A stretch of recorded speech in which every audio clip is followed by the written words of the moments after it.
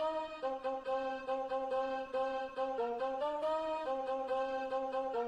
got me, nigga? Yeah, here we go. All right. Yeah? Yeah? Okay.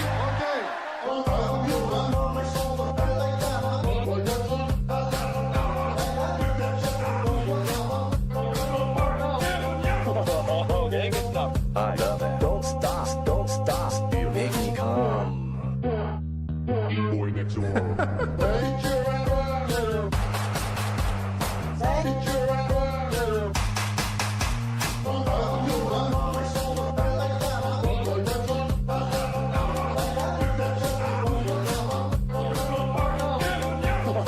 Okay, good stuff. I love it. Don't stop. That turn me on. Boy next door.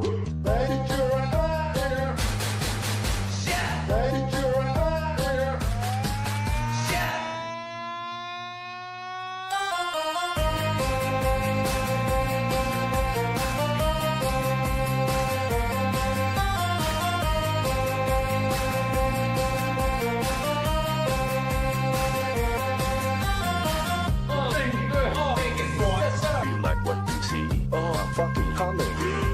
It's so fucking deep. The guitar and the steam.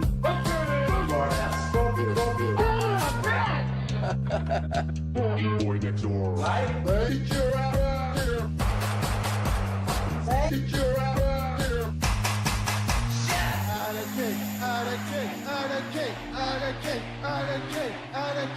All right, guys. Yeah.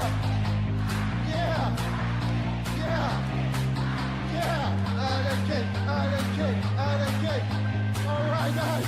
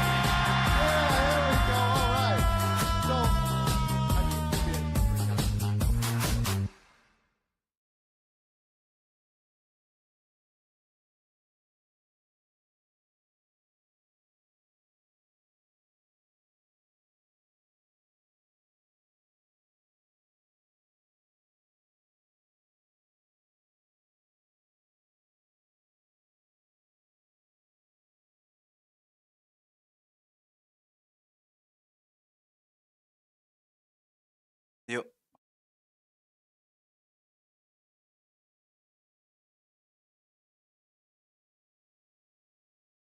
So today, big finals.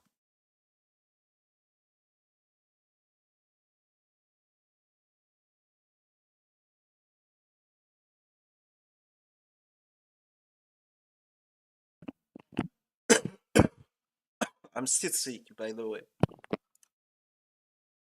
So.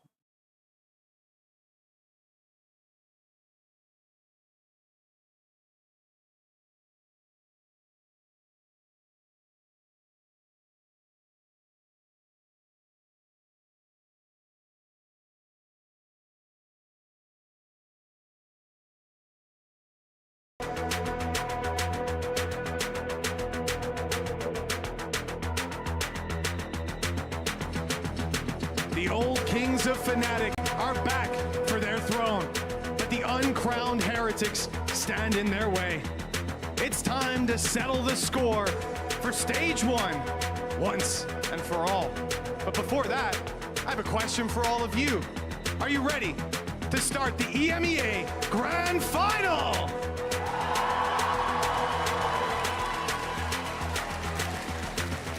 Well, before our teams battle for the title, please join me in welcoming the gladiators to our Coliseum.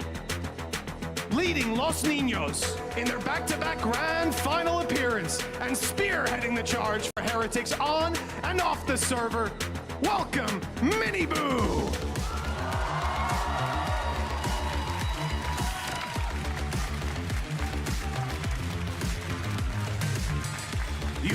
test this hunter's fury. That's right, it's Rien's!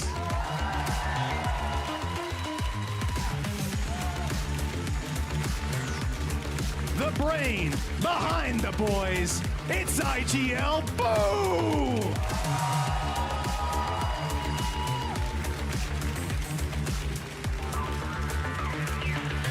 He had one game last year, and now he's one game from lifting a trophy. It's Benji Fishy!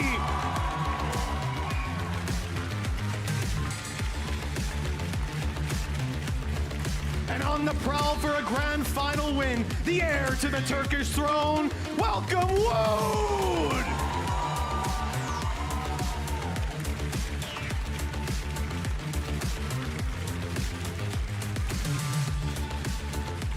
And now, it's time to bring out their opponents. Fnatic have taken titles on the international stage, but since franchise began, their fingers have not touched the EMEA trophy. Today, they seek to change that. Put your hands together for the Turkish king here to expand his reign. It's Alphayer!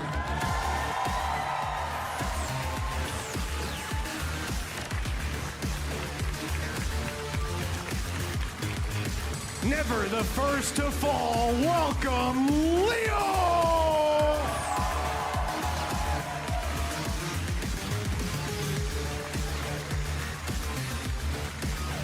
Breaking it down and throwing it back, it's Boaster!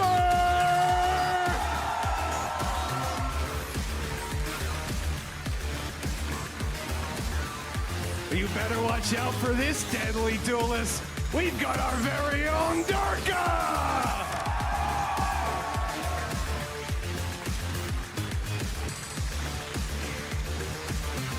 And finally, the king of the clutch, it's Chronicle!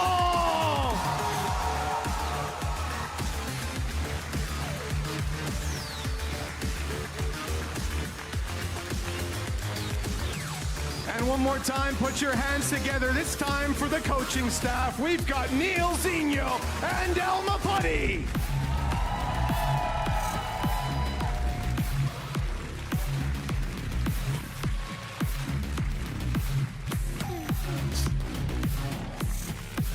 Well, this is it. The grand finals of VCT EMEA. Team Heretics taking on Fnatic. Mitch did a fantastic job at introducing all the players to you. So I just have one question for you, Kakuka and Tom. How big of an advantage is that double ban? Does that seal the deal for Heretics?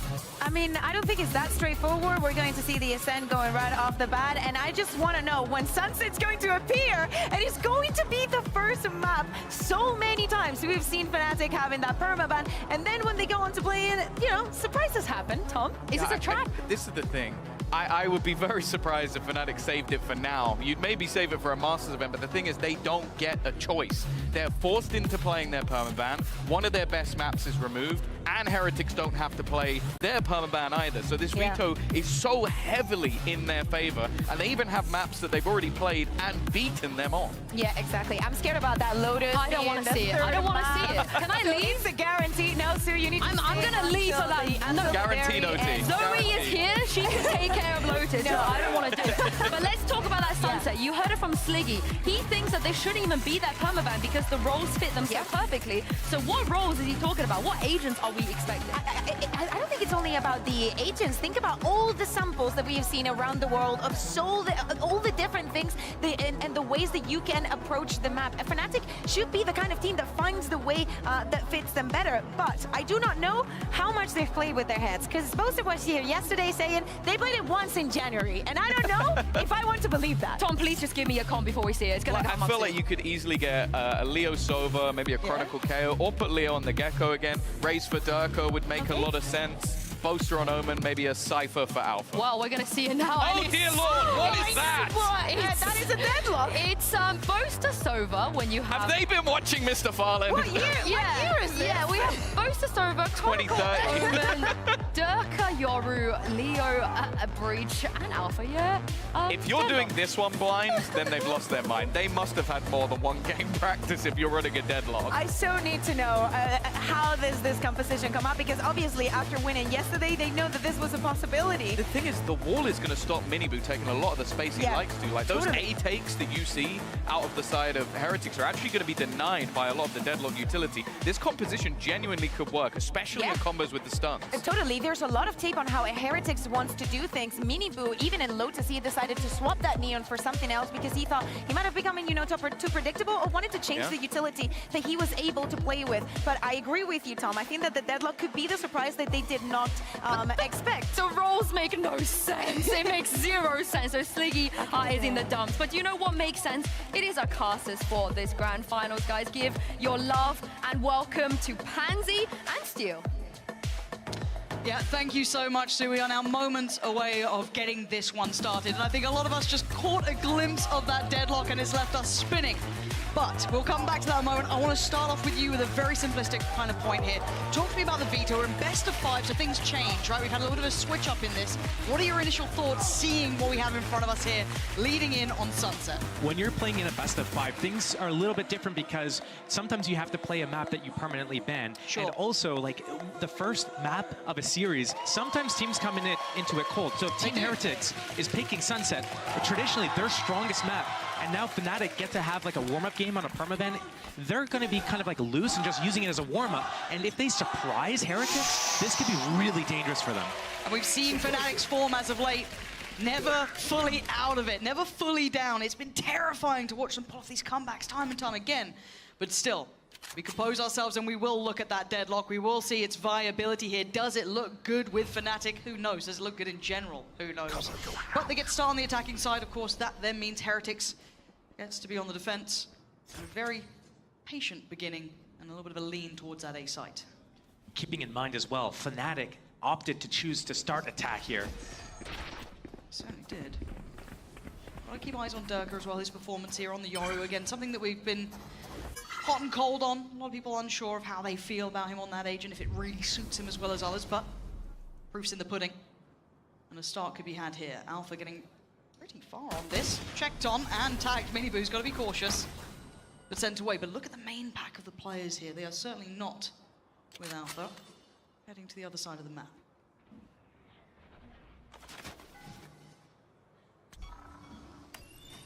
Revealing area. It's a late piece towards B. 30 seconds Use the left. Oro utility to allow for the cross. Durka first man forward, trying to get them a little bit of space. No challenges yet. Very, very hesitant on the way through here. Heretics don't want to give up too much. Very paranoid about middle, and rightly so. We can see that Alpha's there, but the spike is down. And we are in the post plant with 5 alive on either side. Oh, quick little scrap towards CT as Voot started off. Good trade though, 4v4. Guarding here. Still, look at Fnatic's out. post plants. They are, but look at the flank. Keep eyes on the last man alive. Now this is a lot to ask of the Wonder Kid. Alpha, a 1v4, and he can't really get around that pillar. The defuse is there. It's going to be 4 alive, and Heretics off to a good start. They could not ask for a better beginning. Almost a flawless round there as well. Fnatic having a pretty decent idea of taking that A lobby control and then moving back to B. But Team Heretics, and this is something that we're going to look forward throughout the entire series, their retakes is their bread and butter. Oh, yeah. Benji living on B site, anchoring that down, falling back to spawn. That is their bread and butter. So Fnatic need to have a really good plan. That's what we're going to look out for. And I will be kind of checking in with you with how you feel about the deadlock as this game goes on, because, I mean, a pistol round we're not going to see too much. It's not going to come fully into effect until maybe a little later into the game, but certainly at the forefront of our minds, running a brand new agent like this to our eye test at least. Noting too at the very beginning though, we've got to look at the purchase that Fnatic have, and it's very light. Just that Sheriff there with Alpha. Working towards that ult as quickly as possible. But a nice stack from Heretics towards the side of the map. This should be comfortable for them. Big first kill for Wu. But eco for Fnatic. Now that stun's not going to do enough here. Heretics happy to mop this up one by one. Yeah, not a problem. Slow and steady. They're going to try and approach it again. Filter that Sheriff back on through. It's Chronicle, who, I mean, in the last couple of days, you've got to say as well, Fnatic must be exhausted after the amount they've been playing. working hard for this. And beautiful shot from Mini Boo. Beautiful. But again, Chronicle's been really in form. A terrifying player to watch. So if we see that start to kick in throughout this, it's going to be quite the game to watch. But still, down to Boaster and Leo. Any damage would be lovely. Very tricky to try and get done here.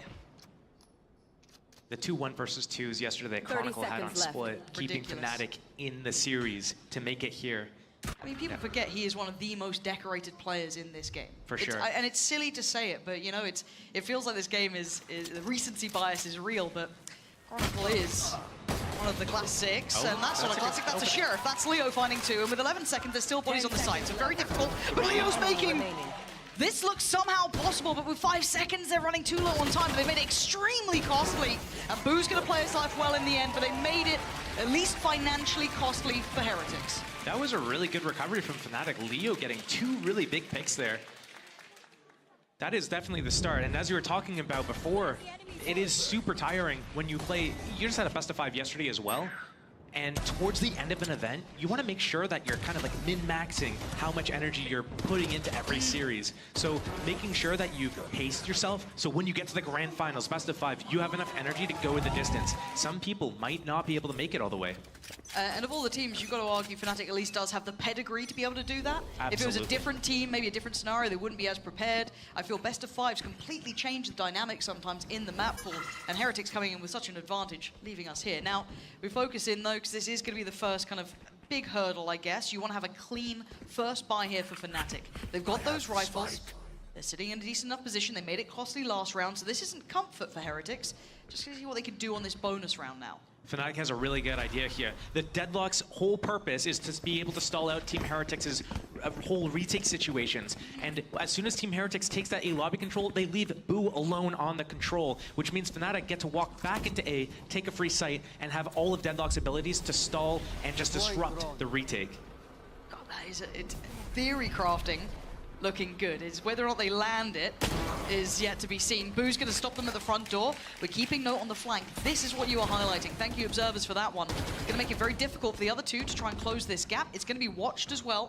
Leo, oh dear, cleared in a heartbeat. This is now a problem. This is a 5v3. Fnatic do still have bodies on the site, and they do have the time on their side. But this is difficult. Can they herd Heretics correctly here?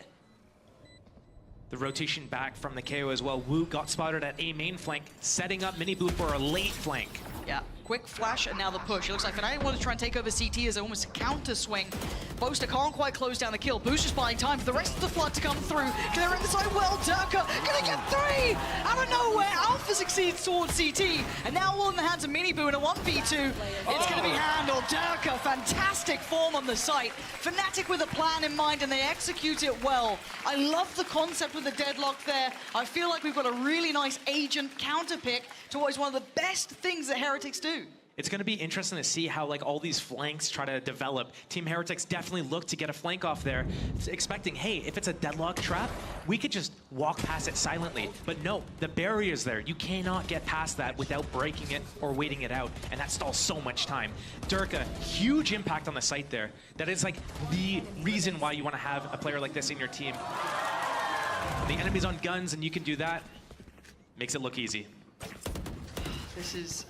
And this rolls my mind back a little bit, right? And I feel ancient when I say this, but it's, you know, we always kind of looked at Fnatic as one of those really creative teams during those earlier metas, coming up with these kind of out there concepts, and it's lovely to see them exploring this idea with Deadlock and it looking quite viable. Now, this is early round, that's the first round they've won, so I'm a little high off the hopium, but I mean, it's a nice concept. But in actuality now we see what Heretics have to bring back for this. Still on good purchase. Rien's taking a lot of damage early, so gotta be careful. It feels like Fnatic testing the waters in this. Here. Definitely a slow approach here. All 5 players through middle. Benji's seen a fair amount of this, so that's at least 2. That's all of it. He's going to see everything here. So they're going to be prepared towards top middle. Lovely pop flash. And that just sets up Voot and Rien's. The camera being the downfall of Fnatic. They had no idea what was waiting on the other side. Heretics set for success. Lovely spot towards middle. That was so valuable. Just standing and holding their ground. Not much else they could do. Caught in the net. And they're just popping these guys. All 5 players for Fnatic, I think there was like a 5-man scan even. So Rien's probably just racking up all these assists off the back of that as well. Yeah, that's up the ante a little bit. Nice answer back here. Yeah, look at that. You're absolutely right. Everyone being noted. Whoa. Fnatic with a swift reminder. And their economy is going to be stunted now. They're not going to get that nice little back-to-back build here. They do have Durka's ult, so interesting when they want to bring that into effect. And actually, it's Miniboo. Going to hear a lot of this. How much do they put behind? This is a half buy from Fnatic, so you don't want to give them too many opportunities. They do have that Yoru ult, and we saw the combos yesterday between Durka using his Yoru ulti and then getting a stun on the targets, coming out of the ultimate with a flash, and just having an opening. I think they're going to go and use that over towards B, probably trying to find Benji, isolate him, take him out. If they're able to take out basically one of Team Heretics' win condition right off the rip, that's going to be really good for these guys. But it's a big investment. And where the hell did Brute just get that? I guess down middle. Yeah, okay, they found Alpha, trying to maybe hit up a bit of a lurk. Rien's going to take contact towards CT. Lovely from Rien's. Chronicle goes down. Having a rough start for Chronicle here. And now 5v3, they're not falling for what Fnatic want. They'll let them take a bit of a plant, but they're losing our numbers elsewhere. Chip damage on Boaster. There's no clean win cons here. Beautiful shot from Leo. Going to need a lot more of that, though. He's got his ult. Don't know if this is the round. Already Boaster down so low. They get another kill or two, though. It could be a good investment. Speaking of ults, Miniboo's going to go for his, fancying the chances on that. It looks like Leo might be considering this. I mean, he's at least going to go for this flash off it. Getting very close to the smoke and all together. Really good synergy from Heretics, and no threats found in the post plant. Comfy in the end for standing, building ults across the board. Josh, they've got to get one of these buy rounds coming in now for Fnatic. Fnatic absolutely need to figure out a solution. They chose to start attack. They knew Sunset was going to get picked. They knew Heretics. They love this map. Yeah. And this is, I mean, Heretics, they lost in kickoff grand finals. They don't want to have a repeat of that. They want to make sure that they're able to close this out, you know, get some trophies going, get it for Benji. I mean, Benji's been playing lights out the whole time, so he's eyeing that for sure. I mean, ults galore. So if there was a plan in mind they wanted to run, they have the perfect opportunity to do it now. You have 4 ults online, and I think even TP is only one away for Kron if they really wanted that. But still, this is huge for Fnatic, a big opportunity in this round to try and turn the tide. If they lose this, it starts to spiral. 5-1, you're starting feeling down and down and down. And I love the idea of bringing in this deadlock for that post plant, but they got to get to the post plant first. And already seeing a bit of a back and forth in middle. Alpha going to be spotted. We're going to hear that ult come in. Durka looking to take space. Eyeing up that B site first and foremost. Notes 1. How much more does he find here? Doesn't get the full info on market. That could be a terrible surprise. There's a lot of players in there, but Boaster with a fabulous pick. Takes down Miniboo, they try and flood the site, and it works. Fnatic cracking open B site incredibly well. They get to save 3 ultimates as well, because they were able, with just 2 ultimates, get all the info, get the Rolling Thunder, all 3 players affected by it, and the great spacing from Fnatic to come in there, grab their second round. I'd imagine. I mean, unless some heroics come, Boo teleports last second to fuse the spike. That would be a little bit of a surprise, but as it stands, this is a good little wake-up call. Heretics, I want to see them pushed. Again, I feel like Heretics have proven time and time again how good they are. Benji, not gonna have an easy time on that, are you? I think they'll leave it where it is. Money's not particularly stable for Fnatic, so they need to keep hold of what they've got. They do still have those ults, though, as you were highlighting. They still have quite a lot to work with, a nice combination between the two. Durka and Leo there.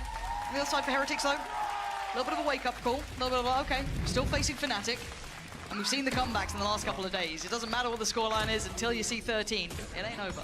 It's almost like you don't know exactly what you expect from Fnatic. They've not looked great all season, but throughout playoffs, they've been taking down the bigger teams, and you're just expecting them like, oh wait, are they out? No, wait, maybe they're on the comeback or a resurgence. So this is a huge test for these guys. And on a map that they don't ever play, it's a huge question mark still. 2 rounds away. I'm also looking at Rien's bringing out the operator here. So that's going to be a little bit of a switch up in this. Not sure how he wants to utilize that or where. Looking off the back of maybe the utility of Benji, but still, cautious beginnings. Right here. And looking to maybe punish this. Yeah, the slow creep in middle. Fnatic looking to prioritize maybe that mid control they've been building from, taking over market, pressuring top mid every now and then. That's a swift answer to that.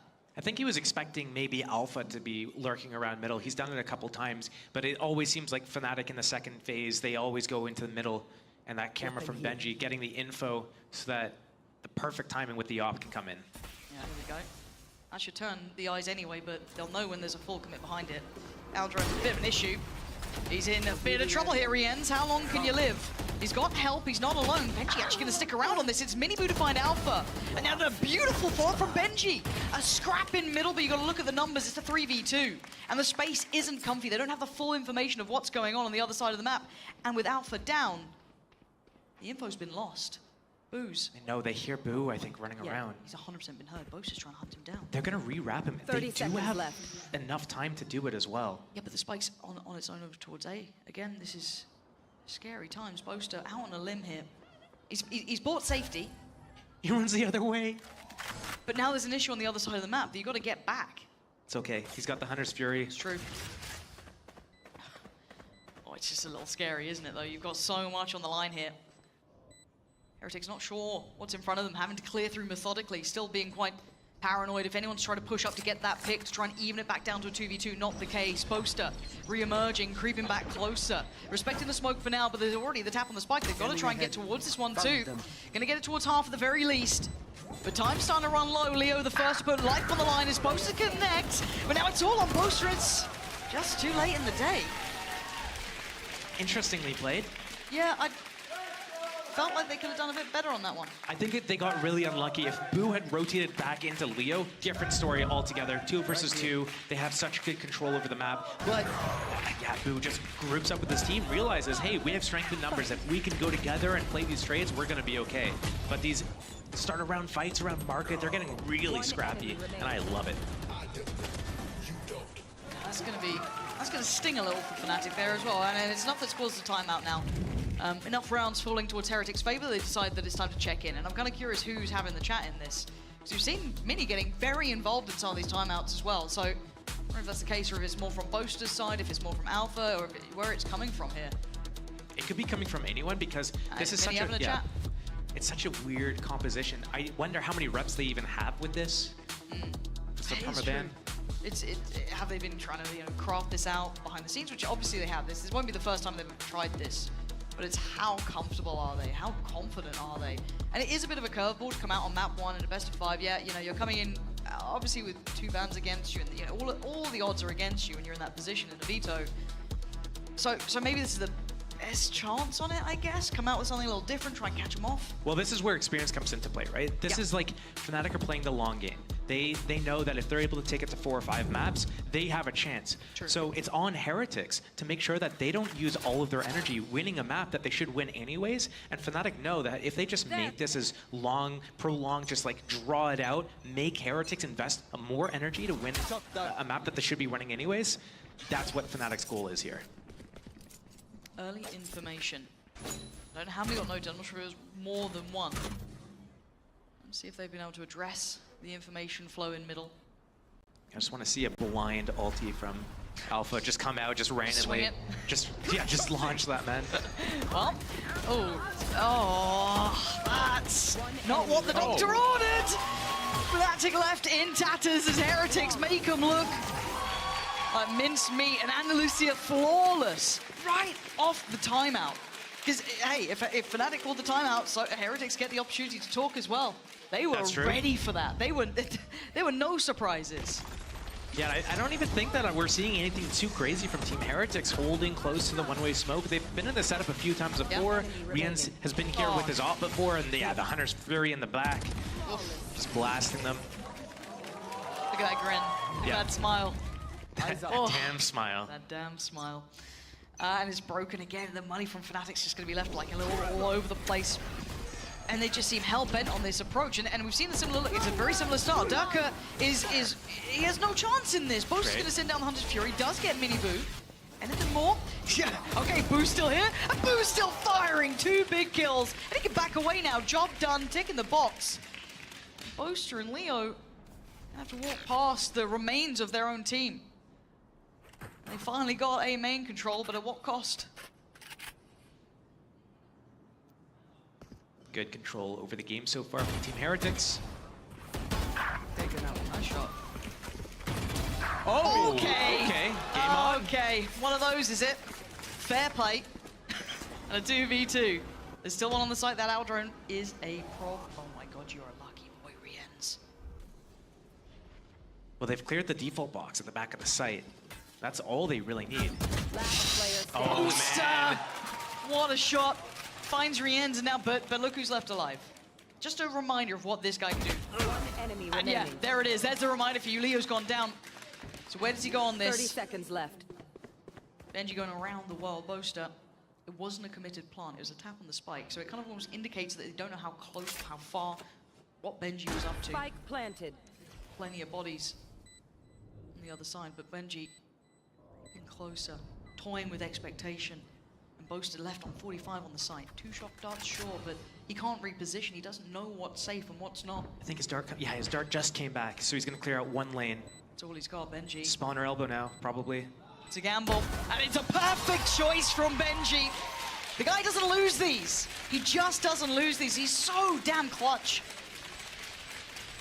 He might actually be the best clutcher in the region right now. I don't have the stats to back that up, but eye test alone tells me that that's all I need to know. Do you know what I really want to see throughout this? Benji and Chronicle in a 1v1 at some point. Like, I want to see that little like clutch back to back, because Chronicle's had a couple of like key ones where he's just like suddenly hit back to form. Overall though, Benji wins it out in my mind. Yeah. Like, it's been nuts. But that got close, but not close enough. 7-2, held on 2 rounds. Speaking of Chronicle and clutching it out, it's interesting to see that he's on Omen, Boaster's on Sova.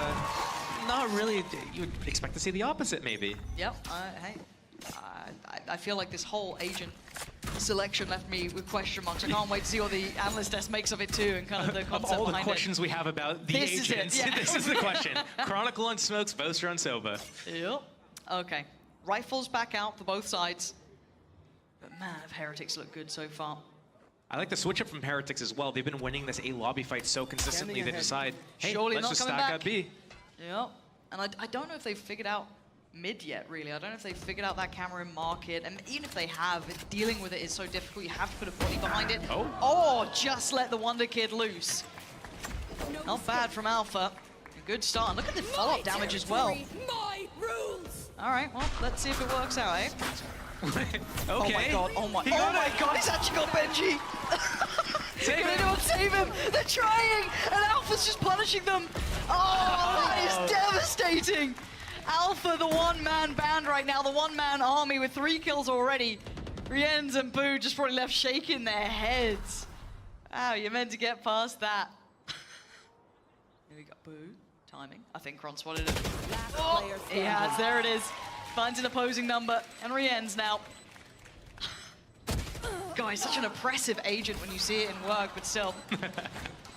NT, there we are. I think it's just like a morale buff ult. You get really someone with is. it, you just see them, you're just counting down the time it takes for them to actually succumb to it, and then you're just like having a good laugh, a nice giggle. You got Benji of all people. It feels cruel, you know what I mean? It's like nasty.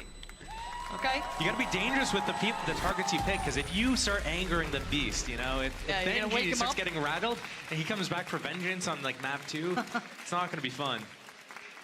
Deadlock, underrated queen. All right, fair play. Hey, that round made it look absolutely viable. But it's also in the hands of Alpha, who just like kind of got them the dry pick and then just like punished the, you know, trying to bail them out. Perfect round to show off what Alpha can do with the right agent, I guess. But it's repeatable success we're looking for. It's hard to do again. I just can't believe he hopped in there with his arm out like It's like, let's go. lots of ults ready for Team Heretics. Fnatic 1 off of 2. Rolling Thunder and Yoru, Durka's ult. Those are great combination as well to have. It was one of the 3 rounds that they got was using that, clearing through market with it. Do they get it anytime There you go, soon, Benji. though? Yep. The shock's been coming at the start of the round to break this trip, and then Benji's in a position to take it back and replace it. And now they have to invest a second shock if they want to take it, or Yoru Clone Plus shooting it. Keeping eyes on when Durka comes over. It looks like he's on the way. Still 4 players here. There's you're right though. They have put a lot of faith in this kind of like B stack that they've been running. Rien's going to clear through mid. Nothing there. Nothing at least within kind of close quarters. And if Team Heretics is reclearing mid like this, they don't have info, and Fnatic knows. Okay, can they deal with this back line? There's the stun. And they're going to try and counter this. Durka trying to do damage on the back here. And he's going to commit behind it. Fnatic, though, on the run. They're trying to get out of here. Keep your eye towards Boo as well. Durka, oh dear, he's in so much danger. He's been punished. Rian's played it patiently, but it's still on Boo. This is a lot of pressure in this man's hands. Info is free-flowing. Boo knows what's coming his way. Fnatic have 30 seconds to stick the landing. And you're going to hear it. Miniboo going to rip the ult and already going to punish. Poster's gone down. They're being stalled at the door. Paranoia posted, and he wants more. Miniboo just trying to lean into this. Fnatic being held. They have no... 20 seconds, Rolling Thunder. They have nothing to go for this, though. They've got so much to try and clear through. 14 seconds. They don't have the time anymore. They are 10 just seconds left to rot here. 7 seconds. They've got to back away from this, and Benji could punish. These are prized possessions in their hands, and they're being ripped away, spotting them out. And actually, Leo's going to try and keep hold of his, but there's more coming. This isn't just a one-man hunting squad. There is more behind this. Chronicle sprays and prays and keeps his life. 8-3 now. Heretics finding answers here, finding solutions to things that had worked just moments ago. 30 seconds left.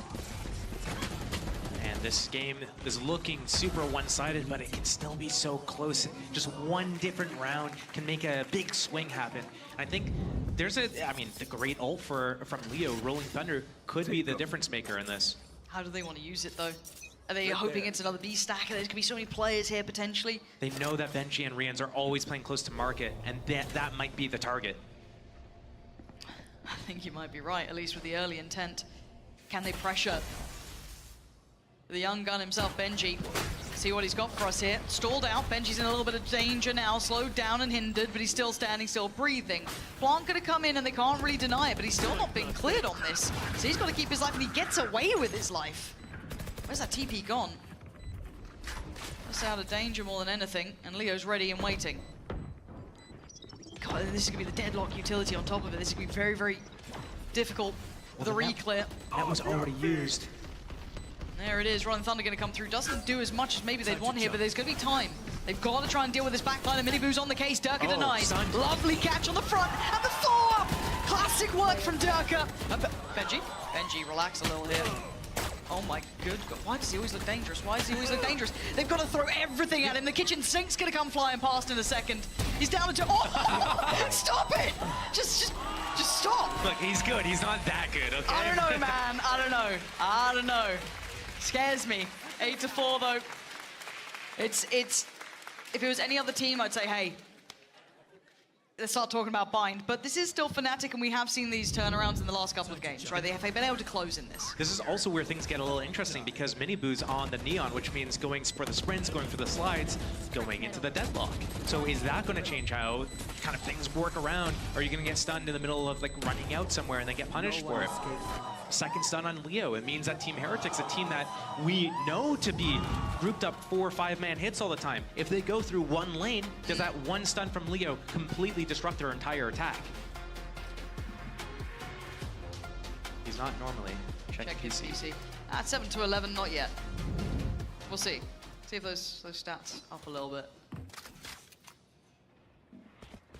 I want to see the impact of this deadlock. I'm really genuinely interested.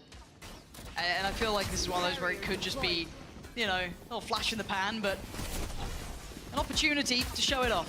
Show us a little variety here. That is the spice of life for those shots. Took a little moment, but they get that for Rien's. Good start towards Poster. Alpha's still around, and they forgot about him. And you can't forget about him! Gonna find a quick back-to-back kill. Keep this competitive. Rien's still just throwing damage down. Massive work on Durka. Oh my God, he's got Chrome. What is he up to? 10 HP, and he's still just like, yeah, why not? Durka's lower anyway, but he's still breathing. Boot on the trade, and a 1v2. 6 HP. Oh, it's got to be clean or he's dead. Oh my God, stop it. Stop it. Oh, you should be fine, right? Should be. Should be. Right? Oh God. He has enough to survive a headshot as well. I think this is all she wrote. Yeah, it is. Okay, Boot. Gonna make it. Pick back up. Start, you know, pushing forward. First round in the second half. Fnatic held on 4th. Yesterday, I think we saw Fnatic force buy in round 2. Don't think we're going to see it here. Probably not. They're gonna reminder, if you're just tuning in, best of 5, long series in front of us between these two, hopefully. As it stands though, Heretics big advantage coming into this with the veto to pick what they wanted first and foremost.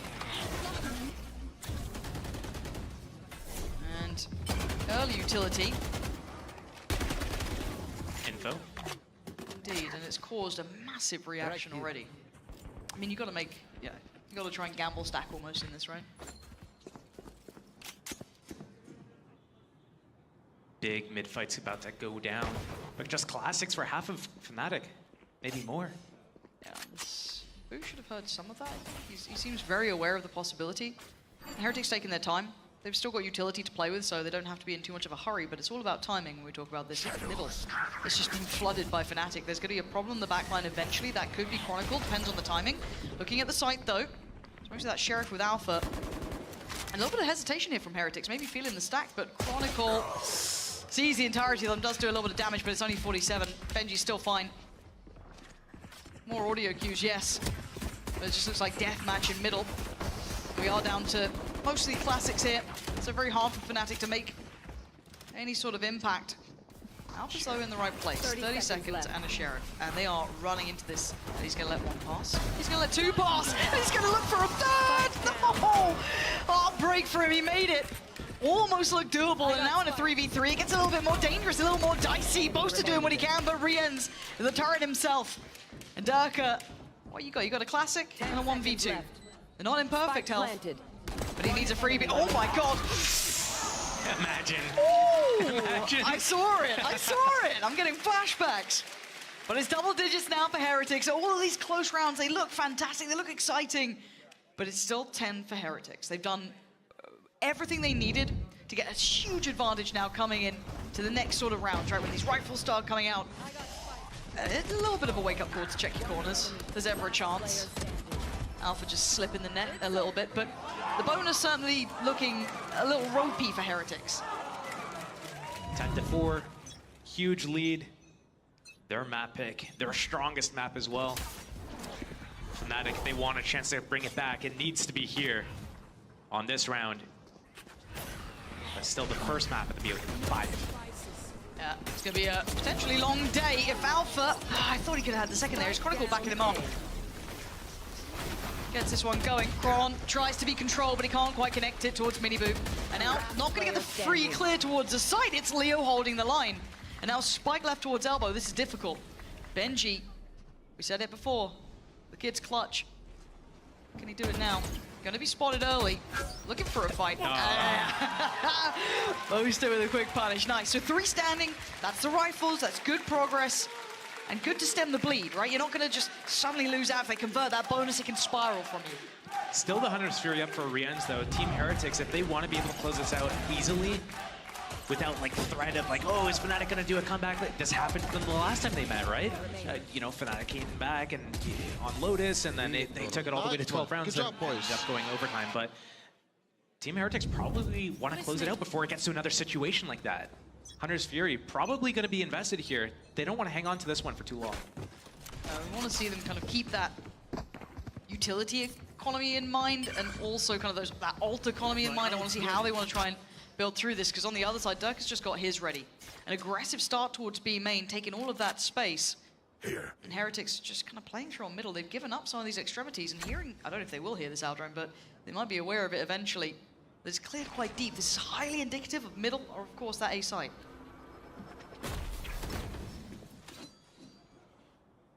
All the space stolen from B, but he might get caught here. Boaster. Oh, he's playing a dangerous game. Gotta Gets show the info. caution now.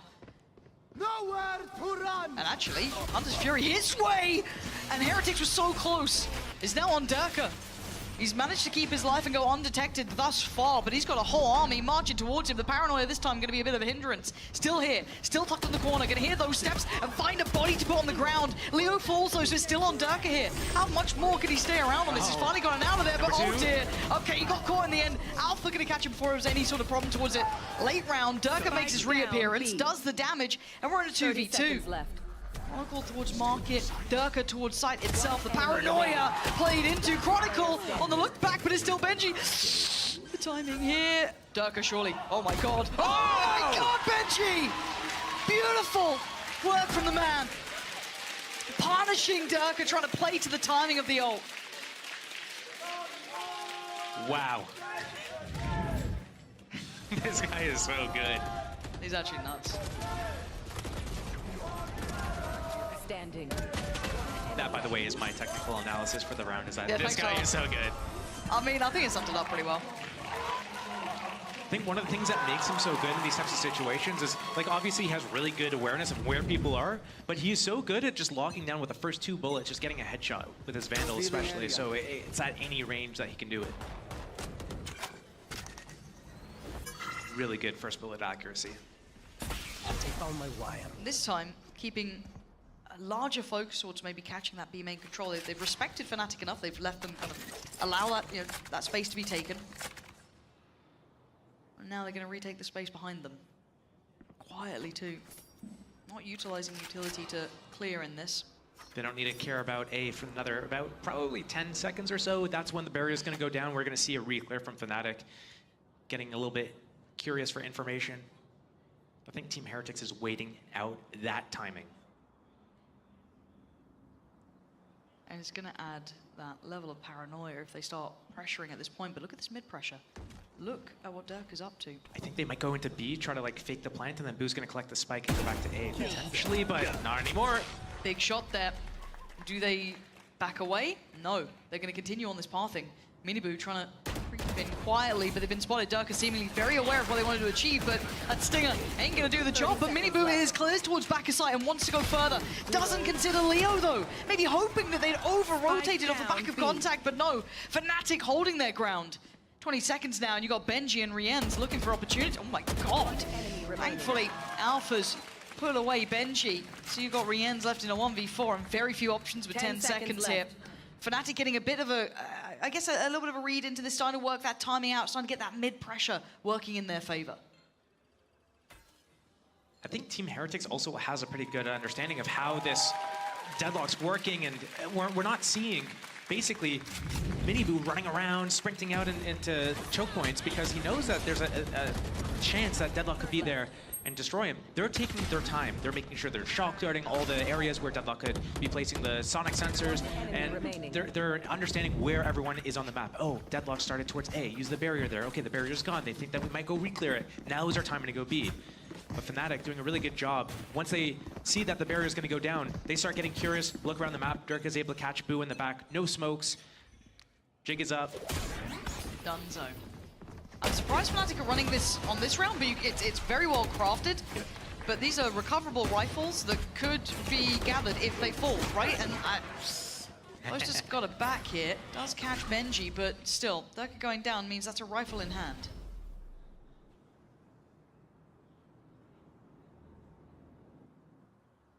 I got spike. Repositioning, getting that spike.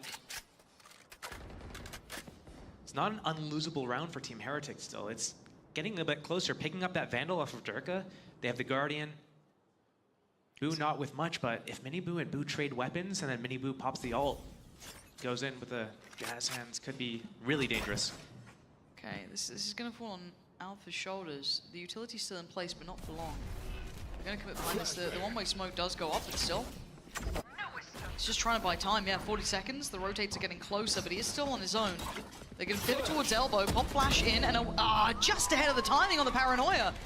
The pressure point just not quite timed right. And he gets a fair fight on the second. They can't deal with this guy as Chronicle closes the account. Gets Fnatic one step closer again. And now, Team Heretics might start to get a little nervous because, you know, Fnatic's closing the gap. Yeah, it was an eco round, granted. Maybe it's time for a timeout. Make sure that we have a good plan to close this game out because this is our best map. This is, you know, the first map of a best of 5, our map pick, enemy's team permaban. Like, we need to get this game. Like, we can't let this get close. We can't let this slip. No, you're absolutely right, and there's a lot of pressure on this because, as a generally, if you have a very heavy-weighted map, you put it at almost a pivot point, right? You put it at maybe 3rd or even 4th if you need it. Ideally 3rd, because that can be the one you could even close on potentially. It can really put you back on, but leaving it in 1st, it's a little dangerous. So you want to close it, right? And that sounds almost silly, but if you're going to put it here, you don't want to be going into them bind and then potentially being 0-2 down, and then maybe you look at There Lotus goes and you think, Lotus, oh, and it's that was a coin close. flip, Yep. right? That's the order. That's when best of fives get more interesting, is the order of how the maps hit. And Fnatic coming in with a game plan, something unique, something that's kind of put Heretics back under pressure, is perfect. That's what we wanted. So what does Heretics have now up their sleeve? They've been stalled out a little bit, and obviously if Heretics haven't been watching the show, I'd be surprised, but I'm sure they have been watching these games. We know that Fnatic can claw back games. It has been everything they've been doing for the last couple of days. You watch the one yesterday, you start going, it's probably gonna be a quick day. No, it wasn't a quick day. You see the first scores on the half, you're like, not a problem. And then suddenly they remember they're Fnatic. So I don't know how they're doing it, but they seem to be. But still, this should be wake-up time for Heretics. Held at 11 for now. 2 rounds back-to-back for Fnatic. They're building back in, but a pacey change here. And a little bit of adjustment from Fnatic too. Right down middle. Durka looking to try and reinforce the other side. Enough has happened that they're gonna have to respect this. And this could be a fake. I want to see what they're trying to do here. What they're trying to pull onto which side. Cover going out. Boo can get to the other site with his ultimate, so that's not really an issue at the moment. As things settle down for the next probably 10 seconds or so, that's when we're going to see Dar back online. Oh, diligent clear in middle. This could cost Boaster his life. Let's see if he gets it. Oh, the timing. The timing of that. Trying to position himself to not get caught by the Aldrun, and a great timing from Boot then to swing out and catch that. And now Fnatic have to re-scramble, they have to reset, but where do they put themselves? They don't have a favorable fight now. Re-clearing over towards A, sure. They're going to take that space back. Can't fully go on a flank, but they can at least kind of clear through and allow for a little bit more confidence in this duo between Chronicle and, of course, Leo. Site now under control by Heretics. I like this adjustment from them. Already going to hear the ult coming in, though.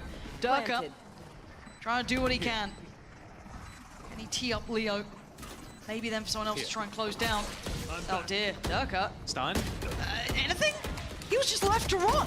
Where was the help? Where was the support? I guess Alpha got there eventually, but he goes down. Good impact eventually on the site from Leo towards Miniboo, but this is getting a little bit dangerous to my eye. Rienz still has the 2 shock darts as well. This is not good for Fnatic, but they clear Boo. Hold on. Shock dart there. Keep your ear to the ground. This is going to be halfway, though. They're going to be sat towards this one. They're going to play ahead of it. Sprays, prays, and he gets his prayers answered here. That's 12 for Heretics. And Josh, talk me through that adjustment there, because they started very differently for Heretics. They tested that A side and then pivoted back. I think one of the things we're seeing a lot from Team Heretics here is slow starts and just making sure that they understand exactly what is going on, where Alpha's playing, where all this utility is. And this isn't the first time Boaster's been caught out of position as well. If you remember a few rounds back, he was actually pushed all the way through B main, and as Heretics is coming back towards B, they actually spot him. They didn't get the kill immediately, but they did invest the 100 Strui and end up catching him. And this is the second time that they caught Fnatic out in the open in the mid-round trying to get information, because they don't have reliable information with Nabskir. You can shift walk past their trips. There's no cameras, there's no turrets, no other alarm bots. But with all the info found early for Fnatic, they can stack this other side of the map, so we are just gonna, oh my good lord. Oh, Benji on the punish. Chronicle on the backside, though, looking for the follow-up, and he's gonna get it. Boaster denies Benji too. It's a 2v3. Look at the positioning, catch up on this one. And Leo still has his ult, still could do key damage, key impact. Durka shouldering this, limited information following. Spike not to hand, and time not on their side, and Rien's only with a Guardian. Surely this doesn't work out. Oh my god, no, not like that! Heretics just break the backs of Fnatic, leaving them in ruins on the site, and that's map 1 done. I thought Fnatic had the read on that, Josh, but apparently not. I thought for sure we were going to see a Rolling Thunder and Fnatic clawing it back round by round, you know, 12-8, maybe Eco 12-9, and, you know, suddenly Heretics starts to sweat a little bit, but no, Heretics close out, and they're able to take their map pick going into Bind for the next map pick. You're absolutely right. Bind coming up next. Do not go away.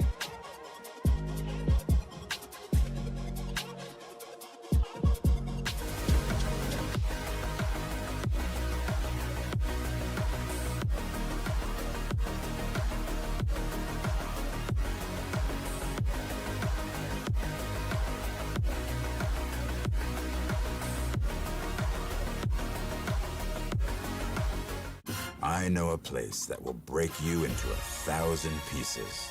Stay away from them. Stay away from Lorca, Paco, and Picasso. Don't ask about Lola. Ay, Caballo Grande. Ay, Dolor de Nieve.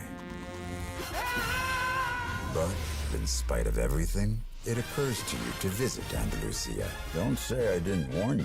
Be careful of the Andalusian crush.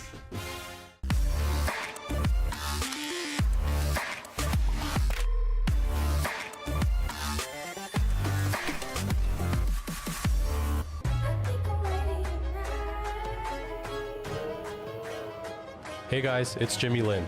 In this series, I'm going to walk you through Attack on Pearl. Watch out for the stairs, clear this angle. You're going to be able to fight this.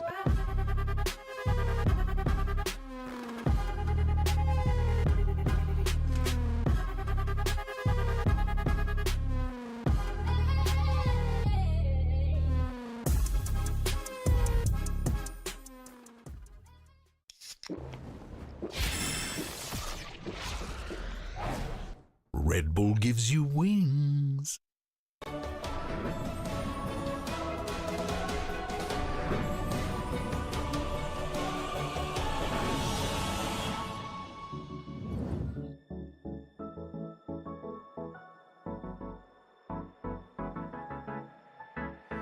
Let's do something crazy. Get a bit wild today. Cause we don't do this every day and we deserve it. Life is so amazing. Nothing is in our way. Baby, let's fly away. Do you feel it? Is your heart rushing the way my heart's rushing when you take it all in?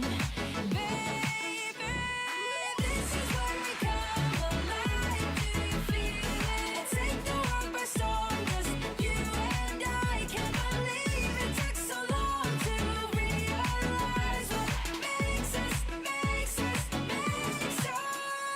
come alive.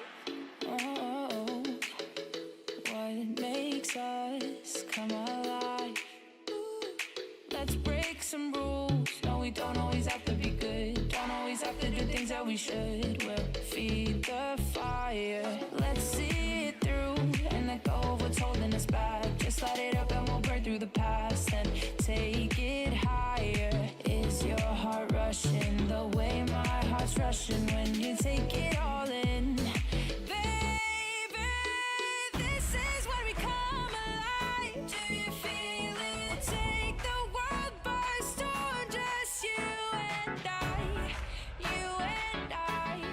Can't believe it took so long to realize. This is where we come alive. Do you feel it? Take the world by storm, just you and I. Can't believe it took so long to realize what makes us. This is where we come alive. Do you feel it? Take the world by storm, just you and I. Can't believe it took so long to realize what makes us. This is where we come alive. Do you feel it? Take the world by storm, just you and I. Can't believe it took so long to realize what makes us. This is where we come alive. Do you feel it? Take the world by storm, just you and I. Can't believe it took so long to realize what makes us. This is where we come alive. Do you feel it? Take the world by storm, just you and I. Can't believe it took so long to realize what makes us.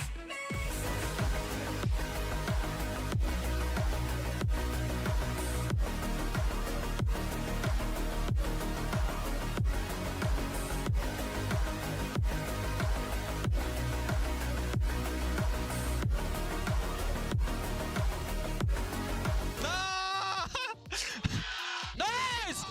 Oh my god. Nice!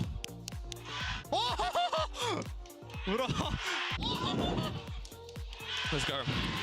It's a fantastic start for Team Heretics in the grand finals against Fnatic. I'm your host, Yingsun, and I'm back here once again with Kakuka and Tom. We had a bingo card that had seeing a comp that's never been played before, and we get to tick it off right here, right now, because, Tom, we have never seen this comp ever before. No, there's probably good reasons why we've never seen it before.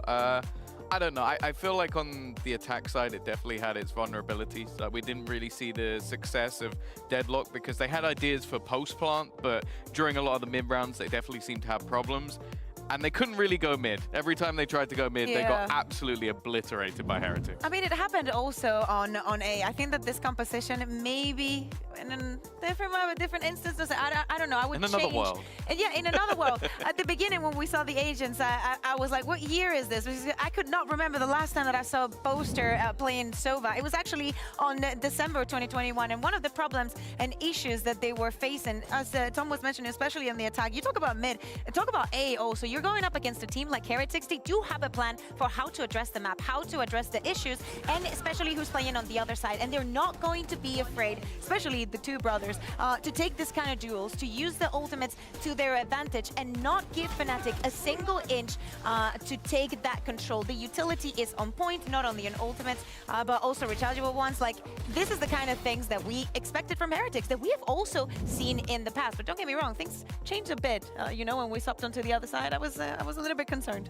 Yeah, it was going to happen again. I think something that highlights that nicely is actually my clip that we've got from Benji, and it was that the thing with this Heretic squad is they're ready to adapt to what's coming at them. And Benji, I think, is just the pinnacle of people who are good at doing that. You can even see, like, some of the early setups he had that you can look at all the shock darts where he's going to place everything. And then the way that the round actually runs is him adapting to everything that's being done by Fnatic on the fly. One of those things is that, as you can see, he takes that back because you know that that shock dart's going to be falling. It was something that Boaster was putting into play. So he takes it back ready for when they're going to go for this execution.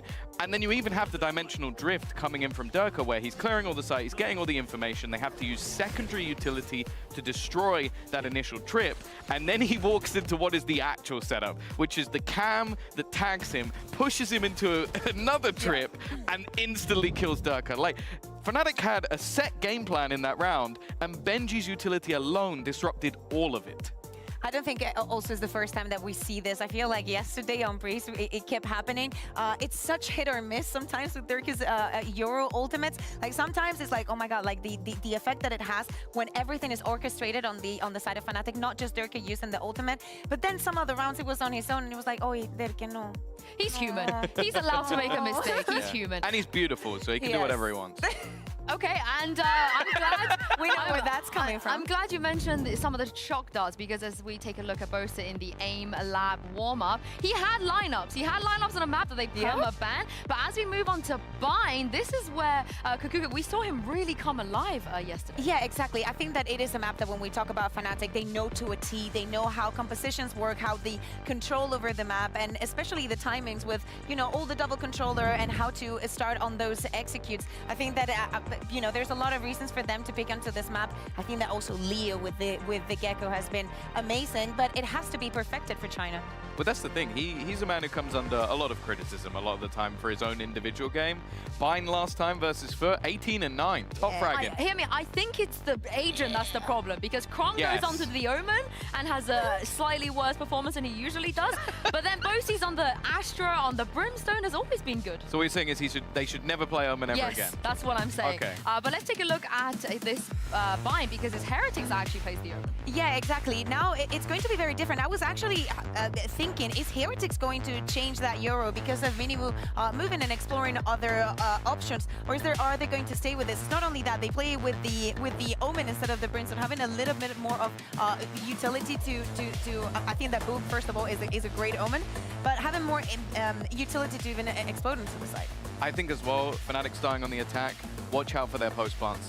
With this Gecko, they're so good at getting into the post plants, but they have always been the rattiest team the second they get into them. But that's where Minibu and Boo have to come alive, right? We talk about Benji also being very good on the Lurks Alpha on the same side. They have to disrupt that post plant to be as good as we know it can be. I can't wait to see where Boo's going to TP, because you know something is coming. And with that sunset out of the way, it's time to throw this back to Pansy and steal for Bind. Yeah, indeed. Bind now coming up. I think the big thing for me here, Josh, is when we're looking at this, it's the bread and butter for Fnatic. This should be their home ground, their comfort zone. But Heretics are no slouches here either. I know it's not going to be the one that you put as the cornerstone of their map pool, but the recent loss to Sen was still a close one, and that was, you know, their first international. And since then, what, they've beaten Carmine Core, Team Liquid. They've had good results here. Sunset and Lotus are by far and large Team Heretics' go-to maps. Those are the ones that they excel in. They're also, you know, no stranger to a map like Breeze, I guess. But yeah, we don't really see them that much here. And this is Fnatic's best map. This is the map that we've seen them consistently throughout the season perform decently well on. As soon as they got that get-go Sky combination going, like that forces them to play as a team. And that's where Fnatic is able to kind of shine a little bit. So Fnatic they kind of need this one. Yeah, they absolutely do, but early information. Nice approach there from Heretics, taking space, and Benji's found on the other side. Can be swept aside quickly. Durka, good start. And now puts pressure on Boo. Going to be forced off this line as well. You can see this utility approach is really clear-cut. Just keep an eye on that flank. That is on the way, but still, Fnatic will have control of this. I say that, now they have control of it. Boo's gone down. This should be the green light. Great start for Fnatic getting out there. The flank Caution here. might not be able to do enough. It's completely aware from Alpha, from Boaster. They know it's coming. Yeah, the flash didn't really make much of a difference anyway. Alpha, big shot on Voot. And now Rienz and Mini Boot. Mostly a formality here, really, as Fnatic have completely encompassed this site very diligently. See if they can do anything on the way down. A little chip damage here and there, but time started to tick pretty quickly. And this is what you're going to have to get used to, is Fnatic are very well crafted on this, Josh. Yeah, they have a really good combination of being able to do those like start around defaults, get the map control, diagnose what the setup is, go in with the double flashes, and then they have the layers to it with the post plants. They got the molly from Boaster, they got the mollies if they need from Alpha. Very uncharacteristic of Benji there. They had so much information of Long Bean. 3 players there, farm the orb, they're walking down, no presence from the enemy at all, and then he's solo walking through showers as one of the only 2 A players, and then that gives in like gift wrapped to Fnatic the pistol. You can't do that. This is Fnatic's map pick. This is their best map. You got to close this out. You cannot make mistakes like that. No, you can't. For now, though, we're going to see a patient beginning from Fnatic, probably just defaulting as we go forward, see if there's any sort of stack or progress elsewhere. We've already seen aggression in this map, down B long just in the last round, so you can imagine the Heretics will toy with that idea when they can, but as it stands, Fnatic will just take their time. Not in a particular hurry, great deals of utility to depend upon, and we've seen how concise their site takes are, so quite identifying the stack. I think maybe noting a player, not how many are here. There's a 4-play stack towards 8. So I wonder if Fnatic do continue on this path in Chronicle. Going to be either feast or famine, and it's a feast. Oh, must be nice. Yeah, 4 back-to-back for Chron. Comfy. They won the ace. Bo's a mile away. I mean, it's got a long way to go to find a true teammate from Fnatic right now would go up, find Boo, run away, and call Kron over to get the kill. You know what? Maybe. I got the spot. But ult's going to be there. Yeah, that's huge. Next, yep.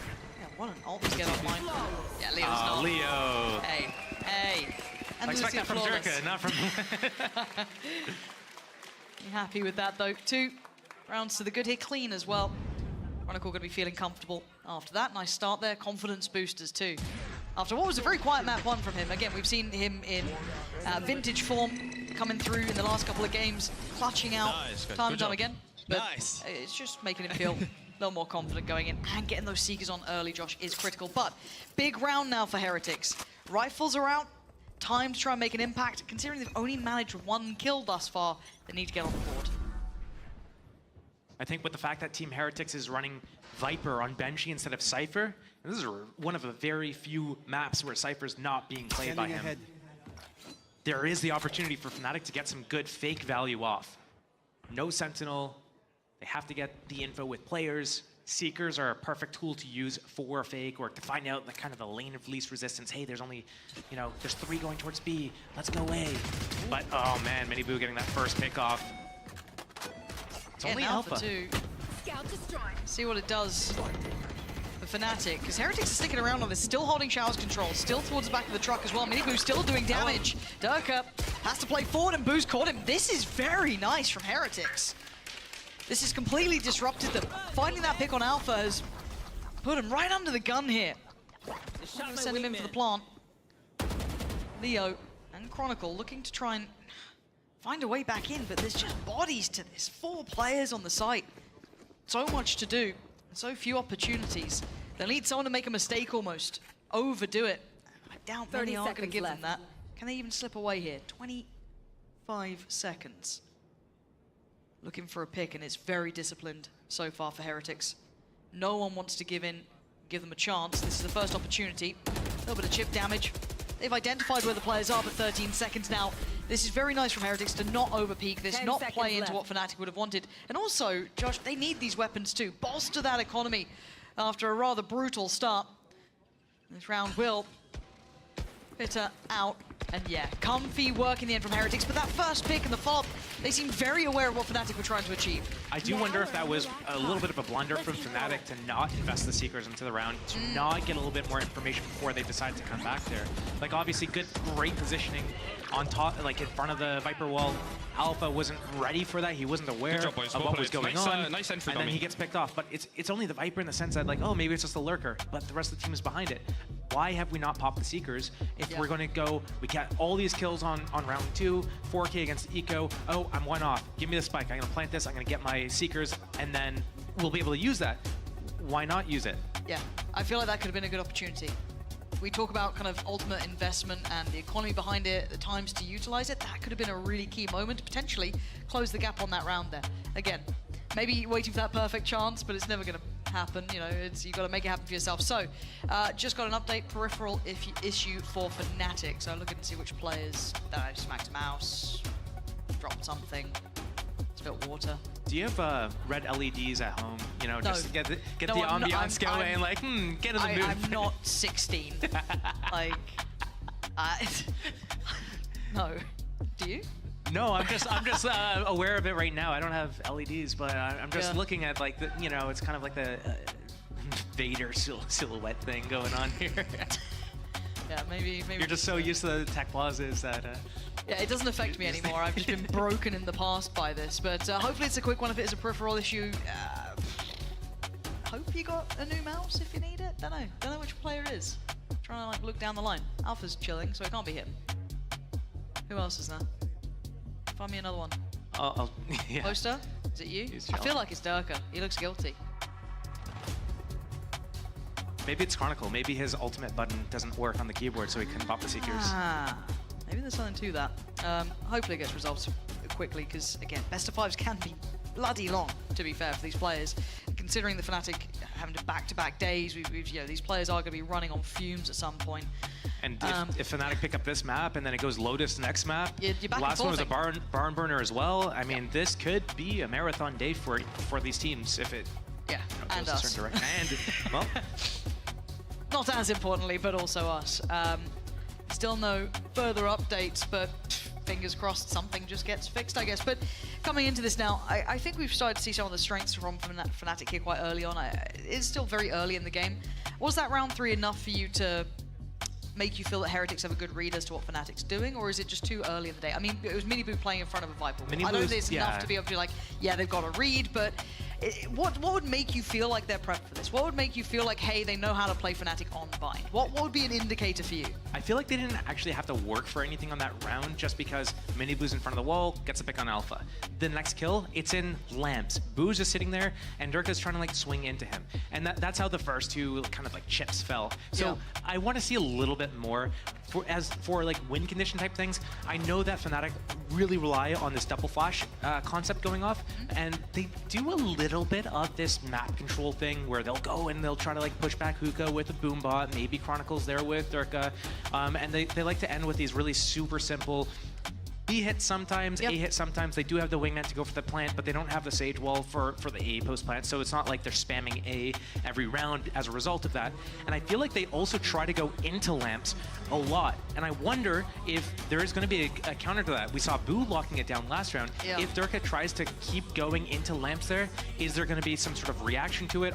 Is Team Heretics going to contest it? Are they going to give it up? Are they going to play for the the retakes from showers and backside and get that kind of crossfire going? We have seen Fnatic doing fast shower sticks as well. True. So it's really, I mean, these guys had time to prepare. They knew, one, if it's going to be Fnatic, it's going to be Bind. Two, they got to sit there and watch Fnatic play yesterday and sit there and just be like, okay, Fnatic's winning this, okay, cool. Like, it's going to be Bind, okay, cool. How are we going to approach this? They probably had all these answers in mind before anything even happened. That's true. Now, an update for you playing along at home and here as well. It is Leo's mouse that is having the issue. So, having a look there, looks like he's just done a little fist bump. So hopefully that's moving towards the right direction and everything is good to go. Who will win? Twitch chat or just spam tech pause? Make me laugh. There you go. Make me happy, which is the main thing. I just, how do you feel about Twitter polls? It just doesn't. It's not that exciting. You know what I mean? It's not who will win, it's who do you want to win. This is a popularity contest, right. not like a buggy. So even less useful. Right, 2-1, Fnatic in the lead. Let's get back into things. We still have Chronicle with that ult in pocket. Everyone else yet to fully get it online. Rien's, I think, 2 away from his. A couple more for Mini Boot. And Heretics did just answer back, and actually quite cleanly. That was a bit of a stop in the track. So we have to see what Fnatic can do to pivot. What more do they have in pocket? And how prepared are Heretics? Again, Mini Boot looking like he wants to disrespect any of that utility, any sort of commitment behind that Viper utility early on. He is happy to play in front of it. So where does Fnatic then address after this? Dark down long B almost telegraphs the setup. Bind, it's so hard to kind of shroud your true intentions, but with that Viper wall up, huge walk push from Mini Boo. And he slunk through. The timing, Boaster's kind of checking on this, but it feels like it's just gonna be that like mad timing of he's heard it. Mini Boo's heard the steps. They might cancel the rotation off. Wait, this is such a weird like back and forth. This is just a pure call, and you're right. There are they have the Seekers here. Our drone's going out. They're paranoid. There's question marks everywhere. They don't really know what's... Yet no one knows what's going on. And look at the timing on this again. Mini Boo just starting to progress now. Gets to clear cave completely. They've kind of roundabouted each other though, because you're going to have Alpha progressing on A and C. If the Seekers catch him though. I doubt it. All three ahead. None went behind. None went behind. That is so unfortunate. But still, they got to go on this one. Do they keep committing? It looks like they're pausing. They don't like what they're seeing. There's something wrong about this. Wait. Are they canceling? I'm looking at the spike. I'm waiting for that spike to commit here. We're down to 18 seconds. Fnatic? Is this going to be another tech pause, or what the hell has just gone on here? Unplug their microphones? Yeah, 10 seconds. What the hell has gone on? 5v5 save, Navi? Huh? What game is this? Huh? Jame? Who's... Did anyone take damage? One HP. What just went on? I want to see if that stage turns red. No, that was an actual round. That was an actual round. Not an actual round. That was... Stop it. This is me being kind right now. Josh, I'll need you to take the heat on this. Fnatic, boys, you waited until like 30 seconds after pop Seekers and you just stood there. What's going on? Can we get some confidence going? Please? I'm still stun locked. I've like Heretics must be like sick. That was great. Nice one, guys. Love that. More of that, please. Or just chill out. I can't get over this. Question marks overhead. Okay, it's fine. It's fine. Hey, all good. We go Let's again. Collect our thoughts. It's next round, okay? Yep. Take a deep breath.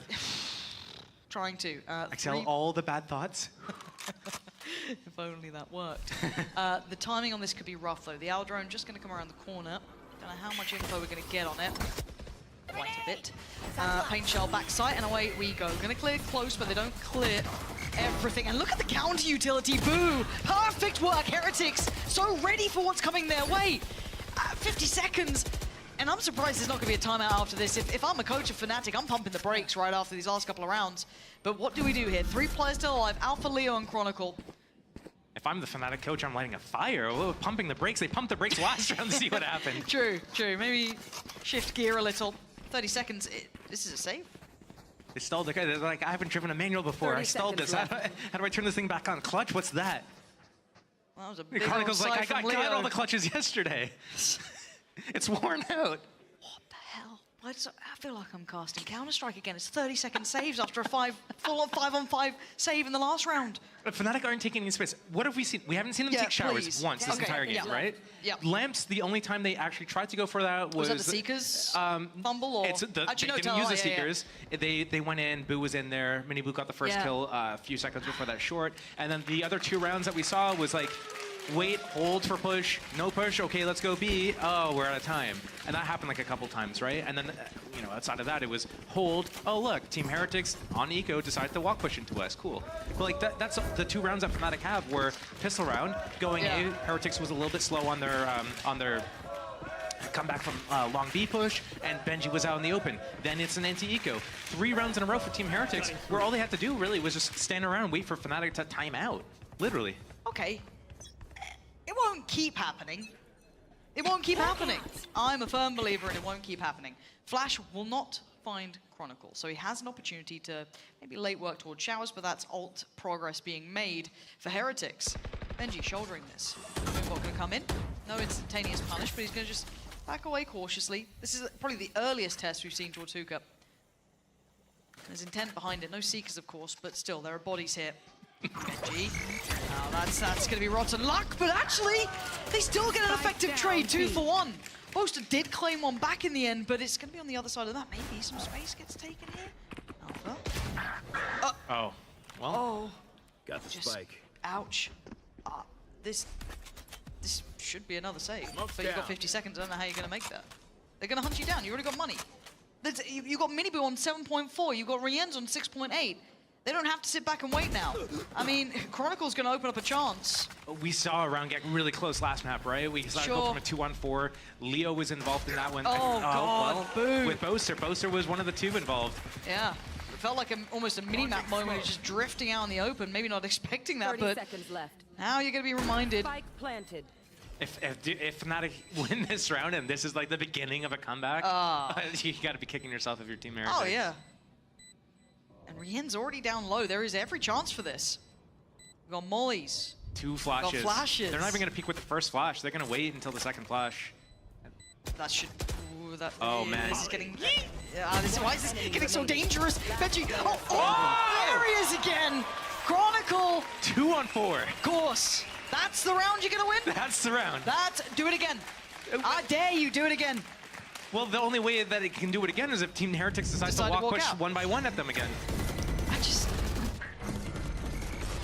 I still just don't know what I'm witnessing, Josh, and that's bizarre because I've watched a lot of Valorant, but right now this looks just off kilter. To be fair, that was a good setup in Hookah from Team Heretics. Benji holding, I guess, from inside of Hookah. He's got his teammate, Rian, top site, spotting long B, ready to pivot and watch both sides, and then instantly the teleport comes in from Miniboo, and he as soon as he takes that teleporter, he can actually use his own repositioning teleport back into A site after he gets that kill. So a good setup. But Fnatic not exploring really showers at all this game. Maybe a couple times towards short A, a couple times towards Hookah. Pinch this by using... Well, they also have this, so it's possible. I like the idea. If they're going to try and trap him in showers for a brawl, the back of the dog, but that gets dealt with really early on. So there's nowhere to go back to, but they can't quite punish, but they're taking over the space elsewhere. Nice from Chronicle there. This is much better. Starting to see a little bit more fluidity to how Fnatic are approaching this, understanding their win cons, but Miniboo's won out in showers, which causes a problem. They don't have that complete safety anymore. Miniboo's going to know the additional body. They know what's going on now. Back in we go, checking out what's around him. Good spots here, good information. Plays it relatively safe in the end. 40 seconds. Flash is online. We're going to see a combo flash right now. Swing to CT potentially with the HP. It is down low. Beautiful combination there. Dizzy coming around that corner doing damage. And now it's on Rien's, Boo, and Benji. And this is tough. feeling like it was almost a 50-50 at one point, but no, absolutely tilting in the favor of Fnatic after that slight pause.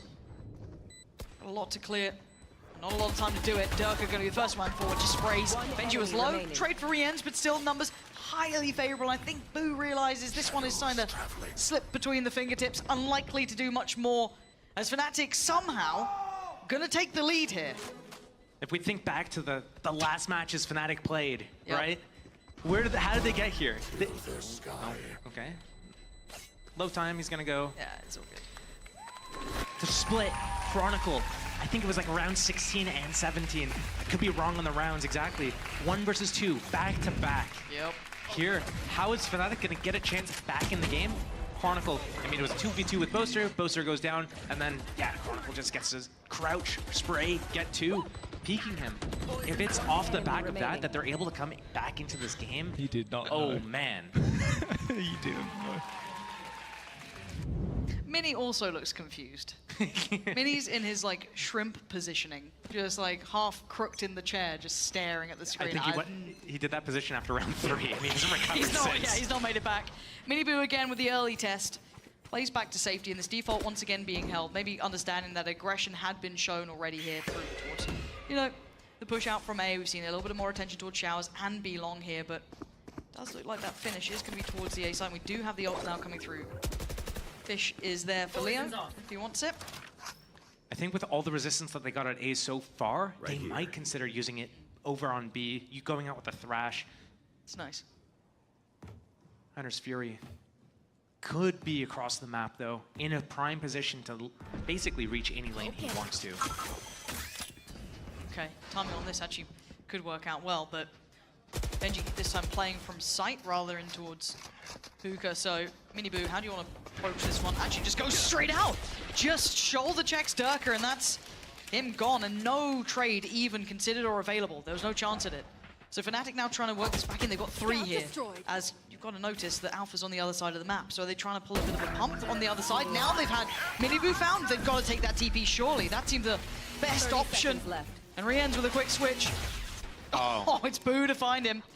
So there's still presence on this site. They don't have complete freedom nor safety. And it is a man advantage towards Heretics here. Plants in. Slow progress, but Leo trying to buy time, using that ult to try and catch a little bit of pressure, trying to alleviate some of that strain. As Heretics are now back on the site here. All he is for lamps. He doesn't have it for the spike. Yeah, but he's got a flank here as well for Benji. This could be nice, but Leo's still on the site itself. He's got Chronicle by his side. The flank. Okay, it was a little labored, but it's Benji to win out. Boo gonna start clearing. Leo can only trade so much. Heretics making it work now. All gonna be there for Benji next round as well. Tying the scoreline back up to 4 apiece. The last time Fnatic had an issue on this map was against Na'Vi. They were running a Cypher and a KO. And the changing up of the setups constantly, the trips being in different positions, the knife catching so much value, preventing the flash combo, preventing Durka from being able to move in with the double satchels, or getting all these util combos onto the backside.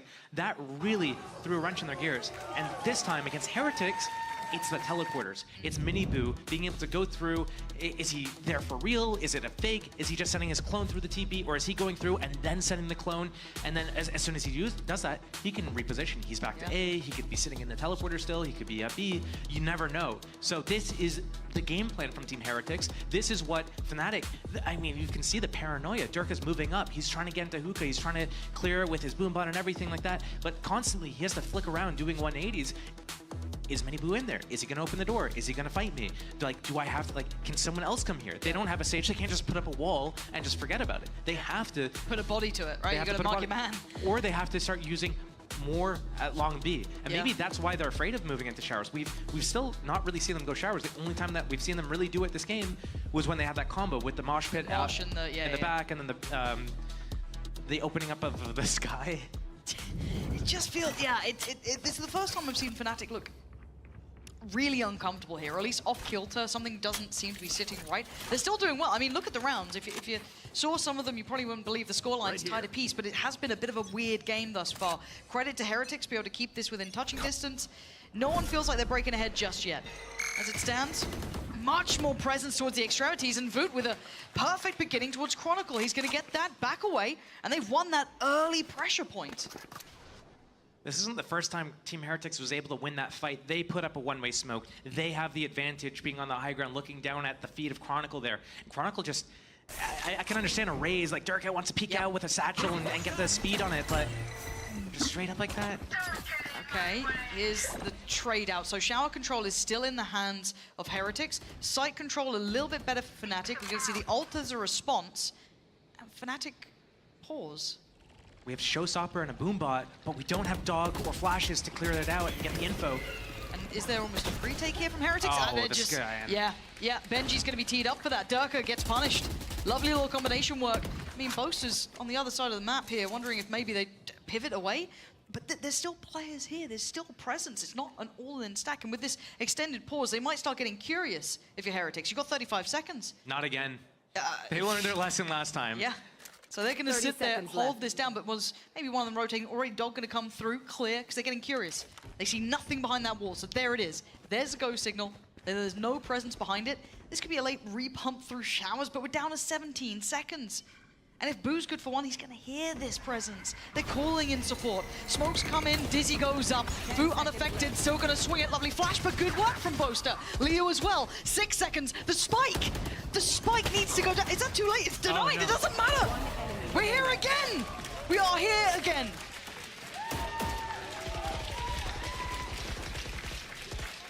Oh, man. Just keeps getting worse and worse for Fnatic. And, I mean, Fnatic... Yeah, Team Heretics picked defense to start, but it's an attack-sided map. You guys got to get some rounds going. You have the Showstopper, again, holding on to ults and onto rounds where it's like, okay, well, we can't really afford a good buy here. So you're forced to use it on, like, a weird investment. And that's not high EV for Fnatic. They need to be able to use these ultis a little bit better and create a better game plan moving forwards. And now they're... You said it, they're on that weird buy, they're in a weird spot here. You do have the Showstopper with Durka, so that could be something they're looking for. Benji playing close to this, actually gonna dip inside and play on the other side of this wall. Information being looked for, and Fnatic playing at a much closer pace. They're already towards the site, it's gonna draw the eyes of Miniboo. Good work from him. Looking for maybe a counter swing, no. No one else can put life on the line. They're gonna sit back, allow them to take a little bit more of this space here. First time we've really seen Showers control gather too. They've got a lot going for them here. But the purchase is still not perfect. The Paranoia gets posted, and Boaster's going to eat that. Has to fall away. Heretics going to take the space back. Alpha's going to find Rience. Flashes on either side. Ult going to come down. We're going to start seeing the damage building up here. But Fnatic still have to hold this. The 2 rifles, a molly in play as well. Mosh going to hinder progress from Heretics. Slow this down slightly. He's still in hand. Gets cleared. 2 players. Leozine to over-deliver. He can't do it. Miniboo clears house. And now Alpha back to the wall. 45 HP. Still doing Alpha things. And now the numbers sit with Fnatic. And he's still there. Alpha, the Wonder Kid himself. I'll be trying to save Fnatic. There's Benji. What can you do in a 1v2? You ain't got the time and you ain't got the ability to get past him in form. Alpha individually winning that out for Fnatic. That was a huge round from Alpha, obviously. The ace. Showstopper still in hand. Didn't have to use it there. So good with his movement, just moving in between the bursts and making sure that like he's hitting his first shot, and the way that he moves causes his opponents to miss as well. Stand up. Very nice. Judges there. Good rating. Showstopper, Mosh Pit. This is the same shower take, Dr. right? Showers, yep.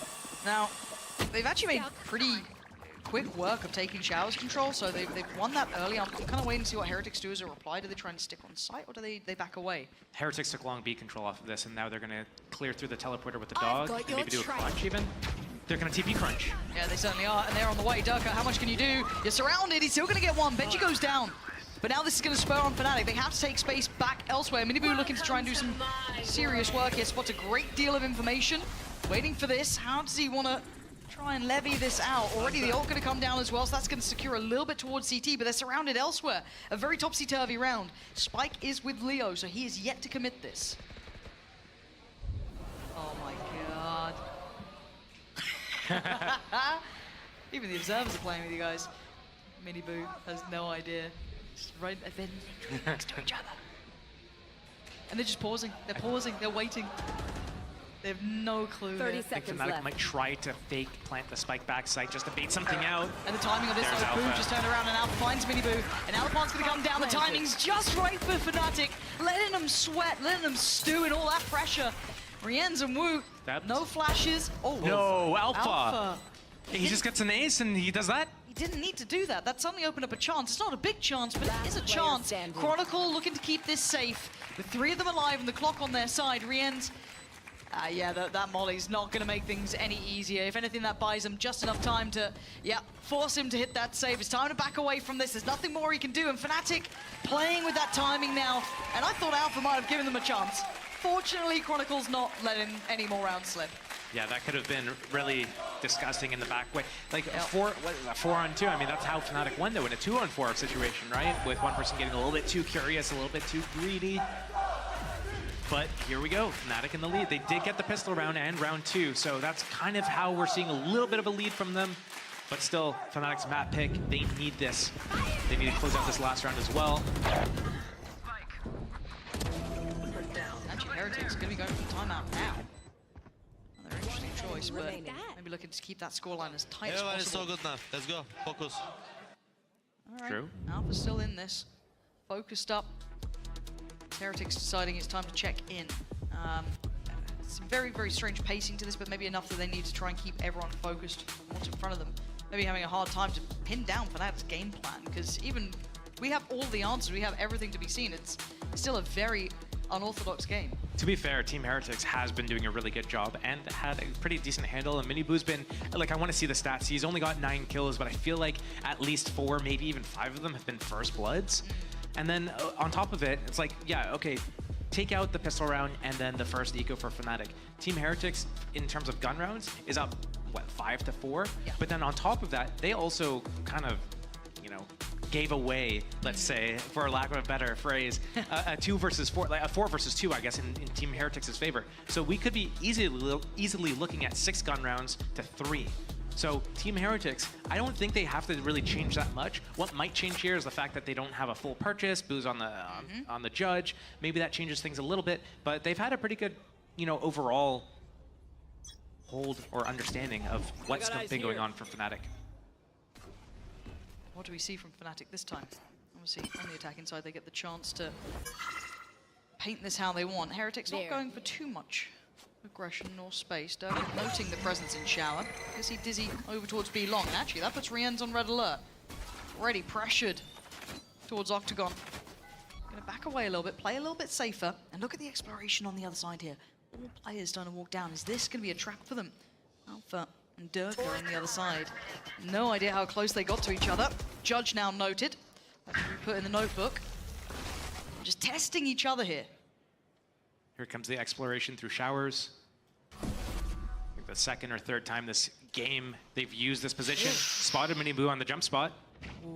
Boot is the one to draw blood. He's going to find Alpha. How much do they read into this? They still have all of that information towards B long. They're shouldering that. There's the follow-up info. And they've still got Benji and Miniboo both watching this, and a gap. Does Dizzy make that corner? It gets dealt with. So Miniboo gets potentially played in here. Wingman even going in. Leo's throwing everything at this one. Again dealt with by Benji. So they don't quite know who's in the corner here.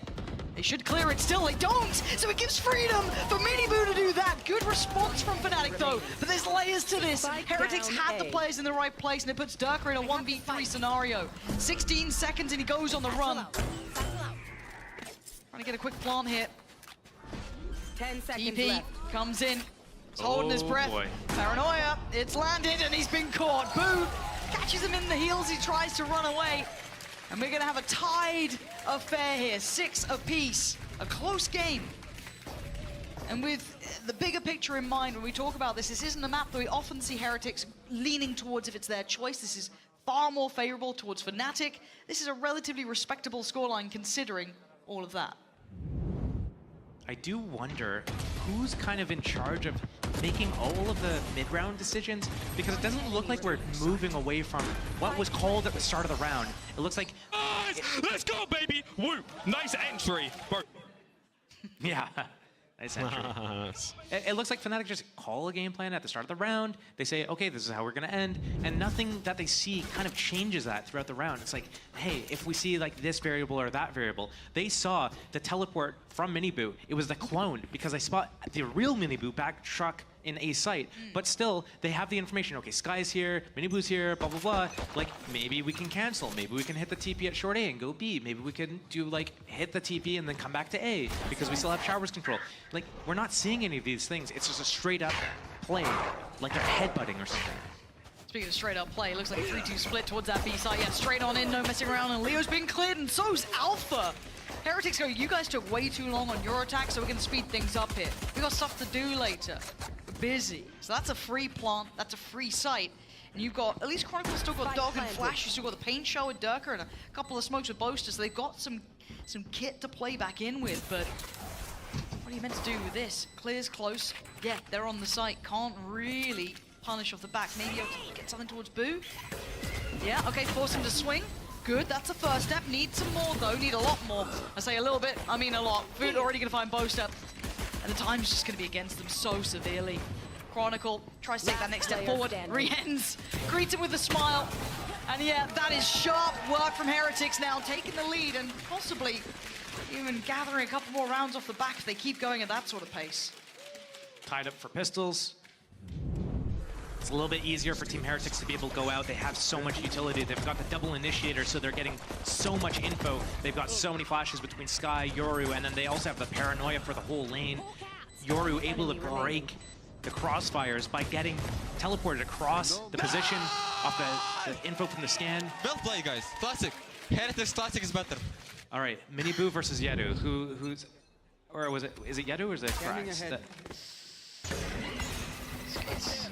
The nice. No. But the It's got to be. I like Miniboos. You like Miniboos? Nice. Yeah. The other Jays is it's a bit too terrifying. It scares me. It scares you? Yeah. This one's a little bit more softer. Yeah. Okay. This is a lot. Oh, there you go. Now you're not allowed to come over here. Yeah. There you go. Anyone else? Anyone else? Anyone fancy their chances? Let's play. Oh, aim training, and again, and again. There we are. Boo, lovely. Clean work. This is against Classics, though. This is what we mean by this can open up chances, but it's clean. Josh, it is an Andalusia flawless, which is, again, tick in the box. You are happy if you're Heretics with this, because it sets you up for a very diligent bonus. And this puts Fnatic really under pressure for that first buy. Arguably an attack-sided map as well, so having that round lead, that little bit of a buffer, having a bonus round here that you can potentially convert as well, could be the lead that you need to steal Fnatic's map pick away from them, their best map as well. And Team Heretics getting closer to lifting that trophy, and Benji getting his first. Oh yeah, that is... There's something beautiful about it if Heretics actually pull this off. There is something quite magical. But we're not there yet. Again, best of 5. We have to talk about this. It's a marathon, not a sprint. It changes things. But if they do it on Fnatic's best, that's certainly a statement to be made. And it's all heading towards A. Fnatic do have bodies here. We can see the paranoia, the dizzy, everything invested to try and slow this down. It's Boo with 1, and the trade's there. It's a 2-for-1, and Heretics start getting that control. Chronicle with a quick TP, though, can get his body towards this. And Boaster's still around. It's not all over. But it's looking kind of likely unless Chronicle gives him a bailout. This man's done it before, but he's been noted, he's been spotted, and Heretics still doing damage. This is huge from them. This is a bonus. They got all the upgrades, they got the players alive, and it's Alpha in a 1v3. It was a bit disgusting from Boo there at the start. Blind in the showers. Getting that opening pick. Fnatic trying to push in with a flash, and Benji closing out the round on Alpha, 9-6. This is huge from Heretics. That is the first nail in the coffin, right? You could may argue it's the pistols or having that close first half. This is the first one they're placing on Fnatic's coffin here. The fact that they got the bonus, the fact that they now get to put Fnatic in the bin financially, and they're up to 9-6. And I love seeing the investment from Boo as well in this. I'm sure you guys will catch it in a second. That Outlaw up against the team that made this half by almost famous. Oh, bless him. He's looking so down and now it hurts. But still, seeing the Outlaw come out up against Fnatic. Stingers trying to do what they can. They've got to try and turn the tides here. Josh, this is looking like a disaster in the making. Comes a push. Ill-timed. This doesn't help things. This does not help. Call the pallbearers. We need someone to carry these guys. Yep. Oh, and Heretic starting to feel out the game. This is all starting to feel too good. And this is only against Stingers. I know it's not meant to be one of those rounds you're clinging onto. But for Heretics, any round's good. It's the one that gets them to 10. It's the one that gets double digits on the board. It's the one that keeps Fnatic's confidence lower down, questioning themselves, not having a good performance, not looking synergized. Oh. Booster. Last player standing. Double dip on that. Every time just to call this one what it is. Wraps. 10-6 now. Heretics, another Andalusia flawless for them. That's 10 on the board. Massive impact. Fnatic's cornerstone, their safety, their haven here. And right now, they need to stop the rot. This round coming back, they have no ults to depend upon, Josh. This is the one that matters. They'll be in a little bit of a bind. Minibu with the ult ready. Scout out the situation. Heretics breezing through this. Fanatics fans' hearts split in half. So good, the laughter is just like deadpan serious. Here we go. If you're a Fnatic fan, you're paying attention, you're praying this is the one that they do the damage and we get some of those throwbacks. If you're a Heretics fan, you know they're on the cusp of something huge. They got ults to depend on, they could break Fnatic in half here. Did Boo just run in there to pick that up? Am I making that up? I'm not sure. They now have Yoru ult and Omen ult for this Which round. one did they get? I think it was Boo's. They had mini Boos. Yeah. Okay, ult comes in. Having a little look. He's gonna flank pulling B the with it, attention. and then Boo's gonna pop his as well. Here we go. Oh, and he's gonna paranoia the line. The crunch. Now Bosa's at least gonna get re-ent, but this is the problem. The backline is not safe. Leo trying to save them, and he can only get one. Alpha next in line, but look at his HP. He was down on one. A pawn comes in. And now we're in the post. What do we have here? Wait, they're pushing this. This is so audacious. Heretics just adding insult to injury. They're pushing Fnatic in their spawn at this point. And now Durka a 1v2. This man has done miracles before, but this is not looking like the day for it. Notes one, but he doesn't know where the other resides. A quick glance towards Elbow, but he's being toyed with. He doesn't know what to do. He can't close down on one of these two kills. They're giving him no room to play. No chances, no opportunities. And Benji's chasing, and he's caught him! Heretics! One step closer on Fnatic's home turf here. 11 now. And what a Fnatic left with? Still able to get a bye here, but it's not going to be perfect. And Josh, this round was just a masterclass. A true example of I got you, little bro, right there, as Boo is saving and Mini Boo in the back on that peak. But yeah, as soon as I mean, you could tell that whole round was planned out so perfectly. They knew, okay, we're gonna take the showers control. We're gonna get the orb on Boo. Boo's gonna have his ulti. We're gonna send Mini Boo through A. He's gonna go around the world through A to backstab B. I'm gonna meet out from Elbow. You guys are gonna run up into Hookah, and we're gonna do the split on the site. And it looked like they planned this and ran it in practice like multiple times. I wonder if that was just something that they just made up on the fly. Just like, hey, you want to do this? Yeah, sure. Hey, it worked, and it's pushed Fnatic to their limits. That's what we're talking about. That last round was so key, Josh, and now look where it leaves them.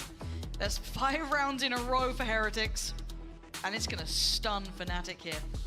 And they can't even get a full buy. They've got a couple of ults. Well, no, they don't. They've got a couple on the way, but only Thresh is something they can depend on. It's with Guardians, Bulldogs, Sheriffs.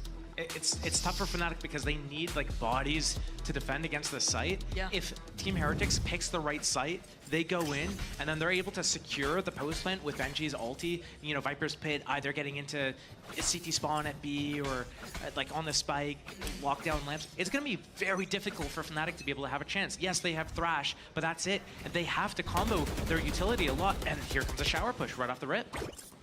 That's going to be noted. Showstopper. That's big. It's a big ult to get there. You're looking for value from that.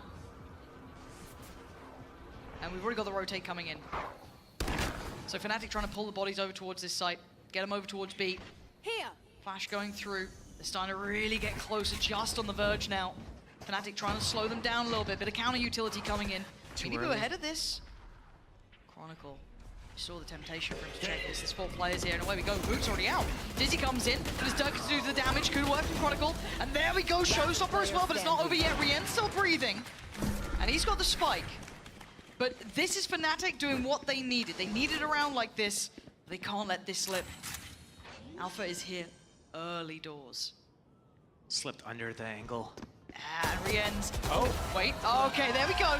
There we go. Upgrades across the board. 3 rifles coming out. Fnatic with a lifeline there. Still good money. Economy for Heretics. They got Seekers. They've got Viper's Pit still. They're 1 off Hunter's Fury. They have a full buy. And they're so close. Showstopper. I was afraid for a moment there with the Brim smokes coming down. I thought maybe that would stall out Team Heretics. Hey, let's wait up these smokes. boys. And by Good that job. time, Fnatic had already fully rotated over to the B site. If there's any moment of hesitation, like, wait, they're not here yet. Did they go back to A? That could have been really bad for Fnatic, but they pick up the round. 11 to 7. Back to this. That showers crunch they want to be doing. There are only 2 players on the B side this time around. This is going to get full info, though. If they pop the Seekers here, this is going to alert them that it's only 2 on B. Here we go. That ult's not going to hold them back anymore or hinder them now. Oh, but wow. Boaster and Chronicle in perfect unison too. They're starting to come alive here. There's another. Boot, Benji, what do you got for us? Boot's got a kill, that's Chronicle gone, and maybe there's still something to be said about this. The spike is left on the side, up top, making it very difficult. Boot left in a 1v3, yeah, Boaster's low, and he's just found Durka. He's gonna know Mosh as well. Dizzy doesn't do what's needed. Well, this is feeling a bit possible. 45 seconds. What do you do with this Boot? Smoke, oh my god! No way! Woo! Stop it! Oh my word, my heart just skipped a beat. But Fnatic take another step. All right, we're 11 to 8. Getting a little bit closer now. Yeah, it took the ult coming out. We saw a lot of investment, got a little bit dangerous, but credit to Boaster and Chronicle, the front line of holding their back, Josh. They succeeded and then some. One enemy, last player standing. This map is getting dangerously close to being ultra sweaty. And once it becomes ultra sweaty, that's like a question mark for who's got the endurance. Fnatic been in these situations, these BO5s before. Heretics, they had a BO5 in kickoff and didn't do well there. Okay, early ult invested. B-long, get away. That's Alphas. So what does Heretics do now? Looking at the purchase, I mean, it's going to be a judge there for Boaster, but very, very viable. Look at the ults on the other side too. With the drone, the tag, and the flash push in, Miniboo teleporting back site. This could be really dangerous. Viper's Pit to secure as well. It's still as dangerous as last round could have been. 3 players to defend from Fnatic, but they're all spread apart. 1 in showers, 1 back site. Kind of 2 backside almost, it feels like. Rien's gonna find Durka, but he's gonna make the oh, what a follow-up! Big shot there. And he just over-delivers. That felt maybe fair for 1, but it's Durka, he's gonna get you 2. For the rest of Heretics, they don't have shower control now. They don't even have a test towards it. Maybe slip a player closer, maybe do some damage on those back lines. We'll see. Pop Flash doesn't find anyone, so he knows he's got a little bit more room to step, but this is... Oh, where the hell did that come from? Boo, where was that angle? Starting to look a little bit more dangerous. There's the oh no. Oh, what? Oops, just got Durka. Oh, we're back to a 3v3, and they've got the ult in place. They've got the plant now as well. Leo gonna counter-invest his ult, try and clear this out. Maybe set up Boaster to walk his way through, and he's done well. He's gotten so close. Oh, it's huge for Boaster, finding both. And now it's on Boo in a 1v3.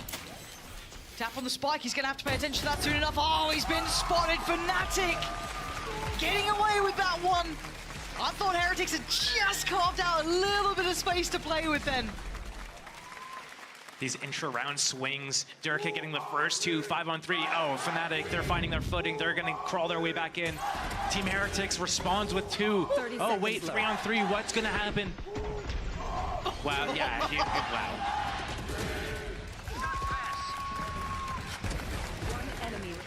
This was so ballsy. He knew as well that they were gonna come back into the ulti. Brims with judges. Yep. Why does it always work? Heretics gonna try and stop this now. 3 in a row for Fnatic. We know these guys can pull off these comebacks, and it's caused problems for so many teams in the past. And you were talking about it, and I think it's right to kind of go back to this. We talk about that late kind of game experience coming in. Do they have that wherewithal to keep coming back into some of these rounds? Because I've got to say, Fnatic didn't look great on that first half. A couple of those rounds pretty atrocious for their own caliber. But here they are starting to close in on this. Heretics not quite as experienced in that regard. Still a relatively newer squad in that way. Younger players when it comes to it. The pressure will start to mount here. They have an opportunity to get to 12, to close out map 2, and what a boon that would be. But do you think that pressure is going to be here? This is going to be the pressure moment, right? It might be. It's really hard to tell. It is like a map where we don't really see Team Heretics playing it unless they have to, unless like another team picks it into them. So right now, I mean, one of the things that I've noticed throughout the entire season is it does look like they have a difficult time creating the adjustments on the fly. And right now, they're not really dealing with Durka at showers or doing that showers crunch in the, through the TP. And it doesn't look like they're adding any like layers of fakes. But here we go. Teleport into the back lines, that's gonna cause something to happen. But can they deal with this at all? Durka is left on an island. He gets sent home, and Rienz has found Chronicle. Yeah, they do make a great deal out of this. Massive from Rienz. I thought with that Molly stalling out towards Hookah, that would have been enough, but no, it's Leo on the side, but the trades are there, and now Alpha, undetected, unnoted. They have no idea. This guy is a god when he gets in these sort of situations for the 1v1. He knew Rienz was far away because he was doing the Hunter's Fury. Big read from Alpha. Rienz committing to this corner. Right here. 2 shock darts. He's gonna hear these steps. Rienz holding his breath. Alpha got cleared. Rienz gets them to 12. You felt like Alpha was right there for that clutch, but no. Heretics post up to 12 rounds. And Josh, talk to me about this though, because this early start from Heretics was incredibly well done. Rienz, what a moment for him to find 2 in this. This strat was so popular back in like 2021 or early Valorant on Bind. We didn't have a lot of new agents, like this is pre-Astra meta, pre-Viper meta. You would have the Omen ultis into elbow to create that seesaw. You go up from the front, you go with long B, you go up hookah, you get the backstab, you have the Hunter's Fury on top of it to pinch them. They're running back to clear the Omen, and the Hunter's Fury is just blasting them. Lovely strat, just, you know, revived it from the dead, like Necromancers, just a little summoning vintage it. number, Yeah. you know what I mean? A nice little vintage. And now, 12 rounds. Okay, right to the knees in the end. Miniboo gonna be handled. The site is under Heretics' control. Alpha still holding towards that top side, but it's a bit of a crunchy. They kind of split this site vertically more than anything. And Voot getting a little bit more interested. Let's get the timing right. Starting to clear back through showers. Alpha gonna correctly check on this. This is very topsy-turvy. A fight on the flank is gonna be Boaster. Put to task, put to challenge. He gets one, but a great trade from Rienz. And now 4v3, number still good for Fnatic. Alpha gonna take down Voot. It's on Rienz on Boo. Surely not again, surely not another moment. But Boo left in a 1v2, it's Leo to catch him. And time for the defuse. Fnatic holding on for another. Finding 10 for themselves. Close, but no cigar. Overtime clinch though for Team Heretics already. So they get to use that information going into how they want to manage their buys into these next rounds. We're seeing all sorts of pace changes. It looks like they're getting a lot of space on these fast plays. Fast play towards B with the ults, fast play towards A here. Nice, boys. Good job, They're on the cusp. Nice. Leo so calm, always so collected. It feels like this is on a nice edge. A broken purchase here for Heretics. Another chance for Fnatic to get that step closer for themselves. For Heretics, maybe they can make them sweat a little bit here. Set Durka up in the corner. Just gonna leave him posted on that for now. Sitting towards the right side of the site, sitting towards Showers. Cross getting the punish. It's Leo with 2, Alpha with a 3rd. And now Miniboo and Rienz. Not much to do here, but die. And Fnatic, another step closer. We come down to 1 round now. It's OT or it's GG on this map. One more chance. Team Heretics managed their buy so that they could afford a full buy this round. I don't even know if, I think they might have over-invested on the Stingers a little bit. I don't know if they're gonna have full shields, but they have the Euro ulti and they have the mat point secured. Good talk, bro. They've got the OT secured. I have ult. Leo has all. He does. So does Boaster. So does Boasty. Yeah, these are some big ults too. Oh, where do they put them? How do they use them? And what does Heretics come up with? One more chance to close out in regulation. Chronicle getting the early damage towards him. She walks away scot-free, just posting a little bit towards Miniboo on the other side. Boo gonna be clearing. Not gonna find too much here. And relatively straightforward on this thus far. It's pulled over the third body.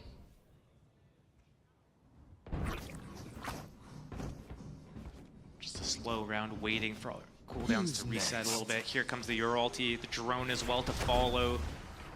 Dog towards long, Yoru on the side, that's going to be Miniboo, spotting out these players. Now they know Leo's towards CT, they've got a good bit of information. Oh! Insta-caught! Pre-fired it! Amazing! Chronicle going to be thanking Leo for that one, and Chronicle's still going to find him, but Benji going to burn alive! And now just down a Boo in a 1v3. It's looking like OT is on the cards! Map 2 is going the distance. Fnatic pulling it back, Heretics held on 12. Leo is so happy and impressed with himself. He should He's be. smiling from ear to ear about that. You see that I just clicked it and he came out and... It worked so well. Oh, that was perfect. I thought it was a pre-fire. He saw him come out and then used it though. Oh, that was incredible. I feel like I've seen Chronicle from Long V just in various different positions. Locking it down for years. That's his spot. It really is. 12-12 now. Burst to 14. I want to see you crawl. The OT judge purchase. Filthy. You got something in mind for us with this? He thinks he's closing the gap, so either he's going into lamps with it, potentially using it to clear hookah, and then does look like it's a little bit of a pump towards B. Hey, we're trying to like contest this a little bit, but then we're gonna go A before you realize, hey, we're not actually B, we're going A. So it's just on 2 people. Yeah, it's gonna call on Miniboo and Benji to try and deal with the Fnatic flood coming their way. A little bit of stall, but not enough to really dissuade them. Look at them, they've taken so much of this space here. Third man coming back on over. It's gonna be Rien's. Another flash. On. Next on the cards. Information, yes, but they still haven't been able to connect here. Very, very close round between everyone. And Chronicle's still alive somehow, but Miniboo just going walkabouts. How much can he achieve from this? Durka holding space. That judge becomes paramount now, becomes a problem to clear. Difficult to deal with. Flash again. Miniboo actually wrapping the site itself. And Durka was just on a platter, was none the wiser of what was going on. And they've already got this top. They've got to check on this. Leo, Chronicle, all in unison, finally bringing down the hammer. As Benji on the back lines gets found. Fnatic post up first in OT. 13 to their name. And a dangerous round, but a round for them nonetheless. This is so similar to what happened on Lotus. I think there in the example, Fnatic had a lead 12-10. Team Heretics comes back and wins an OT. Could be wrong about that, but it's feeling so similar in so many different ways to that Lotus in their last head-to-head. Not so tough now. Fnatic map playing on their own map pick. Team Heretics. I think they have a timeout to invest in this if they need it, but it doesn't look like they want to use it. Oh, going right on back in. Now, Fnatic swings this around to their favor. Do we go again for OT? Can Heretics answer back? Does Fnatic get map 2? Already Alpha trying to assert a little bit more control, re-clear in front of that wall. Doesn't see anything. Plays it safe. Speaking of playing it safe, Spike still sat in between the two here. This is what scares me though, when Alpha does this sort of stuff. He's... Huh? Miniboo's the one to get that? I thought it was on the cards, but apparently not. So we turn our attention to the other side of the map here. Drawn the rotation, 2 players coming over because they've pushed Long B, Chronicle all the way down. Does he know though? Is he gonna have the foresight? Here's Boo. Does he call him back yet? Oh, the timing! Crushed. Oh, that's horrific to watch. It was like a car accident in slow motion. But if you're Heretics, you're sitting there going, nice, this has worked out perfectly. Plant, 5 standing, post-plant positioning. You've got late positioning as well over towards the other side of the map. You've got ults coming in. You couldn't ask for a better chance here. This is everything. That's it. Found him, boys. No stress. Miniboo, don't overcook this, though. He's committing. Okay, dips around, and oh my god, Vu was the one to be looking for Leo, but he was just drawn in. Boaster and Durka, oh, just surely not here. Lovely from Heretics. They didn't need the timeout. They knew what the plan was. Double OT, 13-13. And it's an answer back in some time. It's been a bit of a drought there for Heretics, couple rounds in succession. We keep going through now.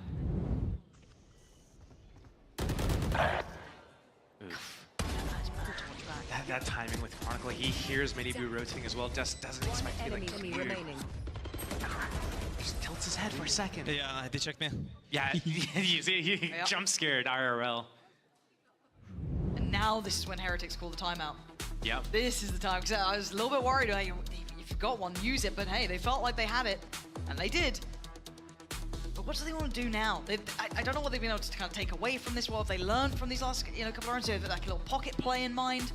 What do you do in these sort of OTs? Because it always feels like it goes out of normality, right? The thing is, Team Heretics, their issue wasn't on their defense. Their defense looked rock solid all the way throughout. I mean, they only gave up a few rounds max. It was their attack side that had the issues. So potentially, maybe they're using this to talk about the attack side before it happens.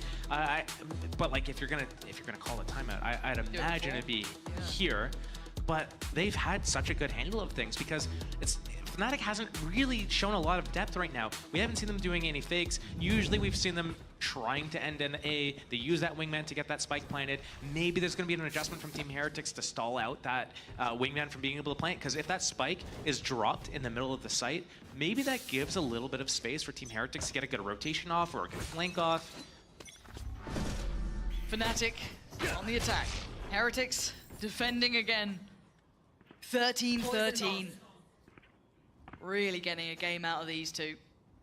I couldn't hear it clearly. Were there two teleport things? So one was the clone, one was Miniboo, and they showed it so that he could get off immediately? Because if that's the case, then Fnatic's playing real slow for a reason. They know that he's in there, and that's going to buy Team Heretics just 40 seconds off the clock burnt from Fnatic. That, we've seen the clock run down, and Fnatic have to do a 5-man save, a 3-man save. So every second that's burnt off the clock from Team Heretics is working in their favor. Fnatic finally coming to clear showers, though. This is something that we haven't really seen them do all that much throughout the game. But it's so split. They still have 2 towards Fountain over on B, so they're going to be regathering towards this A side that has 3 players still here. Flash, not going to find anyone, so they know that it's, they're pulling over the extra body. They're going to have 4 here for Heretics. 35 seconds. A little bit of a no-man land position for Miniboo, so got to be careful. Spotting the player towards back side, and away we go. Paranoia comes in, but that won't affect Durka. So he slips on forward. Great flash, gonna find Miniboo. Boo now next on the chopping block. Paint shell goes in, Durka pre-fires, but falls. And Boo gets to keep his life. Plants there, and they try and smother him. Try and put bodies behind it. But they just have to walk away, trade out for a piece. Benji, though, catching Leo. They've kind of traded positioning here, and Benji waiting for that slow creep from Chronicle. Oh my god. Wait, he's gone back, but Chronicle gets him. And again, 1-for-1, but it's down to just 2. Boaster gonna find Root, and it's down to a 2v1. Boaster with 14 HP on his knees. Heretics taking the lead again. 14 to their name. Fnatic held on 13.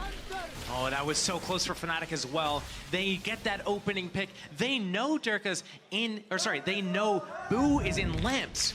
How many times have we seen Boo just stand there, tank paint shells, get the kill on Durka, and then get out with his life? You can't give this to him. You have the man advantage. You have the site. You have showers in short A. You have the spike plant. Like, why? You don't need it. And I think this is going to kick him. Like, when you're in OT like this, you cannot make these mistakes. You cannot try to bite off more than you can chew. You can feel that momentum swinging here. 15 rounds is the goal. Heretics now on the attack. And a really early challenge towards showers. We didn't see this too much. Normally it was kind of Durka really posting up in here, being quite comfortable, not being challenged. And Leo looking like he wanted to lean back the other side. Yeah, Durka's got to respect this. A little bit of pressure felt towards short and showers. Leo and Alpha are here by their side, but they've already got presence outside the build here. Durka being forced very deep. Yeah, the wingman and everything, all the utility coming out from Leo was great, but still they are on the site and they're looking for a fight here. Durka still back to the wall, still doing damage, but now done by Benji. 2v2 now. Dog from Chronicle gonna clear on in. Doesn't spot maybe everything he wanted, but gonna note the plant at the very least. Viper's pick gonna come out, and oh my god, Rienz drifts into Chronicle, and now it's Boaster in a 1v2. Heretics on the verge of doing something fantastic here. Taking away Bind from Fnatic would be everything. Can Boaster be the hero? Not today! Heretics taking Fnatic's map, putting themselves up on match series point, looking ready to go. Lotus coming up next. This is everything they could have dreamed of here in a final. Heretics is so close to getting what they've been waiting for so long, taking that map pick away from Fnatic, and now going into Lotus, one of their top 2 strongest maps. Strongest map for them coming up next, something they can depend upon, lean upon. Fnatic, how bad do you want this? Because you're about to find out in the next map.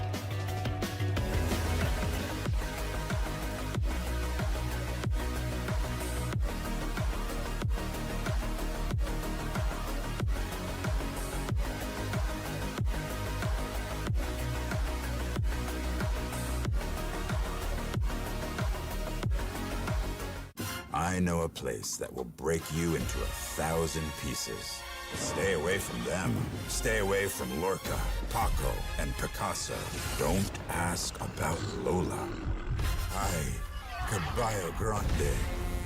Ay, Dolor de Nieve. But in spite of everything, it occurs to you to visit Andalusia. Don't say I didn't warn you. Be careful of the Andalusian crush.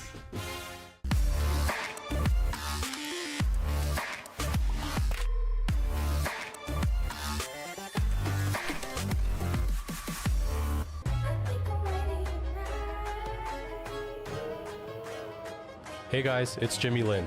In this series, I'm going to walk you through attack on Pearl. Watch out for the stairs, clear this angle. You're going to be able to fight this.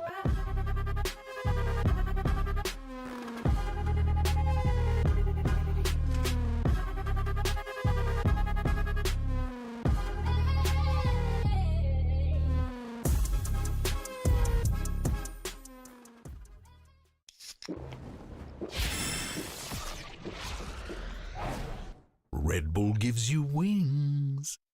I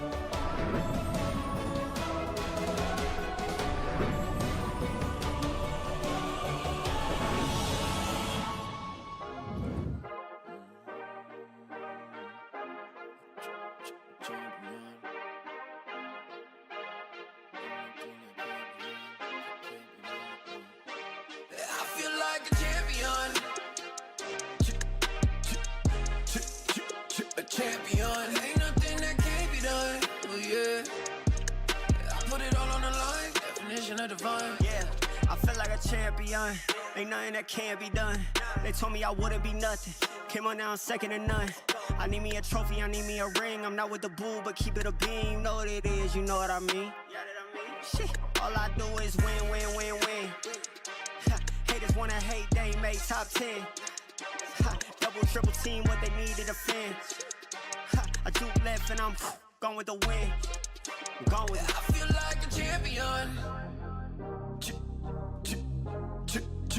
A champion. Ain't nothing that can't be done. Oh yeah. I put it all on the line. Definition of divine. I feel like a champion. A champion. Ain't nothing that can't be done. Oh yeah. I put it all on the line. Definition of divine. Feel like a champ, MVP status. Yeah, the win been guaranteed. Snow, let's see about it. If you gon' speak about it, then be about it. If you don't bring that energy, no, I can't be around it. Nah, I'ma shoot my shot. I'ma stick it, watch. At the tippy top, I cannot take no loss. 2 seconds on the clock, they gotta give me the rock. I got a game on wet, yeah, I got a game on live. I feel like a champion. A champion. Ain't nothing that can't be done. Oh yeah. I put it all on the line. Definition of divine. I feel like a champion. A champion. Ain't nothing that can't be done. Oh yeah. I put it all on the line. Definition of divine.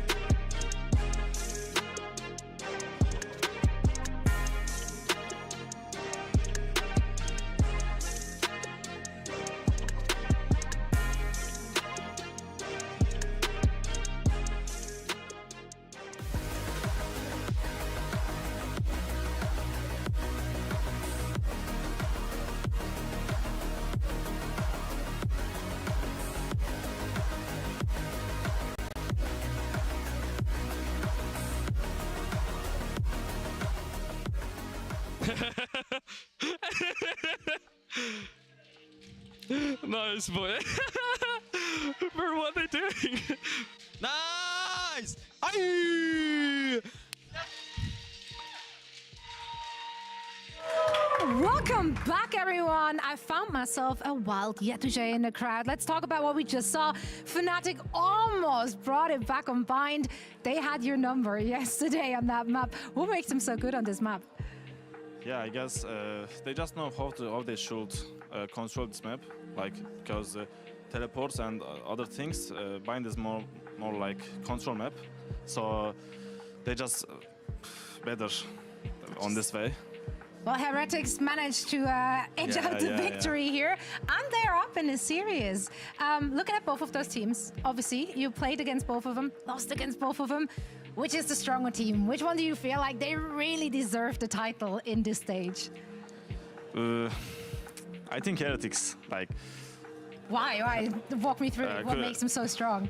Because when I play against them, like Heretics more just harder to win against. And we didn't win against Heretics any series, so I think they are better. And there's my best friend Wood there, so of course I'm rooting for him.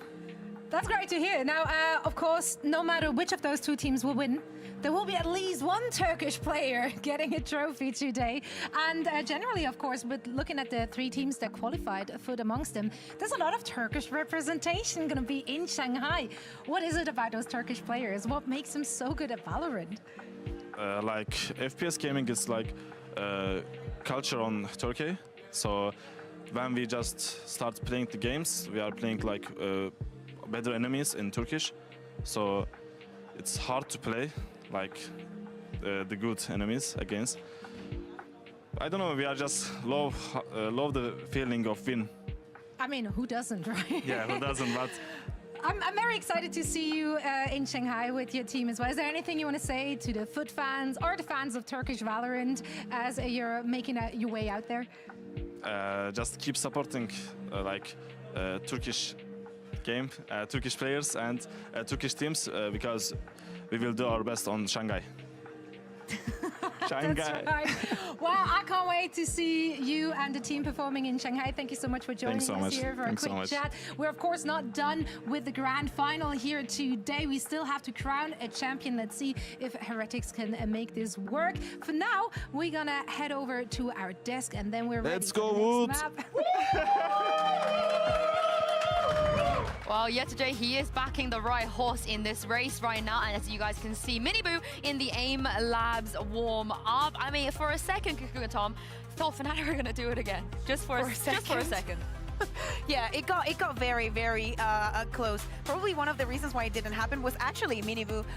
During the entirety of the match, he wasn't finding a lot of success, but he actually came alive later in the overtime. He was not finding those opening kills, and actually Fnatic was doing a good job shutting him down. Well, that's the thing. I feel like Heretics are one of the only teams that can actually survive when they get to OT versus Fnatic. It's like every other team has seemingly crumbled, but they have those personalities. Miniboo definitely one of them. Benji always looking to keep everybody hyped, and I think that's one of the real sort of value of this team is everybody is keeping each other's mental strong enough that when they get to OT, they still believe. I mean, this is the thing. Lotus is definitely going to go OT every single time these two play each other. I just want to see one thing from Fnatic, which is not throwing 3 rounds in a row. When they're ahead, don't lose to an eco, don't lose to a 2v5, and don't lose to a 3v5, and then I'm satisfied. I don't care if they win or lose. Just none of that. They'll be fine. So you just want, I mean, some of the rounds here on Bind, we're getting very, very but Lotus, close. every time they play against Heretics, they've thrown a 5v2 or a 5v3 or an eco. But I think it has to do with what Tom was saying. There's so many layers to how Team Heretics can solve the rounds and every problem that is faced. Wait, in a 2v5? Yeah, well, yeah. Just don't throw. See, my focal point for this match is going to be a little bit different. I'm looking at the Sentinel players, especially the C-site defense. I feel like we have two of the best Sentinel defenders of that C-site in Althea and Benji. I don't expect to see any changes coming into this. I think both teams have their set compositions that I think work for them. But the different ways they play it, the wallbangs that you're going to see as teams try to entry into that site, are more importantly getting the timing and aggression right on this map. Yeah, exactly. And Fnatic decides to start on the defense here, even though it's Lotus. I think that it is one of the maps that they have improved on the most. The communication has gotten so much better. You're talking about the Sentinels. On the side of Fnatic, we also have to put Chronicle into that. Then playing the double controller makes their defense way, way different. And on the side of having Leo as a fade, the initiation that they can have even from the defense is probably one of the reasons why they decide to go with it. Well, this is it. Team Heretics, they're just one map away from lifting their first ever trophy. Pansy and Steel, I can't wait to see what we're going to get here. You and me both, Yinzu. This is now heating up. I still can't believe that Bind went the distance. Such a strange map, seeing how it played out in the end. But credit where it's due, Heretics turning that around. One of the cornerstones of Fnatic's map pool crushed. Now we go into their strength. And I wonder if Fnatic, being kind of the experienced team, the veterans coming into this, are they going to have both the mental resilience and the endurance to be able to come back? They need to do a reverse sweep if they want to be able to get anything done today. Lotus, the map that went in the favor of Team Heretics, the last time they went head-to-head, it went the distance that time as well. And off the back of a pretty rough loss. Okay, Heretics, you have such an opportunity here. This would need a reverse sweep now, which would be asking a great deal. Not impossible, but highly improbable. And for Heretics, they've given themselves the best opportunity here in map 3. Taking their time, taking a wander. I have the spike. Then that spike back to hand. Looking like a late finish towards that B side potentially.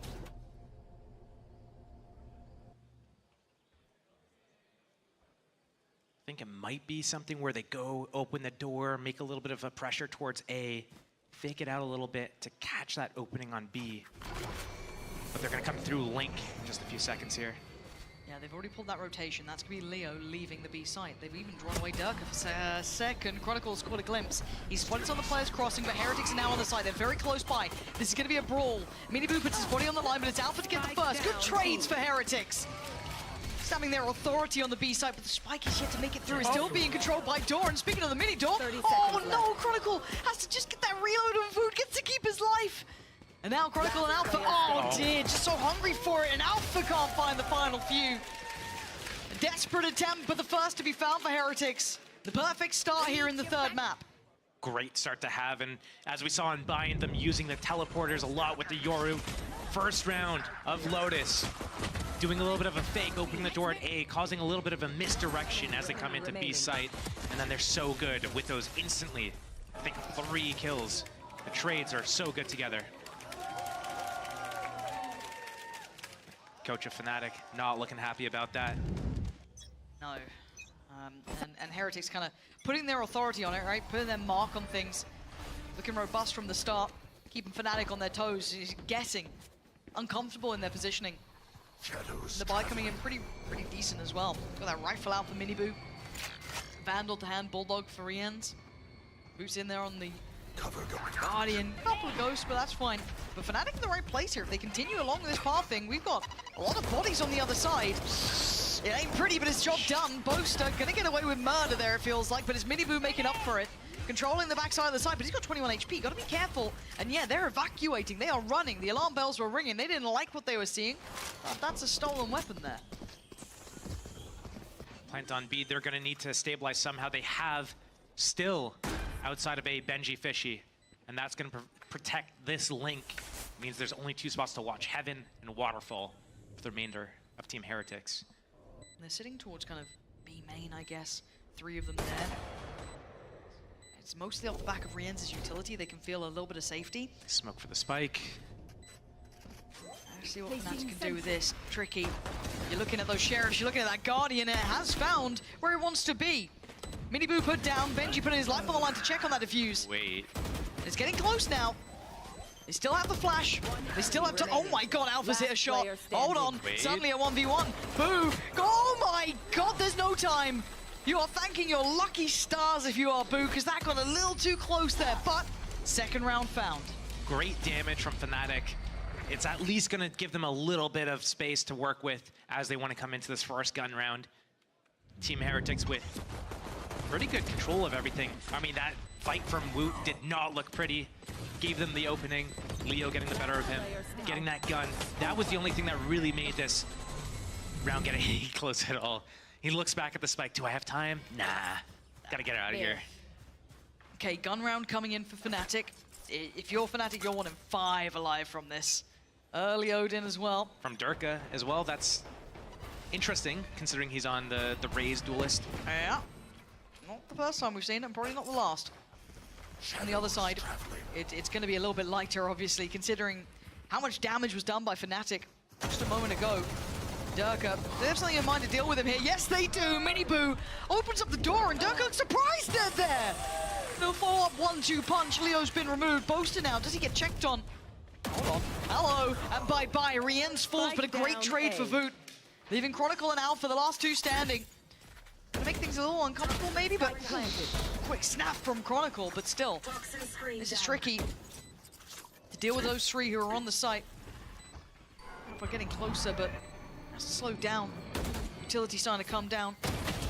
The first one found there. Alpha gonna find Benji. Hold on. This is workable now. Yeah, suddenly. Oh, the timing on that, though. Shot in the back. Chronicle with 16 HP. It's a lot to ask from the young man. And the time's starting to drift away. We're just doing laps. Does go down. Not planted for Chronicle, though. No mullet. Oh, Miniboo just banks it off the wall. That's a bonus for IT. They found a third.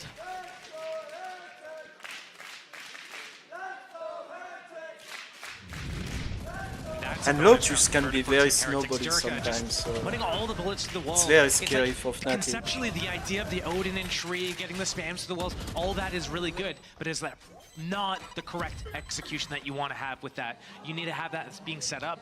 You need to listen for footsteps and spam. You need to have some sort of like contingency plan. And once that door starts opening, oh man, if you pick the wrong side, it's all over for you. Dirk is so strong with rifles that it just doesn't really make sense for him to be the one sitting there with an Odin. Makes more sense for another player. Chronicle, Alpha, Leo, those. Anyone else? I mean, pretty much. Yeah, coming back in, they're gonna be on Stingers and Sheriffs. Purchase looking healthy now for Heretics. And you're gonna see a bit of a gap close. I kinda like the idea, but it's been checked on. Heretics very heads up about this. Making no mistakes. They look like they want this done in 3. The way they're approaching this is very aware of what Fnatic would want. And Alpha getting like really aggressive here. He's trying to, when you get into these situations, it looks like we might be getting a big fight coming in soon, but this Breach Sun's gonna stall this out a little bit. The hat gets the info. They're trying to make this work with just those Stingers and Sheriffs. It's gonna be so hard for it to find so much value. Planted. Not gonna get what they want through the walls. No real spam coming in here. A little bit of a slow, just buying time. Again, Rien's in that post plant. Loads of util still to burn through if he needs it. See what the goer is here for Fnatic. They're being given no chances. We've already seen the discipline that Heretics can show. They're not going to give you freebies in this. So Fnatic have to start working for it, and now's the go signal. Miniboo going to be at least taken out for a couple of seconds here. Can't find the impact he wants, but dips on back in, puts his life on the line, puts his body on the line. They have none the wiser. Miniboo among them, the wolf, waiting. Does get found, but time. You can hear it ticking. You can do the damage all you want. Heretics are going to get that 4th round. They know it's theirs. 4 on the board now. Step by step, putting Fnatic right back down. No maps to depend on. This would have to be the reverse sweep. And with Heretics being untouched so far, this is a terrifying prospect for Fnatic. And when Fnatic's back is up against the wall like this, they lost their map pick. It's map 3. They're about to get 3 Odin and BO5 potentially. This is when we're going to start seeing people kind of overheating a little bit. We see Alpha trying to make something happen. He's just clawing at the, it's boxed in. He's just clawing his way out. So he's going for this aggressive push on defense, having this read, getting caught because of it. And he's only doing this because they're in such a precarious position. You cannot let this whole series slip away. So he's trying to do stuff to kind of keep them in it. We're going to see 4 players this round respond to this early test of presence. 4 on the A side of the map from Fnatic, and a late play back towards Rubble. Not going to get the connection they wanted. Boo's going to get out of there. Does get spotted. Big pick from Durka. That smoke's gone, but Showstopper's still alive for Miniboo. I feel like they want to try and pivot towards the B side, or at least feign they might be pivoting towards the B side, because that door is right there, and you've got on the other side Benji. So it's down to Alpha now.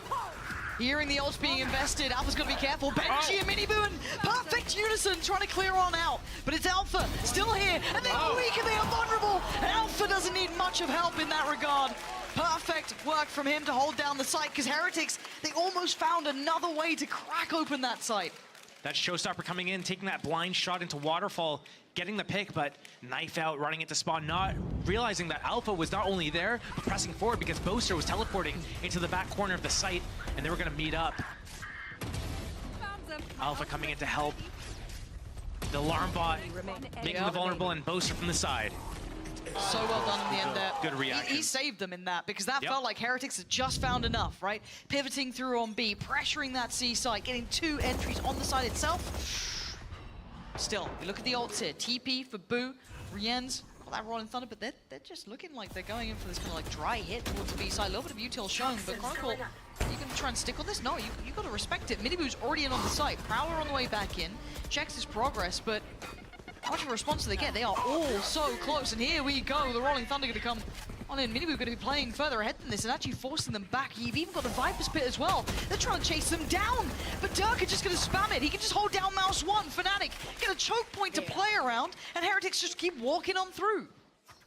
Benji could bail him out, though. I don't know how aware they are of this. It looks like Durka might be, okay. Oh, Christ. Crisp. Another one, okay. Trades, hold on, 3v2, hold on, what the hell has just happened? Boot's got both of them, and now there's a plant, and then he's got his ult as well. Quick investment, gonna find nothing, but it gives him a little bit of time. They now know they've got a little bit of freedom to play with. You got the clutch master himself, Benji, still breathing, locked down. Instantaneous answer. Benji getting curious. Oh, and he's found one, but it's Chronicle! You've got both lined up. Gonna take him away, get Fnatic back in this. That's 2 for them. How many times are we going to see Chronicle lining him up like this? He's so good at it. So damn good. I wonder if that was kind of like the idea and concept I like, taking B, extending through Link with the breach, Rolling Thunder, but they have nobody outside A to kind of converge with that. It almost felt like they were pushing all the players away from B so that they can go into Waterfall or Heaven instead, but they keep pressing through, and it just didn't really make that much sense. But that kill from Boot through the wall there, it's just like, man. Okay, these 2 rounds in succession for Fnatic are enough to quell the money from Heretics. They're down to the Sheriffs and Stingers themselves, keeping a little bit in the bank. Not over-investing here. Now we might see that value coming out from the Odin, really doing some damage on this one. But Miniboo looking hot to trot. Trying to close the gap here. TP. Red, like a book. Bye-bye, Leo. So heads up. Okay. What? 2 picks again? Leo has to give away the position here. He can be overwhelmed. He's got to be really careful how he approaches this. He does have Chronicle to support him too, but he's not going to catch a cross. He gets punished on it. He peeked out and took a load of damage, and now Leo being checked out as well. Heretics! Outrageous round for them. After what was a perfect read. Falls to pieces. And now Alpha left in a 1v3. The timing of the it's just, makes you feel sick to your stomach when you're just being read like this. Alpha saved him before, but this might be way out of hand. Spots the first and gets put to bed. Benji, big pick at the end, but man, these what Sheriffs. A stark contrast. The start of the round with the TP, you're thinking, nice, there it is, cool. They got the read, and then bang, you got Miniboo hitting worldly shots. Not only that, it's like Fnatic, okay, they just won 2 in a row. They put Team Heretics on an eco. Yeah. Wow, they're about to start coming back as Heretics. They lost the big round buffer that they just created for themselves. 5-on-3, Red the TP into the pit there. And then with the Sheriffs, 1, 2, 3, 4. Nuts. What are you gonna do? Where are you? God. Rien's seemingly aware of what could be coming. Boaster shouldering the angle, but not going to be played into here. Something doesn't feel right. Leaning the other side. Might get a flank here, but Alpha still has to try and hold back a lot. He does have a Guardian. Leo on the Bulldog on the other side, 5-man squad, just walking through towards A. And a change of setup here as well for Team Fnatic. Usually it's been Alpha on C site by himself. Now he's over on A, but this push up from Durka towards C Mound gives them all the info they need. Cover going out. So you're going to have Boaster in the right place, potentially Leo, but then lean back towards A, they do. Miniboo trying to close the gap, but a nice little move from Alpha to try and avoid it, but he gets spotted in the end. Heretics on the overwhelm, they're going to get the site control. And yeah, Vooch just watching that smoke. You don't get to walk on through. So down to Boaster and Durka. Spike planted. I mean, at this point, you're praying. Nothing's feeling fair, and it's not Miniboo waiting. Arms wide open. It's Turkey, last man, and he's down. Heretics, another step in the right direction for them here. 6 to their name, 4 still alive. They are making great progress now. And that was just the eco round for Team Fnatic. They really need to, I wouldn't be surprised if they take a timeout. Yep, here it is. And it's just, they're at the point right now where there's 4 rounds in between them. Team Heretics is running away with this attack side half. Yeah, they have pistol. Yeah, they have the bonus. But there needs to be something that Fnatic does to stop this. They need to really just figure out how they want to approach, you know, are we going to defend the site to our deaths? How is the rotation going to look? Because in this situation, they have all the mount control. They know it's going to be an A hit, but it doesn't seem like they have anything to deal with it. And it's Leo in the site by himself. Alpha's trying to come through like a smoke through heaven. He's stunned on the way down, and he's still coming through a smoke while he's stunned. 2 people are just a few steps away, but Fnatic fault. I do wonder if there's like something that they need to do a little bit differently. Perhaps they need to, you know, actually play the retake instead of trying to hold the site. Because Team Heretics is, every time they've gone through tree and they've split on A, and they're doing that in stages. They're waiting for the paranoia, they're waiting for the haunt, they're waiting for the paint shells to land back site, they're waiting for the stun and all these abilities. They're clearing out every position one by one, and there's not that many positions you can actually play on A site. Also seeing a bit of a change up for Heretics too, which is making me furrow my brow, but it is the operator out for Benji. They know the jump spot from Alpha is coming on C, so if he's able to open up the round with this, it's going to be just like, oh man, Fnatic's going to be devastated. Yup. There it is, Benji, reading them like a book. And now they pivot, and they put all their eggs in that basket as well. They were so ready to depend on Alpha. Normally very dependable, don't blame you. Heretics so aware. They've got an open C site for now. Yeah, I guess you could say that. So early, why? Who can work off this? It might slow them down. This might be it. The paranoia on top. They don't know about the TP. They don't know about the TP. The Prowler, what? How did the... How? Okay, it's not over yet. It's not over yet. There's still 3 alive, but that just feels like the most unfortunate thing. And Benji apparently is... He's an AWP 2. He can do everything. Durka and Leo. Nice shot from Durka. Where was that from? Wait. Yeah. Still a chance here, but the time, it's not looking good now. Down to 2. Wait. Leo's taking a step, but re-ends on the swing. He knew that Leo had a checklist down to the floor of things to get past, and re-ends times it well, but what the hell happened to Boaster there? Because it looked good. The Nightfall coming out, like we were a bit worried, a bit too early. Oh, that could be a problem. But then how the hell did the Prowler appear? Like, where did that come from? I need to see a replay of that, because like they knew the he was in the smoke. Oh my god. That's a feels bad, man, for him. That could have been so different. Soul crushing. I thought it was because they paranoid from the back, and they're like, oh, okay, they're gonna come through. I'm just gonna send this out, but yeah, that could have been a huge. That could have been like a, you know. That's round changing. That could have been a play of the year almost type thing. I mean, we've seen some pretty wild like TPs with the Omen and the Nightfall coming out. I think it was EG over in NA had a mad one, but still, I'm just like, and that's the round that it happens on. Oh, leaves you with a bitter taste in your mouth. And now with the full buy, sitting comfy, a little bit of buffer starting to build behind them. Heretics down 7. Fnatic feeling that crushing weight of a loss, starting to build and build. Couple of ults, yeah, but when are you going to get to use them? The Nightfall for attack. I think they're about to go and find out what's happening over on A, find out who's there, because very often one defender's left alone. Sometimes with a bait setup. With this one way, it's just buying so much time. There's going to be 40 seconds left by the time this thing expires. And the setup, the defense on C 3 players there. Durka, Showstopper in hand as well. By the time Benji figures this out, it's too late to go back to A. It looks like they're going to have to commit off the back of this. Wait, are they going to open the door and go B? Waiting, seeing the door being toyed with, but they're pausing. This might be just a ruse. Note, they are committing. Okay, 25 seconds now. This is getting so dangerous on both sides. All the information free-flowing, and Fnatic going to start punishing, but they can't do enough. Miniboo still alive, and with 18 seconds, it's just a brawl. 3v2, Miniboo and Voot. The Plant going to be trying to go down here. And they're closing the gap. Can Voot defend him? Can make a damn good go of it. And now a 1v2. 8 HP is not enough. Leo and Boaster. Shooting the body. Boaster. Out of all the players, I thought you were a sweet boy. Up there, huh? What's going on, huh? Fnatic's PR team sweating. They're like, guys, we've touted him as the nicest guy in the world. He's shooting bodies. What are we going to do? But hey, it's a key round. It's a key round. He only had a stinger, and man, he was working hard for it. These haunts are getting a lot of value, scanning from like on top of everyone's head, scanning down. Shots through the smoke, shots through the walls, especially on C site. But still a 4-round lead for Team Heretics. Loads of cash in that. Actually, they're running low. Starting to hit that little bit of a change here. Some of these rounds are getting close. Oh, the pain shell, the combo. Bye-bye. You can't escape it, Boo.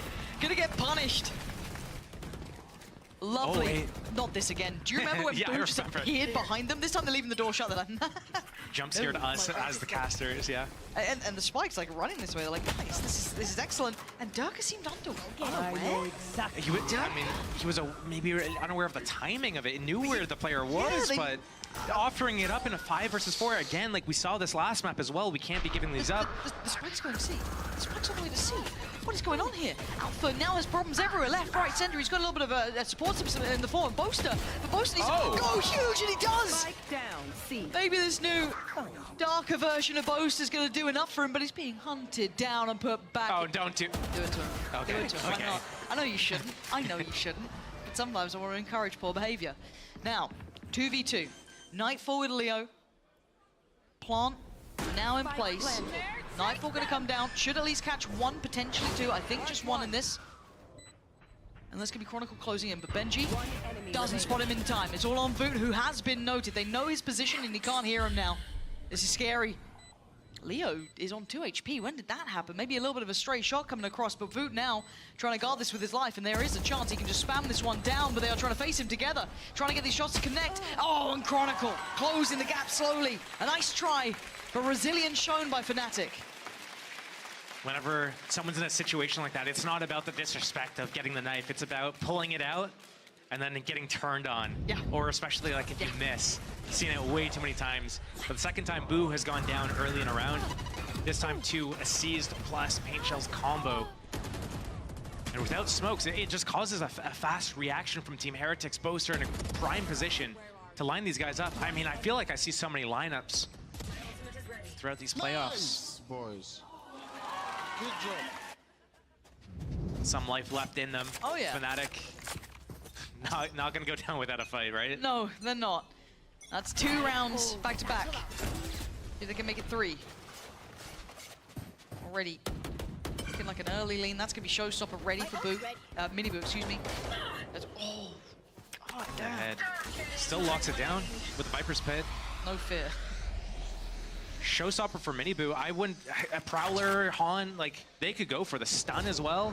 Looking like the Prowler. Stun on the Prowler. First step. Miniboo. Yeah, he's lining it up. Satchel. Go. Away we go. Chronicle. Force him out of it at the very least. They have that space. That is very true. That's very hard for though. So like exchange-wise, Fnatic they still have, 5 standing here. Durka's going to hear all this attention coming through on tree. He's going to need some support here because they've already cleared back of sight, but Durka outdoes Rienz. He's being wrapped on here, though, from both sides. Chronicle, he's 35 HP. But they're pausing for a second here. The spike's still in the hands of Boo. Boo going to be seen. And Leo, oh my god, snaps back. Miniboo gets punished on that. That looked good. Now with 3 standing. Barrel spotted. Oh, that's sloppy. Boo didn't love that. Yeah, Fnatic gonna take that with both hands. They're happy. He's on the Clutch King himself, but this is a little out of hand here. And it's not gonna happen on that one. Fnatic give themselves a buffer.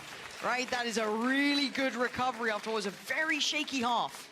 Yeah, the last 3 rounds in a row, 7-2. It was looking for a little bit. Would have been really dirty there. 1-for-1 trade, all value. I mean, whenever I see these rounds, though, at A site, when it's only like one player in the site, one player maybe heaven, but getting smoked off, the rotate's so far away, it's always super scary when you're going against, you know, Omen, Breach, Raze, Fade. There's so much utility going in. You're getting scanned, you're getting smoked, you're getting flashed, you're getting stunned, and you're getting run down. Durka, being able to get one there before he went down was like a blessing for them. Yeah. 5-7 here between these two. Heretics already picking up the first 2 maps. Looking good with it as well. While the new young talents that have come in and have impressed us thoroughly this year. Up against the old gods of Fnatic. Always going to put up at least a performance in the finals, but let's see if they can at least take us a map further. Would it be a clear-cut 3-0? Already though. Heretics now on the defending side, of course, that then means Fnatic on the attack. And the spike just going to be taking its time here. Fnatic not in a particular hurry. I think I've seen this gamble setup from Team Heretics before in the defense. Careful. It's going to be gnarly if they're able to get it off, but it looks like the exploration crew going over towards C. Boo, behind the box. Who does this on a pistol round? Do they clear it? Fundamentals, boys. Well, here's your fundamentals check. Boo's just going to be waiting. And there's nothing behind it, so you can see the lack of intent. Yeah, and they hold the setup on A as well. Yeah, Benji could swing back now, early-ish. And they seem aware. Mini Boo going to get out of danger. There was enough of a red flag shown. Sometimes you got to respect those red flags. Yeah, it's going to be pivoting through towards B, or so it looks like. Waiting to see that full commitment. Yeah, it's on the way. Boo going to be able to be a nuisance to the back line as well. This is still contested. Oh, what a shot. Fnatic cracking in. Leaving just Mini Boo and Boo, who feel pretty much locked out from this round. They're being hunted down. Leo flies in. It's all on Mini Boo, and it's not going to happen. Fnatic start off the second half here with a round of their own. And pretty soon we're going to see a tied-up score line if things go according to plan. Statistically speaking, it should happen in the favor of Fnatic. Obviously, being up here, talking about it, always makes funny things happen. Light shields for Fnatic on their attack side. No Outlaws out. No Na'Vi buy for Team Heretics. But we got 3 rifles and 2 ghosts, and they're basically looking ahead at the future rounds. Okay, next round's going to be bonus round, and if we are able to keep these 3 rifles, the reason why they're not getting stingers or keeping ghosts is in case any of these rifles fall, they can just pick it up, and they don't have to, you know, drop $1,000 worth of weapons on the ground every time they have to do it. Trying to min-max that value, create safety throughout the game. Heretics going for a gamble. Putting 4 players dedicated towards C, but not seeing much intent behind it. But Fnatic aren't in a hurry either. They're going to take their time here, clear meticulously, or so you hope. The only big danger, I guess, would be Mini Boo, you could argue. Ready with a stun and probably a paint shell. Yeah. If anyone comes too far. Surprised if Fnatic go into this. Again, the spike is still pretty far back. No one's in a hurry here, 44 seconds. And with no attention towards the seaside, they might start drifting away from this. So we're on Boo to call it over. There. I'll find you. Might be time now. And, you know, the gamble stack on the wrong side of the map, but it happens. 30 seconds left. In a round like this, where it's pretty much a loss most of the time, Team Heretics might be in a position. Stun, paint shells ready. Han coming in early. Trying it. They're giving it a damn good go, but how much damage do they get? Very little. So Chronicle holding the line, but can they make danger? Can they make mountains out of molehills? And Rien's and Mini Boo trying, but it's a 3v2. Now, look at the weapons that are still alive here. Wait, Durka's gone down. That's the rifle. Alpha on the flank, though, trying to keep this so safe for them. And they can pick up the drop weapons. They can try and keep that money as good as possible. They'll lose out on 1. But it could have gone much worse. The 2 ghosts at the end there as well, picking up, retrieving those weapons. And this is basically a really big round for both teams. Team Heretics need this because there's no money behind it, and it can allow Fnatic to snowball, especially if they start picking up ults. They're really close to Nightfall. Fnatic, they can still do another buy round after this if they lose it. but they need to make it expensive at the very least. Is it just going to be a bloodbath? I'm seeing players on either side considering this A. Beginning, we're going to take a little bit of the space there.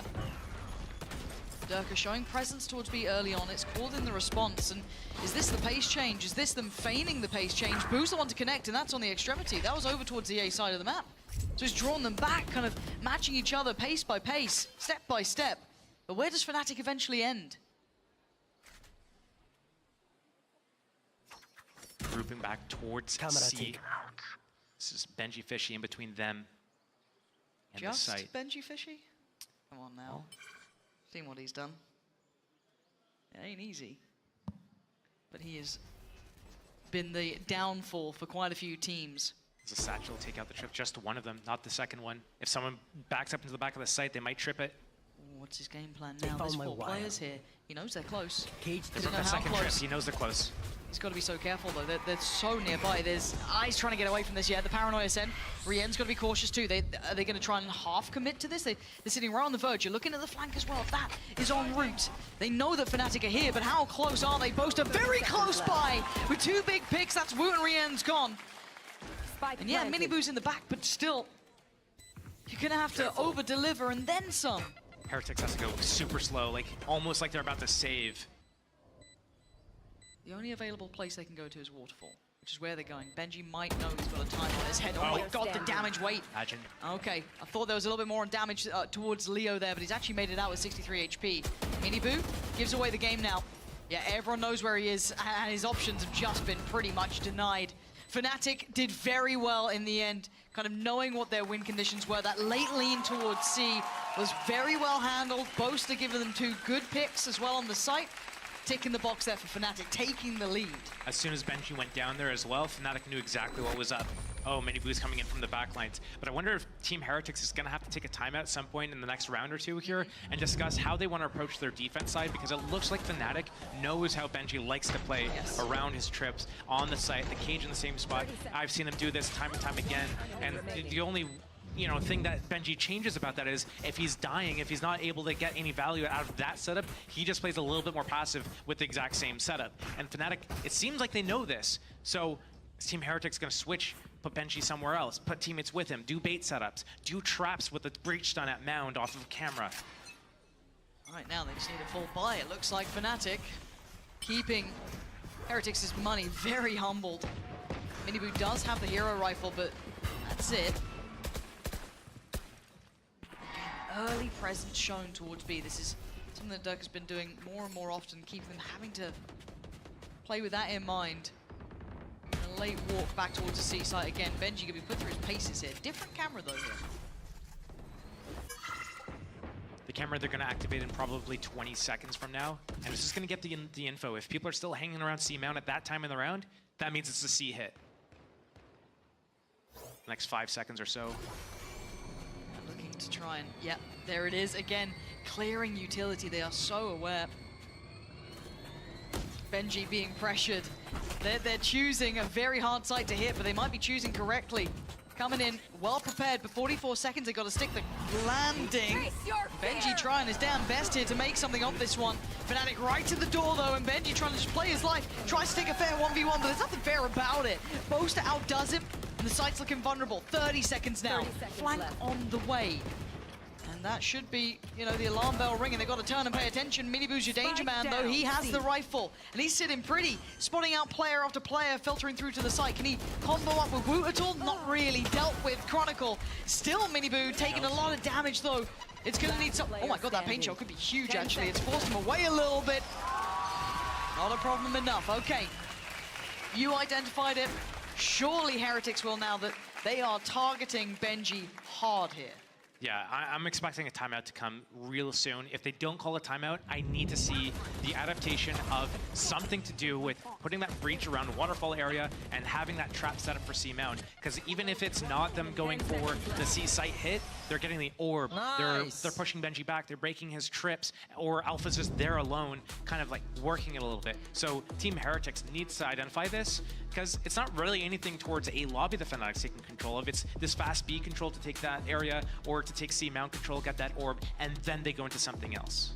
Yeah, And this is one of the key things that make Fnatic one of those, always those teams to watch, right? You looked at the game against, I think it was Foot, when there was CNED playing the chamber and they were doing so well at identifying how to pressure him, that TP there, and I think it was Leo breaking it, all these other like lovely little pieces they always have in mind. So they've come into this clearly with a plan, which, credit to Heretics, is something they have to do, because we know what can happen if Benji goes unchecked, right? We've seen it time and time again. It's basically a free side of the map. They get full control. So fair play. Fnatic have come in with an option. Now this is where you get to see how good really are Heretics at this. They've got the timeout here. Can they adjust well enough? Is it a good enough adjustment to deal with Fnatic, who are gonna already consider, okay, what are they gonna do to try and change this? Can we still then pressure that? Can we get another step in the right direction? This is very much a test of the coaches, the IGLs, and what they've got up their sleeve and how much they want to show for this one. Heretics obviously want to bring this one out. They want to try and close out here potentially in one of theirs. You don't want to open up the chance for that reverse sweep. So what is their adjustment? Viper wall up, and A space is being taken here, but Boo alone. Has he seen? Yeah. Oh man, first death again for the smokes. He's struggling on this one. Boo's been punished a lot here. Fnatic happy to take that. And they made an adjustment though. I don't get this. They have the adjustment to play on C, do the bait setup, Durka, help out Benji. And Boo is trying to solo take a lobby control. He doesn't need it though here, I don't think. But still, oh, I mean, that death might have like, oh, they're gonna over-rotate A. Let's go C now. And they're in a perfect setup. Benji still doing this jump spot, gonna make it seem like, hey, look, it's me, I'm alone. I'm just up here for info. Like, oh my god, the reward. Okay, he's got Alpha, 50 seconds though, the paranoia's come in. That's gonna slow him down. Miniboo's in a lot of trouble here, but he's trying to be bailed out, but Bose has got him.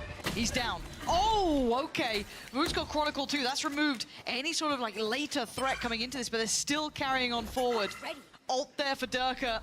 Benji's got to be so careful, so cautious now. The rest of the team on the way. 30 seconds but he's got 28 seconds to try and survive. As you think, keep going. Did he avoid detection there? just did it for info, didn't see Benji back there. And there's the showstopper, it's worked! And Leo in the meantime got Benji. Sight is on a platter. Fnatic showing some of their strength here. Does that deny enough? 5 seconds. Well, it's very late, but it should be just about on, and even if it wasn't, Boaster got the kill. 10 rounds now. That is everything Fnatic would have needed, getting safety here in the second half. Untouchable so far. 5 rounds back-to-back, and Heretics yet to find a solution. If this was a best of 3, Heretics would have already closed this one out 2-0. But going the distance in a best of 5 here, Fnatic just had to win one yesterday, and they're here to do it again. And they would have to do a reverse sweep if they want to win this. But it all starts with the first map, and they are looking like they are in control right now. 10-7 is the score. Lockdown in play with Alpha. And C has been so free for these guys against Benji, no less. We've seen it before, but now there's intent behind it. Heretics looking to maybe punish this B presence that Durka has been trying to do so often. Miniboo, get out of here! This would be the second eco. Second time as well that Miniboo's done something just unbelievable. This guy's having a heat of this map. It's not really transferring into rounds, at least in this half, but his name has been up in lights. Leo, I'll take a look behind it, but still, suddenly things not feeling as comfortable. Suddenly you're on edge. Yinsu's probably in the back, freaking out. Not again, not again. I think every Fnatic fan might be. I think any Valorant fan would be. Yeah. But it's far from being a problem yet. Chronicle's oh, man. such a... They turned around and checked, but still. Nice from Chronicle. Very nice. That's his ult. That can secure a lot of space for him if he fancies it. I think it's worth popping the Viper's Pit to secure this. I wonder if he's just like not sure about where he wants to place it, not if he's going to place it. Yeah, paint shot quite early though. Miniboo's just going to be diving on in. He wants this, and he's going to get denied. Leo just laughs in his face. Having none of it. Benji noted they know where the rest of these players are coming from. Rien's trying to lean forward though. Going to isolate Leo. Any more? Oh my god, Chronicle, you are a dangerous player sometimes. He reaps the rewards of it. Fnatic move forward after what could have been a very deadly moment. 11-7. And that's so many rounds in a row. That's 9, I think, in a row for Fnatic. Team Heretics not able to stop the Rot. It's spread to the rest of the body. It's almost reached the heart. So close now. We were saying it, this is a test of the coaches. Another the lineup for Chronicle. How does he do it? It's just ingenious. Hey, what are you doing? Okay. Yeah, I mean, all intentional, obviously. Perfect positioning from Chronicle, actually. He just knows better. But he does get it way too often for it not to be intended, it almost feels. Literally like overlapping. Like you can't even see the second person almost half the time. So, as highlighted, the way Fnatic are approaching this are putting question marks to these guys. Niels, Weber, Boo, right? These three have to come up with a plan. Because right now they're being overrun. Nothing is working out for them. The adjustment, it was a good idea, but then they lost Boo on the other side of the map. Yeah. So this is one of the last real buys they're going to get here for, and they're going in with an operator. They've got the Nightfall, they've got the TP, but the lockdown's still there. I don't know if they've got a solution in mind. It feels like they're a little stumped here. It would be, I mean, I feel like that adjustment that I did make was good. Getting Mini Boo to help out Benji Fish. You have that bait set up on C, but Boo goes down early.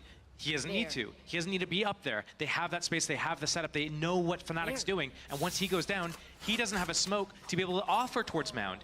And if he can't smoke Mound, Mini Boo can't get away. He gets that first kill with the showstopper. He gets stuck there, though. He can't go anywhere. And a game's not a game without... Who's done it? Leo's not in his chair. I think it's a Leo-related issue. Mouse number 3. It looks like a spilled item because Alpha just checked the bottom of one of the cups. There's like 18 cups there. Like, which one? Yeah. We'll see. We're staring at Boo currently. How are there so many cups though? It's the third map. Was he on like 3 cups a map? Yeah, maybe. All right, he's our hydration king. You don't know. Well, but we'll find out. I'll let you know. I am just purely assuming things as we slowly zoom in on Boo's face. But yeah, we'll see what the issue is. We'll avoid talking about whole game plan stuff as some headsets might not be on. Yeah, so we'll just take our time here as Heretics. Overall, I feel like this is the first time that we've seen them truly tested on this map, right? Which is kind of fun in my mind, because there's something to be said about when you see good teams who've made I guess a show of themselves to a degree in a very specific way. It's like, okay, you know, Fnatic in X map or Y map, or you look at, you know, Sentinels in certain maps during, you know, the run they had, and in all of the teams that we've seen, there's always like a couple of teams that look really good in certain maps, and then when you see someone break that, figure it out, put them to test, it's such a great example of trying to figure out, okay, is this just a one-look thing? Do they have depth to it? And that's when you kind of go back to when you're discussing like the more experienced teams, because I know there's a lot of like recency bias in people's minds, and you know, when they're a fan of a team, they don't really look at like the history side of things. But again, when you look at Fnatic, they've been tested before and they have solutions, right? They have that capability to go into the playbook, find depth through it. They've been challenged in the past in certain areas, so they have that capability to turn games around. Now, Heretics still relatively new, right? They still they've had, yes, a little bit of international experience, not in the best way, but they did pretty well. They did okay there. You know, they came back and they've looked like they've rebuilt quite nicely. But it's okay, once they're tested, how well do they pivot? Do they deal well under pressure? Do they deal well when they've been dealt a really tricky hand to try and figure out, right? What's the puzzle looking like in their mind? So it's always fun to see how these teams respond to it. It looks like Team Heretics has this kind of like the first 6 rounds, we're going in with this approach, and then at around 6 rounds, maybe give or take a couple, they will switch into a second gear, but it doesn't look like they have that 3rd or 4th gear, or that they have good adaptations on the fly. It looks like that's where they struggle the most, and you know, that's where timeouts become valuable, info from coaches becomes valuable. Yeah. No, it's always kind of fun to kind of theory craft on that. But speaking of fun, this might be a slightly extended pause, so we're going to take a moment here, and we're going to chuck over to one of the videos we've got prepared for you guys. So take a second, you know, maybe fill up the water bottle, get yourself ready, and enjoy this as we run it for you. Do I need to clap? I'll do it anyway. What? Wait, that is crazy hard.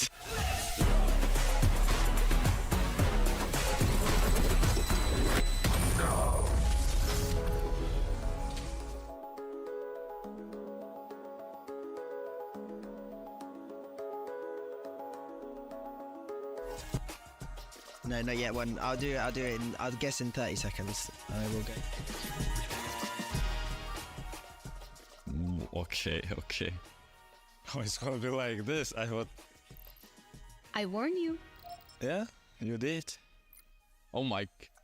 Wait, that is crazy hard. Oh my god, I didn't think it was gonna be like that.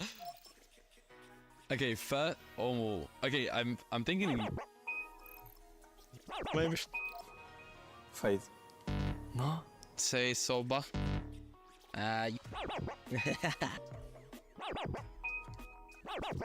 Oh. I guess, right? No. Sage.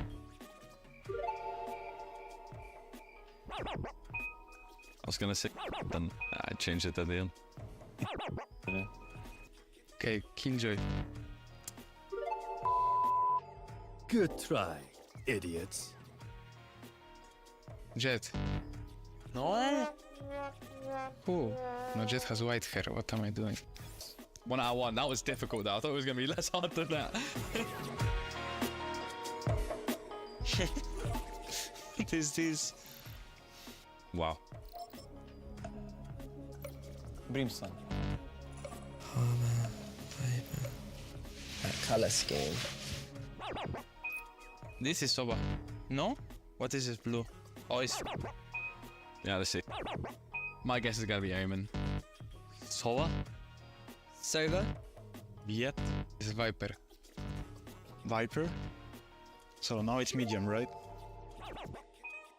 It is, right? I'll go for Deadlock. Just because. Killjoy? No. Sova? No. Rich? That's going to leave a scar. I actually don't know. I don't know who he plays. That's going to leave a scar. ISO? Oh, Fade! I knew I forgot an agent. Fade. Found. Okay.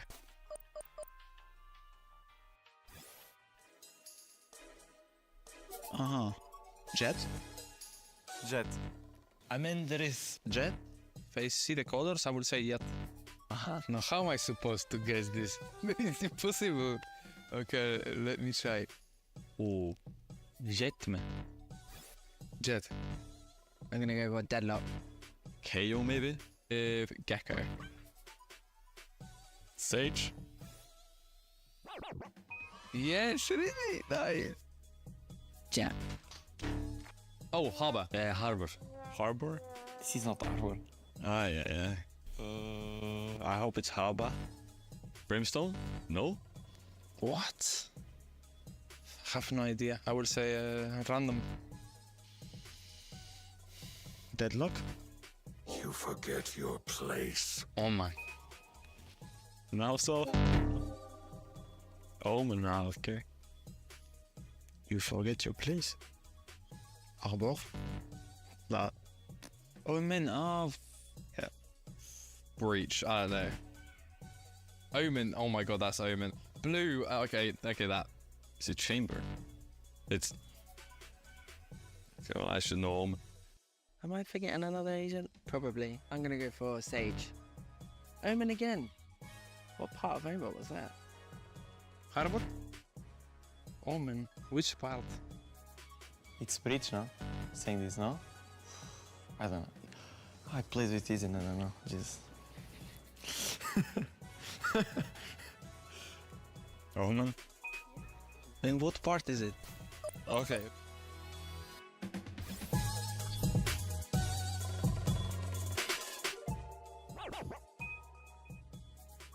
Impossible. What? Yeah? I mean, it was easy because he's the only agent he has gold. Tricky. Is this... Yeah? I was thinking which agents have like golden color on them. Yeah. Everyone's gonna say Cypher. Cypher.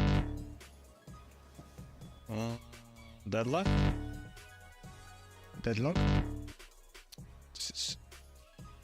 Deadlock. Please, no. Man, like, I hope I just don't really suck at this. Like, I hope it's like mutual, because this is really, really hard. Jet? No. Oh, he's a rocket of rays. No? Who is it? I must say Cypher. Chamber, double, deadlock, grim. Very blonde. Very yellow. Breach. Okay, right now I'm thinking Brimstone or Breach. I'm gonna go Breach. KO? What is this? Chest, right? And it's a chest, like gold, white. Jet doesn't have gold. Killjoy, but there is violet still, so. Killjoy? My ancestors say what's up? I don't know. Gecko? Astra? Wait, Astra. Oh, I was thinking, what is that? The Deadlock also has the golden thing somewhere. Lock? No, I don't know. Astra, oh my god. I'm really bad at this. Because I don't play this, that's why. I'm good when it's in the game, but it's looking image outside the game. So.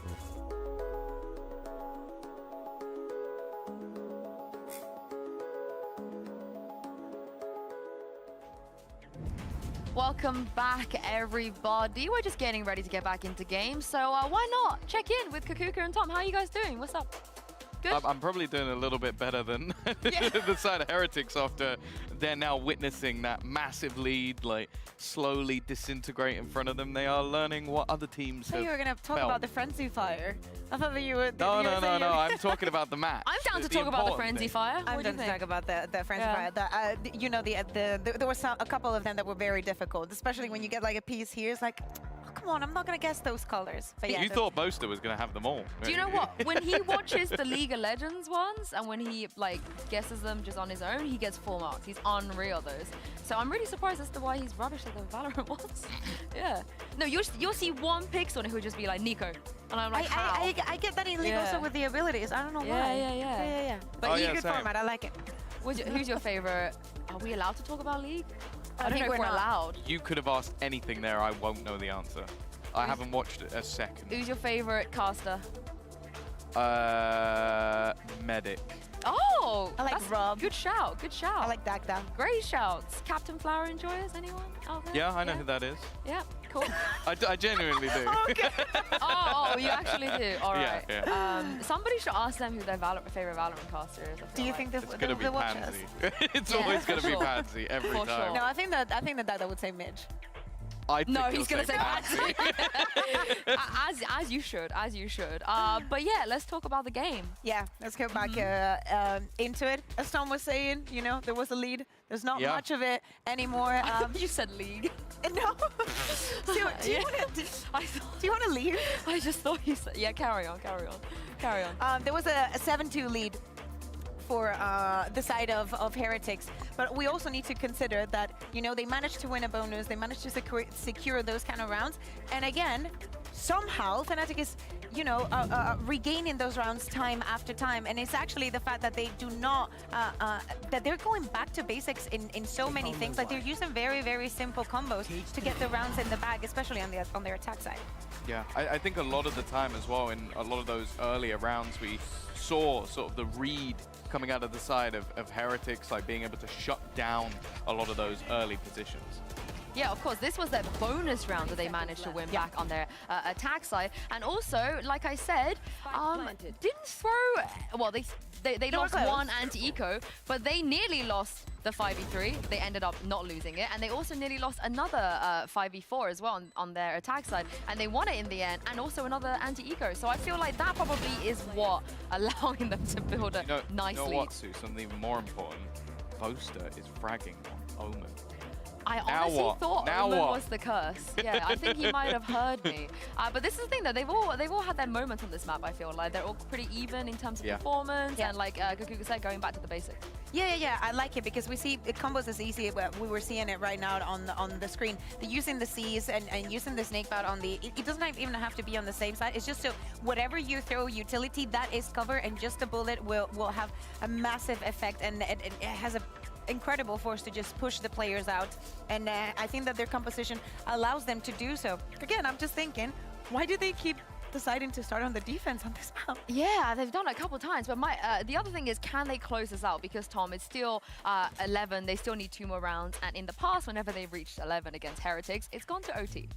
I would expect them to, in all honesty. I think we've seen them like slowly sort of growing and getting better as the tournament goes on, especially with closing out a lot of the maps. And I think once, like, what's it now, like 9, 10, 11, like they've had so many rounds in a row, it's actually getting a little bit ridiculous. So I think that they're in the zone, in the mode. You're seeing players like Chronicle have, like, when things got dicey, win it in that 4K. So just like yesterday, actually. Nice. Carry on. Carry on. Yeah, so it's a tech pause, Tom. Let me have some fun. Relax. Yeah. You have some truthful copes. Yeah. I mean, I'm down for a truthful cope. Yeah. Sorry. Carry on. I've what do you think of Dicey anyway? What do you think of Dicey? Oh, You a fan? amazing player. Yeah. Yeah. Any other Dicey's fans? Yeah. I want to know what Steel thinks about it. I feel like he's the perfect person to ask when it comes to NA just players. ask him about NA players. That will go well. I can think of a few I'd really like to know his Like opinion who? Oh my god. One of them that's currently not in Americas. I like who? Oh, Narrate. Oh, that's a good one. Yes, I would That's like a to really know good his one. opinion on Narrate. What about you, Kukuka? What about me? What? Do you want to know my How's life? opinion? Yeah. Players. What, you got plans after this? Yeah, I am planning to, go home, go to China, spend some time, watch some good Valorant.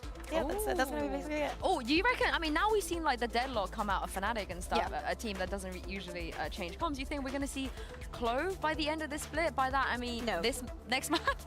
If we go to the next map, you think we could potentially? No. What else did we have in the bingo also? Because I think it would be a good moment to bring it back, because this looks like we're going to go to a 4th map, right? Whenever we get back into the game. I think it's gonna go to OT. That's what I think. So you said that you wanted to have some fun in the OT. Let me have some fun too. I think it's gonna go to OT. It's gonna go to OT, but this time Fnatic is gonna close it out. I was just wondering, because starting at the start of this map, at the start of Lotus, after Heretics was getting round after round, I was just thinking to myself, honestly, I cannot blame Fnatic for being tired. It's been a very draining season, week even for them, and I'll just be thinking, in less than a week, I have to be flying to China. So I wouldn't blame them for being last year when they didn't manage to win against Liquid. I think it wasn't even close, right? That final was like 3-0 to Liquid, 3-1. maybe 3-1, right? We were thinking, wow, yeah, but Fnatic, they went to this event and then they did this, and the week has had so many things. Don't get me wrong, all the other teams have their struggles as well, but I cannot blame them for being tired. Yeah, I mean, you heard it from on Post on last night, right, where Boaster and Alpha said that we're probably only going to have 3 days to prep for Masters. But doesn't winning this mean they skip? But they also said they don't want to skip. But if they skip the stage, they get more rest. Yeah, but that's how they won Tokyo. Yeah, but you heard it from them. 4 matches. They didn't even like winning that tournament, which I think is outrageous. They were like, that's an outrageous lie. That's what I think it was. Yeah, I mean, Alpha was sitting there saying it was so boring. We played 4 games and won. What's the point? Oh yeah, we had such a bad time in Japan. It was really difficult. I like, never want to go play back that much and still winning a trophy. I get it though. I kind of see where he's coming from. I mean, especially considering if you're. He wouldn't have said that if they lost in groups. Yeah, that's true. That's true. That is. Has Alpha ever lost in groups before? I feel like that was kind of pre-Alpha days, right? I don't know if he has. Was there one of the events with stand-ins? That was with Magnum, I believe, right? Or I might be chatting rubbish. I might be. You might be right. You might be. I might also be talking rubbish because we're in a tech pause, and all thanks to Pansy and Steel. Steel is now to blame as well. I feel like we've just been blaming Pansy, and that's not fair. I think it's not fair. Yeah. No, I think Steel should get blamed for more things. I think he's now suffering because he's alongside Pansy, and has to deal with the tech pause. I had that as well. When I casted with Pansy, there was also a tech pause. When I casted with Pansy, we also had a tech pause. I've never casted with Pansy, so I feel Do you really wanna go? left out. I feel really left out now. It's like, wait, you guys are getting paid? Yeah, I didn't even get to cast with Pansy. Do we have the bingo? I feel like we should bring the bingo up. Yeah. This would be a nice time to look at it. I think there's a couple of things that we definitely cannot check off because Angel never played Clove. And He was Eng knocked is out. not going to wear his sweater. He did wear it 2 days in a row, right? I think don't also think so. my I one think it was different cannot color. happen either. What was yours? Do you want to just tell people? Tomazi gets 25 kills in a map, so Oh, that now can't happen because he's not in the tournament anymore. Do you know what? We put too much faith in Casey. No, mine was Thomas believes in Thomas. I like that. Do you know what?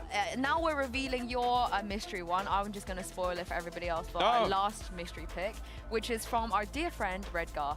And his one is an IGL Top Frags a series. The map does not count. It has to be in an entire series. So either Boo or Boaster have to basically pull their weight for the next Mini Boo map. needs to just like leave. Yeah. Maybe we need to swap Because even on PCs. this map, he's going crazy. So The previous one wasn't so. I honestly thought Mr. Farland was going to do it. That And was you know possible. what? Yeah. He nearly did it. He was 2 kills off. He was 2 kills off top fragging. He was the second. I think Cracks was the one that went above him. But yeah, that was a crazy Damn it. game. It's always him. It's always him. Yeah. If He is him. If we don't have the bingo card, I believe we do have a game. I don't know what game it is, but let's play it because I feel like it's more fun. We do have the bingo card, yeah. Which one is the one from Uli? Uli was something to do with Spain. I can't remember. I actually can't remember what Uli sent. Oh no, never mind. It was that one. Oh, the trademark That's celebration. technically Yeah, something yeah, to do we with have Spain. it. Yep, Tom's was Thomas for Thomas? We got Thomas here? Yeah, Thomas for Tomazi. And then the mystery guest was Redgar. Angel picking Clove is not going to happen. Coach falling off chair. I believe that Neil Zenio fell off his chair. We just didn't see it. I firmly believe that was why. He did disappear No, one of the times. He did disappear because I think not to He call fell off anyone his chair. out, but I think that he was trying to get a tactical pause, a timeout, and he couldn't. So since he couldn't reach out to anyone, he just stormed out and started screaming, "Help!" That's why he wasn't in the chair. I think it's more fun that he fell off his chair, and he was Maybe- actually, he maybe was there, both but of the things happened. But he just wasn't in shot. He was on the floor. That's what I think happened. What do you think, Tom? You're the And whoever was acting, You're I the actually- tiebreaker. I You're think the he went to the tiebreaker. bathroom. Great. That's not fun, There is you it? go. And did he not wear the same sweater 2 days in a row? No, he didn't. It was a slightly different color. The It was like black and What and if then he a just dark has blue. loads of exactly the same one? I think then they Then are. it It's wouldn't like be the it's same like in one. cartoon, you know, like He Dexter's opens the Laboratory wardrobe, and they're all everything. just It's the like- same blue yeah. sweater. I can see that. I can see that. Yes, we do It's have so a game. brand as well. We have a game called Where You At, Oh dear. Mate. What No, you it doesn't have the mate. I just added that. You know? Where you at, mate? Where you at, Where you at, mate? Glasses. Oh, they went out a while ago. Oh, Tom. Oi. Oh, Tom. That's not nice. Oi. Let's play. You ready to play? You want a game? Sure. Are you gamers? Oh, I've just seen how many clips there are. Do we have I'm any? not ready anymore. Do we have any gamers in chat? There should be a few. All right, where's this, mate? Never know where any of these. Oh, it's Tacta Bunny. Wait, never- I didn't realize that's where It's literally Tacta my Bunny hands. is. I know where that is, but I didn't realize he was there. I'm don't pretty know sure where I know any where of that I is. don't know. Am I allowed to guess? Yeah, Do you I get guess. to Do we have a game? clue? Yeah, of course. Oh, because I don't usually get to participate. Like Truth You or can Code, I participate. don't get to participate. Contender or Pretender, I didn't get to participate. I'm just out here. I don't remember. I don't. Next split. I'm the going worst to person make to play every this game game. for you. Yeah, but every time you Shoot did it. play the game, I have not been here. I missed it's Truth, true. One Lie. I missed the comp one, which I knew every answer to. I was watch partying that day. I could be absolute chatting out of my butt. I'm gonna. Because Okay, which one do you want to go? is this split? I think you have to say where it is. Split, mate. Is this split? Production, can you just like if it I'm gonna isn't? say sunset. I don't know. Oh, I wouldn't have got Oh that. in my a million goodness. years. And You actually got it. and you were wrong. You're unreal. You're always right. I'm always wrong. I mean, Tom is the one that's always wrong. To be fair. I was gonna say Haven. Tom didn't, but I am gonna kid you not. The reason why I went for sunset is because of the lighting. Oh. Wow. Okay. I just thought he had the I split haven't color studied scheme. the lighting Well, on me every map. neither. Yeah, but so- Tom, you're always wrong. You didn't believe in 10 star. You didn't believe in G2 Ghost. I didn't like, believe in 10 you're star. Whoa, whoa, always whoa, whoa, wrong. Whoa, whoa, whoa, whoa. Okay. I'm a I big think that we claw need- fan. What's that about? One day we should do an episode of giving people lore because there are so many times that we make jokes that you guys at home do not understand. But Oh, we'll Breeze. fill you in. Yeah, I'll say breeze. Breeze. That a tree, Breeze. isn't it? Ain't it? I'll say Haven again. If you say it every time, you are It at still one won't be point. right because it's not in the At map one point, pool. you'll get it. Breeze? Is it Breeze? Oh, it is. It's not. It's not Breeze. Lotus. Lotus. Lotus has 3 sites, so does Haven, so I was closest. And I love this. You're still wrong. But I was closest of the wrong. But you're still wrong. That's okay. Where are you? Yeah. 3 sites, your map doesn't have 3, so Right. how about now? What was your comeback? It didn't make a lot of sense. So I'm gonna give you I'm that not one. gonna lie, I think Hear me Tom out. wins that. What the heck is this? Does this painting have a name? This is looking. I did study art. This is a sussy painting. This just makes me realize I don't know where like a lot of stuff is on maps. So it's sunny. Oh, bind. The brick. Is that not the brick on bind? Am I trolling? Are those not like the bricks that you find on bind? Is it? I might be trolling actually. Is the new unreleased map? Oh, leak it. We are leaking it. Is Tom looking through his notes to be Isn't like? it? I was gonna gonna. say it's I'm not inside. even kidding. I was gonna guess a cent. And I thought, oh, I've got no. Right, I yeah. got I'm thrown sure off you by the were, bricks. Tom. Yeah, I'm sure you were. After I've guessed Haven every other time. He looked through his notes for that. He was like, what are the maps? I'm trying to remember the maps. What are I'm the like, maps? I don't like pressure, okay? Okay, so far, Bea, you're the only person that has a point. I hope We're you really guys. good at this. I hope you guys are having fun with us at home for playing with us. Is this not one of the team deathmatch maps? Oh, am I trolling again? I feel like I might be losing it. Is this not District? Whatever that one is called with the wooden floors? I'm gonna guess Lotus. Oh, okay. I will say. I'll just pick a map I'll just each go time. Breeze. I don't know. I will say Haven. Why not? Because Tom was If going to it's say on, Haven. if it's on Haven, I'm gonna cry. Oh, And I'm always right. okay. You're actually always right. See, I was trying to think. I was like, oh, I don't know where there's grass on Breeze because there was tiny little bits. There but is, it's yeah. bait. I'm being baited every time. Yeah. Guys, you're kind of bad at this. Now you know how. You are correct. I am. I was gonna make a terrible joke. Oh, this is Icebox? Yeah, I was Icebox, right? Icebox. Haven. I just see screens and I think Icebox. Haven. It's either Icebox or Fracture. Haven. Icebox or Fracture?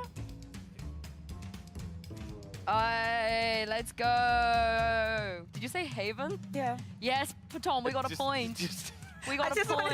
I just wanted to make sure that everybody says Haven at least once. Just in case, because Yeah. if it is Haven and I don't say Oh, it. Split. Yeah, In that- your defense, Haven is a map. It so is. It is a map. Yes. It is a map. This Not is in the pool. Split. This is Split. I agree. Yeah. I'll just agree with Sue every time. No, this Hopefully is I get it. Split. I know my lineups. Yeah, baby. You know your lineups. Yeah. Yeah, I know my lineups. Yeah, I'm pretty sure this game is meant, like, when they play this with the pros, they have to guess the spot on the map, but we're just saying map. Yeah, but we need to have a map, you know, like to point at people. To be fair, you know, some I people could have not- said be Heaven for that one. Let's try and be more Damn, Sue. specific. Oh, this is Breeze? No? No. Is this not Breeze? This is Breeze, a spawn on A? Going with Sunset. I'm Is going this- with. Is this Breeze spawn on A? Okay, we've only had maps that are in the. Oh, no, never Ah, mind. Never mind. I'm an idiot. I don't know why I'm. And I love this map. All right, I'm not participating. I'm a Yeah. host. All right. Wait, what? Bring out the next one. Aren't you Let's level go. now? Yeah, no, but I'm rubbish. It's giving. you're not. It's making me feel anxious at how bad I am at this. Every time I see, yeah, I would say, Icebox, I would say Icebox. Me too. I would say Icebox Good, too. good old poll. We're gonna be wrong. You know that, right?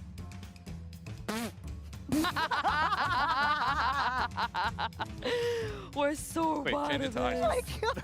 Oh We are so bad at this. Alberto, please look just out change there. it to Icebox. Yeah. Is why, it that why complicated? didn't we just show Icebox? I think that in this kind of situation, we should have just gone to the green screen. I haven't. Split?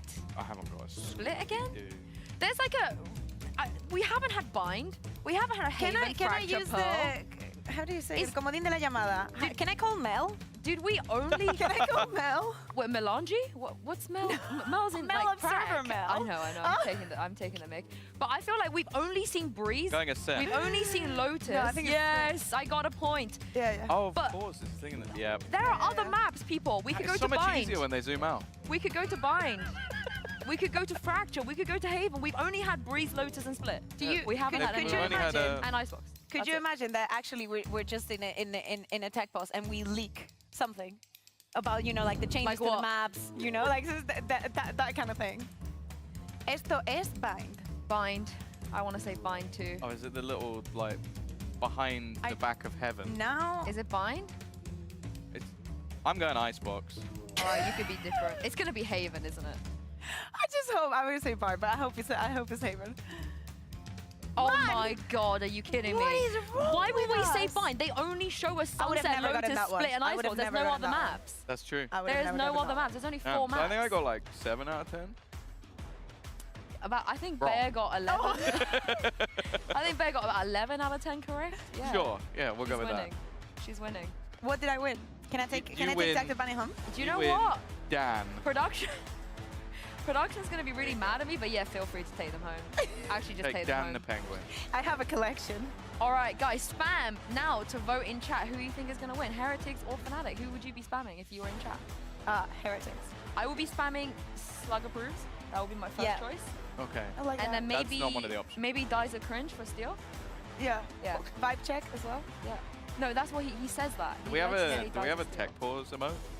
Oh. We should create one, you know? It would just be Lauren's face. Let's be honest. Yeah. It's red. And then a green when it's ready to go. Yeah, Which- a green version. It's not very often. Wow, chat is really leaning towards the team that's leading 11-7. Who would have thought? Yeah, but we're Let's talking do about the the same map vote or the in match. Mixwell's chat. And see Yeah, I how was it gonna goes. say, so it's a bit biased, isn't it? Let's do that, but that's not gonna. We're not gonna have time for that because it's time for Oh, game. no. Over to you, Pansy and Steel. Woo! Hopefully, I'm still seeing red on the stage. So until I see the red go away, and you know, round start. Hey, nice one. There we go. Loudest the crowd's been all night. Appreciate you guys. So, 11-7. Let's kind of catch back up because it feels like it's been a minute. If you kind of tuned in at the start, pretty back and forth game. Heretics looking pretty solid, picking up those first 2 maps, ready to go. And then Fnatic, remember they're Fnatic. They went, guys, we're Fnatic. Guys, remember, 9 rounds in a row, we're Fnatic. Yeah, that's it. That's how we got here. That's the long and short of it. You're super welcome. And we're back underway. Mini Boo, though, this was one of the switch-ups that we were looking for. Let's see how this was going to actually play out here. Oh my god, the space this man is taking. And they're ahead of all that util. And this is an adjustment from Team Heretics. Remember, they've been always having Benji Fishy alone on C site. They haven't been taking that space towards Mound outside of one other time. And full information slinking past the alarm bot with the Omen. Huge. This is so much info. And the full Cypher setup on A site still. Breach stun. Does he see Alpha? In range. He has.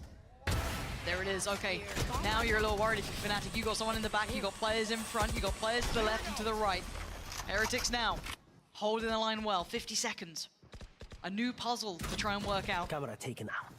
Fnatic kind of being held at the door here. They're like, guys, we did so well, we can't drop the ball now. Root gets noted and gets cleared. Beautifully done by Chronicle. That's a first step in. But they've got bodies here. The read was good from Heretics. They've got to hold on for 30 more seconds here. Shoulder check on Chronicle. left. Tension coming in through Tree. Benji feeling the pressure. Paranoia from both teams sent through. Durka trying to speed up a little bit here. Rien's on the spam. They're starting to close the gap. But Heretics holding the line. Ult gonna come back through from Rien's. They want to clear house. They want to make sure this is under wraps. And that's beautiful from Benji. Leaving just Leo alive in a 1v4. 8 seconds ain't much to play with. And Leo's incredible. So this round ain't gonna be his. Heretics answer back after what was a drought, Josh. Good adjustment from Team Heretics. This is the adjustment that we are kind of anticipating to come in a few rounds ago. Finally adjusting. They get that op up on Miniboo. He gets all the way through, gets the contain here. Surprised that Woot was in a position where he had caught like that. He had Nightfall. They knew everything. It's either all of the Fnatic players have to go through Link into B, or they have to come A. So why are we in a position that we can get caught? But the adjustment was made. The op is still out on Miniboo. And this is going to be the thorn in the sides of Fnatic. Could be. Now it's their turn to try and, you know, readjust a little bit, try and figure out what made them be so red. Are they going to consider this, you know, positioning coming out, the early mound control? Surely. They carry on. They just kind of double down on this almost. Alpha's still got that lockdown. Fnatic pausing for a moment here. You can see Boaster there talking through the options maybe. Woot's making no subtlety of his position. But with the space from Miniboo again, these guys need to know it's going to be an A hit most likely from Fnatic. The Nightfall still in play for Woot, and that could be really good because Fnatic might run into the trip. Odin's there to spam through some of the walls. There's been the utility. Yeah, I was about to say, Alpha hadn't committed his utility to watching the flank, so it kind of feels like they're going to pivot towards the B side. He finally commits it. You can see where it is. So this looks like he wants that B side. That's where they're heading right now. There are players nearby, and they are kind of hoping that the flank didn't come in, which, fortunately for them, it hadn't. Durka chomping at the bit, wanting to keep this safe. Plant's going to come down, and Durka leans forward, looking for Rien's the follow-up. Maybe Benji even. He's in a little bit of danger here. Doesn't get closed down on, but they close the gap, and away we go. Heretics need to try and get into this one, but already the lockdown going to come out as well. Benji trying to clear the site. He's done okay on that, but the follow-ups are there. Fnatic looking like they want 12, and Benji can't deny him at this time. 12 now for Fnatic. Getting back, picking up where they left off. 12 to 8 now. Just a flash in the pan for Heretics. Fnatic showing that depth and capability here. Team Heretics running the same setup again, knowing, hey, like this worked. They didn't really get to see it fully. They know that we pushed an op up, that's it. But again here, Woot going down has the Nightfall. Can't use it because he's going down first. And I feel like that's such a big mistake to have here. You're on the back foot. You need to crawl your way back in. You have the advantage already. You have the info. Then you give it up. Well, speaking of info, yeah, an early spot. Much deep utility and committed utility to watching this push. Bit of balance so no one can kind of hit the flank. And Fnatic going to be heading back around though, showing a lot of pressure towards A early on, leaving just Boast to push down by Rubble. Oh, boo, this is sketchy as hell. And he's only got a stinger too, didn't even notice that. That gave me a shiver when I saw that he was just out in the open the door. Oh, no idea how close we're to this. And that's not gonna. That's really actually really good matters. for Fnatic. Yeah. Yeah, they're gonna be so happy. The fact they're like, cool, that's gonna keep maybe another player leaning to this side. Now, Miniboo is here. Okay, that's big info. Even just dealing with that boombot that came down. Miniboo's the one with the rifle as well. So you've got to see him play this right. Get that balance perfect. Pain Shell gonna come in. Boo trying to shoulder this. He's being overwhelmed. Dirk is gonna find Boo. It's Miniboo trade back out with the Pain Shell. Now look at the chip damage. Chronicle down low and they try and pivot back towards B side. This is better from Woot. This is what we wanted. See him use that to greater effect. 18 seconds now. Starting to see the strange show here. Good tag, good chip damage. 14 seconds. Spike in the hands of Chronicle. That's pretty vulnerable, but it looks like it's going to go down without a fight until then. Benji's starting to heat up, but Chronicle's still good for one. But the trade to there. 2v2, make it all down. There you go. Fnatic taking us further. Not down, not out yet. You thought it was a stronghold, you thought it was the backbone. Well, it just got broken. Fnatic give themselves a chance here to run this one back. This is going to be potentially a long series now. But let's find out, because after the break, we still have coming up Split. It ain't over yet.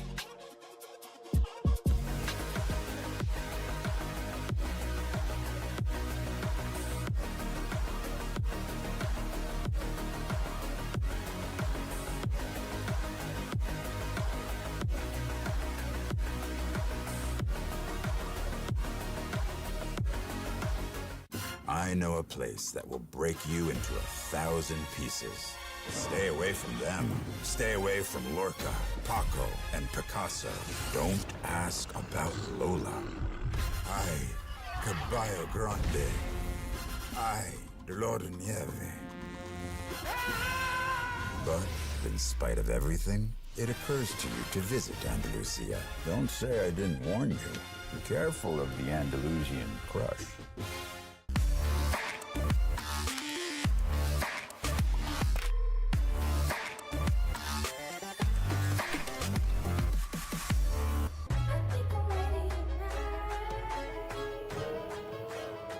Hey guys, it's Jimmy Lin. In this series, I'm going to walk you through Attack on Pearl. Watch out for the stairs, clear this angle. You're going to be able to fight this.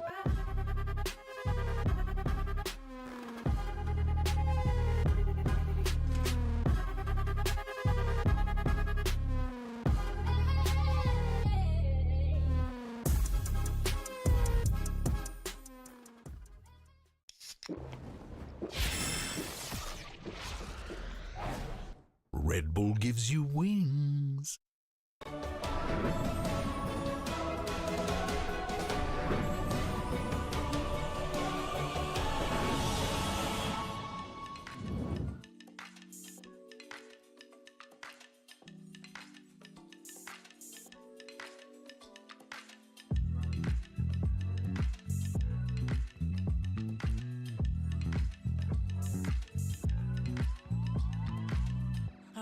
You're stressing right, you need some meditation. Don't let them ruin your vibe, no time for rumination. Let's leave it all behind, take a flight, aviation. Want you, girl, by my side, let me show my appreciation. I want you here with me, I'll miss your body, baby. No, I cannot believe that you're still single, lady. Wishing I could retreat. I want you here with me. Be my lover, be my trophy, be my woman, be my lover, be my trophy, be my, the only one I want. Be my preliminary. Let me caress the way I think it's necessary. Monday, Tuesday, Wednesday, babe. 7 days, are you ready? I don't need to say you know it, girl, you're extraordinary. I want you here with me, I miss your body, baby. No, I cannot believe that you're still single, lady. Wishing I could retreat. I want you here with me. Be my lover, be my trophy, be my woman, be my lover, be my trophy, be my.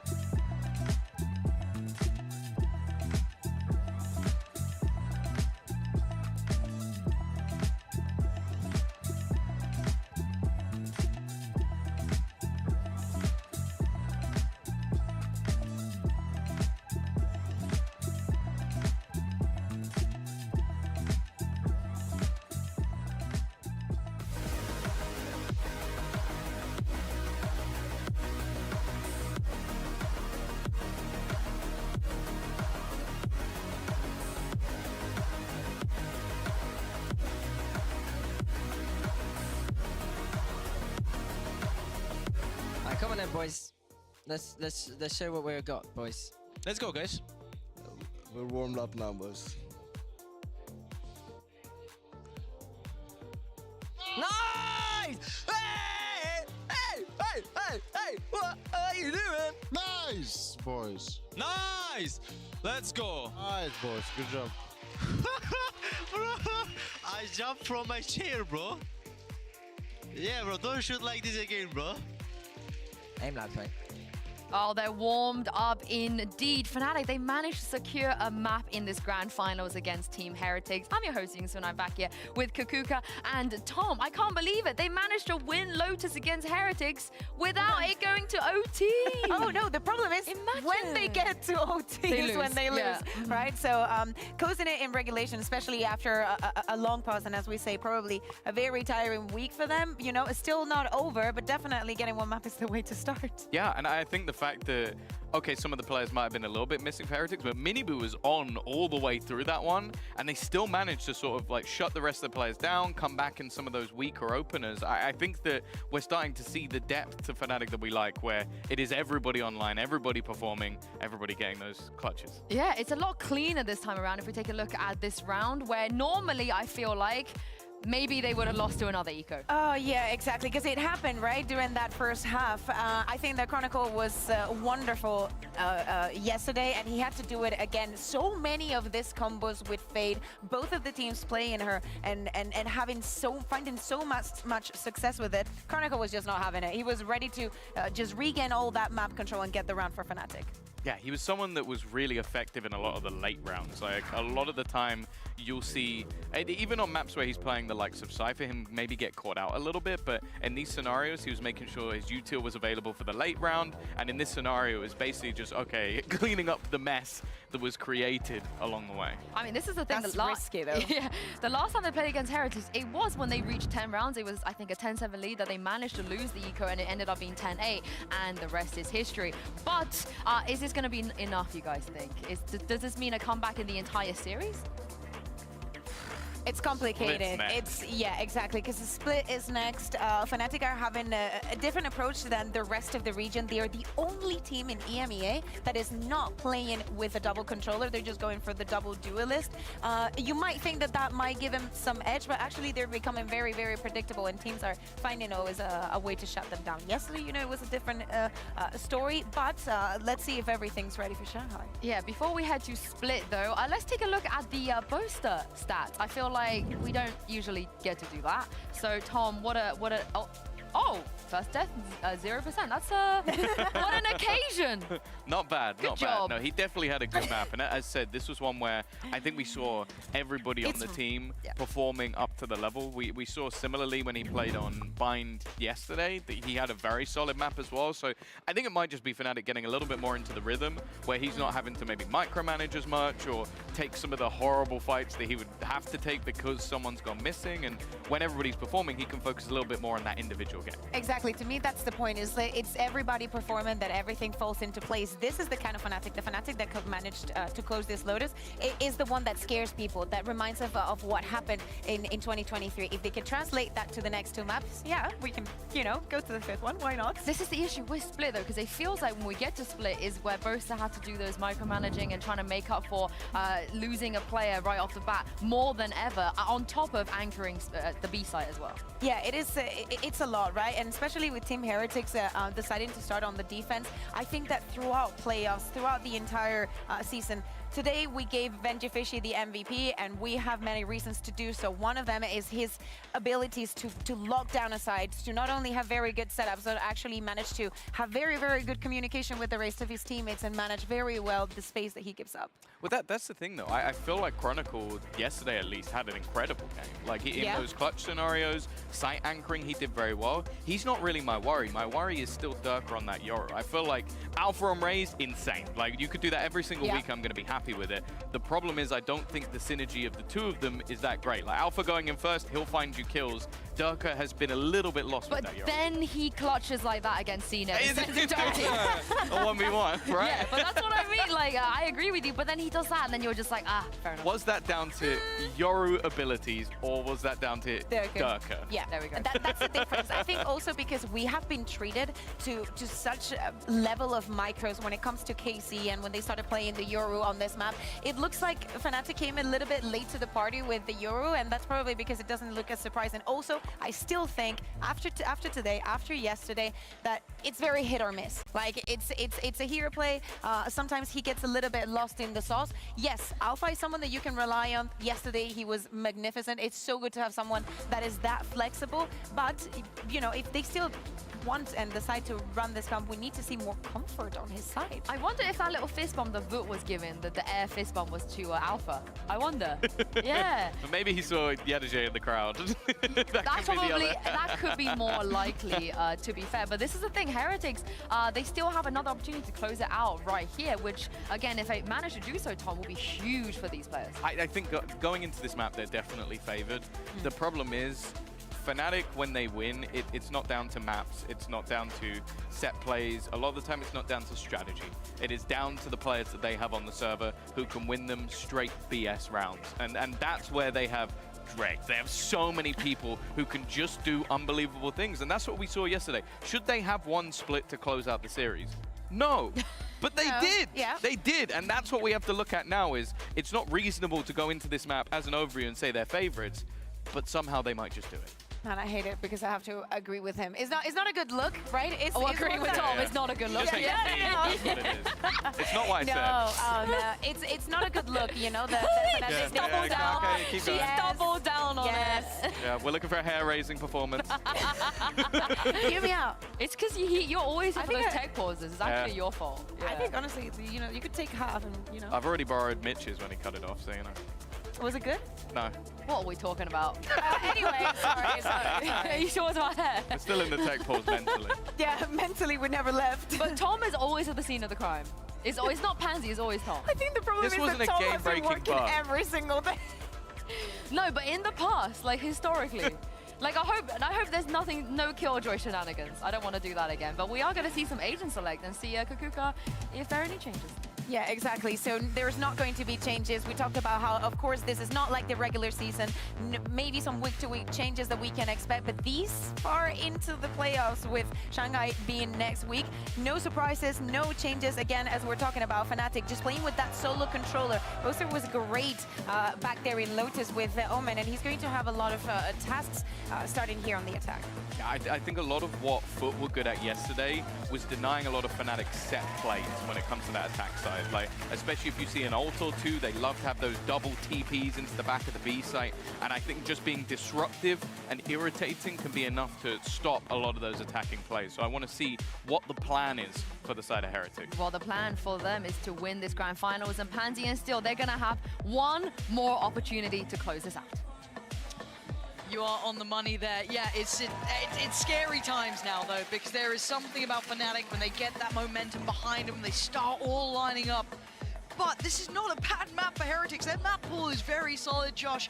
I feel like they're coming into this with just another opportunity to do well, but have you started to lose faith a little in the Heretics side here? Was that last map enough to maybe bring you on board with the Fnatic squad? Like, where you at? The last time they went head-to-head, the Lotus got really close. I think Fnatic just dropped the ball at the end. So not super surprising that they were able to close it out here. Split. We've seen Team Heretics on this map a couple times, right? We saw Lotus split on 2 of their playoff games. So seeing them on here again doesn't really surprise me that much. But what does surprise me is that they kind of do the same thing, right? Boo's always going to have that control of B main. Woot's always going to be jump spotting vents. They're going to have, you know, Benji Fishy locking down A site.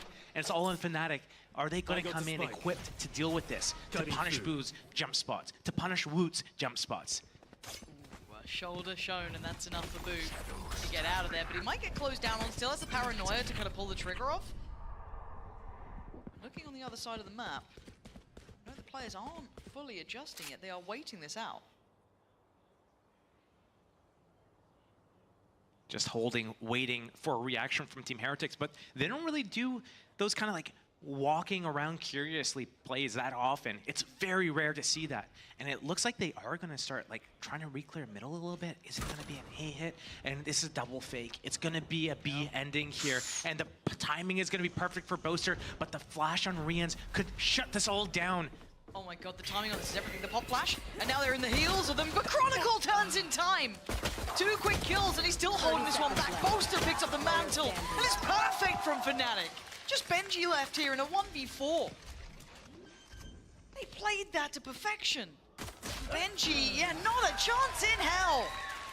Suddenly Fnatic finding a bit of form that's been missing from them there. That was a really good approach. All throughout this entire series, how many times have we seen a fake, let alone a double fake? Yep. I think this is the first double fake we've seen, even on a map like Bind. Traditionally, like one of the greatest maps, we're doing these fakes for utilizing the teleporters, for using like the Seekers on Sky. We don't get to see that often. Boys, is here. Yeah, they're feeling a little good right now. But yeah, a double fake on pistol, no less. Yep. Usually, like you can't afford to do that because the abilities cost a lot of money, and you want the ghosts, you want the shields. Okay. Fnatic, 1-0. It just feels wild to me that we're seeing Fnatic look Damn, better. that's got some length. It's just like, it's just getting better the further this series goes on, deeper into this best of 5. Like, and there is logic to it, obviously, but you can still say there's so many strengths with Heretics. But seeing Fnatic start to find a couple of instances where it looks very good. Now that could have been defined by a flash a second earlier or a player waiting a second longer toward vent. So I'm not going to be overly enthused by this until I see that bigger impact. For now, It's a good start for Fnatic. Couple of weapons to come in with. Leo, Alpha, Chronicle, all got theirs and 2 Ghosts. On the other side, Sheriff and Miniboo. The rest on Classics. One of the last times I saw Team Heretics on a round 2 eco, the Classics really came out. One on the rope. 1-1 burst. Sheriff to follow up. A little bit of a gamble stack as well, but Team Fnatic with a good gamble spread right now. Actually, looks like they do want to lean on B, and there's no way out. There's 30 seconds left. It's not going to give them any time to pivot if they need to. Oh, this is going to be so dicey. They've seen a lot of this, but it is still just pistols. Yeah, okay, just Miniboo doing a bit of damage, but he's taking a lot back, so it's going to be very hard to make more of this count. Spike should go down uncontested, and they've managed to kind of navigate through the threat. Right, like, you know, a lizard drops its tail, they still get away. A little slippery, all good, no problem. I got a little scared, though, when they're leaving it that late, walking into a stack. My heart's beating, I'm like, oh, no. It's only scary because we've seen it before, right? Yeah, exactly. It's not like, normally it's like, oh, it's Classics. Why are you getting excited? Oh, silly. But it's like, no, we've seen what Team Heretics can do with the Classic and how strong they could be. Maybe they had the wrong skins equipped. Maybe they had the wrong bundle equipped, you know? I see. It all makes sense now. Yeah. That's 2, and the 3 rifles get carried over, so I'll be happy enough with that. The 2024 Fnatic buy. It's the after winning pistol, 3 rifles, 2 ghosts. Bring those into the next round and have a really good chance at that bonus round. Team Heretics, defense, first gun round here for them. 4 light shields. I want to say, I feel like after seeing that last map, how they approach Benji Fishy, I'm wondering if Fnatic have plans now. You know what I mean? If you're looking at this, like maybe you've got plans in mind. I'm really hoping we see that. It'd be lovely. And obviously then it puts the test back to Heretics. This is a really big opportunity though to start that scoreboard looking a little dangerous. If Fnatic do get this, convert that. Look at this. Bonus is nuts. Basically a full buy. You can't be sneering at that, and patience being shown quiet across the map here. This is something we don't see that often from Benji. He's got a trip for Boo and a trip for Woot. 1 in mid, 1 in B. Normally he plays A, and here comes the B hit. And Alpha's made it past. Benji has caught him though. That's not bad, but a good trade. Durka gonna be that kind of like second prong to this. That 1-2 punch. Fnatic are in. Now, Spike on the way, that's gonna be planted. Looking for a contest, probably not gonna find it. Maybe the dog, maybe a paint shell at most. Nothing should deny that now. See him creeping a bit closer here. There's that pain shell. Leo's in a little bit of a predicament. Not much to be done about it. Has to give up the ghost, and now a 3v3. And it's starting to look better for Heretics clearing through the site. Now we look at the back line. Boaster turns the flash, and they are down low. Rien's find Chronicle. It's all in his hands. A 1v3, that's the first. Needs more. TP gets away. No, another! You thought. Ooh, I was a believer. I was a believer in that. You're just slinking around. It got close, though. I mean, considering Fnatic got the first 2 kills on that B entry, Durka getting to the back of the site with his Yoru TP and the double satchel in from the front, catching both. Benji fully blind. Actually, I guess Benji got the first, so ignore that. But got really close in the end. No, I was a believer. I was ready. Nice! Still, good damage. Team Heretics. That was a bonus. That was a bonus, and Team Kinda. Heretics gets away with 1 alive, which means 4 light shields again. I don't even see, like, no paranoia on Omen.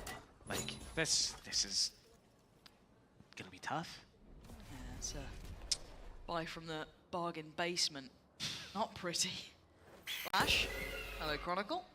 And I want to see how Fnatic look at this game. What's their approach here? Just kind of testing the waters. There's no early. I think he just narrowly saw Chronicle there. Should have done, but he definitely has now.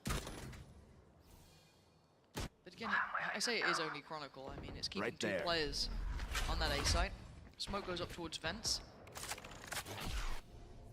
Here comes the B exec. We saw this from Fnatic a couple times.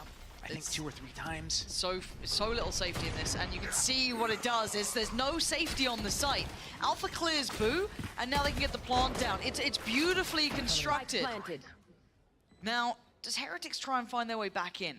They can prioritize trying to clear Chronicle, but if he just shoulders this at the right time, that's a time buyer. Doesn't need to do too much. He does get held back. Doesn't even try to stop to take a fight. He's like, I'm out of here. Yep. I'm gonna waste your time. That's all he needs to do. But Heretics are on the site with 4 players. They pop flash towards the back of the site. They're looking pretty okay for that, but Alpha's gonna be catching the cross. A little bit of a back and forth. Fnatic are looking rock solid in this. Heretics getting none of what they wanted here. Chronicle's presence finally gonna be noticed as well, just as that kind of safety net. If anything else goes wrong, he's there. It's fine. And he can even catch players trying to back away. Riens opens up safe passage so they can get away with the rifles, and that's all they're gonna get away with. Fnatic showing off that side take, Josh. It is so beautifully done. One of the things I noticed from Fnatic in previous split games is that their B hits are their bread and butter, their set plays are their bread and butter, and then their B splits are the next thing that they have. Their A hits aren't as strong. The only way they can really make those work is if they have specific ults, whether that be Showstopper or Dirk. Even when Dirk has ult, it's a B hit. It's a B split through B heaven. And it's when Leo has his Rolling Thunder, that's also a B hit. So Team Heretics, they cannot leave Leo alone here, and it looks like here they're going to put some manpower, firepower behind this, but third kind of solution for all these B hits from Fnatic, that's going to be what Team Heretics needs to diagnose. Okay, Flash, Paranoia, Paint Shell, and Riens. Oh, it's so dirty to try and play against, and Leo's even got boo. Oh, that's going to sting. Can they retrieve that second Vandal? The trip is still up, and they can't even break that without triggering it. Oh my god. But actually, well, that's fine. You have that. We're off ski anyway. We'll go win the round. You can maybe get that rifle back. I've dropped the spike. I feel like it's more worth for Benji to get the Vandal and save it, and let Miniboo go and try to kill them and die and get the Showstopper for the next round. Remember, one of the rounds, I forget who was playing against Fnatic, they had a judge on the Shroud boxes, but in position, They've 2 players. Woot has the Vandal. Yeah. Go big or go home. I guess that's it, and he's got the first step, but he's got to take some more. Okay, and he knows that Durka was on site. He's got Benji by his side. This is suddenly getting a little more interesting. Tap on the spike. He gets... Oh, Wu just gets put in a box. Okay. Benji fights back out. Spike now left on the site. Chronicle closing in, and the ult committed. Rolling Thunder comes through, but they still have a player towards CT. That's Miniboo! Oh, but Chronicle! You know he's only good for 2, but it's a 1v2 for Miniboo. Pops the ult 10 seconds. 10 seconds He got scared, he got a little nervous. He got real scared there. Look, he's against the big dog, it's Chronicle. This 4 guy was bullets ice cold, and he's still looking bullets like he left. is. 7 bullets for Chronicle. Or 4 now. And he's toying with him. They're both on edge. Yep. Who blinks first? You can already see Miniboo. A couple of steps forward. He's still towards screens. He's still in CT. He's trying to make him sweat, but Chronicle, this guy's one of the most decorated players there is, and as the time begins to tick, Miniboo needs to make a move, and it's all about timing now! Chronicle, he ain't losing these! Perfect work in the end. And another clutch for him. That still got so close. Yep. Team Heretics, 3 classics, 2 Vandals starting the round off, trying to retake B main from Fnatic, running into the tripwire, getting just absolutely blasted right off the start of the round. You think, oh, for sure, Fnatic's gonna clean this up, no problem. It comes down to a Chronicle 1 versus 1 with 45 health. Yep. Woot getting these first 2 picks was massive. If he's able to pick up that 3rd kill on Durka, it's a completely different story. We're seeing Team Heretics, you know. That shot again, watching that back was just like, ugh. But you're right, that was a round out of nothing that became a 1v1 that was crazy. That was 2 rifles coming in. So you can see the level of impact that can happen. We talk about repeatable success, we talk about stability.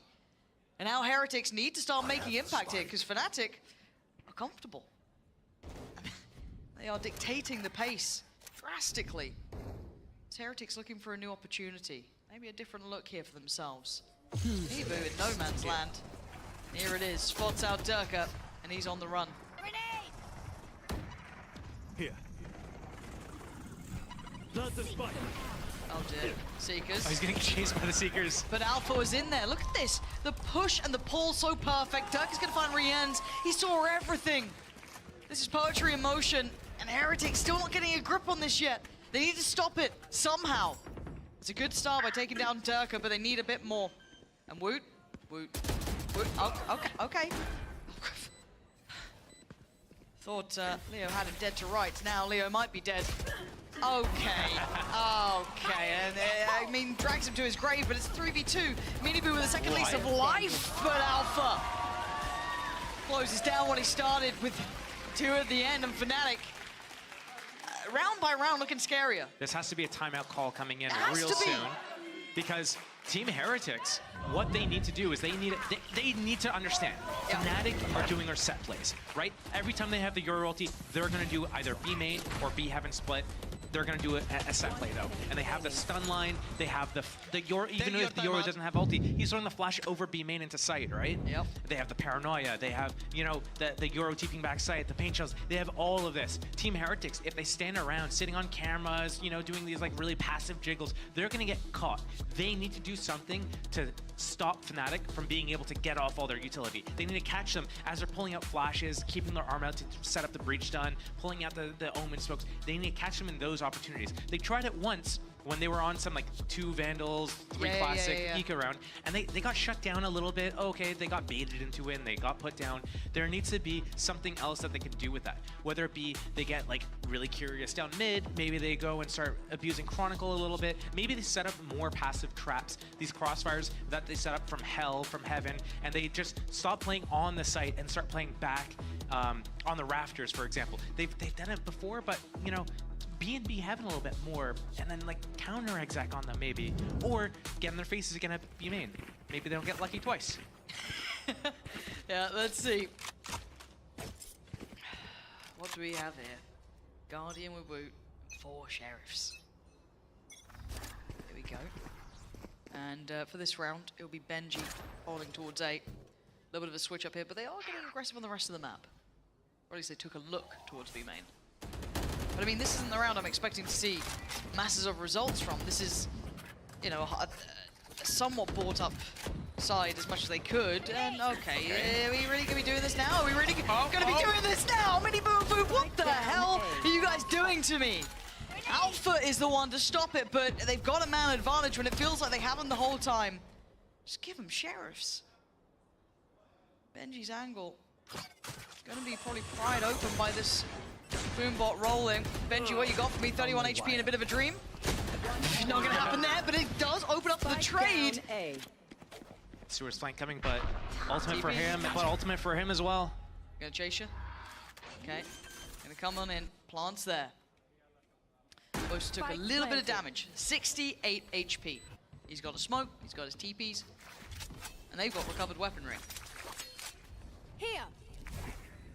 Dog will spawn, but they're gonna maybe go through heaven together. Clear the back of the site maybe with that. Nope, it expired before. And Boser retaking that position, reclaiming it. Really well played here. This might be everything they need. This is lovely. Smoke on the spike. But he's got to be so patient. They're so aware. They're so aware. Very diligent. Very heads up from Rienz. And a good round from Heretics. Again, when they get a little faster and looser with it, when they're willing to take some of these mad challenges, it seems to work out. But it kind of plays back into what you were saying before, though.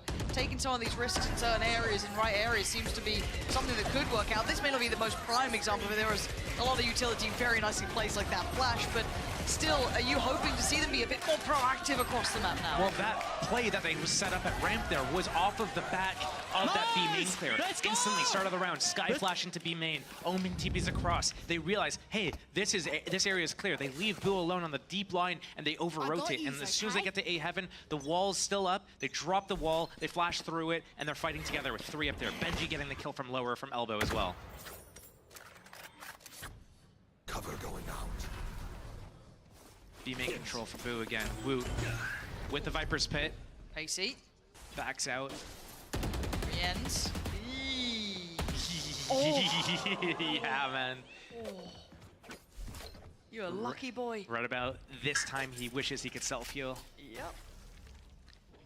And now Fnatic have full mid control, right? They're doing quite nicely at that. They don't have Heaven, nor do they have the other side of Vents. They don't have Heaven on either side, but they're in a position that could be a problem, because now look at Benji. He is all alone. There is no support anywhere nearby, so they're trying to clear back through. Boo might pop his ulti to position himself in sight with Benji. God but damn. defensive smokes on sight. Might be seeing that in a second here. Camera taken out. Benji Camera gonna get checked. And Alpha is just showing off here. Remember, he's one of the players who used to sit on that Cypher, have that sort of cam in play. He knows how it feels, the pressure that you feel. Boaster's fallen. Now keep your eyes on the spike. He's pivoting towards heaven, so that plays in Benji a little. Re-smoke in there, Paranoia gone, not clean enough. Chronicle starts to look composed. Making their way there back towards B. Benji still in position. He's gonna hear this. Fire in the hole! Uh-oh. Not the sound you wanted to hear, but with 13 seconds, that's gonna get posted right towards you. 10 seconds. Takes a wind out of your sails. Arienne's on 8 HP and the wrong side of the map. And to go toe-to-toe with Fnatic right now, you've got to be playing out of your mind. Fnatic looking pretty dangerous here, Josh. Dangerous indeed. Those rotations from Team Heretics into the vents, they knew that Fnatic was committed basically towards A. They had no escape. But once Team Heretics falls there, it opens up the pathway to B. Now Fnatic are going to be sitting on a 6-2, 4-round lead. Attack side of Split, it is slightly attack sided these days. Not like the, good old days of early days Val, where it was like 10 rounds for the defense. So Team Heretics probably not freaking out just yet. But it's on the horizon. It is on the horizon, and when you have players that are less experienced, younger, they haven't been on stages like this, where they have been. They were here during kickoff, and they lost to KC there. So if they don't want a repeat of that, they need to figure out a solution here. I wouldn't mind at all if the coaches burned a second timeout just so that they could get them in the right place. Yeah, like if they can't figure out their defense and Fnatic gets too big of a lead, it doesn't matter if you save the timeout for the second half. 2 rounds to their name. Heretics may not know it yet, but those nerves will start to appear. Jitters, the second guesses. Fnatic merely get stronger. There's a reason experienced teams do well. Setup shift for Team Heretics. They have the line on A, so they know it's going to be a B hit. Here comes the set play. The stun, the paranoia, the Yoru flash, everything to the back of the site, but they're playing off the site this time, Team Heretics. Yeah, so I'm lean back in a little early though, and I quite like that, but he still has to get past the Amos like that! Alpha is a god!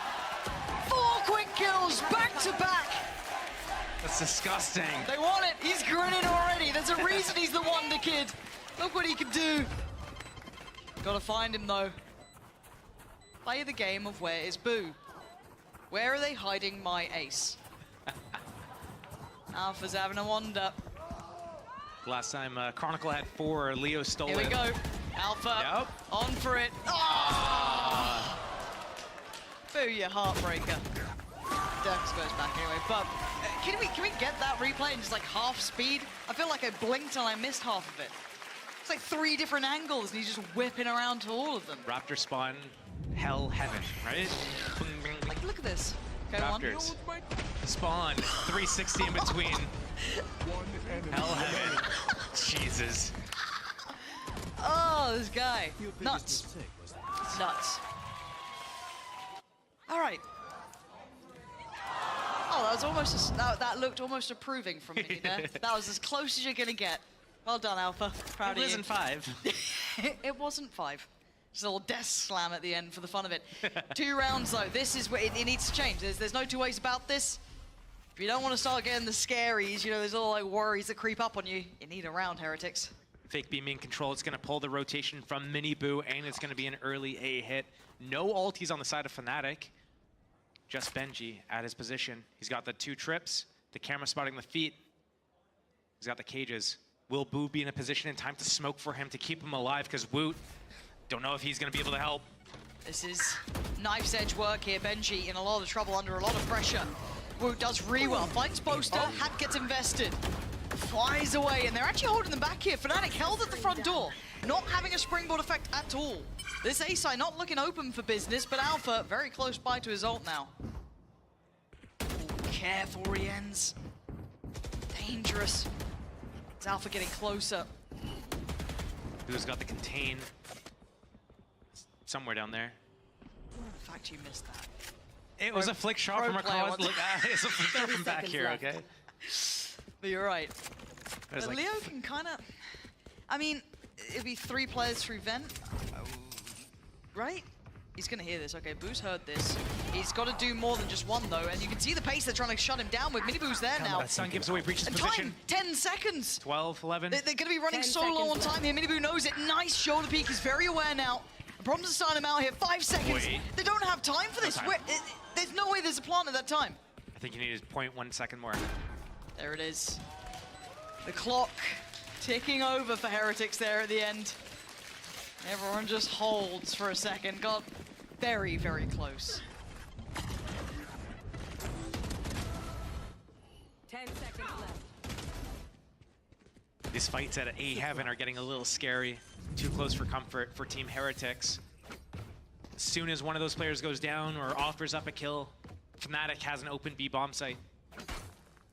Spike site, perhaps, some would say.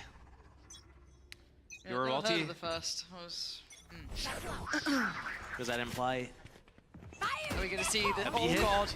You've got to scramble. Why does Alpha look so dangerous today? There's something like on this map, he's just trying to heat up a bit. Well, he's not on Killjoy. That's probably why. There, it's very simplistic.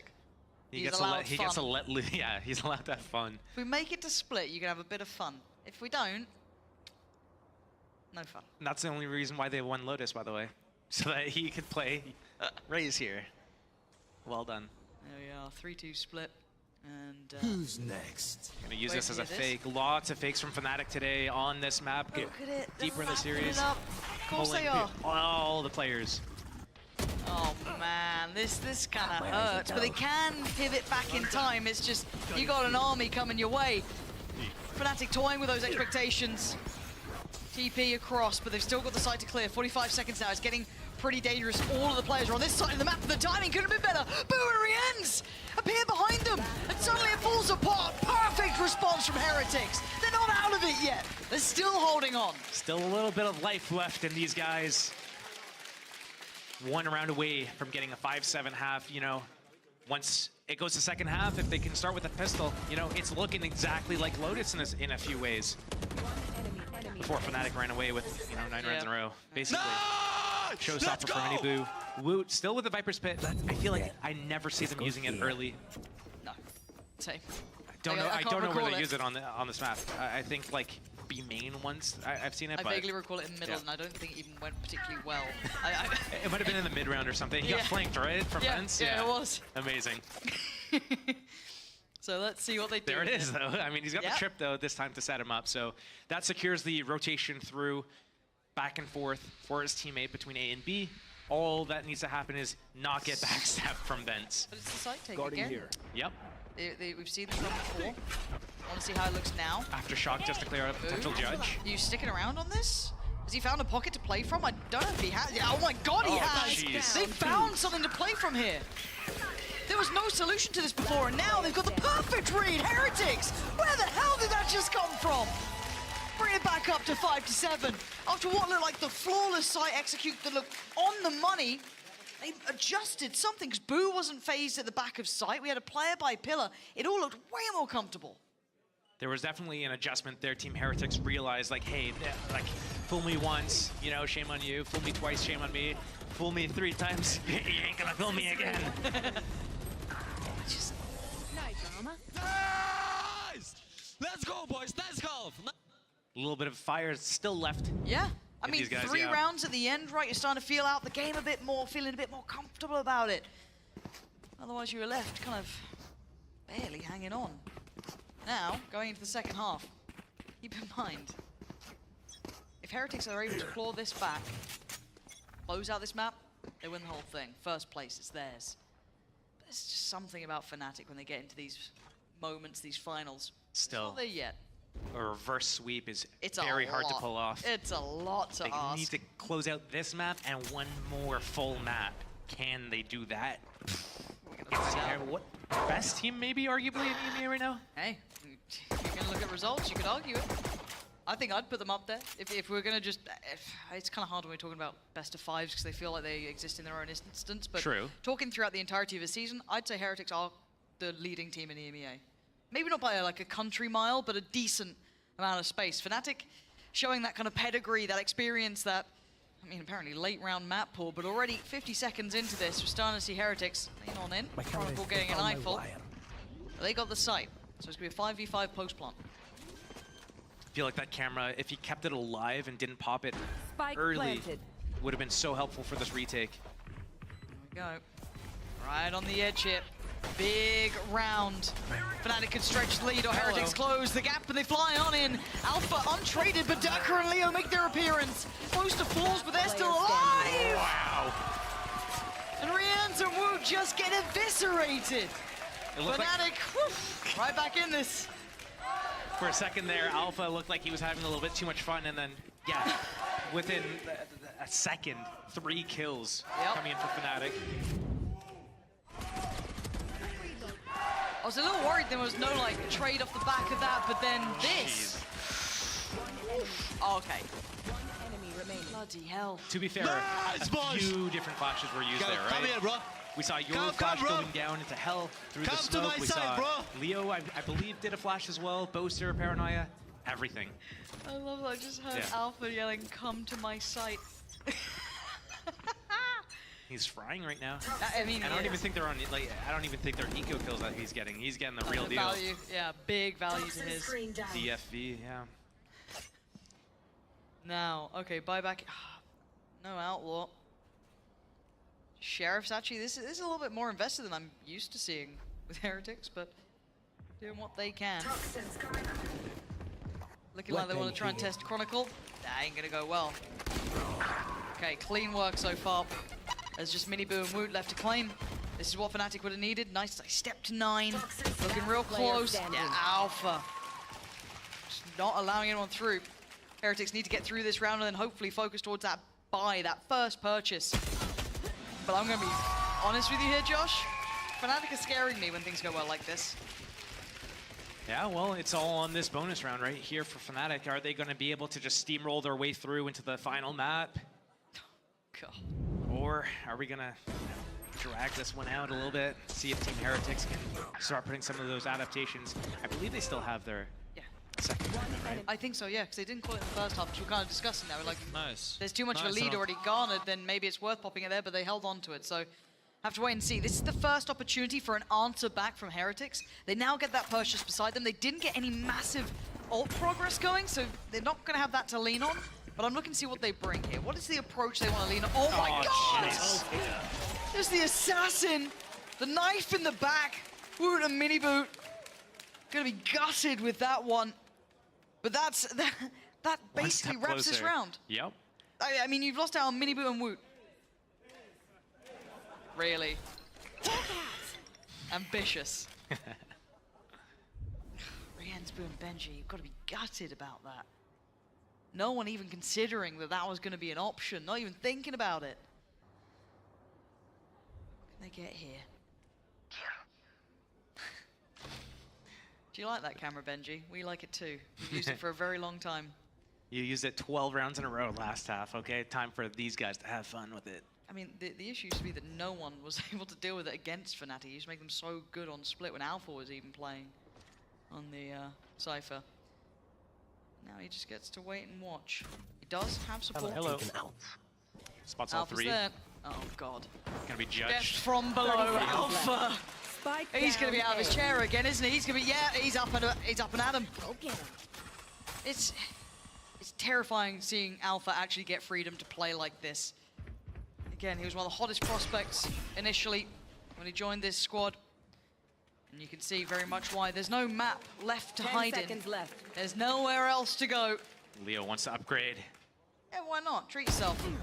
Just kidding. Not to his, but you know.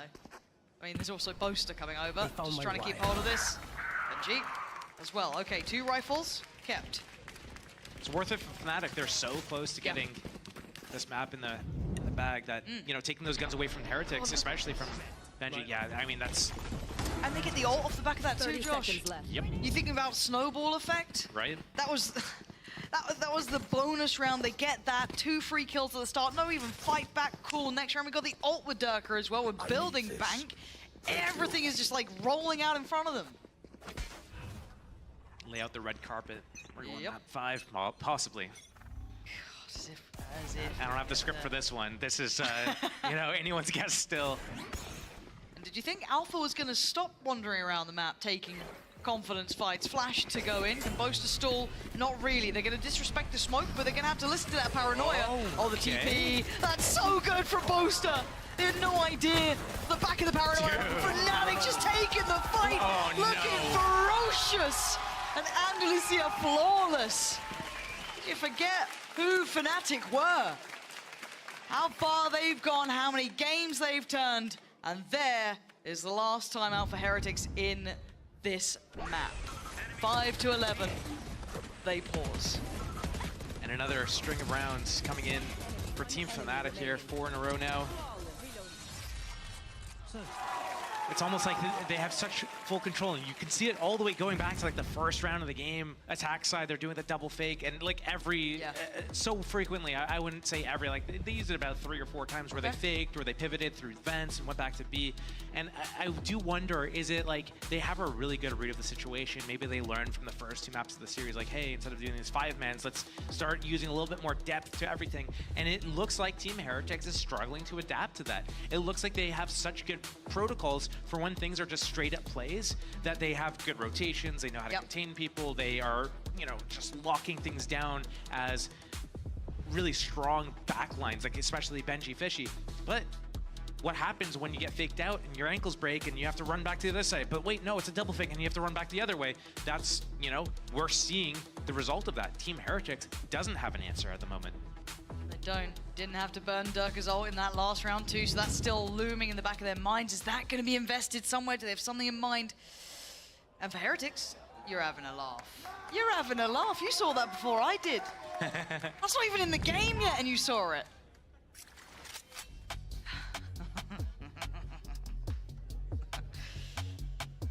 Okay, let's take a moment, and we'll find out what's going on here, and let you know as soon as. Because I think you highlighted it, Josh, very well. Kind of the strength we're seeing from Fnatic here is the fact that they aren't just being one-dimensional. They can kind of play that back and forth. They've been kind of running these fakes, these double fakes. See what they do moving ahead as we take a moment here. Again, if this carries on, right, let's kind of play the fun game, because headsets are off, so we're not going to talk too much shop, we're not going to talk utility or anything else. So just so you guys at home know why I'm waffling about the map that we're not on, that's why. And just, you know, going to be transparent, why not? So let's say this continues as it does, right? Let's assume Fnatic closes here, right? Sure. Roll out the dice. Breeze. Now, I don't know what the hell to make of Breeze. I don't like, know if we get there, right? Because we're talking Yeah. like the mental game, we're talking about all of this sort of stuff where it's like, okay, Heretics, you have a great start. Railing them on the first 2 maps looking perfect. You're like, oh, they'll be fine. They've got, you know, Lotus there. They've got Split to fall back to. You're like, oh, it's starting to get a little more dangerous. And then you're suddenly on Breeze, which it's a bit more of a coin flip map. I still find it hard to like put faith in Breeze. I don't know why. It's one of those weird things. I don't remember. I'm trying to remember about Team Heretics. I feel like they might have lost it. Were they the ones that lost it to Team Vitality earlier in the season? But then, like, looking at Fnatic, they beat Foot on it yesterday, but then the day before they played it, and they got recently they played, and they got like 13 forward. It was just it was just a blowout. So yeah, no idea which version of Fnatic we're gonna get. They are really set play heavy, but if they're doing anything like they are doing on this map with all these like fakes and you know, pivots, because we saw that yesterday, it's such good value from Boaster going through mid doors on the flanks on A side. You know, good set plays between having Yoru ult and all the good flashes. We saw the Hunter's Fury on defense. Silver pops drone from Nest, getting all those. So you know, it's going to be very interesting to see what happens should we go to a third map, because we'll see. Just 2 different teams that we see, right? Yeah. It's just like it is like 2 different identities. Night and day at times. So could be a possibility. Again, hopefully we get an update for you guys at home as to where we're going here and what the plan is. So we don't want to leave you in the lurch, and obviously we don't want to go into too much detail as, you know, headsets are off and what have you. But outside of that, so far for a final, not too bad. It's the first Valorant final you've been in, you know, casting wise. Yeah. Valorant, yes. Hey, you've done other games. Never. I don't believe you. How you found it over here in EMEA? You having fun? Almost fell over then. Glad no one Don't saw fall that. over. I almost swore as well. But no, how have you found it? You know, I used the Maps app on my phone. Yeah. Just sorry, dad joke. It was bad. Didn't land. Yeah, it wasn't your best one. It's been fun. It's been interesting. I think it's been a journey. You miss playing? I'm just Yeah, curious. I mean, I think I'll have that competitive drive and hunger for a long time. I think unless like people really itch it, they gotta scratch it. If you don't scratch that itch, I think it's always with you. If you've accomplished, you know, a lot or what you set out to do, and then you accomplish it, I think it's one thing, and you're like, okay, like I've done what I came out to do. I feel like I haven't really accomplished that yet. So. Hey, this time. You know, you're not that old, right? Not that old. I mean, in the grand scheme of things, I'm not. Grand scheme of things. Okay. In esports, I am. Yeah, all right. Well, look, speaking of grand scheme of things, because this might go in for a little bit of an extra time, so rather than you stick with us, we're going to actually hand it back to the desk. So thank you again for your patience, and we'll be back to you as soon as the game is ready. Thank you very much, Pansy and Steel. Of course, that is our regularly scheduled. Can anyone hear me? Regular scheduled tech pause. We might have another one on the desk because I can't hear. But can you? I can't hear either. You can hear me? No. But we can keep chatting. I can hear you, but I'm in the room with you. Oh. So I don't know if anyone else We can. could just be miming a home. Yeah. Should we? I was gonna say, should we get physical? But Can we turn it back? wow, Tom. Wow. We get it. So basically, Tom was talking about how much he loves being on the desk with us. So I do. you wanna Honestly, carry on? that's why this technical pause is happening, because I need more airtime with you two. That's what it is. I'm a big fan. You know how many people will pay to be in your position? 0. Nobody else. They I think all you'd be left. surprised. Still went to cast. But yeah, let's talk about this game because I'm just gonna steal what Pansy said because I thought he summed You're it gonna up. steal what? I would steal it because I thought it was beautifully summed up, which is, did we forget who Fnatic were? Yeah, exactly. I mean, would you blame Heretics for forgetting who Fnatic are after they faced up that many opponents? You know, they didn't get to see that much of the Fnatic that we saw last year. But yeah, going back into the game and what's going on, I think that the sum up is some of these rounds are so well planned. Everything is happening so fast, but in such good sync that this is the Fnatic that we met, the Fnatic that everybody was scared of. And I think that yesterday they had a lot of solutions, pre-planned solutions for how Foot played this map, and they have them already for how Heretics plays it as well. Yeah. It also helps when your entry fragger is a god. True. Like that 4K we saw like midway through was one of the most ridiculous things I've ever seen. I don't even think he knew what he was doing half the time. Like he did like a 360 in the middle of it and then headshot 2 more players. Like Alphaya in God mode is the best player in the world. Like we've seen it last year. He is so good, and we didn't even get to see it on the Raze. That's what's crazy, right? Considering that he has been playing Raze for a while now. He used to, Tom. The movements, the techers, it's given Jing. It's giving me a bit of that. It's giving I want to get Fracture back in the pool so we can start seeing him back on that, because that was beautiful. It was also when Chamber was cracked as well, and Durka would play the Chamber. I kind of miss Durka on Chamber, or Yumpy. I miss Yumpy. Yumpy on Chamber. We had it the other day. Yeah. I miss Fins on Chamber. We had it the other day. Yeah, but it has to be in Fracture. I miss Yay on Chamber. We can ask Steel if he feels the same way. All right, okay, let's talk about round 5. Something that Steel could never do. Come on, give it to us. Yeah. Yes, round number 5. I think that it's this trap war. Yeah, okay, it's this trap war. We were talking about how they were prepared for what Heretics wanted to do. I think that this is a very, very good play for them. Leo also gets a kill with the Aftershock. And the way that yesterday Chronicle was able to clutch and close this rounds, like the awareness that he has with everything, the movement is so good. Also, we waited on this 1v1 for such a long time, and he's just cold enough to close it. Yeah, and we'll talk about how Alpha has been playing Raze in a while. Tom, Chronicles never played Cypher before like 4 weeks ago. It feels like that's what this map is. It's like they're just, okay, we're going to try switching up all of our roles, and it is almost frustrating. Wasn't that Sunset? Okay, that one doesn't count. That's their permaban. This map they've actually had to play quite a few times, but it does seem to work for them. It's again a testament to how flexible all of these players are, that you can move him from playing that initiator where he's able to be a little bit more aggressive, especially on his KO, to basically just my job is to stay alive until the end of the round, and then he does, and then he clutches. But it's also about his role, right? Like, he's been playing on the Viper for such a long time that even though the utility is not the same, he has the awareness and the duties that he has to follow on very well. You know, he knows them to a T. Yeah, the crazy thing is if we do go to a map 5, maybe a big if, just because Fnatic's OT kind of habits against Team Heretics, it would mean that that double ban from Team Heretics not having to play Ascent and not having to play Icebox might not even mean that much to that point. I think it all depends on what kind of Durka we get on the last map. Like, I know I'm very sure that we're going to get a very crisp Leo, right, on the side of Fnatic. I'm only concerned about Durka and some of the decision making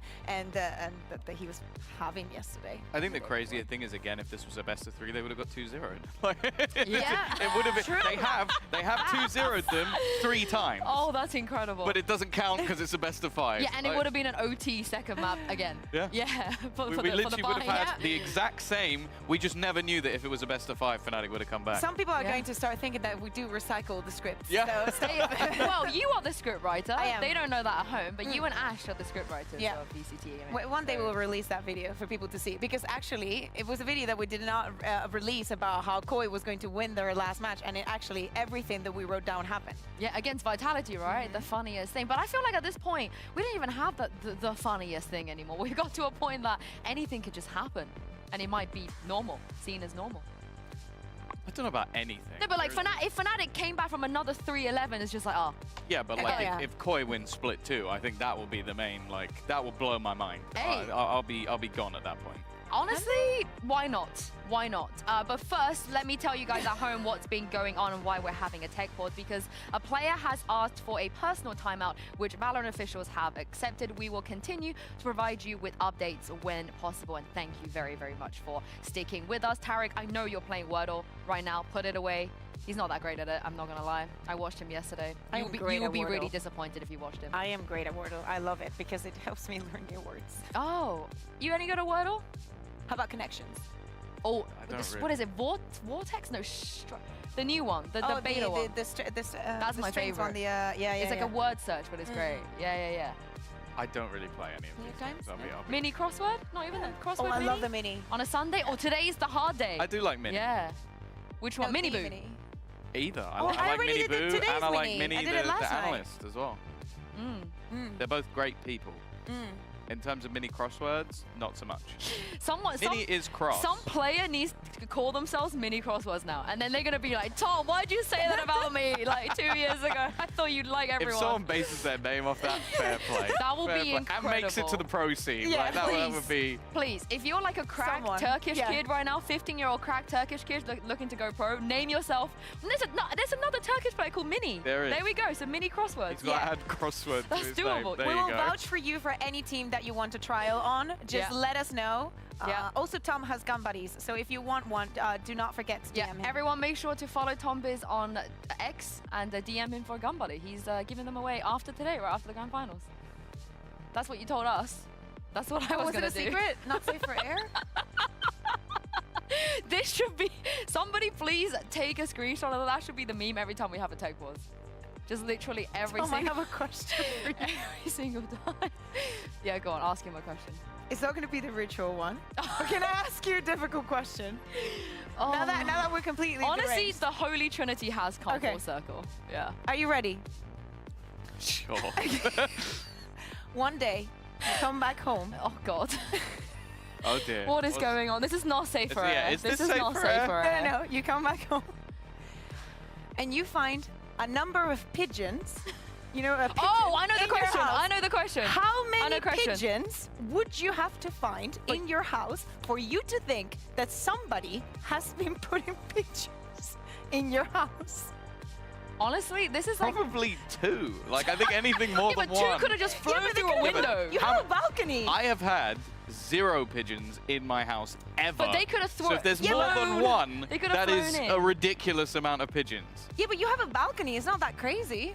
I don't have a balcony. I will freak out. Yeah, I don't have a balcony either. I would also freak out. But I would still think they flew in. Or my cat dragged one in. But at some point, I'm asking you, You when would understand you think the that balcony's somebody has gotten outside. into your house and So put I the would still have pictures to there? leave Chat, something what's your open. number? Yeah, Sliggy chatters, I need you to give us a number. I need you to give us a number. I feel like you're the Liggy, type how of many people... slugs would you have to find in your Yes. apartment Yes. for you to think somebody put them there? One. Well, I'm telling you, it's one. No. Not his house. Have you seen his bed sheets? Have you seen everything is... Do you What, wanna they tell full us of something? slugs? Yes, they are covered in the emote, the Sliggy slug emote. Oh, nice. They are Oh, covered in okay. them. He's got a bare slug merch in there.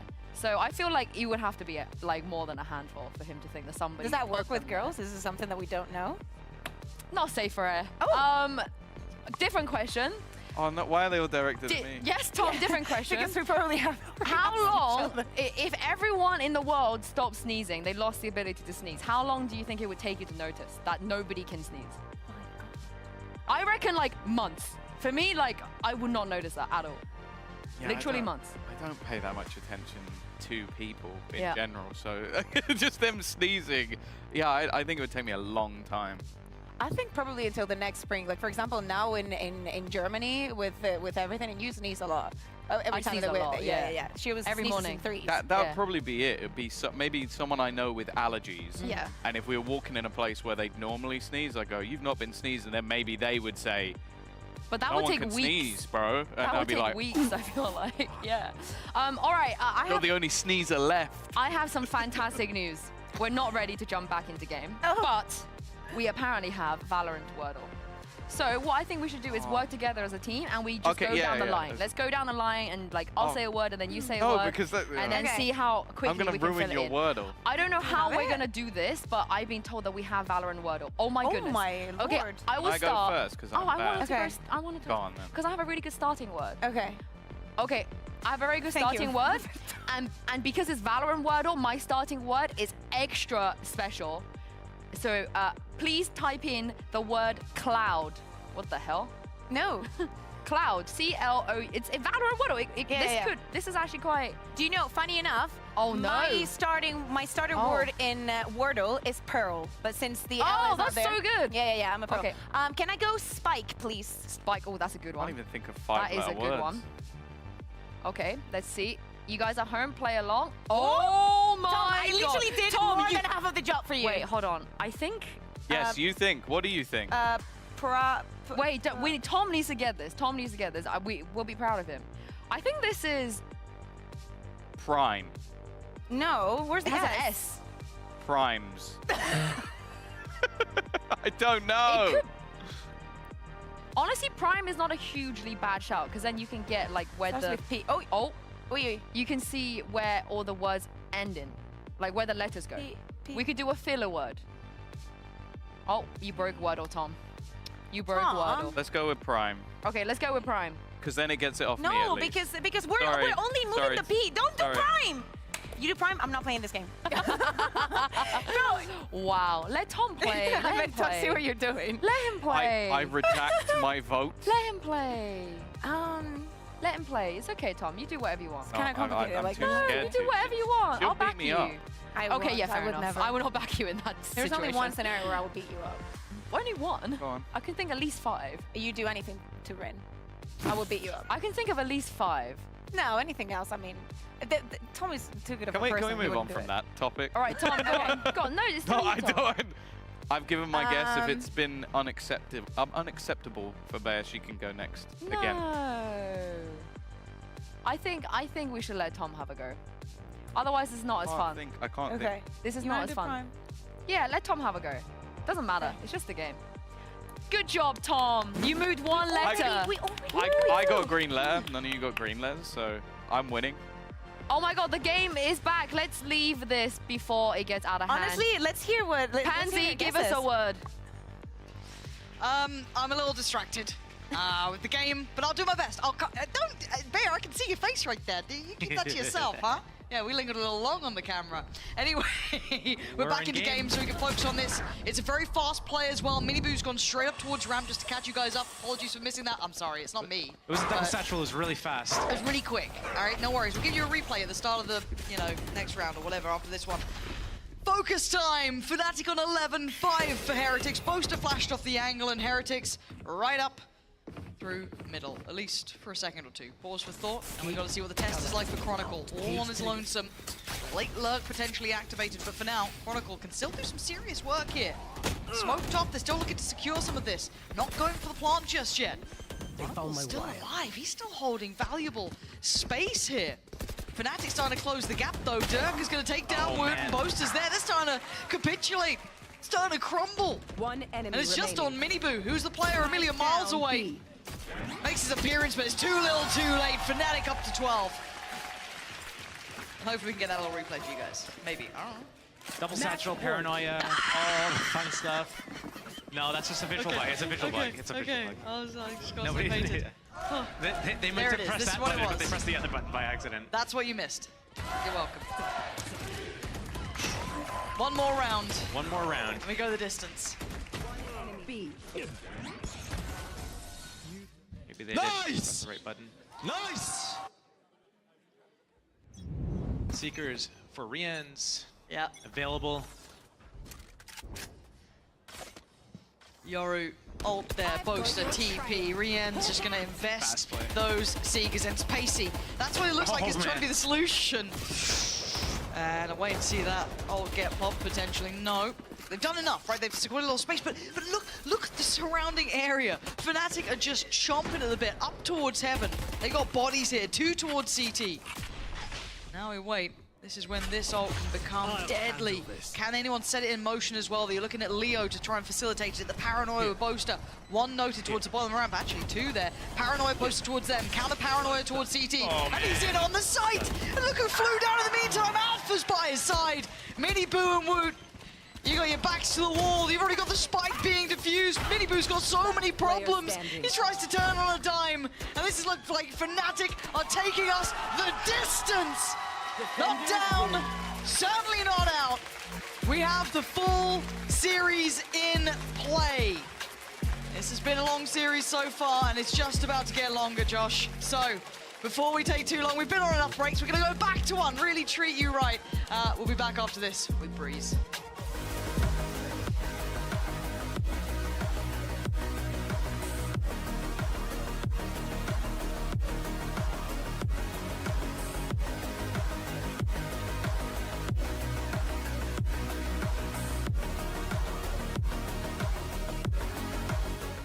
I know a place that will break you into 1,000 pieces. Stay away from them. Stay away from Lorca, Paco, and Picasso. Don't ask about Lola. Ay, Caballo Grande. Ay, Dolor de Nieve. But in spite of everything, it occurs to you to visit Andalusia. Don't say I didn't warn you. Be careful of the Andalusian crush.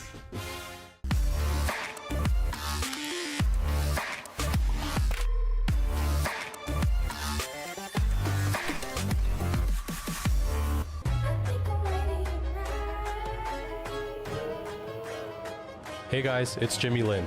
In this series, I'm going to walk you through Attack on Pearl. Watch out for the stairs, clear this angle. You're going to be able to fight this.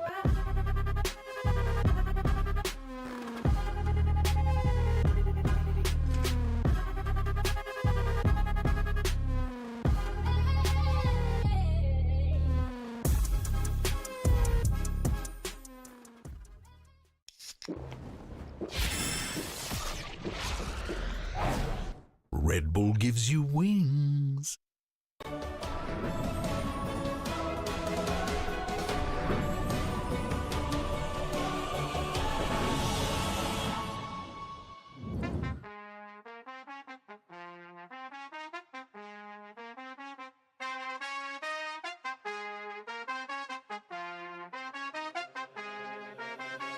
That's just the way it goes. That's just the way it goes. That's just the way it goes. The way it goes. That's just the way it goes. That's just the way it goes. That's just the way it goes. The way it goes. That's just the ballin', spotting, ballin'. Phone was dry, but now everybody calling. Good at taking risks, yeah, I always go all in. Swear to God that I'm deaf to the talking. I can't hear it. see the finish line. I know that I'm near it. Yeah, cut the check and I'ma clear it. Ain't nobody out here that I'm fearing. Hey, easy to see things all on the way up. Used to think it's hard, now I feel just like a layup. I've been in the gym, yeah, I'm tryna get my weight up. That's just the way it goes, that's just the way it goes. That's just the way it goes, the way it goes. That's just the way it goes, that's just the way it goes. That's just the way it goes, the way it goes. That's just the way it goes, that's just the way it goes. That's just the way it goes, the way it goes. That's just the way it goes, that's just the way it goes. That's just the way it goes, the way it goes. That's just the. Hey, you ain't realist, like you got a few disguises. Walk in the room, I know I'ma be the flyest. She like me, yeah, it's hard for her to hide it. One-on-one, ain't nobody like this. Got this far by doing me, I'm everything I knew I'd be. I don't care what we used to be, no, yeah. They try get close to me, you can't get what you want from me. I got this vision you can't see, no. Easy to see things all on the way up. Used to think it's hard, now I feel just like a layup. I've been in the gym, yeah, I'm tryna get my weight up. That's just the way it goes, that's just the way it goes. That's just the way it goes, the way it goes. That's just the way it goes, that's just the way it goes. That's just the way it goes, the way it goes. That's just the way it goes, that's just the way it goes. That's just the way it goes, the way it goes. That's just the way it goes, that's just the way it goes. That's just the way it goes, the way it goes. That's just the.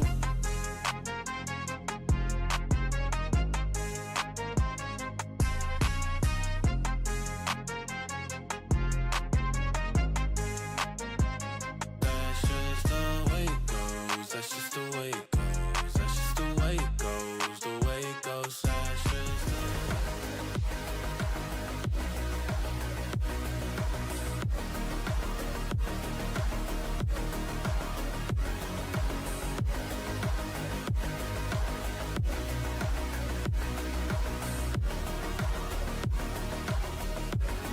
Nice!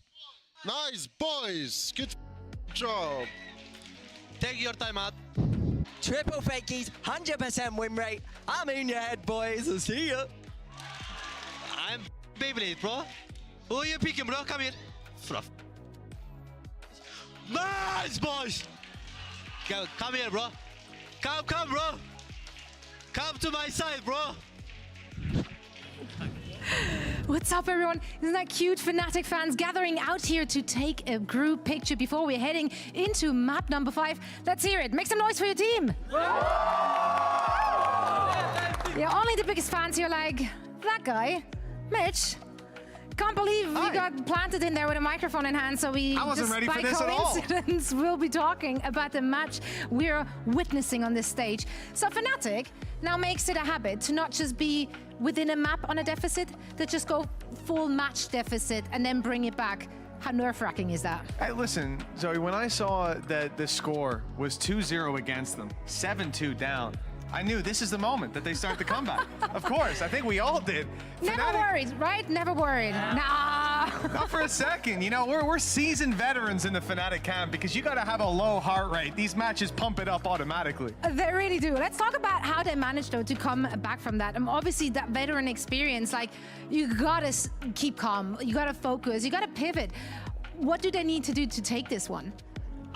It's the same old, honestly. We know Breeze is coming up next, final map. It's a map that's good for them. They defeated Foot there without needing to go down massively as well. So maybe we get a normal game of Valorant without the massive swings either direction. Reality is, though, if you've got players like Durka popping off the way he is, Alpha, Leo had a great map to bring them back into it on map number 3 as well. All the pieces are already put together. They're starting to shut down some of these players. We're seeing less impact out of the side of Heretics, and they're on the path to correction. I think at this point, the comeback's already started. I've not seen anyone stop it. I mean, can anyone stop it? No. I feel like there's a slight bias in the room, but it might just, yeah, that's weird. Might just be me. But I mean, I talk to you. I know you're nervous. I'm watching you watching the game, and like I'm feeling the excitement. How's everyone doing? Are you all okay? Yeah, it's a bit. It's come on in here. Let's chat. I'm done with you. Bye. What's the mood in the crowds? How worried are you? A little bit, but A little bit? we Okay. are getting slowly back to the better place. So, words of encouragement to fellow fans or to the players. How can they bring it back? What do you want them to feel, to think, to do? You're asking the wrong guy for that, to be honest. You're not that emotional. No. All right. Some emotions. Anyone? Words of wisdom. What can Fnatic do? What do you want to see from Fnatic? I mean, I obviously want them to win, but we don't want Simple to advice. just simply rush. Let's take a breather, step back a little bit, and let's go slowly. Let's go slowly. Okay. You know what they need though? I feel like they need your energy. And Fnatic brings that energy, and the fans bring in the energy. Can you hype up the crowd? Let's do it. Until they hear it backstage. I need Fnatic to hear this. Holding this one for you. Rile them up. Let's go. Who are we? FNC! Who are we? FNC! Who are we? FNC! Who are we? FNC! That's right. Let's see if they can get it done on map number 5. Back to you guys. I definitely heard them. And hey guys, remember us? Been a while. Haven't seen you too much today. I've got Kukuka. What's the Heretics chant? What's the Heretics chant? From the El Barco? Del Barco, it depends. There's many. What's your favorite? None. I like the Benji Fishy one. It's the one when you lose. No, I like the Benji Fishy one. Benji Fishy. That's a good one. I like that one. Yeah. Catch me in the crowd in a bit. But let's talk about the last 2 rounds that we saw. What did we think? It was quick and brief. Wouldn't you think? Fast and fresh. Fast and fresh, Very quick and nice. brief. Incredible. I mean, my internal clock is saying that we should definitely show some Alpha yet highlights. Wow. So let's bring that out because Alpha, not just those last 2 rounds. Oh, I love this graphic. Not just the last 2 rounds, but just this entire map was on a different level. Yeah, exactly. I think that it doesn't matter if you guys were not lucky enough to see Alpha in Raze before. You have been missing out. Yesterday on Split, it was the same old story that we saw here today, but it was crisp, it was electric, and it kept happening time and time again. It's like his confidence levels just go up by 200%. Like the risks he's willing to take because he's meant to be that injury. He's meant to be the space taker, and you can see just almost the style that he brings to the Raze. It's enjoyable. And honestly, I don't know if there's actually a better Raze than EMEA at the moment, which is absurd considering he doesn't play it most of the time. I think that might be what makes him look better than everyone else, though, right? Because he just whips it out once in Blue Moon, and he looks amazing It's a rare treat. at it. But the question and the concern now is, can they do this on Breeze? He's not going to have those techers, and it feels like Fnatic's Breeze has just been feast or famine. Yeah, exactly. And against Heretics, it was probably one of the second one, right? Because of the 13-4 that we saw in this map the other day. It really felt like Heretics had their number, but especially after this last 2 maps, especially after Split, and the way that, Alpha's very good, he's very electric, he was getting all those kills, but where are the responses from the side of Heretics? Just 5 rounds, like, it doesn't seem like a lot. Now, they're the ones under pressure. They've gotten so close, making it to this final without dropping a single map in playoffs, and now they're in this position where they just seem lost. I think this is where experience really takes over, though. That's the thing. I feel like Heretics have been unstoppable, but they haven't had to play this deep into matches. This isn't something that this roster is really going to be used to, whereas Fnatic could go, you know, maybe 11-3 down, and they'd probably still be feeling fairly comfortable at that stage. I mean, if my memory is correct, doesn't betray me, this Heretics roster's second best of 5, right? They didn't have to do that at kickoff. They played 1 best of 5. They didn't go through the lower bracket for that, so this is the second time they've had to do this. And I will not take full credit for this fun fact because it was Tom's kind of thinking. Have we even ever seen a reverse sweep in EMEA in the VCT circuit since 2021? And Tom, the answer is we haven't. No. If it was going to be the first team to do it, it would be this team. Like I don't know what it is this season, but it seems like it almost takes them going down a map or two to just give them a little kick up the arse. Maybe they get their face dunked in water again. I'm not sure what it is, but everybody seems to wake up. Every player just seems to have their moments, and it's so difficult to play against. I think that's the most difficult thing for Heretics is you're used to winning those rounds. You're used to having players like Woot, pop off, Miniboo being the highest fragger in the server, and now that's starting to disappear. Do they have backup? do even the coaching staff have the experience to go, I don't know what to do against this sort of play. How do we keep the momentum? Now we're in map 5, the last one. It's all down to this. Map 5, the day is running, you know, extensively long. You have to keep your head in the game. And as we're saying, Fnatic have a lot of experience in any kind of this scenarios.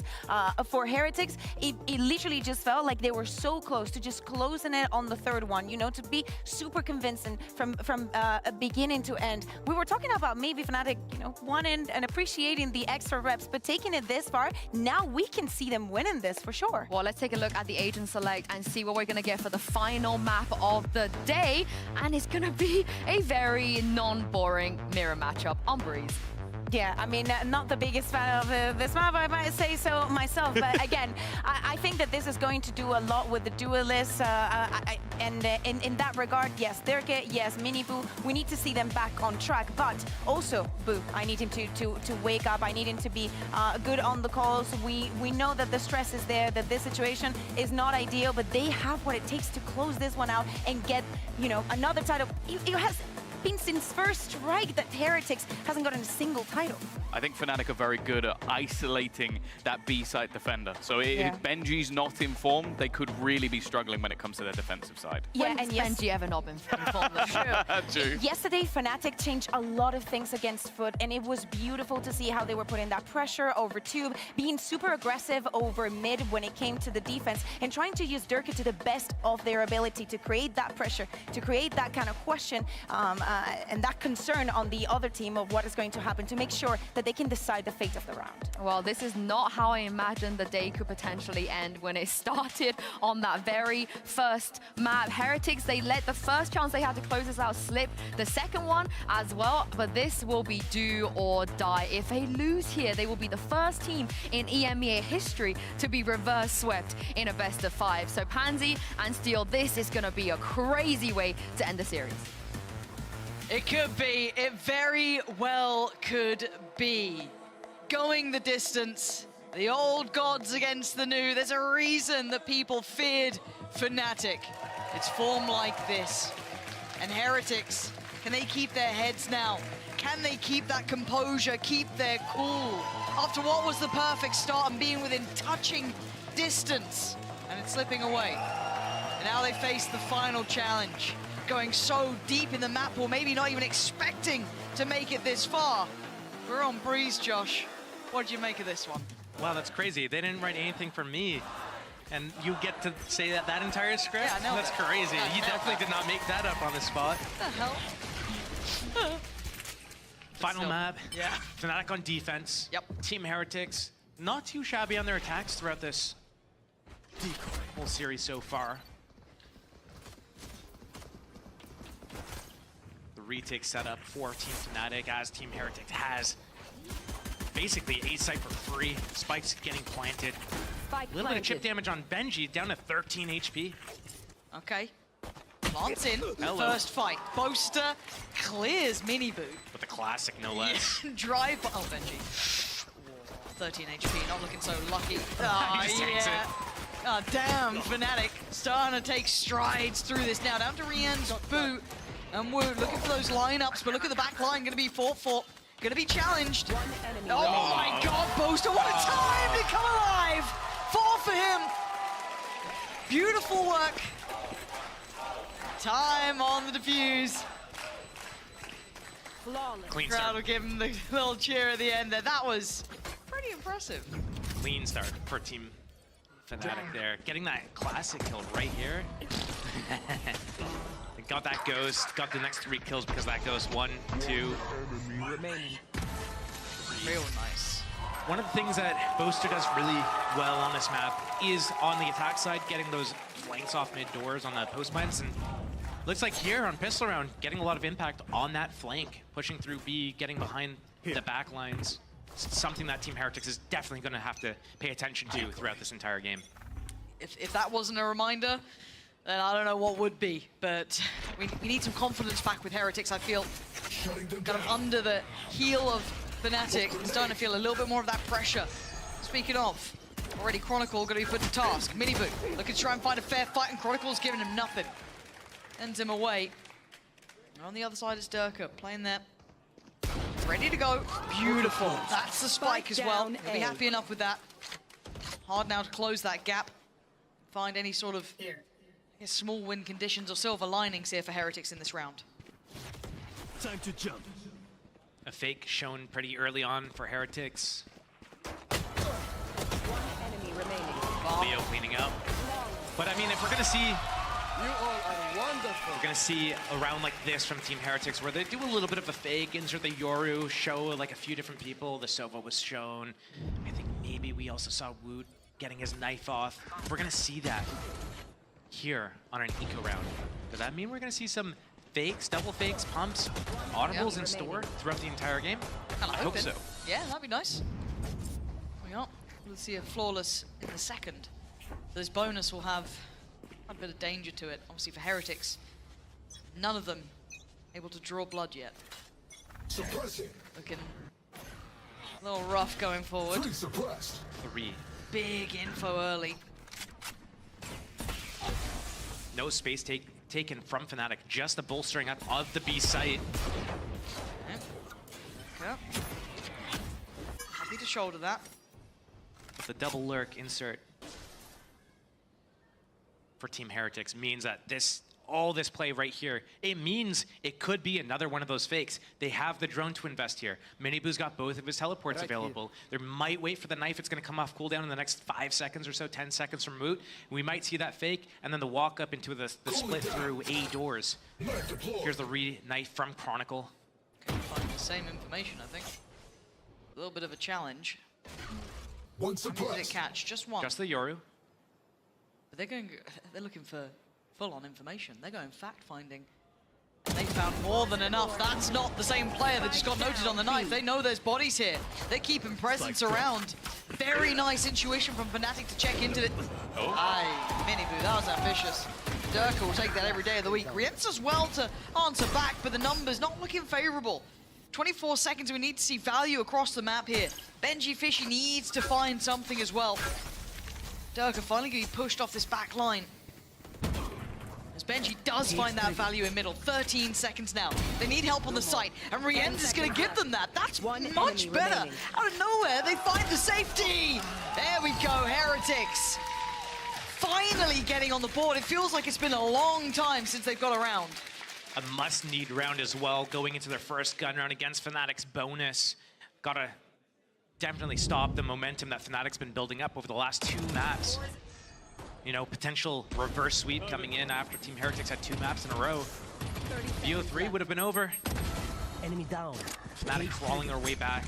Team Heretics have the Hunter's Fury for this round. And with the way that everything's been going today, they definitely need to invest their ults before things get out of hand. They cannot sit on these too long, and I feel like we are going to see it.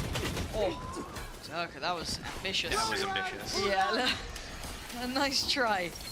Doesn't stick the landing at all. Boaster's got to be careful now. Oh, clean. Leo, got a little more for us there. They just slipped to safety behind the wall. The rest of Fnatic responding. Heretics have all their bodies here, basically, apart from one. They've kind of slipped 3 ends a little bit deeper at this point. And the plant's now in. 2 on the side still. Benji is they're just stacked up on each other. And Leo's just got 2 kills with the shock darts. Oh, dearie me. Rienz is not going to be happy about this one. Lovely shot on 1, but 3? Not going to happen. Fnatic right back into the action. Fuse on the way. And yeah, a little bit of a problem on the site there. KO Molly combined with Leo, double shocks onto the spike plant spot. And 2 players there caught. After that first crit, that was a nice shot from Leo. Yeah. 2 shock dart kills. Now Team Heretics, they're going to be able to string together a little bit of a buy here. I do like the concept that they had with like these. It looks like they were spread default. It looked like they were waiting for Fnatic to push through on the round before last. But what ended up happening is they wanted to group and actually do a B hit. I would love to see them doing a split or a fake. Like, it would bring me so much joy to see a well-executed fake or split right now. And it looks like we're gearing up for a split this round. Hey, there you go. Maybe a little bit of happiness in your life, Josh. Wouldn't that be lovely? You know, some happiness, a sprinkle here or there. Yeah. see if it works, but the concept seems Decoy. brilliant. They're very close towards door. They kind of get in the space they would want. But all the info from Fnatic. Oh dear. And Leo's gonna know a fair amount. I mean, not everything, but enough. These guys are going too slow. They've lost all that momentum, all that potential to really catch them off guard. Just not gonna really do much here. And gonna know Benji Fishy too. The information is good. Leo's doing very well, to say the very least. And Fnatic just not surprised, not caught out! What is going on, Fnatic? Getting stronger and stronger as this game goes on. They have the information, the shots looked easy, they never looked under pressure. I don't even know if Team Heretics realizes that Fnatic actually pushed through B there. And if they don't realize this early, then what's going to happen is Team Heretics, if they keep doing these slow approaches, it looks like they use their abilities at the start of the round just to get into a position, and they wait there until the next interval, around 1 minute left, or about 55 seconds. That's when they're going to do their next hit. If they're waiting around for this and Fnatic catches that timing, it's going to be game over for Heretics. They need it to either speed up, or they need to add some fakes and layers to it. The options are there for them. And normally I feel like Heretics are very good at that. So watching them crumble a little here worries me. And it's not the start you would have wanted for a close game either, almost. This almost indicates that we're getting close to quite a one-sided affair. It's definitely looking in the favor of Fnatic here. And from what I've seen, like, the fact that I've brought up 3 times already about how Heretics needs to do this, needs to do that, and they're not making these adjustments yet, that is a very scary situation for these guys. It needs to come out, because if I say this one more time, I don't know. I feel like Fnatic's going to run away with the half. Yeah. I'm wondering when we get the timeout potentially, or when that comes in, because it's not in this round. You've only got sheriffs here. There's nothing. You maybe want to work towards those ults because they're very nearby. You've got Woot's one off, mini boos as well, so some key pieces that can be really, really valuable. But time to jump. Gonna have to try and connect on a player, get a plant, do something. Deploying drone. Looking to end towards the B site. 3-2 split. Chronicle gonna try and delay towards main. Left. Still got 2 flashes. 38 seconds. Heretics now at the door. Chronicle not feeling too much pressure yet, but he will be now. Isolates one. But look at Fnatic. Cool, calm, collected, not looking threatened in the slightest. And Rienz would have to go nuclear to make something out of this. Again, the shock darts doing work. It's Leo doing Leo things. And looking like he wants this round done. Again, this would need a lot more. Oh my god, hold on! 1v1. Leo suddenly has to really lock this down because Rienz has made something almost magical. Not to be. Leo breaking hearts. Fnatic get 5. Great target priority, though. He sees the Yoru clone and he picks the right target. Well, I guess the left target, technically. 5th round for Fnatic, though, and they've got some good ults. They've got Durka, he's got his ulti with Yoru. Chronicle's got his as well. He's gonna cancel out some ultis, but I mean, on the other side, Woot's got his Hunter Fury on Rienz. That could get canceled out easily by Chronicle. Nice timeout. Team Heretics making a plan for what's going on here. They have so many ultis to use, they can combo them really well. I mean, it's great to combo Yoru ulti with Hunter's Fury. That could be crucial to get the entry. Yep. Making a plan to get in somewhere. Right now, it's just been so flat. It's been these 5-man B hits, the 1-8 split. Take a little bit of map control, hold for a push, then group up and do a B hit. We haven't seen anything too crazy. Benji getting a lurk through elbow to tunnel one time, almost made it. Actually, was that the round they won? Might have been the round they won. Might have been. Yeah, I think it was the round they won. So, we do see some value from that. Maybe get some shocks on hulls, maybe get Benji inserted a little bit. I mean, he's been up middle once before. Get him activated a little bit. Maybe get action through hulls. We haven't seen that yet. They have such good ultis to spam here. It all starts with 1 round. But I feel like it's getting away from Heretics. It's not 100%. I feel like if you played this without the pressure, without it being 5th map, without the chance of it being one of those, turnaround events, Heretics could have already come up with a concept, executed it better. It's rare we see them looking this lost without an answer. It reminds me a little of the international events, and that's what worries me, that you get these close games, sure, but this isn't even getting close. And actually, well, Dirk has given them an entry, given them a chance at this. Yeah, info, sure, but still, This is a lot on one man's shoulders. Chronicle trying to back away to a little bit of safety, so he's got some sustainability. And Miniboo trying to close that gap. Hunter's Fury, here we go. They need some connections on this. The flash not good enough. Chronicle's still alive. Finally goes down. Reservoir, yes, but you can already see the bodies are here. They don't know about Leo. Okay, they know about Alpha, though. But Leo's still here. And Boaster on the flank. Last player standing. It's all on one. Leo now. Can he do anything with this? So that's 1v4. Bide his time a little bit, wait for Team Heretics to mess up. It's getting trickier now. Knife's not a problem. Boo is. And there's a jump spot. Great work from Boo to keep that in mind. That's made it not I mean, it is near on impossible at this point. Leo not being given an opportunity. The window looking pretty shut here. They're toying with him. They're playing time well. You can already see the mid positioning too. Making sure, being that security system, making sure there's no threat to this. And you can see he's trying it. Leo gave it a damn good go, but finally an answer back. But would you say that's a complete answer, or was that, hey, they had a really nice start to it, they used the combos well enough to get the job done? It kind of just crossed the T's, dotted the I's. Fnatic definitely started there. They were a little too proactive. Peek out, Jerka gets taken out immediately. Because Team Heretics, they're just gripped. They're you know, getting in position to do something. Fnatic's like, hey, I'm gonna offer out my life. Then they get the combo off with the Euro ulti plus, you know, the Hunter's Fury. They end up taking out Chronicle, but not before Miniboo goes down. But, you know, the door was open enough for these guys to start going in there. Still, you know, trailing by 3 rounds, Team Heretics. I mean, this is the situation where you don't want to get reverse sweeped. True. You're on map 5 of best of 5 grand finals. Yeah. Like, this is boys become men. That is true. Big players make big plays in big games, and this is one of them. Ready though, Heretics, that was just a flash in the pan. We need to see consistency to this now. Doug's got the ult. On the other side, so does Woot. Spike left, not picked up. Both of them separated by a pillar so far. Chronicle pretty close by as well. And here comes the pivot point, back towards the A side. Benji in position for a great way to control all the rotations, late backstab. The null command to deny all those trips if Alpha is close enough. It's back by stairs, that hat. The fedora just peeking above the stairs, but Benji's timing is everything in this. Who get to? Durka gonna show his hand, but there's still Chronicle on the site, and there's still support systems here. This has been very obvious, very on the nose. No, he flashed himself. Oh my God, and Durka Chronicle gets away with daylight robbery. Heretics finally fighting back, but Leo slips the site. It's him and Boaster against the Wild right now, and they're doing well. Woot's gonna fall, 55 HP. Leo outdone. It's Boo this time, and the 1v2 for Boaster. The pistol round was outrageous. This would need a lot.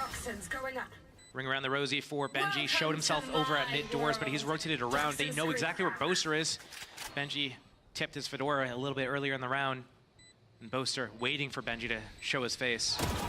And there it is, cleaned up, put out. Boo finding Boaster. Okay, another step in the right direction for Heretics, getting a little closer in this game. Not clear-cut anymore. 2 consecutive rounds. Slowing things down a little bit here, taking their time. I mean, that was almost a tragedy in motion, but, you know, in the end it got handled. Spike down A. But are we seeing enough that it's kind of making you confident in the form of Heretics being able to close the gap now? Or is this just... It's getting closer, but it's not all the way there yet. Like, Heretics needs to... I mean, it's still a little bit sloppy, right? The execution of it's a little bit sloppy. Maybe flashing himself there. Chronicle hiding in the corner, able to peek out and get another one in the side. But step by step, you know, you can't run before you can crawl, even. Not even walk, just crawl. Benji on the way back. Maybe another heavy A hit. A little bit of a switch up here though. Boaster kind of being more front line. You're going to have towards the back Chronicle this time. Boaster's playing, oh my God, he's trying to head of that wall. No, this is, yeah, okay.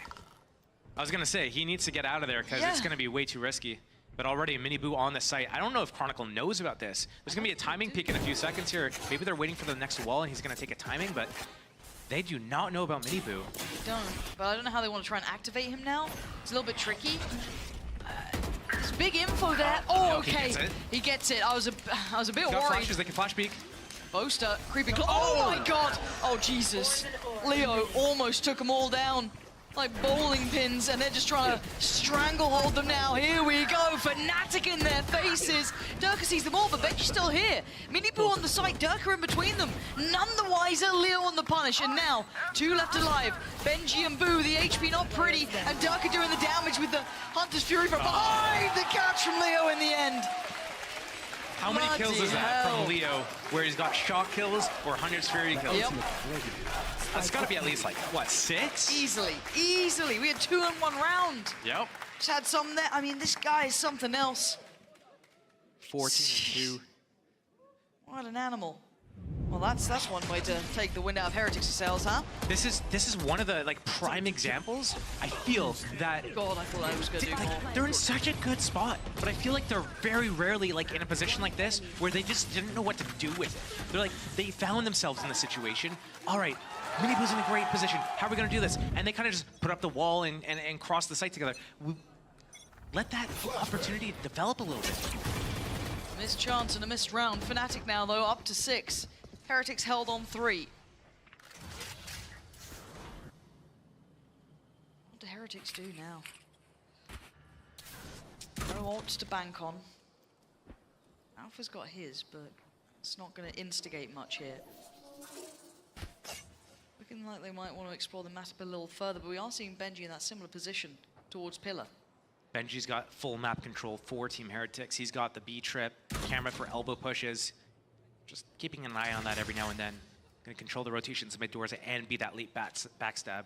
They still need to win the fight on A, which Chronicle and Boaster are doing enough to make it such a hindrance, and they've still got this man here who's gonna play ahead of this. Durka puts his life on the line and slips away. Got a little bit deadly, but it's fine. Fnatic hold the line and they stall the push. Oh, Chronicle, big shot towards Boot. And they're just starting to struggle to stick the landing, but it's Minibu and Wu to find 2. They open up the chance, the mid-crunch comes in, Benji shows his hand. Now Leo and Alpha. It's a little low, so 30 seconds watch left. out for those shock darts, but they've been let loose for now. Spike planted. Looks like they're already looking to save just because their economy is not looking too great. 2 versus 4. They still have a round lead.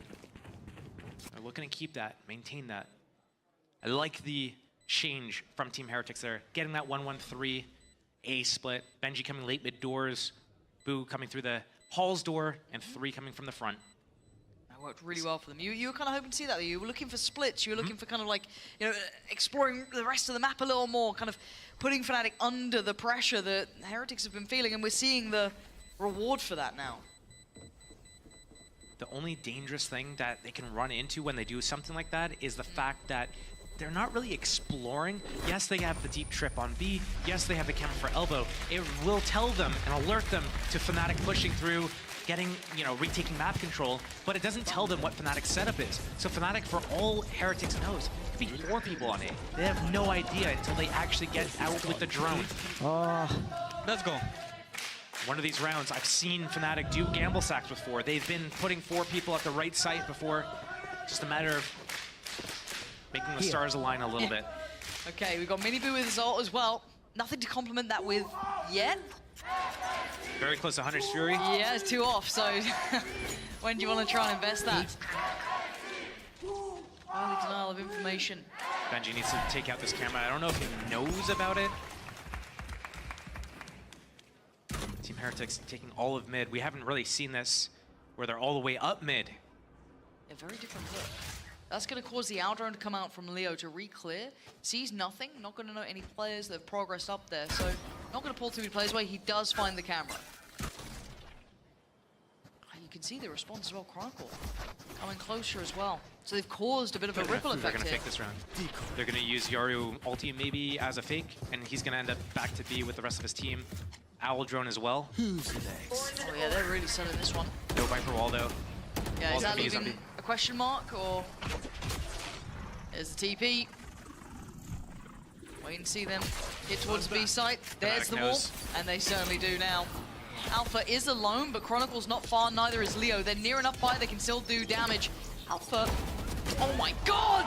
Pick it up from Split. Looking so deadly, and Leo's on the site. Benji makes an appearance, but by now his team are in tatters. It's Rien's and Benji, and the magic ain't there now. Just Rien's left alive, and Leo's handing them. I mean, Fnatic coming into their own here, Josh. This is starting to look worrying for Heretics. The idea is the concepts from Team Heretics are there. The execution is lacking. No Viper wall to sell that fake on A. It means that as soon as like they see the drone, oh, it's just the Euro spotting us. Wait, where's the wall? There's no wall here? Okay, it's gonna be a B hit. Nice, just getting there. Alpha getting those first two. You know, Vandal, like in close position, that's a phantom range fight. But Team Heretics, yeah, just letting this one slip. They do have the Hunter's Fury still.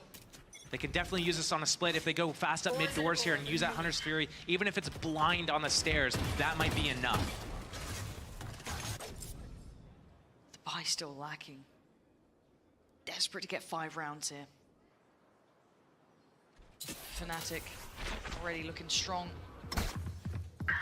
Rien's trying to pressure towards Boaster. The rest of the split coming through the double doors, having more Chronicles.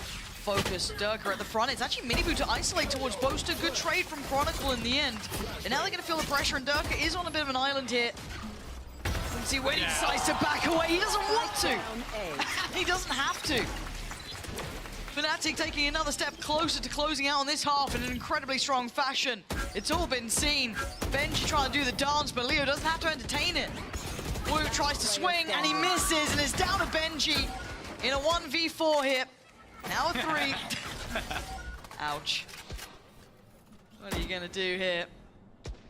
3 players, 3 positions, 30 seconds. Oh, they're not giving him it. Fnatic, very strong close to the first half here at 8-4. It's looking really scary for Team Heretics here, having the first 2 in their pockets, and letting it slip away. And this is probably, you know, eating at them again. How many lineups is Fnatic going to be able to get? Team Heretics just way too close to each other. No space in between each other. They're getting lined up so consistently.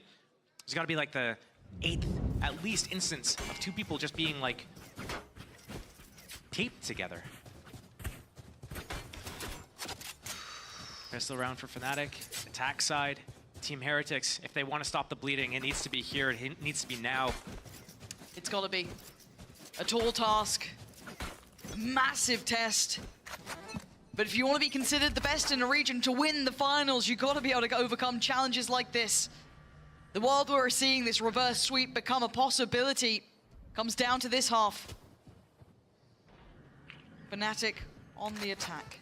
Obviously Heretics now defending with 4 rounds to their name. All the composure, all the experience. Going to be tested now. Kind of came out of nowhere as well. Fnatic, time to jump. Not a great season, but if they can all turn it around here, that's all that matters. Here comes a little bit of a pressure towards Tube. You can see Minibu noted. You can see all of this building up here. 2 players with that late presence. Look at them, hurting them, forcing them. They got no idea. Boo is on a platter. Durka puts him in his grave, and Alpha wants in. Gonna get 1, actually. Gets traded out here. This is still Benji and Minibu alive. Now, Minibu's been spotted, so he's got to be careful about this. Leo, attention turned elsewhere. They're closing the gap towards the site. Look at Benji Fish's position. They're so close by to this. Be careful, because as soon as that drops, real close to catching a glimpse of Boaster there. They're a little ahead of maybe where they expected, but Durka's going to see them. Minibu's 1 step forward, turns the flash. Counter swing from Boaster. It's really on a knife's edge now. Boaster's going to look for that timing. Got to be careful, though. And Leo there, they're all just trying to make him fight for this. They're trying to pull at them from all sides. Fnatic gonna pick up the first pistol here in that second half. My, oh my, another step to potentially the first reverse sweep we've seen here in EMEA. There's double digits now, just 1 round away, and 10 is theirs. It's gotta be soul-crushing for Team Heretics to be in a position like this. Pressure really just mounting down on you, and this is where, you know, the experience comes in. Hopefully you paced yourself. Hopefully you didn't just like use all the energy on those first 2 games just to win and get 2 maps up. What's left in the tank? That's it. That is the question now. This is when you see those big players come online if they can, right? Can they summon any more strength? Is there anything they can bring up here? Fire the boys back up, bring that confidence. Where's that same flair and firepower and beauty to Valorant we were seeing before from Heretics? We need a little bit of that. Show us that magic here, because right now, maybe not in this round, but Fnatic are really starting to turn up here. And again, simplistic in approach, really. Walking into a stack, however, could cause problems. Mainly classics, at least. Yeah, only 2 of those sheriffs. That's with Miniboo and Woot, so keep your eyes out for KO. Yoru. Woot has found Durka. Okay. Gonna spot out Oh, okay, that's 2. Hold on, we're getting there now. Do they continue on this? Look at Benji Fishy as well, trying to keep eyes on potentially where Alpha's coming from. Yeah, 3. that's why you gotta watch out for him. Hold on. Leo now tries to lead a little further forward. Is this where it starts? Do they find the fire they desperately needed to spur them on here? Leo is doing damage. Has a little look to the left. Oh god, he's taking a lot himself though. Down to 14. It ain't happening. Heretics not out of it yet. 5 rounds. They get the upgrades, as many as they can. They get themselves situated moving forward. Man, you really don't expect that to happen with these classics. Rian's, I think, got 2 with the classic there, too. The 1 through with his scan. There's the second one, and Benji getting one at mid doors as well. And it's just like, in this game, really, you can never count it out. You always have to just make sure that you're fully aware of everything that's happening, because every gun is viable and every round is winnable, especially when ultimates come online. This could light a fire under them. 1 more to convert here, just to at least get a little bit of a buffer. Yeah, but Alpha's slipped the net a little bit. Don't know how much by. He's got a Guardian.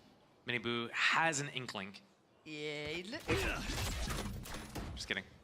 My camera is destroyed. Okay, so how much does he get from this? Not much now. I was kind of hoping we'd see a little bit of impact from it, but I think now with the time passing, no pressure towards main, you start considering middle, right? There's that internal clock that starts to tick. And Alpha just taking that space middle now. Chronicle behind. Okay, maybe opting for a little bit of a look towards the B side, perhaps. A couple of players here already, though. Be too easy. Can he find anything? A pixel out of place, perhaps? No one's given him an inch. Heretics playing very disciplined. This round's anything but quick or brief. As Fnatic look to posture towards A. The last final moments of the round. Viper Wall's on B, so they're not going to have it here, but they're splitting through mid door, so it doesn't matter. Okay, I kind of like this, pulling the fake. Doing almost what we wanted to see from the other side here. Rian is going to catch Chronicle, and Alpha's been handled. So looking for that Guardian again. That's now in the hands of Boaster. Plant is in. Rian still farming up here. This is going to need to be something out of this world, and it's not. Heretics another step closer. They're up out of the chair. They know it's even in rounds like this, up against a Guardian, some bits and pieces. These are the rounds they still need to close in on. Another step in the right direction. This is the big test here. This gun round coming up, 9-6. Will Team Heretics get their 7th round? Fnatic's going to be probably on eco, and then it's going to be, you know, you're getting close to your ults. That's when we're going to have a game on our hands. So, Team Heretics, what do you have in store for us in your defense? I love the door being open, setting up that crossfire on A site with the Sova on the back of the site, the Viper in the halls, just being able to keep the elevation, the high-low. Shock darts. Hunter's Fury online for the defense. Durka with his ultimate for the attack. We've seen Fnatic pumping these fakes on split. We saw them doing it on Lotus a little bit as well.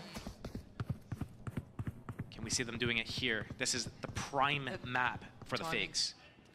This Miniboo catching Alpha just as he peeled away. A second in it. And now Fnatic gonna have to work with less. Working with 4. Do they just drift back towards the A site? They've got a little bit of mid control still in the form of Boaster. They've got a pressure towards Tube coming out from Durka, but Heretics can gamble the extra body. They can put players towards this, but Durka's gone pretty far on this now. Durka has his ulti, so he could get out if he needs to. Trade, okay. She can't quite even the score up here yet. We've got 4-3. Chronicle trying to close in, buy them some safety for the plant, which is going down now. Hunter's Fury gonna come in, look for a connection. Leo doing the dance here. You can see it being posted down, but look who's leaning forward. It's Chronicle getting involved, and in their faces, Boo and Rien's now have their work cut out for them. Stunning combination as Rien's put to task, put to challenge, and put to bed. Fnatic force it to 10. And Heretics left, held on 6. It was looking so good for Team Heretics as well. They were in a good winning position there. Booster winning that duel on Benji kind of made everything just fall apart. Heretics, they really didn't have any answers to that. They speed up on the site, and they're getting picked off. Chronicle pushing forwards. Big round from him. Look at this as well. Oh. Love a little bit of KO aggression, flashing through the wall. I'm just getting pumped up. Still got Dirk with that ult. Guns up for both teams. Yep. Just kind of like a default, right? Look how deep Fnatic are sitting. They're just like, all right, let's just chill for a second, see what's happening. They were doing this a lot on Bind. Suppressing.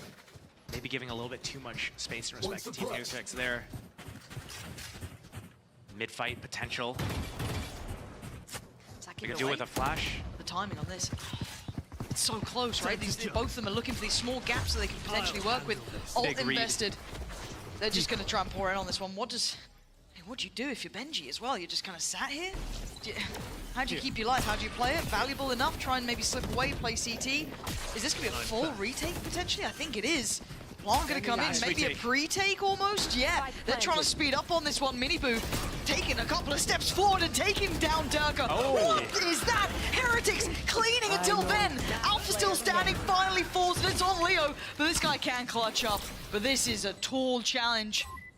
Knife up. Taking his time here. Having to accept that, but he's slowly being encroached upon. Still, presence coming his way. 68 HP, he's found a 1v1. The time's ticking, Rienz. Keeping cool, keeping 2 up, keeping 2 alive, and keeping hope alive for Heretics. It's 7 now. The scoreboard feeling a little less daunting, just within touching distance. With a 3-round buffer that Fnatic has, trading rounds isn't good enough. Team Heretics, if they want this, if they want to stop the reverse sweep, they need to string multiple rounds in a row. 1 by 1 is not good enough. Benji standing up, getting his team pumped. Yep.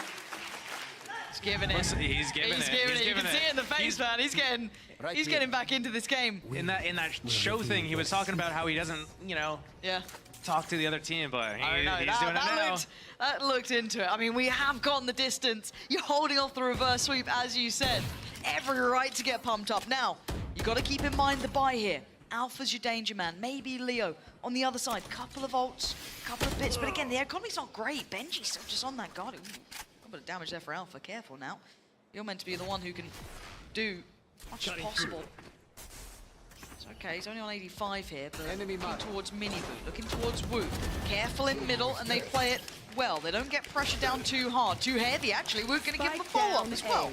This is nice. Not allowing Fnatic too much damage so far. Wu does go down in the end, but again, we're looking at Alpha and Boaster. Very tricky to gap close on this. Maybe that Vandal in Alpha's hands could open up a chance. Okay, that's sickening. That's sickeningly good. 3 more. Oh my god, why does he look so scary? It's fine. It's all fine. 3 standing. 10-8 now. We're getting there, Josh. We might just have a very close game on our hands. I like what Team Heretics does there at middle.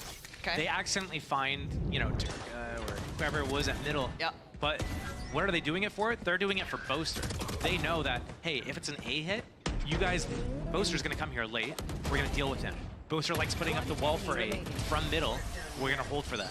If you guys want to go A through A main, cool. We have stairs, we have yellow, we have backside, we have mid doors, we have a crossfire set up. Yep. You go B, cool. We're in a position, early, big flank. So I really like the adjustment there from Team Heretics. They didn't get their primary objective, but they accidentally got, a secondary objective. Yeah. And it's Fnatic who've called the timeout here. Now, it wasn't completely consecutive, but there have been 4 rounds now gained for Heretics, right? If you're looking at this half, they've really done quite well here to min-max their value out of this. Couple of ults to play with them as well. Fnatic held on 10 for a couple rounds here. Now they have Hunter's Fury, they have the Viper's Pit, they've got a couple of options, they got some very nearby. Chronicles is very close too. So it's time for a check-in. Now, of course, even when Fnatic have called this timeout, Heretics can talk as well. So a good opportunity for them to get themselves prepared, potentially tee up how they want to look at this round. No one built up a fully flash economy. No one's completely comfortable yet. There's still a little bit of volatility in the water here between these two. Team Heretics have really good retake ults. I'd be shocked to see them not utilize that. I do wonder if Fnatic is going to try to do a fake using the Viper Wall and the Drone Hunter's Fury on one side, and then using the Viper's Pit, the ultimate, on the other side. My ult's ready. Looking at this tube walk as well, seeing how far they want to explore this. First time we've really seen Miniboo go this far. He wasn't necessarily alone either. He did have, I think it was Rien's, keeping him company, at least initially. But he can kind of just sit There's a towards read. This wall from A, this is like, wait, why is this wall here? Why is it like this? Why is it covering tube? They have, Durka has an idea. He's like, wait, no, I think this happened. And it looks like Fnatic, whether they know it or not, they are just deciding to go B. the B site. Benji Fishy and Wu. You've heard the ult. That's from Durka. Gotta see this find value. Hearing it everywhere now. Ults are coming in. Durka gonna be denied a little bit of step, but he takes one with him. Woot on the trade, but Benji's gone down. And now suddenly it's game back on here. Woot needs to buy a little bit of time here. He's very alone. The rest of the team is not on the way yet. They're looking at the flank. Look on the back lines here. Look at some of these fights. The time for Miniboo. It's heartbreaking. Leo's caught him. And now there's problems everywhere. 30 seconds. Rien's and Boo. It's a nightmare come true. And that almost fell apart. But no plant to be seen just yet. There's still a chance, still some timing, but Bosa's not allowing it. It's looking like 11. Boo in a 1v3. His position's going to be noted. There's very little for him to achieve in this. It's very hard for him to find any sort of impact. And Fnatic making it work when it matters most. Getting that one step closer here, Josh. I thought for sure Fnatic was going to be in a pickle. As soon as Woot pops his ultimate, that means Boaster's wall goes offline. Rien's in nest. Crossfire potential onto the site. Big backstab from Miniboo. Does not expect, though, Leo to be in the window. Knife out. There's way too many knife out situations. I mean, you're only moving marginally faster than if you have a Classic out or a Vandal. And if you have either of those, you have a chance. With a knife, no chance. And bigger picture here, Leo is playing a very good game. Not just scoreboard-wise, obviously that is a highlight point to this. He is currently 21-9. And again, may have noticed it, may not have. He's one who's not been feeling very well, so you can tell the fact he's putting up this level of performance is an incredible feat from him. So, pause for thought, and potentially an actual pause. Not seeing the clock move. So I wonder if it's a Heretics timeout or if it's a actual timeout. It is a Heretics one, no fear. I'm talking to myself there. It's me. I held my breath. But, no, it's all good. But timeout now to check back in. Fnatic need very little to get across that finishing line. Heretics need a lot, right? If you're looking at it this way, they've had a good couple of rounds here and there, but they couldn't even go on like this and still win out the game. They would still lose if it followed this similar trend, right? So they need something to give them some consistency, and that's so much easier said than done. I don't know how you're going to consistently get the read on this. I did the quick maths. If they follow this trend, it actually goes to OT, right? Team Okay, Heretics there gets you two, go, that's just 10. OT. Fnatic gets one, that's 12. Team Heretics get the next two, that's 12-12. Done. There, hey, so Quick maths. you've actually predicted OT. Cool. My bad. Well, the thing is, nice one. by predicting OT, I prevented OT. Oh, nice. So it's either 13-11 or Fnatic close out. What do you think's more likely? Who's winning this? Fnatic's in the prime position right now. Don't give me the neutral answer. Who's winning it? Who do you think's winning it? Say it. Say it. I mean, Fnatic's in the prime position.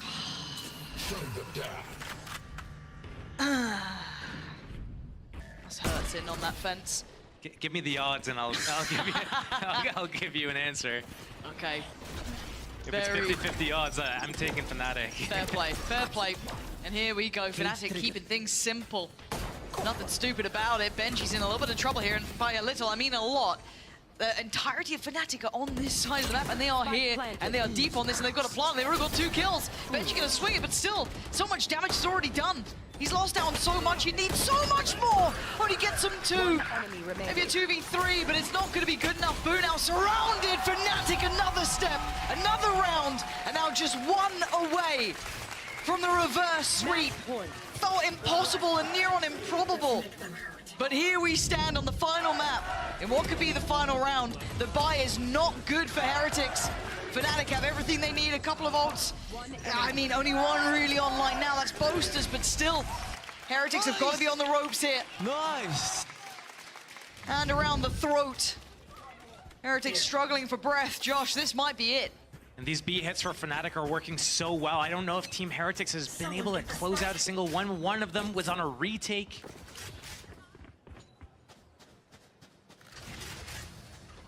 Not much to do. They're going on walkabout at A main, getting that info really early.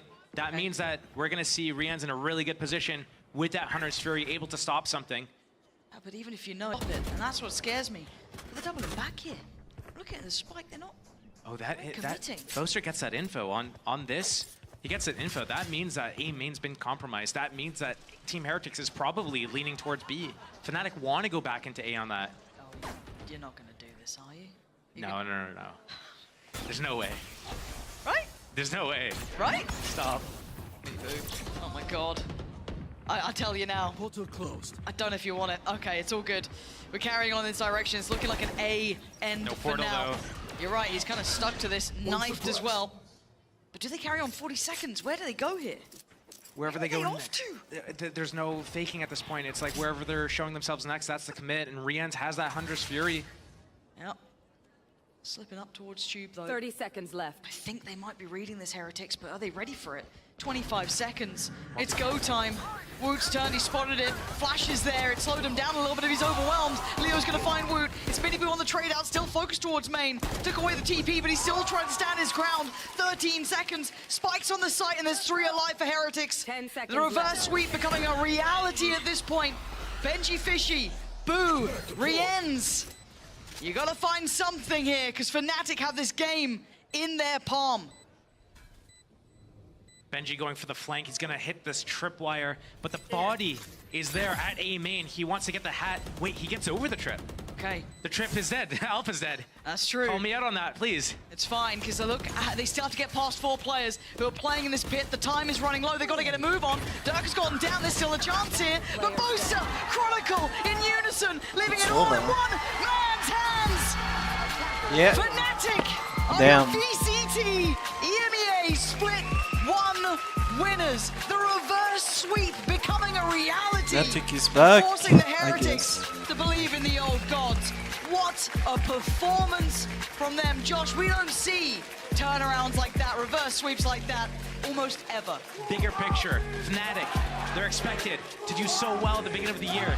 Kickoff, drop all the expectations. Coming into this split, 3-3, narrowly make it into the playoffs. They crawl their way through, taking out some of the biggest teams in the region. They get all the way here, start 0-2 down in a BO5, and slowly crawl their way back with the reverse sweep. Are we seeing the resurgence? Big. Any pre-show is started.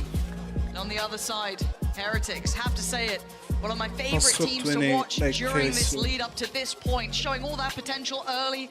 Some doubters afterwards after Madrid didn't go their way, but they came back in this season, in this run, in this split, and looked good. They look like they fixed some of those issues, but a best of 5 is a whole different world, and you're facing a team like Fnatic who has experience in these environments. There's so much that Team Heretics does really well.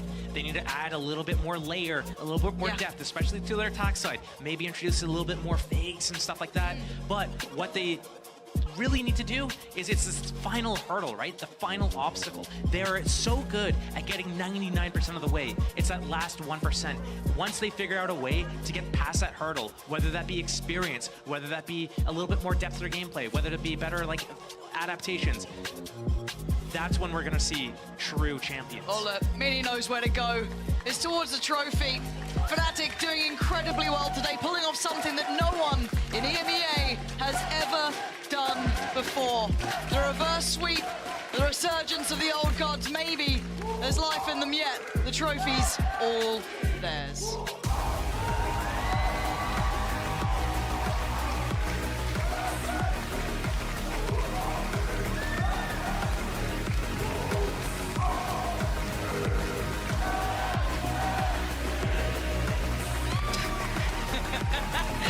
I was trying to give it some, you know, momentous occasion, and then both starts twerking. But Josh, overall, this has been quite the day. Obviously, boys deserve a reward. We've set up two of our favourite people, Daniel Ringland, head of Valorant, eSports EMEA, and Mr. JT, once was a co-commentator of mine, but actually now has a real job being a product lead for VCT EMEA. But genuinely, Fnatic back to a level I think some of us were wondering if they could hit again. And where do you think it is from now? Is the only way is up? Is there potential for them here? Is there still issues though? I think a lot of us at iTest alone still see there is work to be done for Fnatic. You know, personal experience tells me that there's always room to go down, but Fnatic definitely positioning themselves for the resurgence, for the comeback.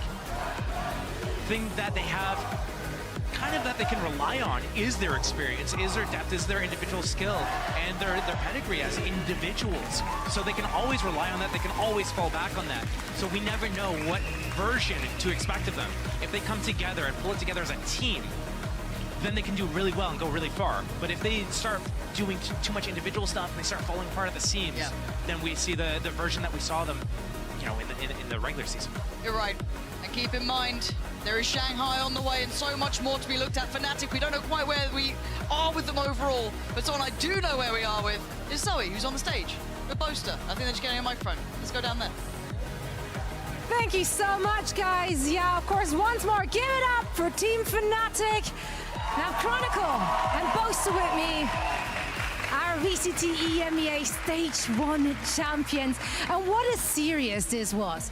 We talked a lot about you guys playing from a deficit for the last few days, games, weeks even. Seems like you make it a habit regardless, even in the final, coming back from an 0-2 score. How did you keep your focus? How did you rally the troops when it went down? I got one, actually got one, yeah. Cool. Thank you for that. I'd say, you know, we got the crowd here. We had to give them a good show. You know, everyone, even crowd on this side as well. And I just think, you know, we just kind of had nothing to lose. So we were just like game by game, and then we quite like Lotus and Split. I was feeling really confident on that. And Breeze, we were like coin toss, like considering the last series. But I think with Leo's kind of like his I'd say his perseverance kind of bolstered us to like really send it home for him as well. So I think, yeah, big on him as well. Doing it for Leo. It's team sports after all. And how you guys persevered. Chronicle, you were fragging out there on the last map. What were the comms like in those final moments when you started to know, like, you got it in the bag? To be honest, our comms were pretty weird, if you would say like that, because of Leo's bad health state. We decided not to hype that much. We were talking really quiet, so he will feel very well.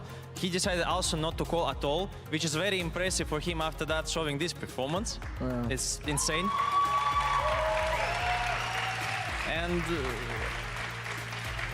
And yeah, we just try to play as a team, like be happy, try to be always positive, no matter what. Like considering all circumstances, we did well. You did, you certainly did, because you are our champions right now. Looking ahead at Shanghai, how are you feeling about the international competition? Is it going to look that close? What do you need to work on, you feel, to not have to play from a deficit? Yeah, I mean, we get a few extra days of practice now, maybe to cook up a few bits and bobs. But honestly, like I said, we just needed reps. And the more reps we can get, the more VODs that we can watch back, and just the more prep that we can get and feel comfortable with ourselves. And slowly, but surely, we're getting back to a state where we're feeling confident. And yeah, I think for Shanghai, 我准备好了, which means I'm ready. That's good to hear. Final words from you guys, for your fans, for everyone who has supported you throughout the year, and for everyone who is going to root for you in Shanghai. What do you want to say to your fans? Thank you everyone who was here and who was online watching us. At the same time, I'm really grateful that we have such a passionate fans, and that they were actually sitting here till the end, even though we had a lot of tech pauses, the longest tech pauses. We are sorry for that, and I hope you understand us, because we were in like one of the worst situations we ever had. But I'm still happy that we won, and you are one of the biggest reasons we did that. Thank you so much. The energy in the room, it works, it always works. No for me to that one, but you know what, we're just vibing out here. Thank you both so much. I'll let you get back and celebrate with the team. Our champions, Team Fnatic, make some noise one last time for VCT EMEA Stage 1 champions. That's it from us here today, and we hope to see you all back in Shanghai. That fucking trophy looks like shit. Like, what the fuck even is that?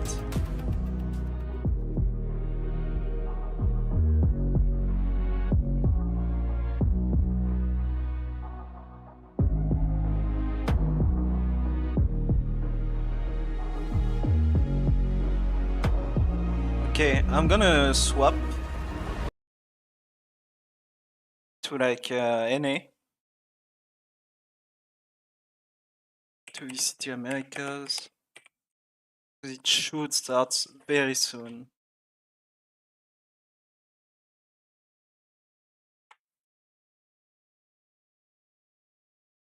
Like 10 minutes.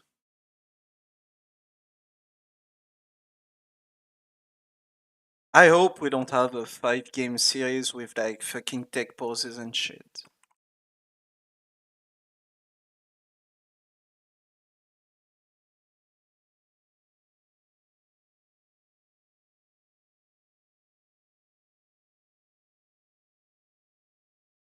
Okay.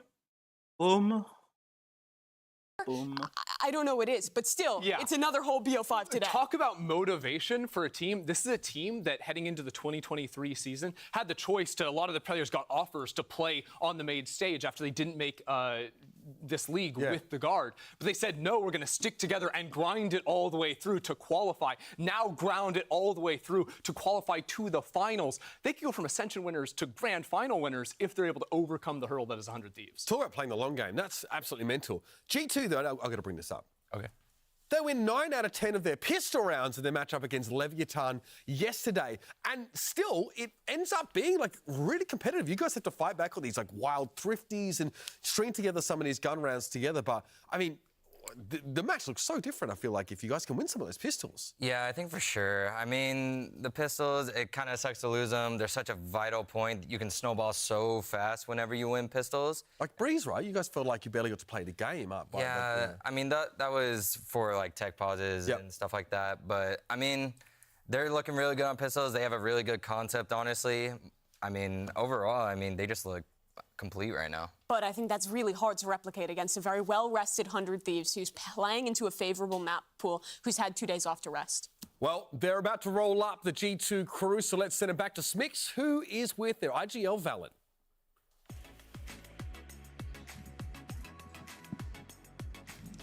Good morning, Valen. You have been on a crazy journey from winning a domestic title in 2022, initially not making partnership in 2023, then winning Ascension, making it to VCT, and now you are in the grand finals. You're also going to Shanghai, but I know the thing that would make it the sweetest is actually winning the grand finals today. If you did do so, what would that mean for you and the boys? I mean, it would just be the cherry on top to the longest journey ever, right? But I'm still proud of everything in between. Like, this win would be like the extra sweet on top, but all the adversity, all the hard work we went through in the mid built us character-wise and honestly made the better memories. Like, you know, last night's win versus Leviathan was one of the best wins that I've felt in a long time. For me personally, felt better than even qualifying for Shanghai just because of how difficult it was and how scrappy it was. Like, that was a dogfight. But yeah, I mean, hopefully today we can put everything together and close it out because it will mean a lot to all of us. Your journey's been incredible to watch. Best of luck today. Thank you. Yesterday, Valen stepped it up big time, looking incredible with a total of 101 kills over the course of the series, matching Aspas, big performance, big impact from this controller player. And that's for the record of most kills ever in a BO5. Well, this guy is IGLing. Talk to me about playing against this guy. I mean, I remember one specific round whenever they defused the bomb and we all just started swinging, and this guy put down 4 of us so fast. And, you know, I think his aim is just he's in form right now, and you can't say anything otherwise. And look, right here, he just tapped us all out. Good Lord. Yeah, that's, I think, exactly the round you were mentioning as well there. And the role he's doing it on, too. This guy's playing Harbor on a couple maps. He's playing the controller role on everything else. And he's a super vocal IGL. There are some players who bring up ideas on this team, but he is one of those players who is really leading everything. He's a big part of the game planning process ahead of the time. When you think about G2, I mean, it is Valen. He's been with this squad since the beginning. He's led this squad since the beginning. One of the biggest reasons that they've gotten to this point. Yeah, big deal. Now, this week, of course, we saw G2 take down 100 Thieves on Bind, their self-proclaimed Superman. But let's have a look at the Telestrator and see how they actually did this. Yeah, talk about the mastermind Valen. He knows exactly how to beat 100 Thieves on this map. The important thing for him is knowing how 100 Thieves want to play their A site on defense, because G2 went on a run here to take it all. The important thing about 100 Thieves or to retake the site is that they usually want to hold on to control in showers and play to stall the bomb from there, or have heavy backside options. And G2 shut this down pretty effectively. In this round, they have the Thrash going down A short. They also have the Skydog going into showers. So they're splitting up that initiator utility to quickly get in here on the anti-eco. But importantly, I want to pay attention to the scaling of how they go into this site. They have 4 players coming down short behind that Thrash. And Leaf is actually the second one into sight. Look at that. He's actually up in the front there. And that is because all of his teammates have util in hand, right? We've got the Dog over on Sky, Thrash on Gecko, and of course, Brimstone putting down the smokes. And that's one of the things G2 are so good at, the details on their executes. So Leaf is going to come in and path to the right side of triple, while the double satchel from Icy goes back site. They want to blow up back site so that 100 Thieves can't play to stall out the plant at all. Look at that. So quickly in, and then Leaf on the Viper is up so ridiculously fast as the second player to scale into sight. That's gorgeous. And from there, he's still taking aggressive angles into the back site. G2, we're never going to give 100 Thieves room to breathe. But let's fast forward into the very next round, because G2 take a pace change, right? Instead of having that ultimate and blasting into the site, they separate now, and they're going to go 3 players over towards short and 2 players into showers. And they're going to really take their time. With this initial scouting they do, with the Dog coming through and the Dizzy, they realize, hold on, Asuna is on top of truck right here. Whoa, I'm struggling with that one. And then Brimstone from U-Haul just chucked out that Molly. So they know of those 2 players. And as soon as Asuna falls off this angle, there is no one looking forward into sight. So they hear all this spam coming out from Asuna. They might have even heard him go for that drop. But from that point onward, where is the forward lines? Because now we've got 2 smokes on site.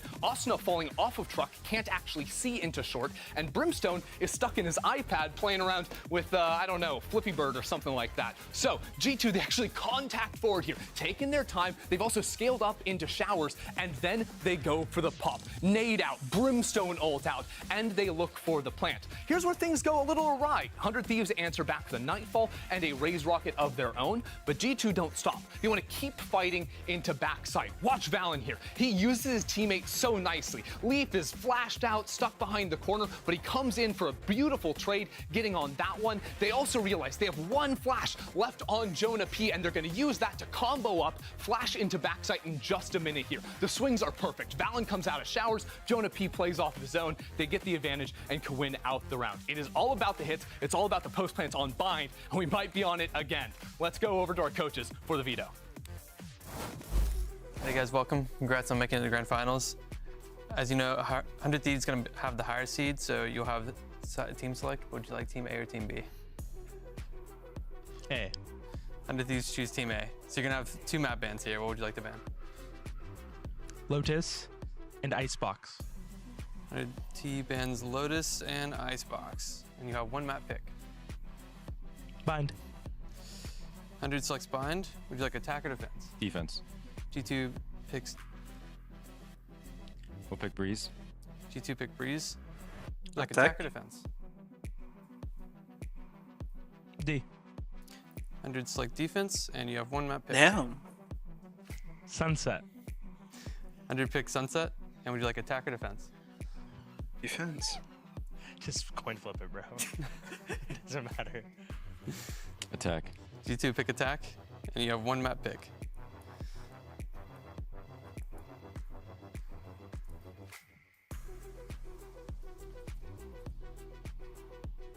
Ascent. G2 pick ascent. And would you like attack or defense? Defense. 100 pick defense. Decider map is going to be split. And G2, you have side select. Defense. G2 pick defense. All right, boys, best of luck today.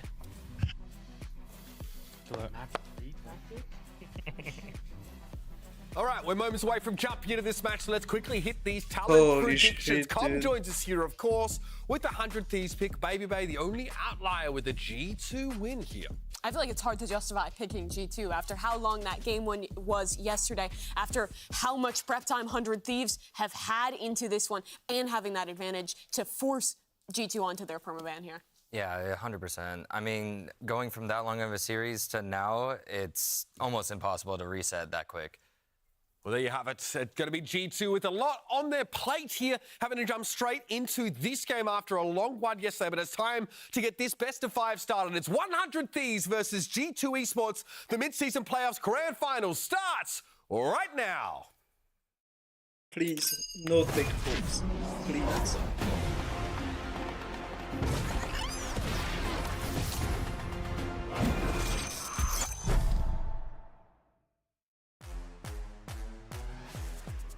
Preventing it with the wingman, breaking him down. It's going to be the bodyguard angled. Boostio! Oh, he delivers. It's 2 for Nail in terms of the approach. They just can't quite get themselves into it. And the fight's taken by Valen. He'll step up to the challenge.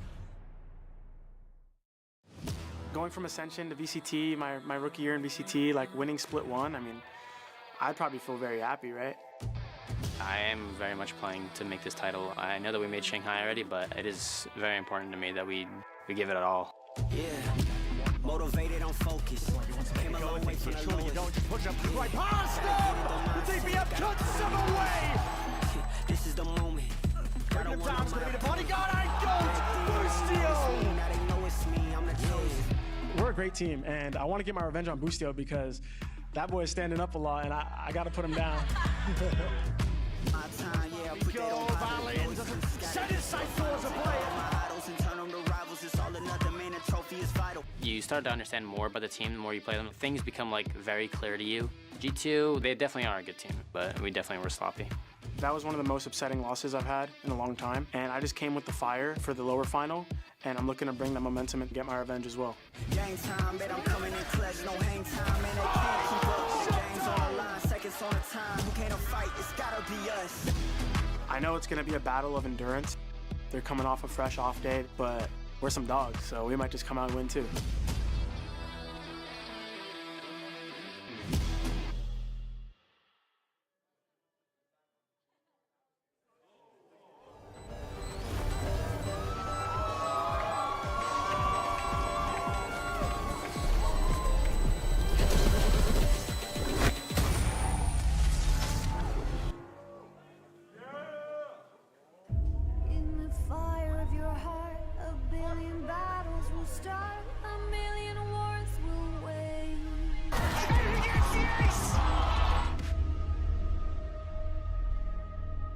Uma máquina! In the heat of your blood, you'll find the flames of your flood with the fuel of your rage. ¡Es el señor de la noche! Oh my goodness! This is the world you created, your kingdom you made it. I'm watching you drown. I try to reach out and save you, but you're just beyond saving. Now put on your crown. Riot Games Arena, welcome our first grand finalist. It's 100 Thieves EU.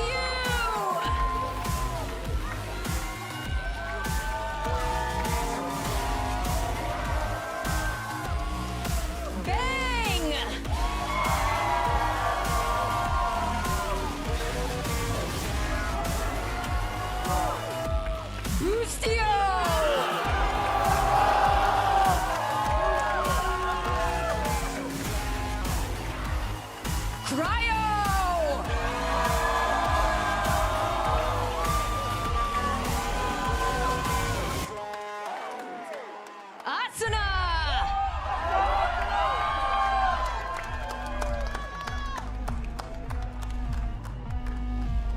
And head coach Zix.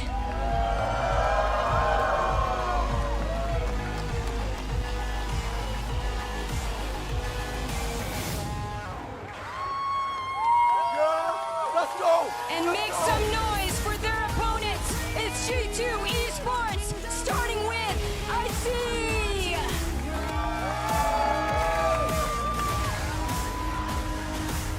Leaf.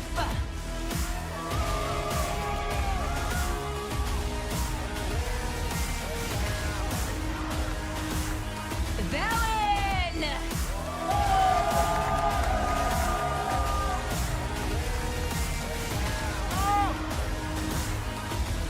Trent.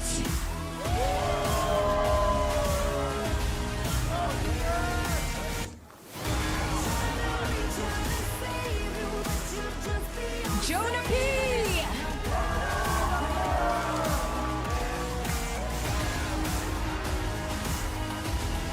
And last but not least, head coach Josh RT.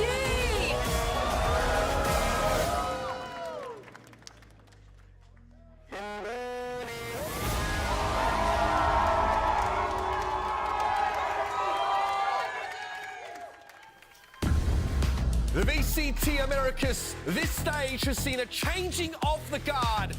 And the team that used to bear that moniker now gears up for their greatest challenge yet, to fight for the title of #1 in the region, top seed, into Shanghai. Both these teams had such a rough start to the season with lower expectations out of kickoff, but found their mark at the perfect time, have peaked into playoffs, and both have a chance to lift a trophy, find that moment in the midseason playoffs ahead of their appearance in Shanghai. And coming into this first map, you could not ask for a better way to start. 100 Thieves have chosen to go back to their signature bind, their best map, but also G2, the only team to get a win off of 100T on that, and that's where we're kicking it off, Colin. Yeah, I think that shows a lot of confidence. Like, instantly, like, hey, we're going to take that back, you know? I think Boosie's ready. I think both teams look pumped to get in this grand finals, and I'm just ready to go. Let's go. Man, you guys beat G2 up. Yep. So you came in on that bind and said, you know what? We're going to do you guys one better. Came in from the top rope. Who do you feel is favored here now, knowing what you know? 100 Thieves for sure, and 3-1. All right. Oh, okay. What do you think specifically about Bind, though, from G2? What's strong, what's weak for their game plan here? I think G2, they play their protocols perfectly, and they also incorporate a lot of fakes. They really misdirect you each game, and let's just see what they have to go anti-strat against 100T on short notice. For sure. Last time it was a ton of these heavy exec plays. Very strong. So like 4 players through B long, 4 players through A short pretty frequently. But the big difference maker to me was just Valen in the late rounds. Like a lot of those 2v3 at the end, but Valen was frying, getting 3 kills so frequently towards the end of rounds. On his attacking side, that's where he completely destroyed 100 Thieves. Also on that attack, I think he did a great job of calling a lot of pauses in the mid-round to punish these reclears. They did a great job of shutting down even these Fade Gecko combos, having players in the right positions to break that util, and winning out in those late-round team brawls. We're into Agent Select, and with the turnaround times, we shouldn't expect anything to change in these comps. No, and like we talked about, I mean, Zix brought it up. He said, with the limited amount of time we have, we've got to focus on ourselves. We've got to make sure our game plans are rock solid and absolutely rigid. They still had a day off. There's plenty to work with, but G2 said, we got that dog in us. You know, we're just going to come back. Now, we know the deck is stacked against us with the way the Vino is, with the advantage 100 Thieves have, but hey, we're up for the challenge. 100%. G2 have been looking good. We're going the distance in all their series, getting the maximum amount of reps in. And it has just been such a journey for these players. I honestly think they're going to come in and shock at the start, at the very least. Like, you've got those 5 games under your belt. You are ready to go from minute 1 now today. Yeah, the confidence brewing after that close 5 series win. The players were talking about the trust they had in their team to get through that after the match maps they lost. But for 100 Thieves, they are the team of confidence. Boostio has not stopped trash talking once. His team has not stopped believing once that this is their final to sweep away. They look very confident even in the map pick and ban as well. He just looked at Val and said, just flip a coin, bro. And why not? Why not? They come in, all the cards are in their hands. For Boostio to get a domestic title, for EU to take down the core of the guard on the other side in G2 in a best-of-5 final. Last time was disappointment for him, but he has the chance to lift it all in Americas today. Here are our cops, they are locked in. This is a best of 5. We've got 2 casters who are trained to go the distance if necessary. Let's head over now to Doug and Baby Bay. The last 6 weeks culminate today. 5 maps potentially to decide who's going to walk away as the mid-season champion. The crowd is nuts, the stakes are amazing, and it's not just about what's happening here, Dre. Being able to go into Shanghai as the #1 seed is invaluable. Yeah, picking your opponent, that's a huge advantage or disadvantage. We don't know yet. Depends on who you ask. I'm interested to see who the winner will choose in Shanghai. So this is going to be a crazy, crazy series. And there is a lot at stake, most notably pride, in my opinion. Plenty to be gained here. Again, a best of 5, a marathon, if you will. And I hope you all enjoy the ride just as much as we inevitably will. Bind the first, the appetizer in this 5-course meal, with 100 Thieves starting off on the attacking side. You already see that Viper wall up, leaning towards A, and it's a quiet approach from the attack side early on. I got you. And Valen right now, just sitting in spawn, opting to go for a deep smoke along B. But he has the rotate here if any noise is made towards the A side of the map. And he will be leaning there even though there is no sound being made. So trying to just be one step ahead of the potential Viper lurk. Such a tense start. Yeah. I mean, the Brim smoke down B long is really all it's been for now. Now a flash to confirm there's no one back fountains. Is that the cue for the rotate to start? It should be, and I don't think anybody was in range from the side of 100 Thieves to hear that. So G2 will be ahead of this pistol. They should be. But 100 Thieves are so dialed on these splits that they have. Keep an eye on Leaf on the flank too. Slowly and methodically prowling over. They're all just huddled in to this smoke. What a way to start. They're all just tucked in, and now Dizzy goes up. Nades go out. And Valen's the first to find the feed. But now this time, Leaf that have been cooking for so long coming through to fruition. 100 Thieves deciding to push forward. Relentless in their approach. And Leaf keeps them back. And now Jonah P left in a 1v2. Bang and Boostio both weak. A flash in hand. It goes up top. It will not find anything as the pistol goes away the attack. It was so tense the entire time. An A hit coming out at 40 seconds. And G2 were well aware that that was happening.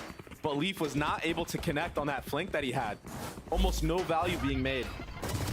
And it was cooking for a long time as well. 30 seconds left. Clean shots to start things off, and I think it's only been one round, but it feels like the approach for 100 Thieves is pretty clear. They were very cautious about how they approached the opening seconds of this best of 5, and it netted them success. Now this buy is formidable. There's plenty of artillery and firepower behind this.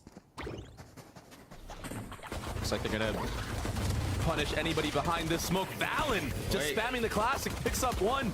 The punish has gone the wrong way. Finding value in an earthen pod among grass. Oh my gosh. But of course, traded right back. John P tucked in. Smoke will get spammed, will get dropped. The intuition of EU. And so after it was a messy start with Asuna falling, 100 Thieves seemed to have stabilized. And now carry the heavier weaponry back towards A, where they found success just a few moments ago. And a very similar approach to Dizzy goes up. The angle on that was crazy. They saw Leaf. Finally. Where are you? Settling down. EU with utility dumped into U-Haul. They know they're there. They're really low though. Yes. This nade is huge. Careful. This is messy. It's not getting any cleaner, is it? EU gets 4, and that was... Whew. A lot of chaos again towards the A side of the map. And this is 2 rounds back-to-back that 100 Thieves had kind of just defaulted this B area of the map and then just grouped up together and done an A hit. And EU's intuition on this side of the map was just too strong. for the moment. It was invaluable when you consider how the rest of the round went. EU saving the day, 4 kills in that round. And a full buyout from 100 Thieves. Huh. And it looks like they're gonna just go straight into an A hit here. They're not messing around with any more of the B long default. The conditioning has already been set. Oh, hasn't been enough of a lesson though for G2 to bite. Asuna satcheling forward with high ground, not able to steady the shots. Oh, EU struggling a little bit as well, but finally connects. What a tether. Converts. Leaf stuck. And the sucker punch from Icy is just too much. As Icy gets 3 in the face of a full buy. G2 hold the line. Boostio with plenty of time to think this one through. Oh, he dodged the flash. Yeah, but 3? Yes. Now position given away. Well, the first will fall. Just inside the range of that. Yeah, he just cooked inside of that. Raise nade from Icy. And what a round from G2. But on the opposite side for 100 Thieves, normally they're so dialed in on these splits. Normally the timing is perfect. Valen would get instantly traded as Asuna is blasting out. This time, Valen able to punish. Look, nobody from Shower is here yet. Yeah. Just a little off. And also, we've got to talk about Icy in the round he's had, and honestly, the year he's had. Yeah. Remember, in the face of so much speculation, when things started off, is this guy good enough? Is he able to compete? Where is he even coming from? He's blossomed to be an outrageous player. And now again, that the year is reaching its fever pitch. He's just getting better. He's delivering. A big thing of him was getting this experience, being on stage for the first time.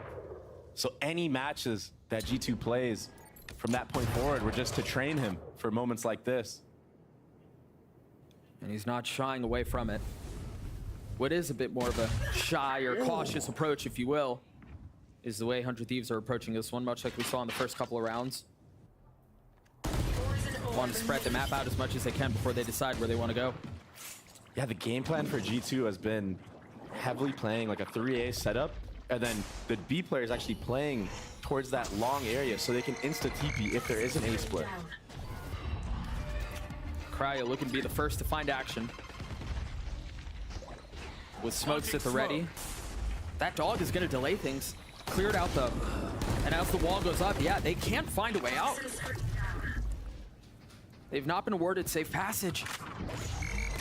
The third attempt maybe is the charm. Jonah P swings through, and they crumble. 100 Thieves not able to put up a fight at all.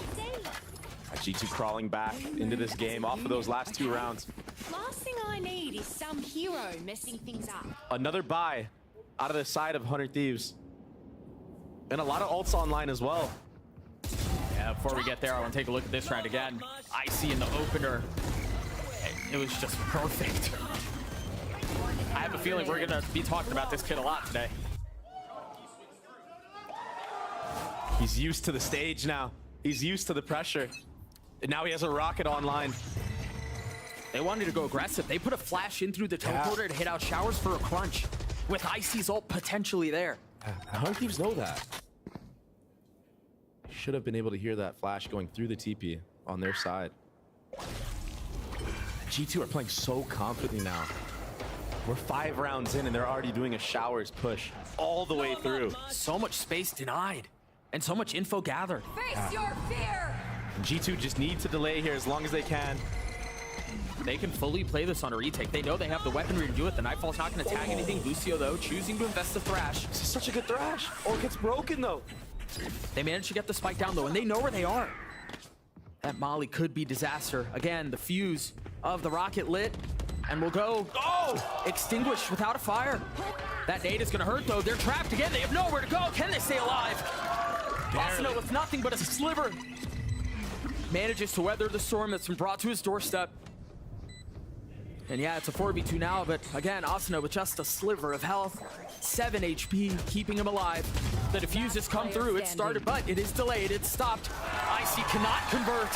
100 Thieves take the lead once more. Asuna there, barely holding on to his life, able to get that trade in elbow. I mean, Icy almost had him dead to rights. That rocket being canceled just in time. Those comms have to have been so chaotic, man. Yeah. They know they're there. They had to push. The spit through the window, the nade from sight. They knew where they were. Oh, I'm feeling nice. Nice. I'm feeling nice. Good shit. I was looking up. He's feeling it today. It's from the words of his own mouth. 7-3 at the top along with Icy.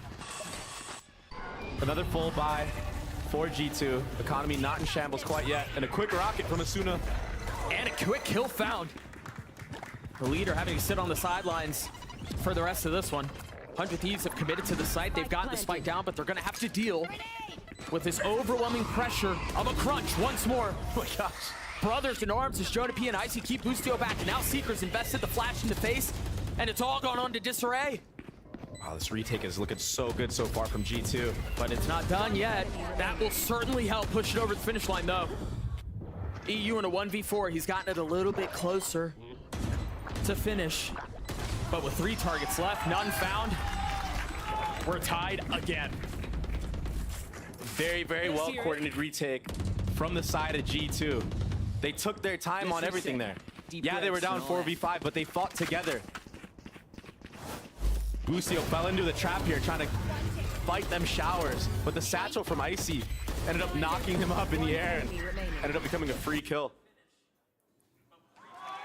And once Boostio goes down there, the post plant just falls apart. Because 100 Thieves, they had really aggro positioning there, almost towards CT spawn. Just one rifle for the side of the attack. A Bulldog in the hands of Boostio with light armor. Meanwhile, G2 reaping the benefits of what just took place. Now, that was dangerous. Really dangerous. And it's traded a 1-for-1, but Leaf is stuck. He's gonna have to try to find safe passage out of this, or he digs his heels into the sand and takes the fight. That's bomb again. They've made a mess of this. Leaf dancing around, finding solace on the other side of the molly. Again, the smoke comes down, the kills go up as Leaf gets 4. EU again left alone. Choosing to reposition and try to strike on the weaker side of the site. Maybe get a free kill, understanding pressure is afoot.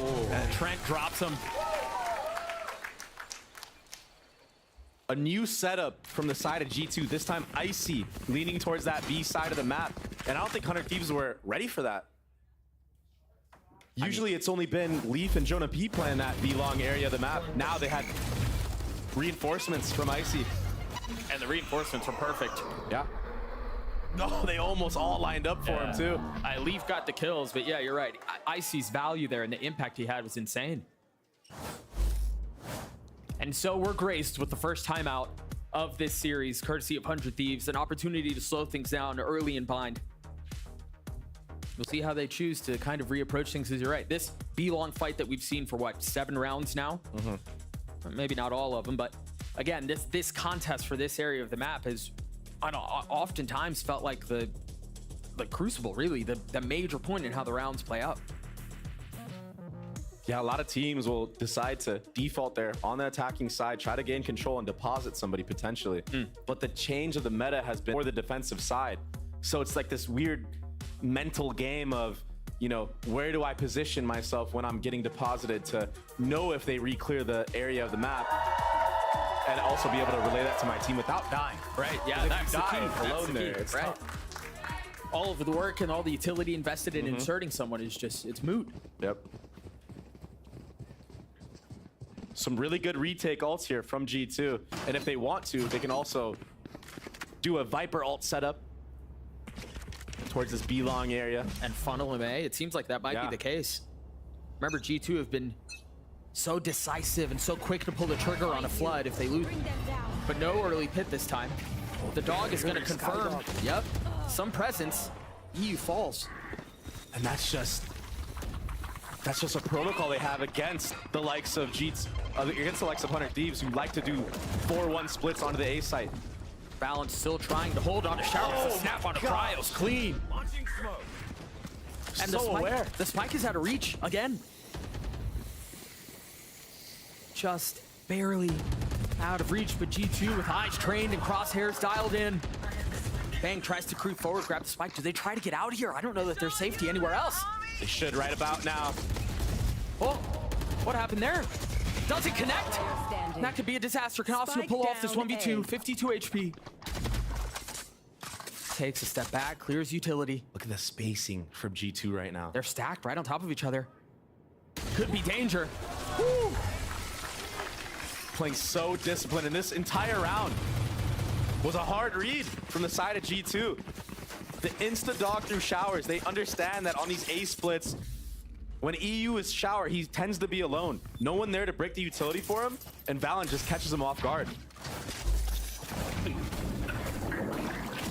That was pretty. He finds the timing amongst 2 mollies that are used to default showers. And this is all prep work. One enemy remaining.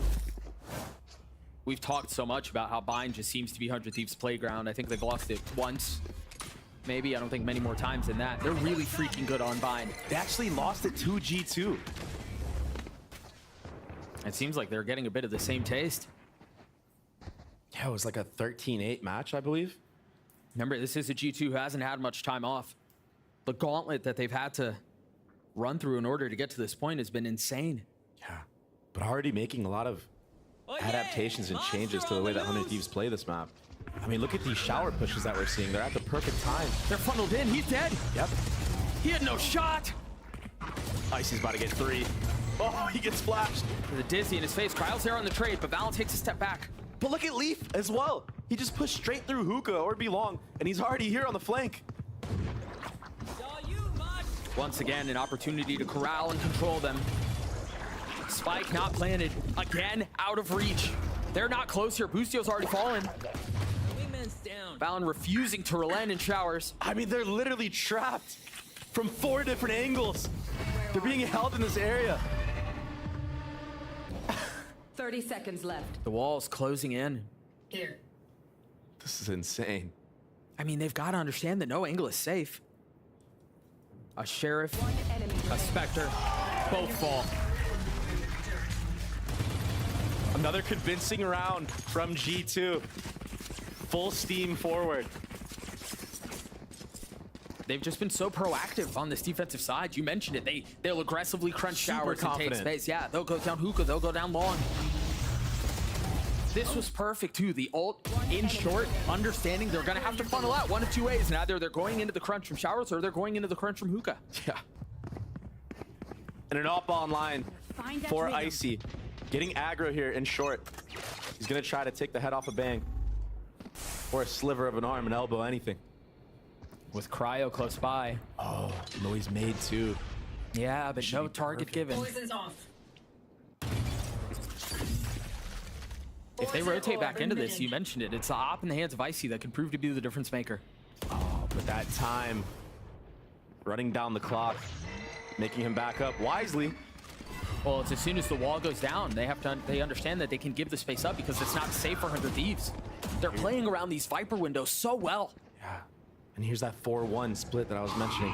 With Leaf taking space again on the minimap, and look at how wise Cryo is to this. He's still playing back in spawn. Oh, surely not wanting to fall for the same antics that have bit him many a time already. What an adaptation from 100 Thieves to understand. But Leaf looks like he's gonna clear this. Oh my gosh! He stops just barely there. 2 fights, so close to going off. Almost finding success in both. But it's Boostio who's able to get a trade back. And so they decide to flip the map. Jonah P is here. The Satchel forward from Asuna. The shots from Jonah P are clean. 30 seconds left. But the call was correct from Boostio. It did bait a rotation, so Bomb should go down here. And they play into this advantage. It's not really getting any better. Valen hasn't skipped a beat since yesterday. It's looking so crispy out here. One enemy remaining. Yeah. The sidestep, perfect. It's just flawless. It really is. G2 have a really good understanding of how 100 Thieves have been playing this attack side. Valen and Josh right now have been on another level when it comes to prepping against these teams. And that's what got them to this grand final spot in the first place. And you can tell in their gameplay, they didn't come this far just to come this far. Yeah. They're here to win it all. They're all so dialed in. Expecting the swing, hearing the satchel go off. They just make it look easy. 7 of the last 8 in favor of G2. Jeez. What a stomp. 100 Thieves should be aware that there is an op online now from Icy. And here we go. Another change of pace from G2. Leaf has been holding on to this Viper ult for a few rounds now, yeah. Yeah. Now they're doing a Viper ult setup with support. Icy here with an op, getting first contact into Hookah. If he needs to fall back, he can pop the rocket. Jonah P has the Seekers for retake if there is an A hit. So the A players right now, the reason why you see them positioned so far back from the side of G2 is because they're willing to give all this space. They understand they have the gun advantage. Their job is to delay as long as possible. I think also understanding they're the weak side. You're right, they give up some of this space, not really willing to lose a life early. 100 Thieves are playing this to try to punish Leaf. And even Leaf has an idea now that maybe somebody's waiting for him outside of this ult. The Seeker's going on a reconnaissance mission to find out what's awaiting on the other side. But it really didn't find a ton of value. One gun cleared all 3 cabbages. Wow. 30 seconds left. Look, at actually still the correct call from Boostio. This is really good. And they have a lot of ults to go with this. Cryo has his ult, EU, bang, 1 invested. Balin's on an island. And now he's flashed, but he still gets to go into Boostio. He got a molly kill. And he's got so much space because of all of this utility that he's able to stay alive. And now with 10 seconds left, they've got to move forward. But they're not going to find a way out. Look at these lineup mollies from B. There's no chance. No, they didn't find any comfort on the site. Rubbing dirt on the wound was Icy at the end there. Nice off kill from Heaven. But Valen played that to perfection. He was on an island because of all the utility that 100 Thieves threw. And he just finessed that bench area. Actually ended up killing Asuna too. But perfect positioning the entire time. 10 seconds left. Got a little bit scary there, but he got the job done. And G2 have been doing that for many, many rounds now, 6 in a row. Last round of the half. G2 with a statement to start us off. Yeah, this has been such a half. Dude, this Icy kid continues to stand up when his team needs him to. The rocket invested, damage dealt. And they get healed up. And again, the crunch from Showers. Now they know that Bang is there. It's being aware of Valen, who has been pushing through. He looked like he was, but he wasn't ready. Valen so much more dialed in. Knowing that the fight was afoot, still not able to convert. Icy taking a step back, 100 Thieves deciding they have to invest B. Oh my gosh. Spike down. At least that's going to be the attempt. Icy here, the only one alive with op in hand. Now has to deal with the Nightfall too. Player standing. Cryo will fall. He's still alive. EU's gonna have to do it on his own. That's big. That's real big to close out the half. The Red Bull clutched the way of 100 Thieves. Switching sides. That was a scrappy back and forth round from both sides, but EU, he said he was feeling it on comms. It's your fear. And he went up big One enemy remains. to stop the bleeding. One enemy remains. Clutch.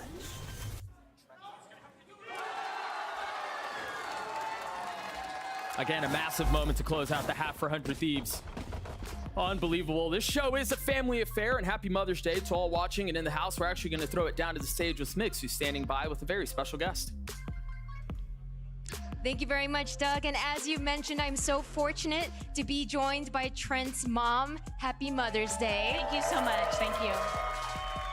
It's such a pleasure to have you here, and I can't help but imagine that it must be nerve-wracking for you every single time. Every time. It never gets better. It's always the same.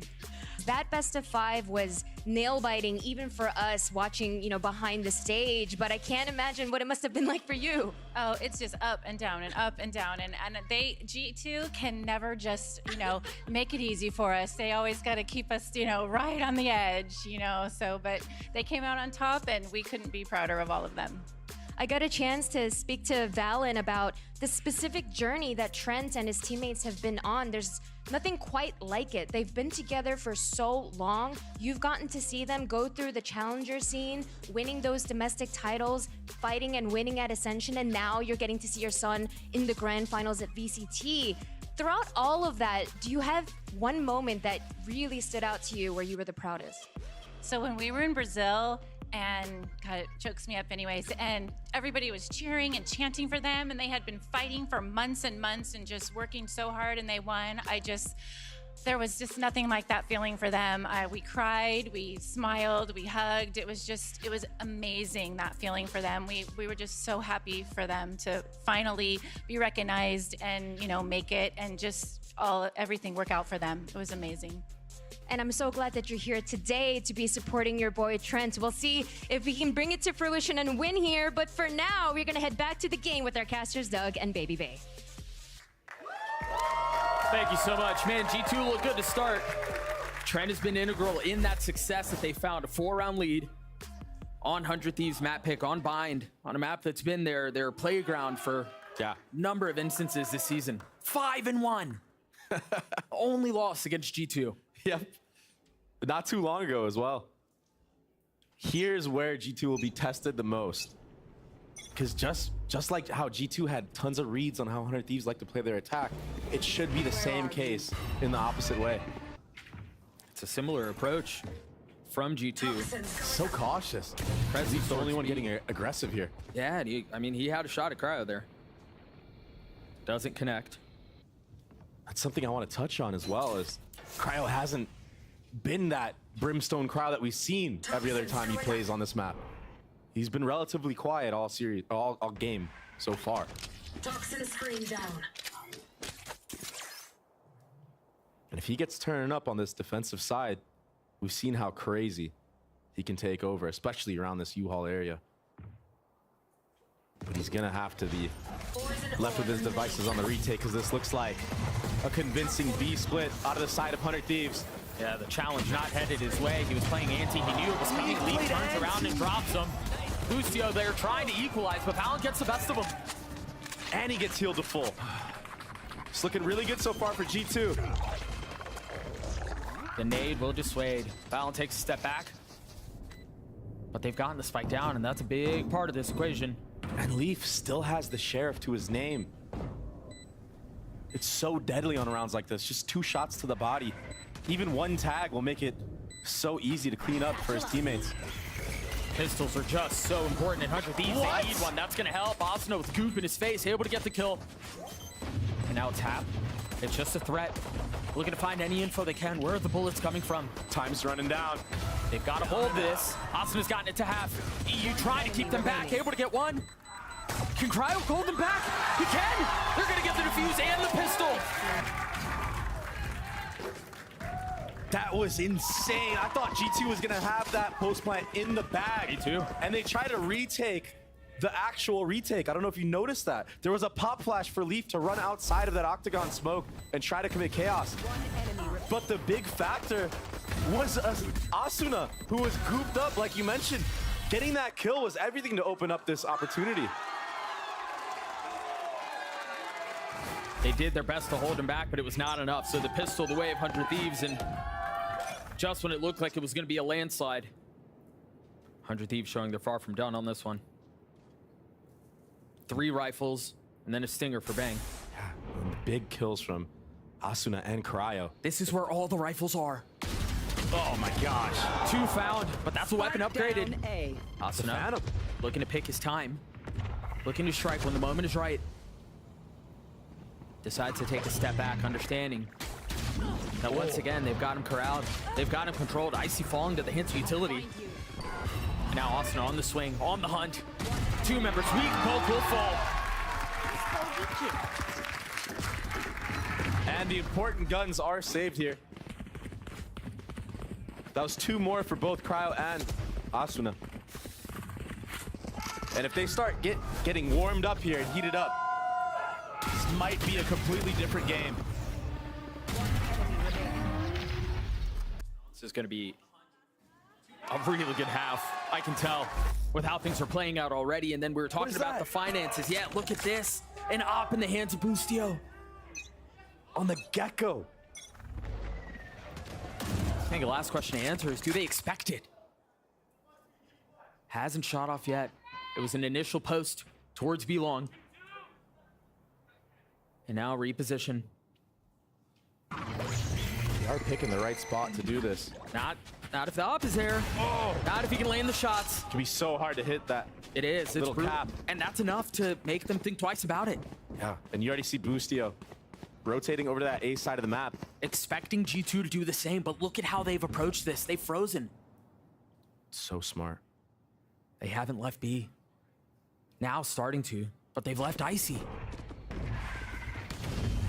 Good positive Ice here. If he gets that kill, that might be an opportunity to flip back. To TP. After the short A pressure. This kill's big. Oh, that kill would have been huge. There is no exit now. They have to commit to the A hit. No plan B. Boostio with op in hand, spotted one. But doesn't fire it off. Cryo's gonna run through if that connected. It doesn't though. Asuna falls, there it is. He didn't have to run through. The spam through the smoke is enough. Oh my gosh, Cryo! He's just running it down in U-Haul. And it's working. Right there. Waiting for that. And there it is. Leaf finding the other side of that weapon. This has got to be a save, yep. Yeah, he's got no choice here. The back and forth. Mind games from both teams. Both so well prepped on the defensive side. They just understand how each other like to maneuver around the map. It's looking like exactly how G2 played their defense. I think you mentioned it at the beginning of the half. This felt like where G2 were going to be tested the most. Gotcha. Seems to be the case so far. It's hard. When you're playing attack on this map, you've played it so much. To keep coming up with new ideas, new looks. And maybe they have. But when it doesn't work, what do you revert back to? The old things that used to work. And teams are just so well prepped against that. You spotted their Cryo attempting to headbutt the orb away. Yeah. So they don't have that control. Unable to do so, and now the dog hunting him down. Once again, they've inserted Leaf in U-Haul. Meanwhile, the rest of the hit is towards B. Bang might get punished doing this solo. Bang has already gotten so much value. This is such an awkward setup. G2 would have loved to have that trade. It would have opened up a rotation from the A players, but Bang, too strong in the moment. No, Cryo has ult. He hears them coming. Decides he wants to stick with the weapon instead. Tries to land the shots. First couple go wide, and the second do as well. Wait a second here. EU trying to snap on Boostio, still with the op in hand, but it's going to be rotating late. As Bang is the one who goes aggressive. Bang is the one who's going to have to do this. He's the hero. Now reinforcements arriving. The Dizzy up top. Nothing to flash with it. This swing is going to be insane. Boostio's taking a deeper angle. Now, crunch the bind up, and Bang gets 4! The hero for 100 Thieves. And I spoke about how dangerous going for solo swings are, but Bang proves me wrong. No, I still think you're right. They're dangerous, but the kid delivered. It got scrappy on the A site. It looked like Bang's teammates tried to take a play from his book, but they got punished. I guess it doesn't matter when he's still alive. The collide at the end there.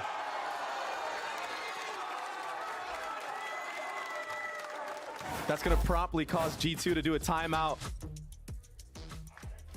Nothing's been working so far.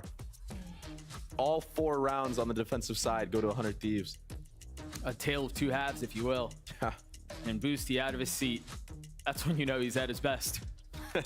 He was like, oh, we're warmed up now. Now what? This has been such a good start to the half for 100 Thieves, and I think G2, given this timeout, given the fact that we're tied up again after such an outrageous start, they've got to find a way to slow this down, cauterize the bleeding, because it's getting out of hand. Yeah, and I'm actually not sure if the correct play is to do the slow approach they've been doing so far.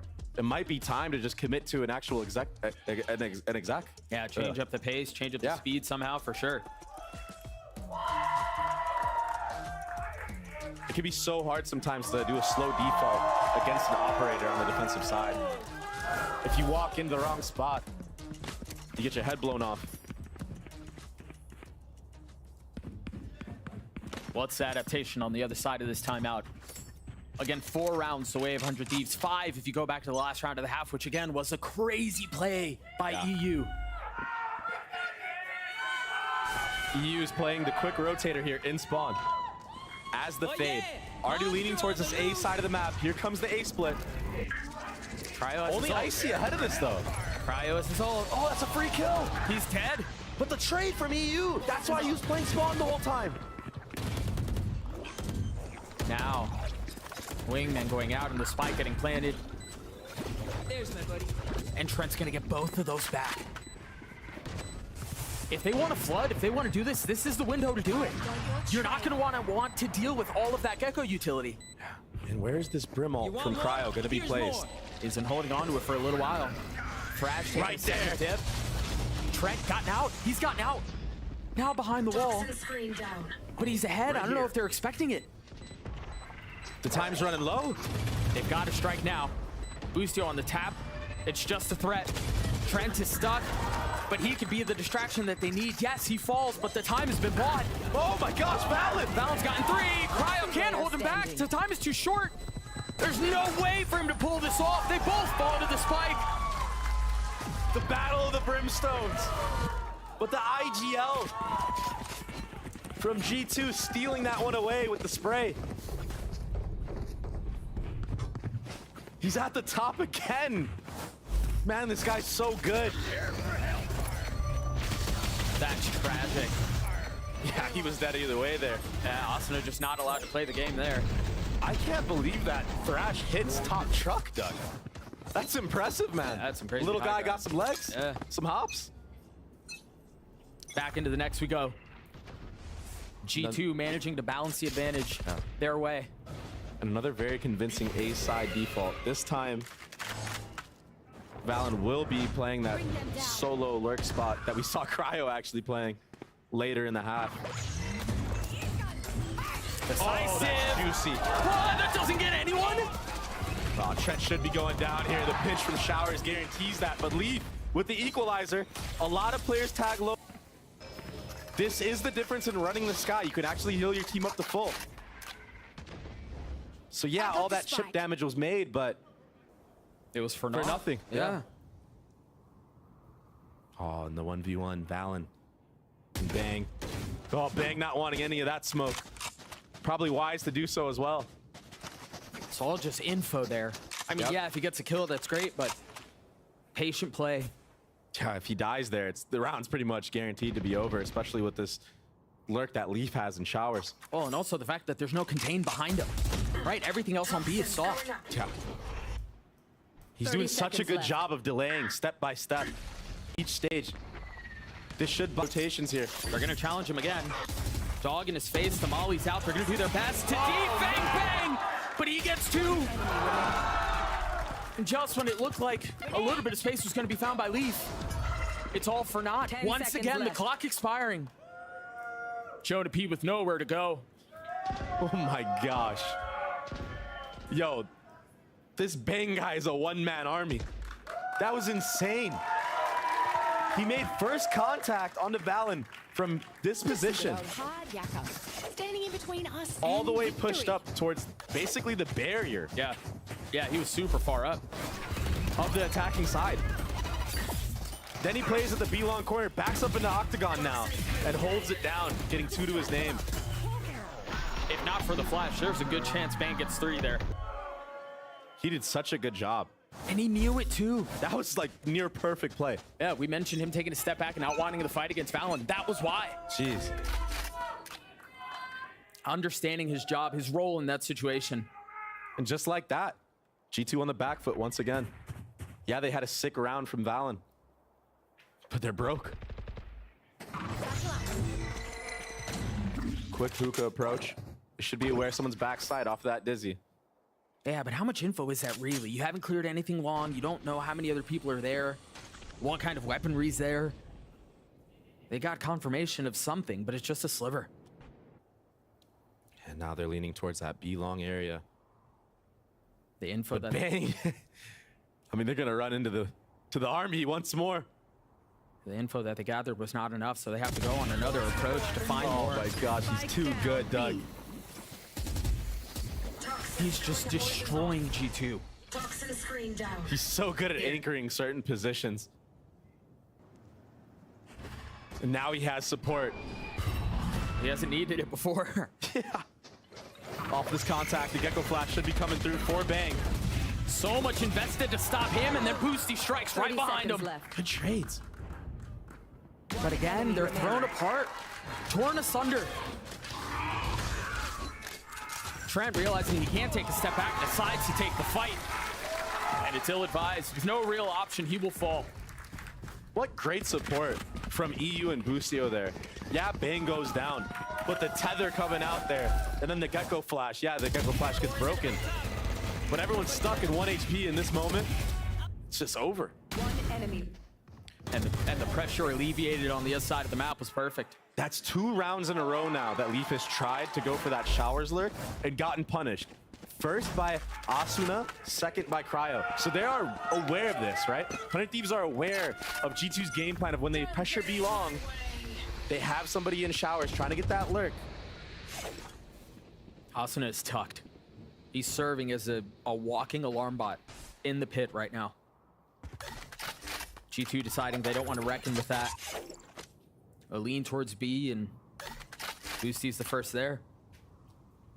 In the last couple rounds as well for G2, they have gotten that hookah control pretty uncontested. So maybe this time they won't opt to use utility in it. I say that, and they're just going to go for a B hit, of course. Beautiful. He has no idea he's there. What a snap from Icy. That's a great entry. I mean, he did everything they needed him to do. Gets the kills, gets the space. EU deciding to invest it all on this retake attempt. I'll find you. He's gotten out by himself. There are 4 pushing him 3 from the other side. Only 1 found. Asuna and Bang trying to keep this thing up on their own. Nade keeping a distance for now. Jonah P on the swing, spotting both. Wow. See the pings coming out as Bang tries to stay alive. A lot of pressure on Icy. Using fancy footwork to do so. Icy will fall. Jonah P, a 1v2. They're weak. They're stacked. The first will fall. Has to swing on the second. Oh, and Bang saves the day again. Bang is so good, Doug. And he looks stone cold, like he was meant for this. Youth often folds under this pressure, but he's thriving in it. Jeez. And the entry from Icy, that was everything. Getting that kill on Cryo. Enemy remaining. 55 HP. Just wasn't enough.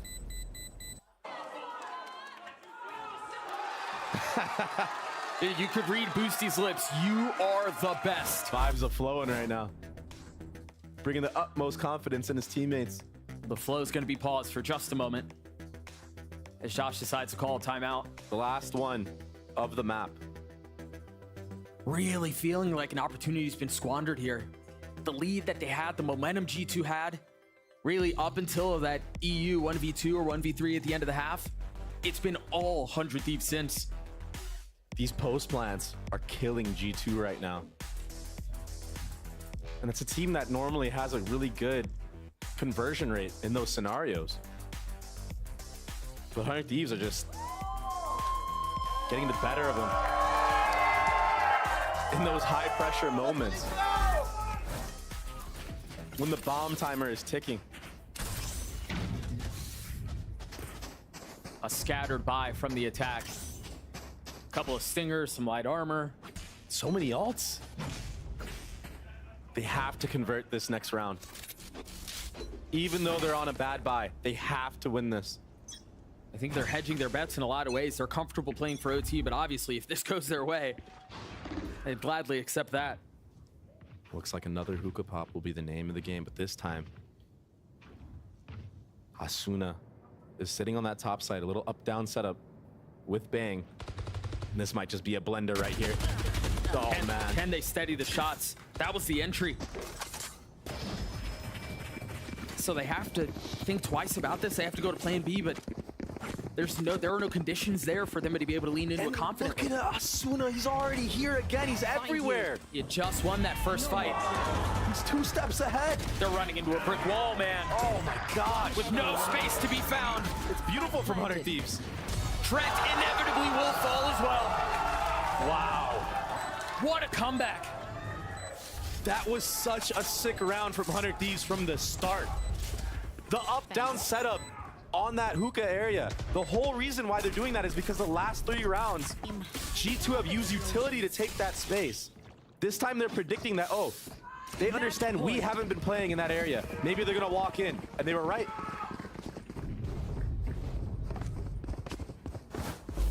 They will be able to put up a buy here. G2 will. On this attempt, yeah, you take a look at that round once more, it was beautiful. And the reason why that round was so important for G2 to win is because now they're in this weird position where they have to cycle their ults to make this comeback. If you use too many in one go, what do you have left for round, 11, for the tie? But backs are against the ropes. Asuna tries to strike, and the flash was his demise. What a counter flash. That would have been disastrous.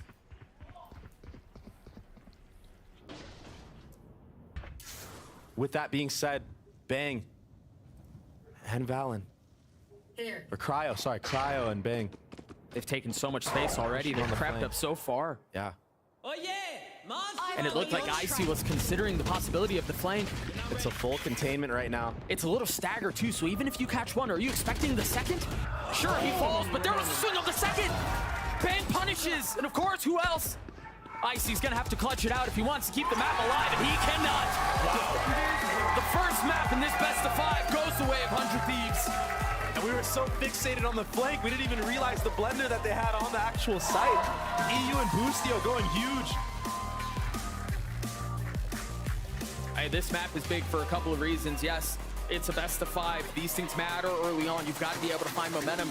It was their map pick. 100 Thieves were. They're good on it. They've been good on it all year, and they got punched in the mouth at the beginning. For them to come back and pull this off is really impressive. And to pick a map that a team decimated you on as well. Wow, that is a statement in and of itself. There's a lot to be excited about for both sides, though. I mean, you know G2 are shooting as well. We saw it. Ice-T continues to step up in big moments. When you've got youth on the other side, courtesy of Bang and Asuna and EU, we're in for a good time. Guys, we're gonna throw it to a break. Map 1 down, Breeze on the other side of this. Don't go anywhere, we'll be right back.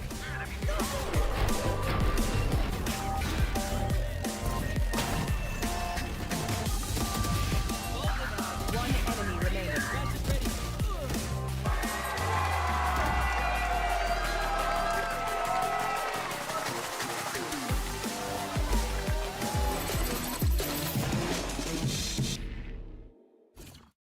Look what I've just made.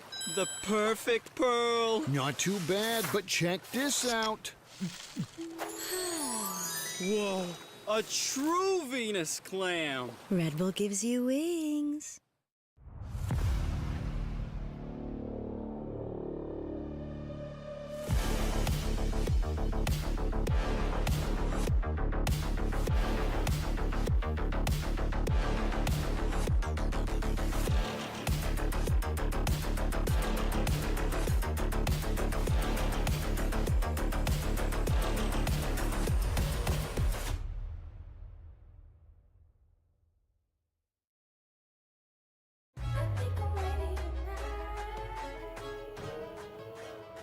Hey guys, it's Jimmy Lin. In this series, I'm going to walk you through Attack on Pearl. Watch out for the stairs, clear this angle, you're going to be able to fight this.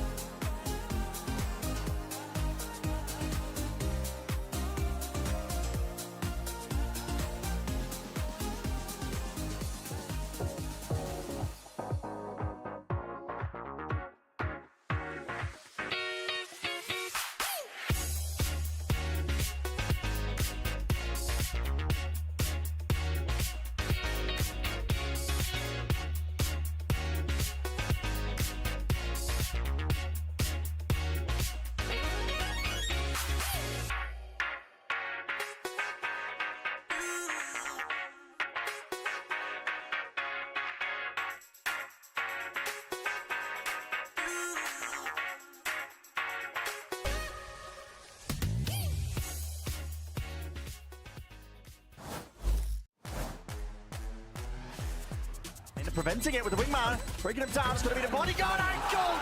Bustio! Oh, he delivers. It's tooth and nail in terms of the approach. They just can't quite get themselves into it. And the fight's taken by Valen. He'll step up to the challenge.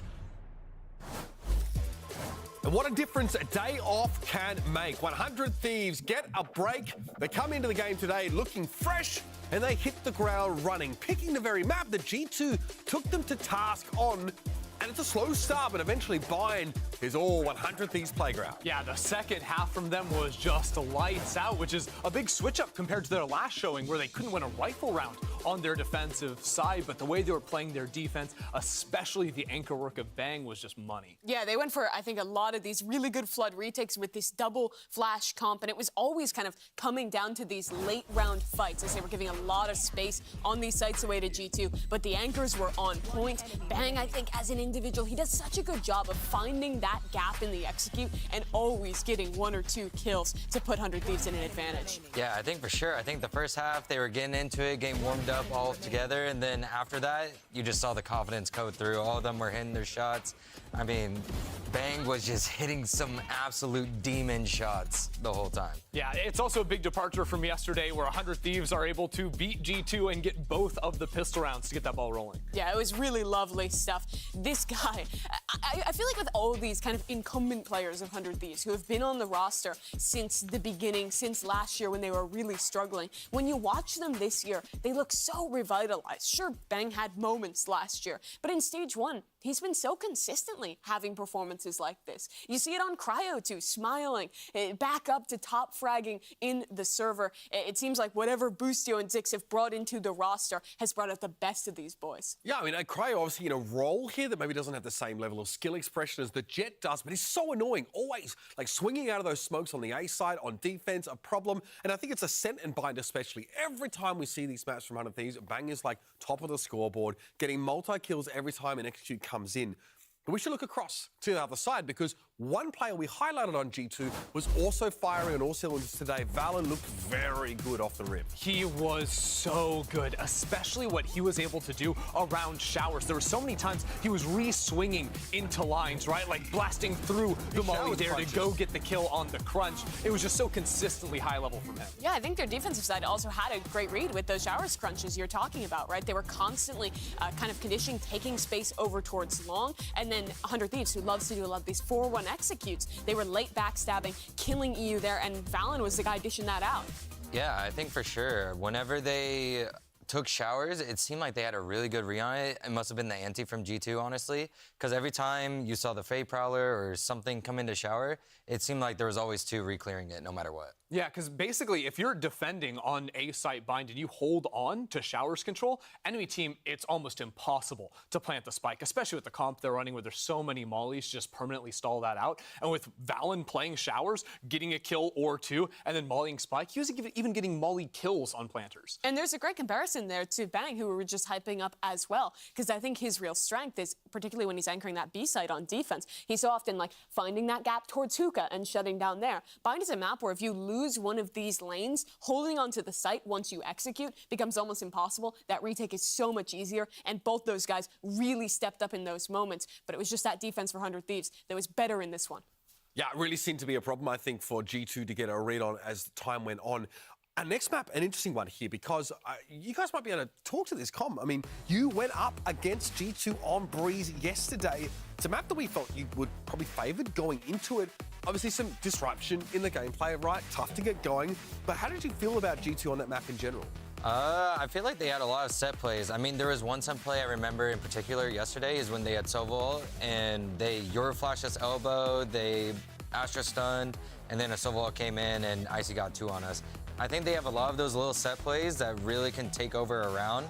And I think if they have enough of those against 100T, they have a good chance to win. Yeah, I think what's cool is it was the first time they were debuting this comp. We've seen a lot of teams picking up this Astro-Yoru combinations, and it was really well built. I also liked on their attacking side how they used the smokes so well to shut down Ospas. They had a lot of ideas for kind of gradually scaling into the site with a first layer of smokes with the Viper wall, then a second layer with the Astra smokes coming up with a flash dart into back site. Really they were completely nullifying that op player, which is really tough to do on Breeze. It seemed like it was really hard for Ospas to get like a forward line. Like he could sort of play on site, but because of the combination of the Viper Orb going down into double doors, Ospas couldn't really look for that angle outside of doors. You had smokes going in halls, or even the pullback stars as they're trying to flood out onto A or B site. Like a Jet player, you can try to hold that line, but as soon as that smoke blooms into the site, there's too many angles to be holding. You kind of have to fall back and minimize the damage. So that's going to be a real challenge here with 100 Thieves playing against that on defense to find those angles against all of the smoke and mirrors that G2 will be throwing at them.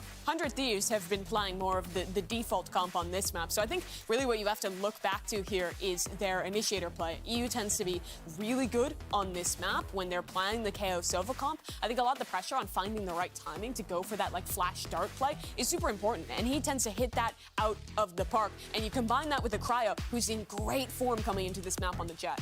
Yeah, I think for sure whenever EU throws a dart, particularly against G2, G2 is a very slow team. If they get the right timing on their information, they'll be stuck wherever G2 goes. I really believe the story of this first half is how can Cryo find angles against G2, right? G2 are going to be attacking into it. They just showed a great showing into an offer. And this is also Cryo, first time in this series on that Jet. The dude is flying right now. And historically, he's been one of the most passive Jet players, one of the most passive duelist players. But this year on 100 Thieves, Bucio's talked about it. They're encouraging him to take every fight, take every risk, go out there, and the boys will support him. And it's going to be really tough to find those gaps against a drilled G2 on this attacking side. If G2 don't win this, Sunset is next, a map they've never played. Oh, that's dangerous. This is a best of 5, so we've got plenty of game left in theory. Let's see if G2 can bounce back and send it over to Duck and Baby Bay for map 2. Thanks so much, guys. Yeah, I think the first map was a ton of excitement. It was a ton of fun to watch. I think as we think about what's ahead of us now, we've got the Cryo, Jet, we've got the Icy Yoru, and it's interesting to see teams lean towards this Yoru pick on Breeze, which makes a lot of sense, but sometimes it's sprinkled in with the Jet. Them deciding to go solo here with no other duelists. What are your thoughts on that? It can be really hard to the attacking side as the solo duelist, especially on Yoru, because there's only so many things you're able to do with the TP and your clone, right? It can be kind of obvious at times where you're going to go for those TPs at, et cetera, et cetera. I feel like it shines more on the defensive side more than anything. But that being said, they had such a great performance yesterday against the likes of Ospas. I can't help but feel like they're going to be able to reincarnate that in this moment. Ender mentioned it. This map has to go their way because Sunset is next, and as you mentioned, it's a map they've never played before. A desperate need to find success. Something that eluded them on Bind. It was hard fought, too. They had some really good ideas going into their attacking side on Bind. Just, it was the post plants where they lacked. Let's see if they can fix that here on this attacking side. There's a deep orb in halls there, making 100 Thieves think that this could potentially be an A-split round, but they're actually just depositing Leaf there, and they're gonna commit to this B hit. They have a really good idea of where Busio is too. You see the suck, but he's managed to avoid all of it, finally getting tagged. Now they know where he is. The snap from Trent is good. It's a big entry. Icy just needs to live here and let this bomb go down. Leaf can close this round out from this position. On his own. If he plays his cards right, if he picks the timing, at this point, he's heard everyone pass by. Oh, he missed the window. Good discipline, though. Icy has to stay alive. You mentioned it. The first snap is great. That should buy the time. Now Bang left alone. And he's surrounded. Yeah, nothing he can do there. Some messy shots back in spawn. But they get the round. Already a better post-plant look from G2. I know we're only 1 round in and it's pistol. But we saw what happened on the last map for the pistol round. I mean, it was disaster. So Icy stepping up big here. Getting 3 on the entry. As the solo Yoru, yeah, that's pretty. Yeah, they do give him a lot of utility, though, as he's going in. Yeah, they do. I mean, they intend to set him up well. Yeah, he TPs into the Astra smoke. Time to jump. He's able to think that, too, in future hits. And he's going to need to going against a team like 100 Thieves who make adaptations based on stuff they've seen before. The timing of that smoke was crazy. Bang finding a way to get away. Perfect deposit. We should get this kill for free here as soon as he inches out. He's tucked. Spotting the first. Not able to drop the second. That was a fast trade from Asuna. And Cryo heard these players mid-door running towards the B side of the map. That's why everyone from 100 Thieves is leaning B right now. They're trying to rotate faster if they can, too. He's already back sight. Alongside no Viper Boosty. wall, though. Looking to clear the dart. Already done. Icy flashing for himself, getting the kill. Oh, he's not slowing down right now. There's not much left as far as resistance goes on this site. EU's here. Cryo looked like he might have had a window there, but what a flash! P shuts that right on time. And the flash is perfect, as you mentioned. Oh my gosh. Asuna dealing a little bit of damage. He's just stealing these kills away. What's this play here? Grab the weapon that was back in EMEA? No, it was just a ghost. He already has it. He's just taking the scenic route. He's gone for a bit of a stroll, has he? I mean, he has a chance to do some crazy damage here. He's around the world. Are they going to walk into his lap? Yeah. He's got a knife out. Finally switching. Just the right time. Gets the kill, but it's traded back. So a little bit of damage done. Only 2 weapons carried over from G2. That was so worth it. Yeah. Already an op-up from Cryo. And he's so good on the defensive side with picking his moments and his spot.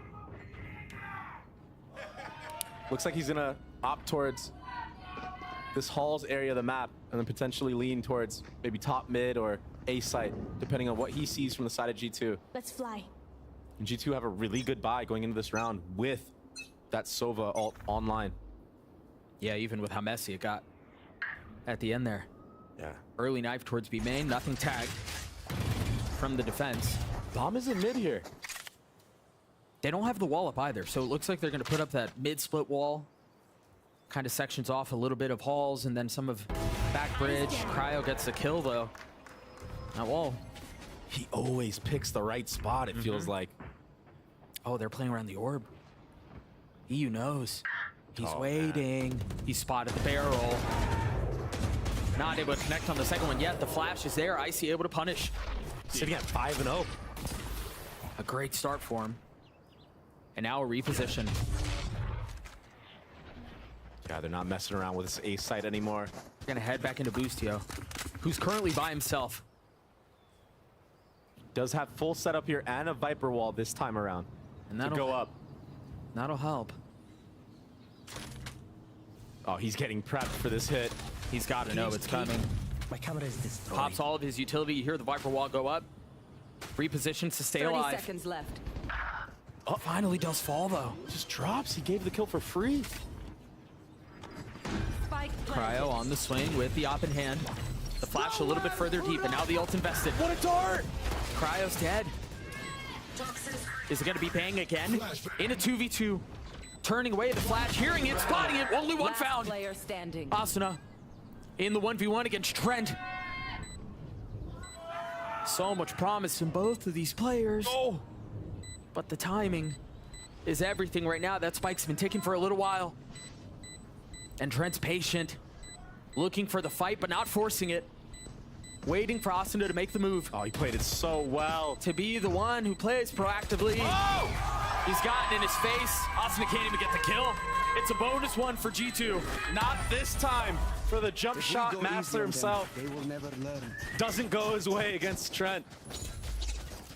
And what a clap back after last map for G2. Winning the bonus.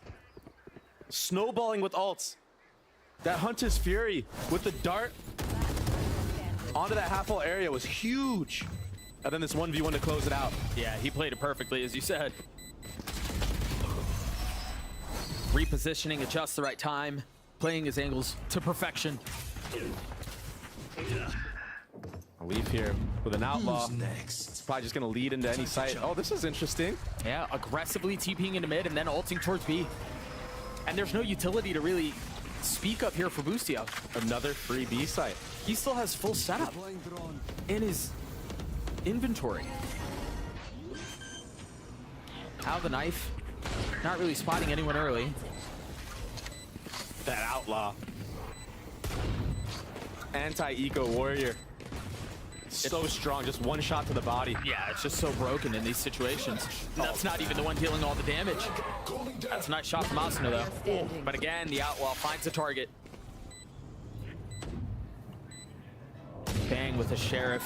Won't find anything. So they're going to carry that weapon over into the next. G2 with money and steam full ahead. Yeah. Let's deliver another blow.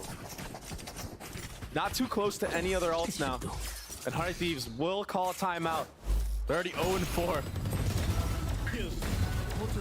Dude, Icy's improved so much from the beginning of the year when we first saw him to now.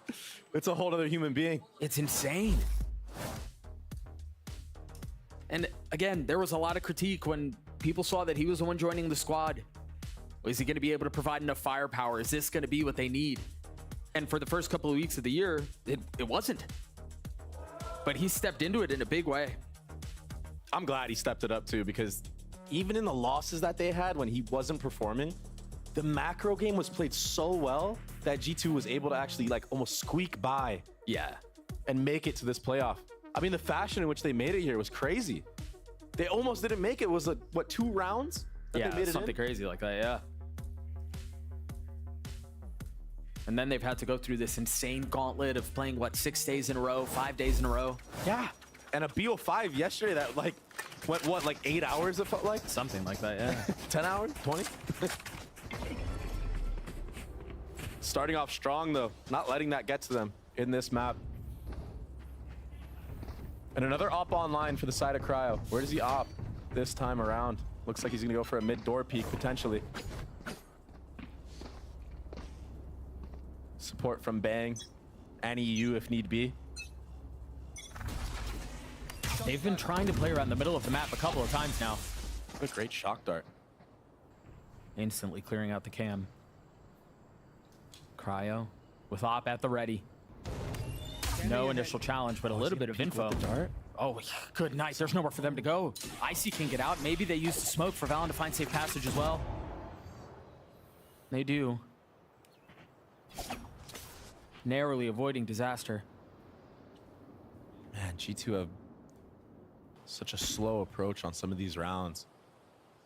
Really keeps Hunter Thieves in their setup. Just not really being afforded any info early on. Out of charges. So they know that he's there, and that's got to be enough to suggest that the hit's going to be A. You hear the utility go up. Bang takes a step back, dancing around the dart, but will be tagged. Looking for more. There's a whole lot of firepower headed his way.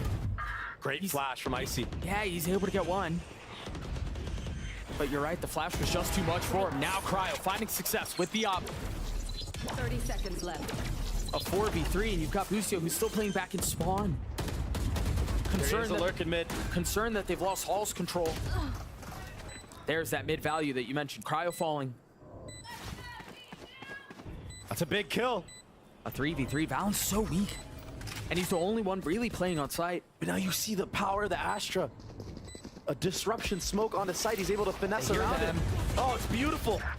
A 1-for-1 though. Is that enough? Icy getting tagged by the dart. They know where he is, but EU's weak. I don't know that he can really take this fight. Player standing. Jonah P, a 1v2. The Professor cannot deliver. So close for Jonah P. I thought when he was going wide there, he was going to try to take out the bomb diffuser, planter. Yeah, the diffuser of EU. A little micro mistake. Ends up letting the round go to the hands of 100 Thieves. And they're able to keep the op, scoop it back up. Yeah, I thought he was going to do the same. But a big round for 100 Thieves as they get on the board. Josh knows. Could have gone their way for sure. 4 ults in the way of the defense here. Exactly. They have a good chance right now to snowball these rounds. Even out the half, potentially. With these ults. And another reposition with the op from Cryo. This time going down elbow. That dart, or excuse me, the knife was enough to suggest that there were people elbow, so that's what triggers the ult. A little bit of damage done on Icy. It's all fake though. This is actually a ruse. Bomb is geared towards that A main. You are divided. Oh, they're really starting to sell this fake now. Yeah, look at the mini-map. Bang is wise to stay. Boosteel spotting one, and that's the duelist. But look at how they're still so disciplined. They're not convinced that's where it is. Bang is still here. EU's still here. Oh, he gets caught mid-jump. So the first line of defense will fall. But again, now reinforcements arriving. EU the first. It's a quick flood from 100 Thieves. Already 2 players in this backside area. Valen. He needs to go huge. But Jonah! Try to find success like this. Again, a 3v3. Spike ticks away. Asuna will fall. A ridiculous shot. But it's traded in kind. Now, twos. Boosteel forward. Tread down. And he's got to know where the last is. No spits to speak of. They can play around the wall. They're tempting him. They're baiting him to swing. Oh my God. And Cryo lands a shot.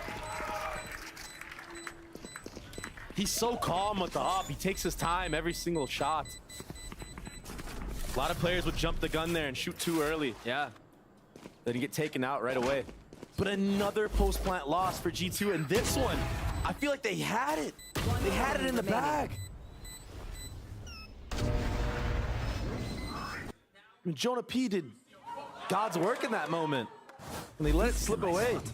That goes there. 2 ults were invested that round, 400 Thieves. Oh, they still have a little bit to play around. They still have Asuna's ult too.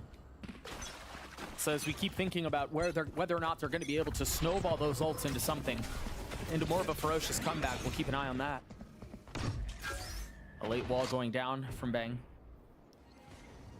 The only one who might have spotted it was Leaf. What a shot! Yeah, I was going to say, might not want to take a fight like that, but there's no way for him to know that Leaf is rocking the Outlaw.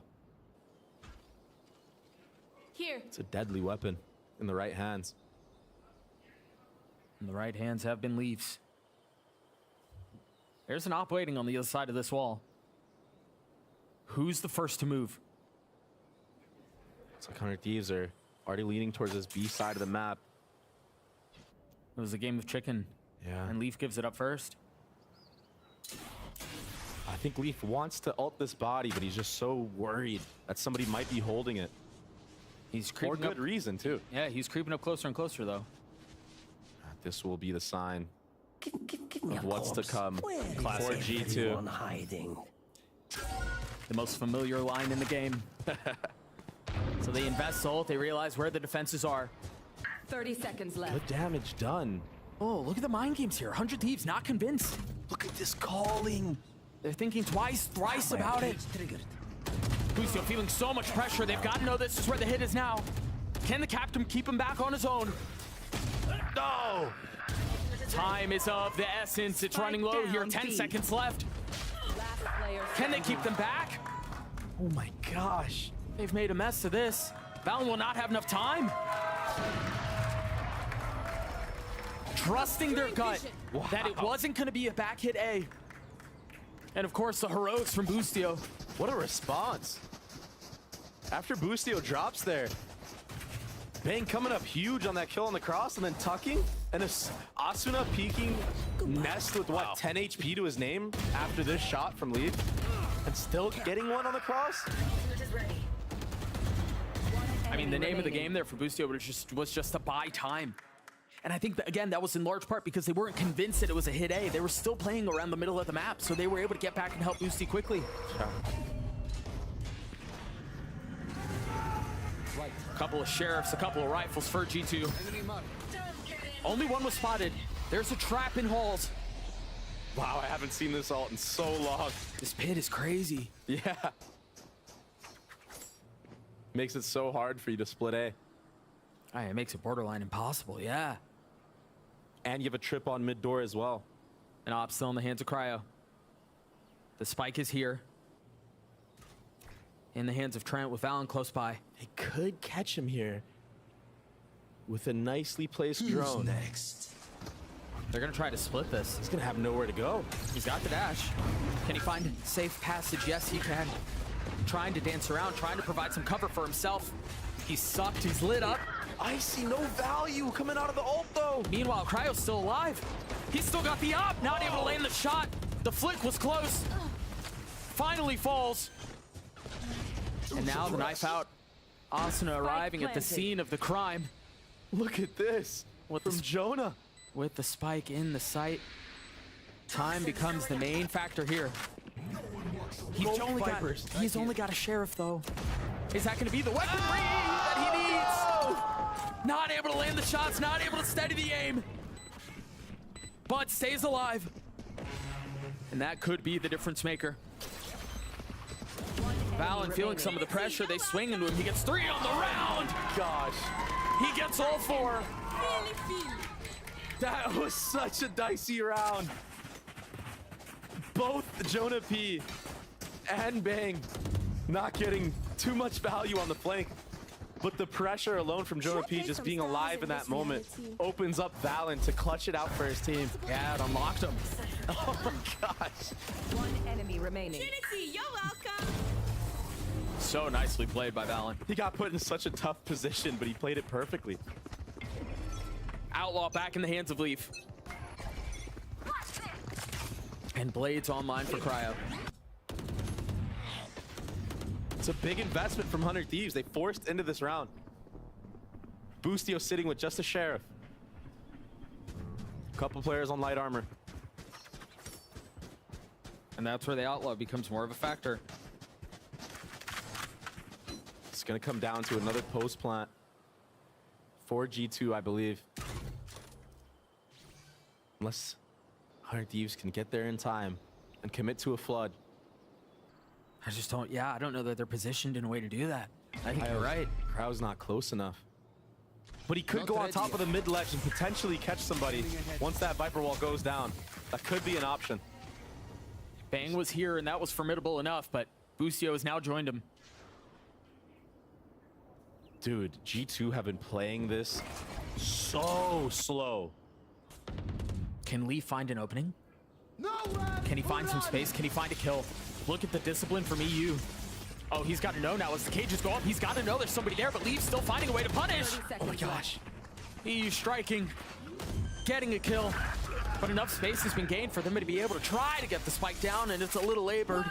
It's a little delayed, but finally goes down, and now the pit to control and contain. This is such a good ult. And they've dropped Astro utility on top of it too. Yeah, it makes it nearly impossible for the attackers to actually touch the bomb. Yeah, you're gonna see a save right now. Yeah, an attempt to retake with Blades into a pit is just nigh impossible. So, yeah, all right, they're gonna try to keep the weapons alive, try to get away. Jonah might find a vicious timing on the Cryo here. He's got so much money. I respect the attempt to hunt. Does he clear it? Suspicious. Oh, he sees the barrel. Free low. EU, the only one able to carry the weapon over. the conditioning that G2 has done up to this point. Cryo stayed in mid, even though there was an A hit there. For what? The entirety of that round? He was so worried about Jonah P. Reflanking mid. That he had almost no value with the knives on the actual A site. It's too funny, bro.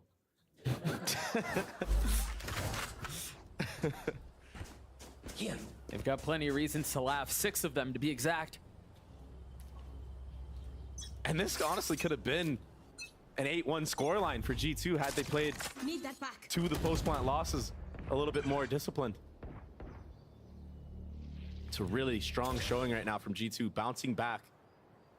That just seems to be the name of the game for a team like this. Perhaps a bit foreboding, but remember, this is how Bind started. Yeah, we'll see if they're able to hang on this time. 100 Thieves with 2 rifles. EU and Cryo both. Just the slow approach of G2. They're going to go into EU here. He's got to play this off angle. The problem is when a team plays this slow, it can poison your brain and almost make you undialed in on the angles that you're holding. The knife didn't tag. And by the time somebody peeks you, you might not be ready, but EU is ready in this case. Down, B. Takes out Trent with a clean headshot. Besting the opposing Sova. And now Dart up. They're going to know when they funnel out of here. They're going to want to flood. They try to get ahead of all the utility, and they're going to get the kills for it too. Remember, this was just 2 rifles. B. Now a 5v3. And yes, some of them are a little bit further away, but can Icy keep this back? Left. The equalizer. He's got to be able to convert more. All of the rifles are gone. It's just pistols now. Oh, he's Pistols 9 HP. Not steady enough. Enemy remaining. But Bang might be. Lucio's upgraded a weapon. 2 rifles is all it took. EU coming up huge there. Getting that first blood on a Trent, so there's no Sova utility to take the actual site. Just leaves Jonah P to his devices, having to just run in. I felt so bad for the guy on the entry. 2 players holding him. They just did such a good job of not allowing them to flood out onto the site early. Yeah. This goes here. They just decided, if you're going to try to take this, we're fighting you for it. This won't be free. Still some signs of life for 100 Thieves on this defensive side. Stealing that round away allows Cryo to build up for that operator. Full armor for utility. And he is A. Just a tap, just a threat. There's no challenge though, so Icy's gonna get his ult online. This is his 3rd ult of the map so far. And they've been really dynamic with how they've been using it too. It hasn't been the same plan, it hasn't been the same approach. Can he get value this time around amongst the chaos on this A hit?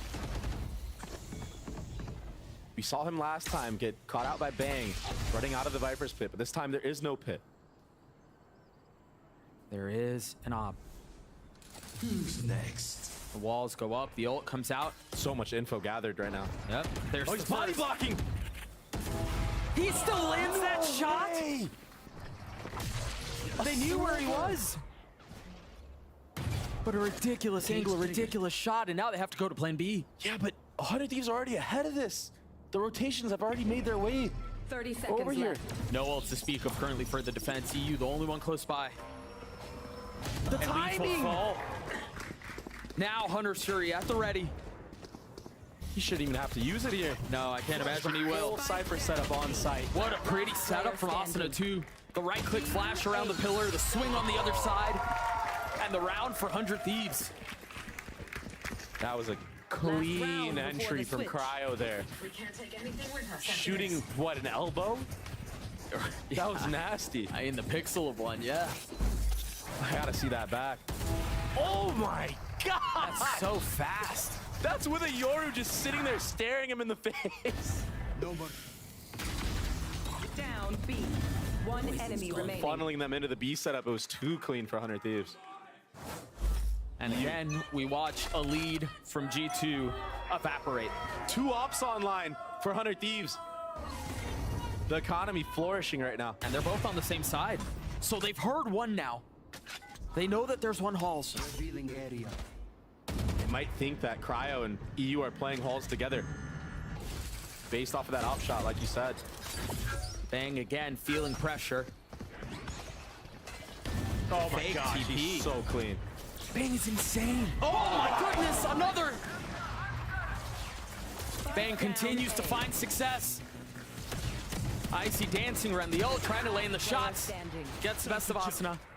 That's bombed Still out. 3 targets to be found though. And for Icy, that's way too much to deal with. What a great comeback into the map for 100 Thieves. There was a world in which G2 just ran away with this. They were up, what, 4-0? Yeah. They looked really comfortable. They looked really confident. And it seemed like the lead could have been bigger. But it evaporates right before their eyes, right before our eyes, to get us to a 6-6 half, to keep things competitive. 100 Thieves understanding they're not going to fold, even if it's not their map. They won't go down quietly. G2 took down 100 Thieves just a few days ago, and we spoke with Bang about that close call. We definitely didn't think they would be like a pushover team. I think after first map, we kind of let our foot off the gas, honestly, and we felt like it was just going to be an easy match because of how well we played, and it was their map pick. So I think we kind of started just making mistakes because of that, and they made the series close because of that. So yeah, I feel like they definitely are a good team. I mean, they've looked like a good team. They've looked like a good team on Bind. They've looked like a good team on Breeze. I think the one thing they haven't been able to do so far is hang on to a lead. They get out early, and then they just kind of stumble. Yeah, and I mean, that could be a testament of just how far they've gone and like what they've had to go through of playing. Yep. You know, they already played a best of 5 yesterday, and it was brutal. Sometimes there's just not enough in the tank, and you need those extra days off. So 100 Thieves come in just a little bit rested, but not too much. Not where they were sloppy, not where they've looked cold. And I think for G2, you're right. They've been through a lot. This week has been insane for them. Just look at Icy, man. 13 and 10. He has a really good opportunity here to take this half over, come up huge for his team, and put them on the board in this best of 5.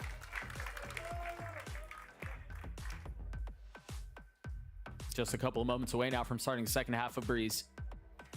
Again, if you missed the beginning of this, it was a lead for G2 until it wasn't. 100 Thieves roar back to keep things competitive, to bring us to a 6-6 half. And now the questions turn towards G2. How do they respond on the other side of this?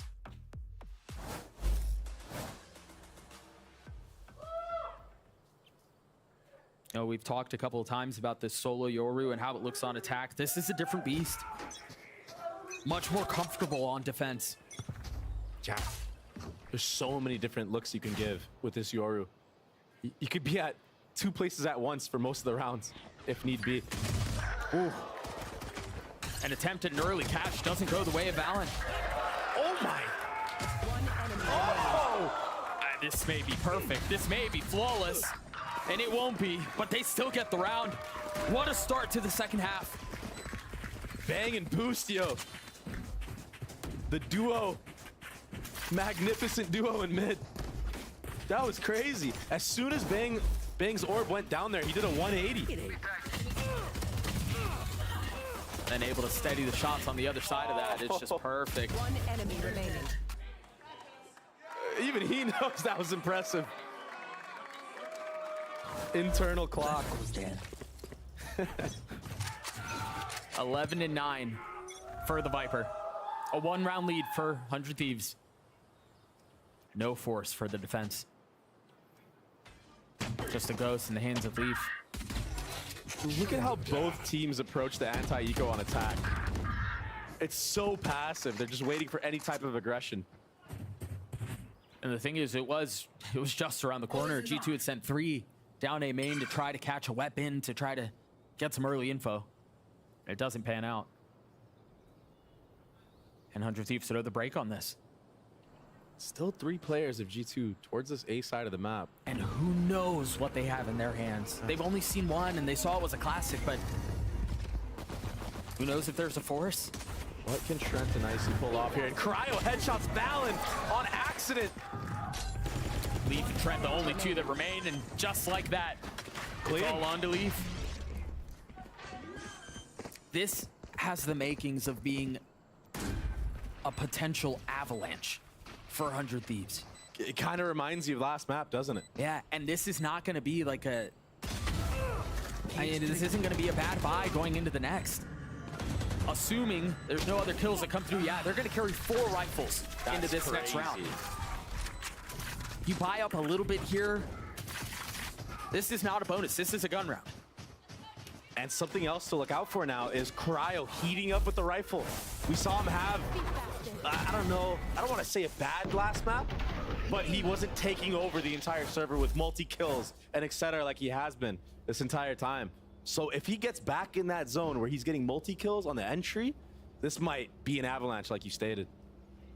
Well, and I think even if it doesn't play out that way for 100 Thieves, if they're able to continue to find success without their star doing his thing, like if they can continue to win, not necessarily just off the backs of Cryo, that is a good sign.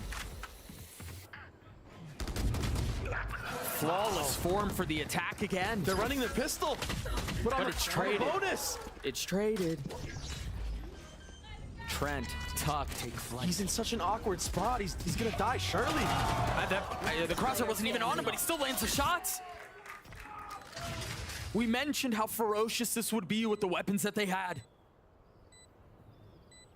It was Leaf who was alone in the previous round, and he had a ghost this time. This time a Vandal, but the result is the same. And this is something you'll see a lot of teams do, the run on their bonus round, their pistol. And the pistol round works so well for 100 Thieves that it was a no-brainer for them to do. Why not go for it again? Landing those shots certainly helps. And I feel for Trent there, like he's just stuck in the Cypher cage. Yeah. If he makes any noise, he's gonna get converged on anyway. Right.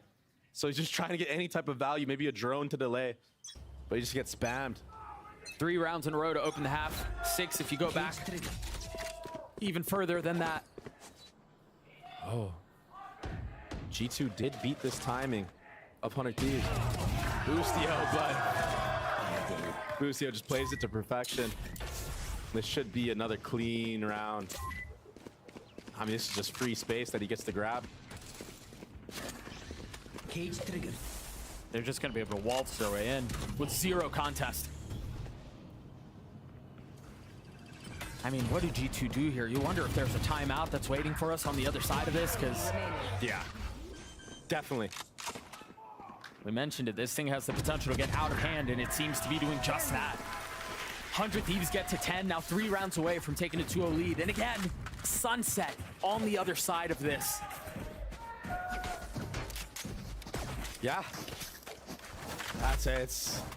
It can be a really rough map. We don't know what G2 have in store for us on that next map. Or how comfortable they even are on it. Choosing not to call a timeout here. G2 investing the op, putting it in the hands of Icy. Just confident in their plan, I guess. The protocols and preparations that were made. It's a fast Halls take so far. It's really fast. Leaf's the only one here. He's playing on the other side of the cage. Getting spammed, he's only 40 HP. But they haven't cleared him. I don't think they know he's there. The op's dead. He's gonna find a perfect timing. Oh, as the door goes down, he's left on the other side of it. Now forced to make noise once more. And Boostio's just snuck in here. This is the strike that he finds. Boostio's value there is insane. Meanwhile, Leaf is just toggling the door up and down as best as he can. But the realization of what's taking place is sinking in. Oh, man. The avalanche is not stopping. Full force in effect. And 100 Thieves, Boostio. He's got such a good read of how to abuse this A side of the map. It's been multiple times now. Multiple gun rounds that they've just decisively won the A site. He's got a read on it, man. The first 2 were through a mid-split. This time, full Halls pressure. And Icy got his head taken clean off by the likes of Bang. Yeah, he had no shot. That's with an operator to his name as well. And so the timeout does come through a round later than we expected, but it comes through nonetheless. And Boostio is just standing during this entire timeout. He's having fun with it. Engaging with the crowd. I mean, he's so comfortable on this stage. It's like he's at home. This project's starting to come together at just the right time. He's just chilling up there, man. So G2 are in a really miserable spot here because 100 Thieves are at 11. They can't really afford to force into this a ton. They're choosing to invest a little bit. Yeah. But much like mine, they're playing for OT here. Yep. And here's the adaptation. It's Leaf going towards that A side of the map as the Cypher. But you can't help but feel like it's a little bit too late. Looks like aggression here from the side of G2 as well. I mean, dude, Boostie's so ready for it. He was so ready. 2 cages. And he plays them perfectly. Denying any aggressive attempt. And he's reading into it as well. Telling his team to come back to B. Boostio's a step ahead. He's 2 steps ahead right now. Dude, the last couple times he's been pushed off a B, I know he killed 2 the last time around. But this time he gets pushed back. He's assuming that G2 are going to stack towards that A side of the map, thinking that he's going to go all the way back and group up with his team. But it's the opposite here. It's the perfect call. They've ended A the last 4 rounds. And it's in these messy rounds where you have Stingers and Sheriffs that teams can get sloppy, that things can go sideways. But 100 Thieves play it to perfection. And on top of that, EU is playing as far back as possible with that Hunter's Fury. Will he get caught out here from the likes of Valen and Icy? He's the safety valve. Oh, he turns around! Tagged. Gets the kill. Shut up. Well played by Icy to respond. That's a weapon upgraded. That's now 2 rifles in the hands of the defense. Boostio on the swing, trying to deal with Trent. And once again, overwhelmed. Now, to invest the pit. One you imagine they wanted to keep into the next if needed. Icy, with the spit in his lap, gets another. He didn't get the right guy though, Doug. It's 1 for 1. They've gotten the round back. Is there gonna be enough time? Oh my gosh. Oh my gosh. That might be the closest we've ever had. 0.04. What? Oh, talk about down to the wire. And just like that, G2 have a chance. This is a nice spot. They played through the chaos and they played through it perfectly. Viper's Pit invested from Bang there as well.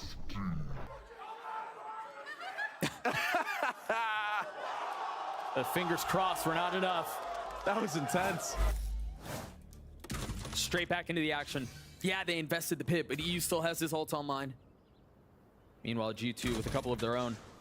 Jonah P also 1 away from his pit. Man, these slow approaches to rounds in a grand final like this can be so tormenting to you if you're on the defensive side. And the enemy team just lets it cook in your brain. Like, what are they doing? Yeah, the Sometimes silence. you get scared. The to go for peaks, yeah.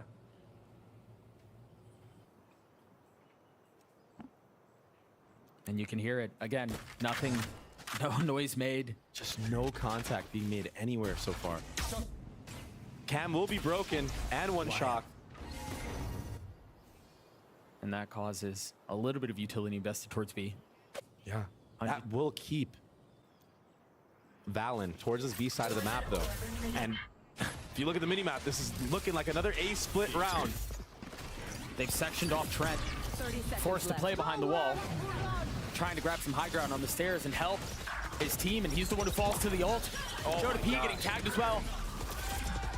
The nade almost being what cleaned him up. Cryo gets a second.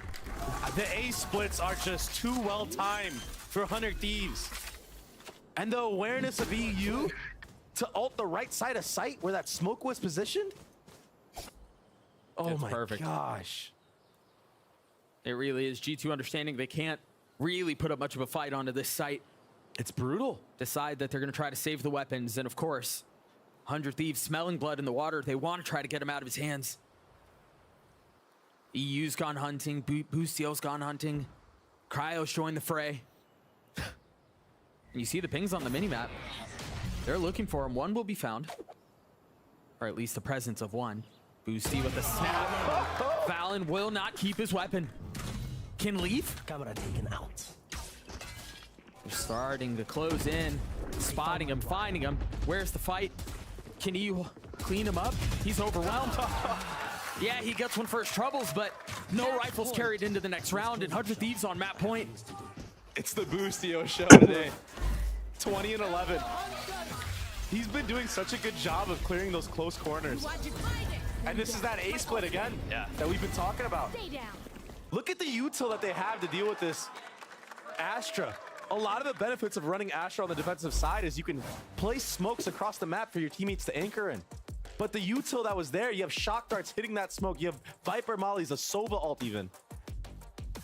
100 Thieves have a really good understanding of how G2 play this defensive side.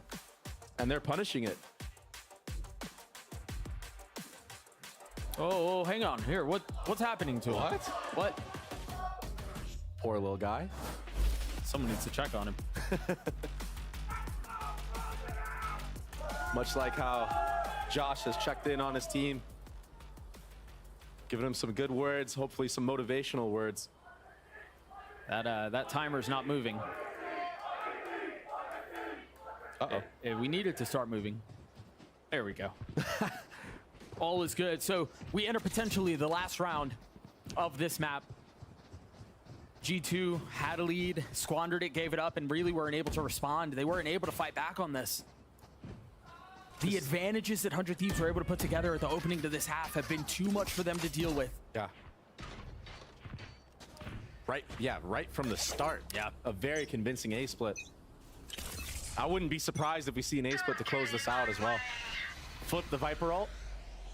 It's a very common thing teams like to do. There is going to be a trip there though. Along with a potential one-way cage maybe for a Leaf. If this is a mid-split. Wising up to the antics that 100 Thieves have used for the last couple of rounds, yeah. I mean, this is such a unique approach. But honestly, every time that we've seen G2 adapt for some of this stuff, Boosty calls something entirely unexpected and different. Look at this again. It's going to be the A split, but this time, just a solo drone in the A main. It's going to be a halls and mid-door split. So Leaf is going to be pressured immensely here. Icy popping his ult. Looks like he's going to try to go mid. And that should be enough of a cue for them to force this fight. Boostio got Jonah off of that. Leaf will fall as well. Another A split round. And another success found. Every single bit of the defenses have crumbled. It's so perfect. And a molly on mid-door as well. 100 Thieves are making this look effortless. Family photo. All of the guns, all of the weapons in EU on the flank, just when it looks like there's going to be an attempt at a retake and a reposition. It's just repeat results. A flawless round to close map 2. 13-7 in favor of 100 Thieves. And again, sunset waiting for us after this. That was so convincing, honestly, much like Bind. You called it. The story was the same. You called it. The story was the exact same, and I think now we need to have even more meaningful conversations around, how much is left in the tank? Because we've seen G2 come out to a lead twice now, and they're not able to hang on to it. And then it's not even just that they can't hang on to it. They lose it, and then they don't fight. They can't fight back. They just get rolled. It's so hard, though. Coming off of a BO5 that you already had to grind your way through with tech pauses, all these other challenges. It's not just the gameplay. It's not just the fact that it went map 5 in that series. It was a marathon, and they look exhausted. They look like they're out of gas, out of steam. 2 opportunities squandered at this point, and again, the other one might be the most decisive. Sunset on the other side of this break. We'll be right back.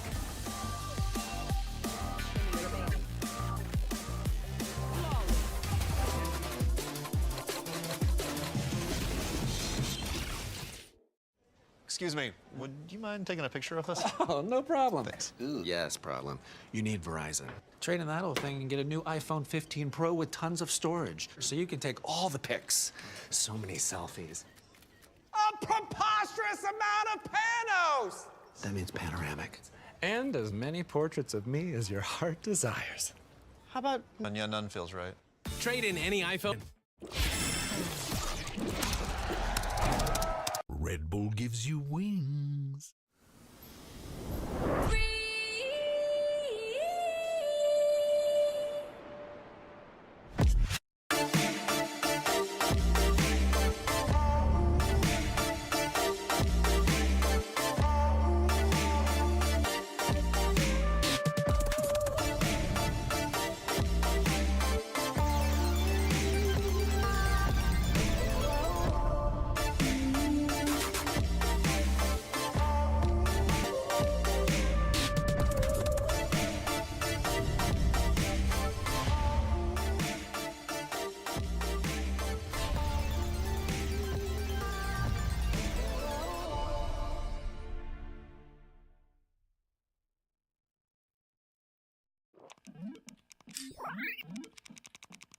Red Bull gives you wings.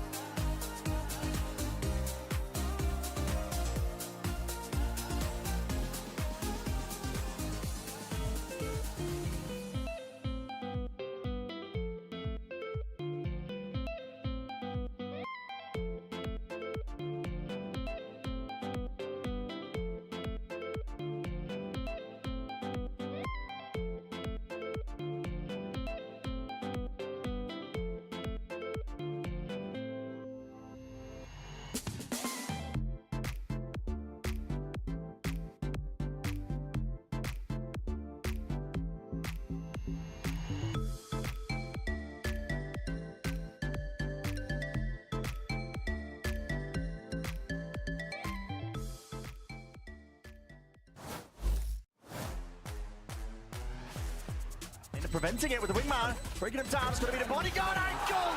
Boostio! Oh, he delivers! It's tooth and nail in terms of the approach, they just can't quite get themselves into it. And the fight's taken by Valen, he'll step up to the challenge. Smick standing here with Coach Zix after 100 Thieves takes down G2 Esports on map number 2 on Breeze. I want to dial it back a little bit to your first map pick, which was Bind. Coincidentally, 2 days ago, when you faced G2, that was the only map that you had lost, 13-8. I'm sure there was a game plan in that being your first map pick. Can you talk to us a little bit about the rationale? Yeah, I mean, we were definitely very confident. Even watching the VOD back, it's like we made so many simple mistakes and our defense wasn't even close to what it usually is. So we were very confident rematching them, knowing like the antes that they were going to go into it with. And we started a little slow, which was a bit worrying, I'll be honest, but we knew that, you know, once we warmed into it and we fixed some of the fundamentals that we weren't focusing on in the first half, then we were just going to breeze through it, so. Breeze through it, because we saw you do it on Breeze as well. For now, best of luck on map number 3. See, that's our Smick. She gets it every time. Look, I mean, yeah, slow start, sure, for 100 Thieves, but once they get going, they really get going, and they really want to rush an operator into Cryo's hands as soon as they can, every map by the Yeah, whenever they're playing the Jet on defense, they're going for this play. And I want to bring up the first 3 rounds of their defensive side to show you what they're doing in their economy, if we can get that going right here, because it's pretty impressive what they do. So the main important thing here is that Cryo is going to hold on to 400 extra credits. So he doesn't buy any utility. All he actually buys is light armor, and then Asuna is going to drop him a ghost, so he can still fight in this round. But those 400 credits are really meaningful, because even if they lose pistol, even if they lose round 2, you can see they lose the pistol, and Cryo is still full save. Ooh, that's a big one right there. Cryo is still full saving down in that bottom corner. We go into round 3. He still has enough money to get an operator, right? So he gets 1 kill, that's 200 bonus credits. He has 4,900 total gold, so that's going to be an operator and a little gold credits, whatever you want to call it. Yeah, and because he gets the kill, that's an added cloudburst on top. 2 kills, and that means he can afford a ward too. Sick. Yeah, well, 2 kills and he get a light armor as well instead of going for the cloudburst. But regardless, it means he is guaranteed the operator in round 3, even if he does absolutely nothing in the first 2 rounds. Yeah, it's so important too, because this guy, I think, this year in particular, his defensive hopping has been so valuable. And even against this comp that I think G2, to start that game, did a great job with the Astra of denying him options for those kind of initial kills, those forward lines you want to be taking as a Jet player. In the late round, he was finding a lot of opportunities that built up that buffer for 100 Thieves to come back in the second half. 100%. I mean, I think whenever Cryo gets the op, he's in a different form than he was last year. This year, he's more aggressive with the op. He takes more angles. He takes the space and makes the rest of his team being able to stack another site. There's just so many things that he's doing with the op that he just didn't do last year, and now it's making a huge difference on their defense. And even beyond just building up the money for him, they're also building up his confidence as that opper to be able to take those risks, to set him up to make those plays that you didn't see before. We really started to see 100 Thieves run away with the game in the second half. These executes on the A site in the second half, like these A splits looking really, really good. We also saw them, I guess, like run back a similar strategy from their pistol right after it. Yeah, there was a lot of these rounds where they were going into these late A splits, and I think a lot of the crux of this half was G2 struggling to deal with 100 Thieves mid-control. We saw Bustio getting so much space in that area of the map often, which meant he was calling into these late round splits, most often towards A, a couple back over towards B, and running over the site anchors from G2. And the play in this that was so devastating was always that jump up onto stairs, fighting deep into backside onto these very deep lines that honestly G2 just didn't seem fully ready for. Like going for a drone in that position when the boost up is an option was really, really risky, and it cost them the round. Yeah, I think if G2 played a little bit more proactive on their defense like they did on Bind, I think at the start of Bind, they were playing a lot of proactive, really getting the information that they needed to stack towards the correct site. They would have been a lot better on Breeze. But honestly, this game, it seemed like they kind of funneled into like this kind of passive style. Yeah, and it is a bit of a worrying trend because that's 2 maps now where 100 Thieves warm up into the second half, have a really strong game plan, and rally into a dominant win. They're 2-0 up in the series, and we're heading to a map that G2 have not played with their new roster. Yeah, it gets even more complicated from here on out from G2. Let's hear what Josh RT has to say ahead of this next map, which is a doozy. Smick standing here with Coach Josh RT. You have Sunset ahead of you now in this best of 5. Your backs are against the wall. I could tell from yesterday, Valen was realizing that in real time. Oh man, we have to play Sunset, and it's been a few months. So what was the game plan?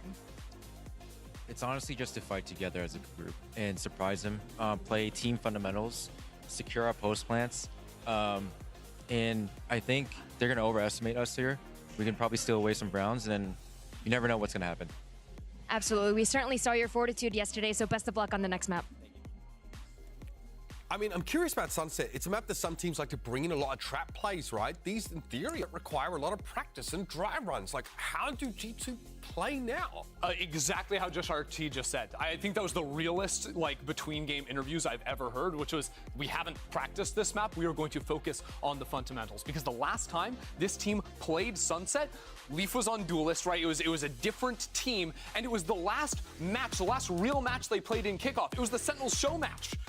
And that was barely a real game in that one, at least after that first map #1. These guys, though, they have fantastic team chemistry. Their fundamentals have been on point. But they're up against 100 Thieves, who, despite struggling on this map previously, have had a lot more practice here.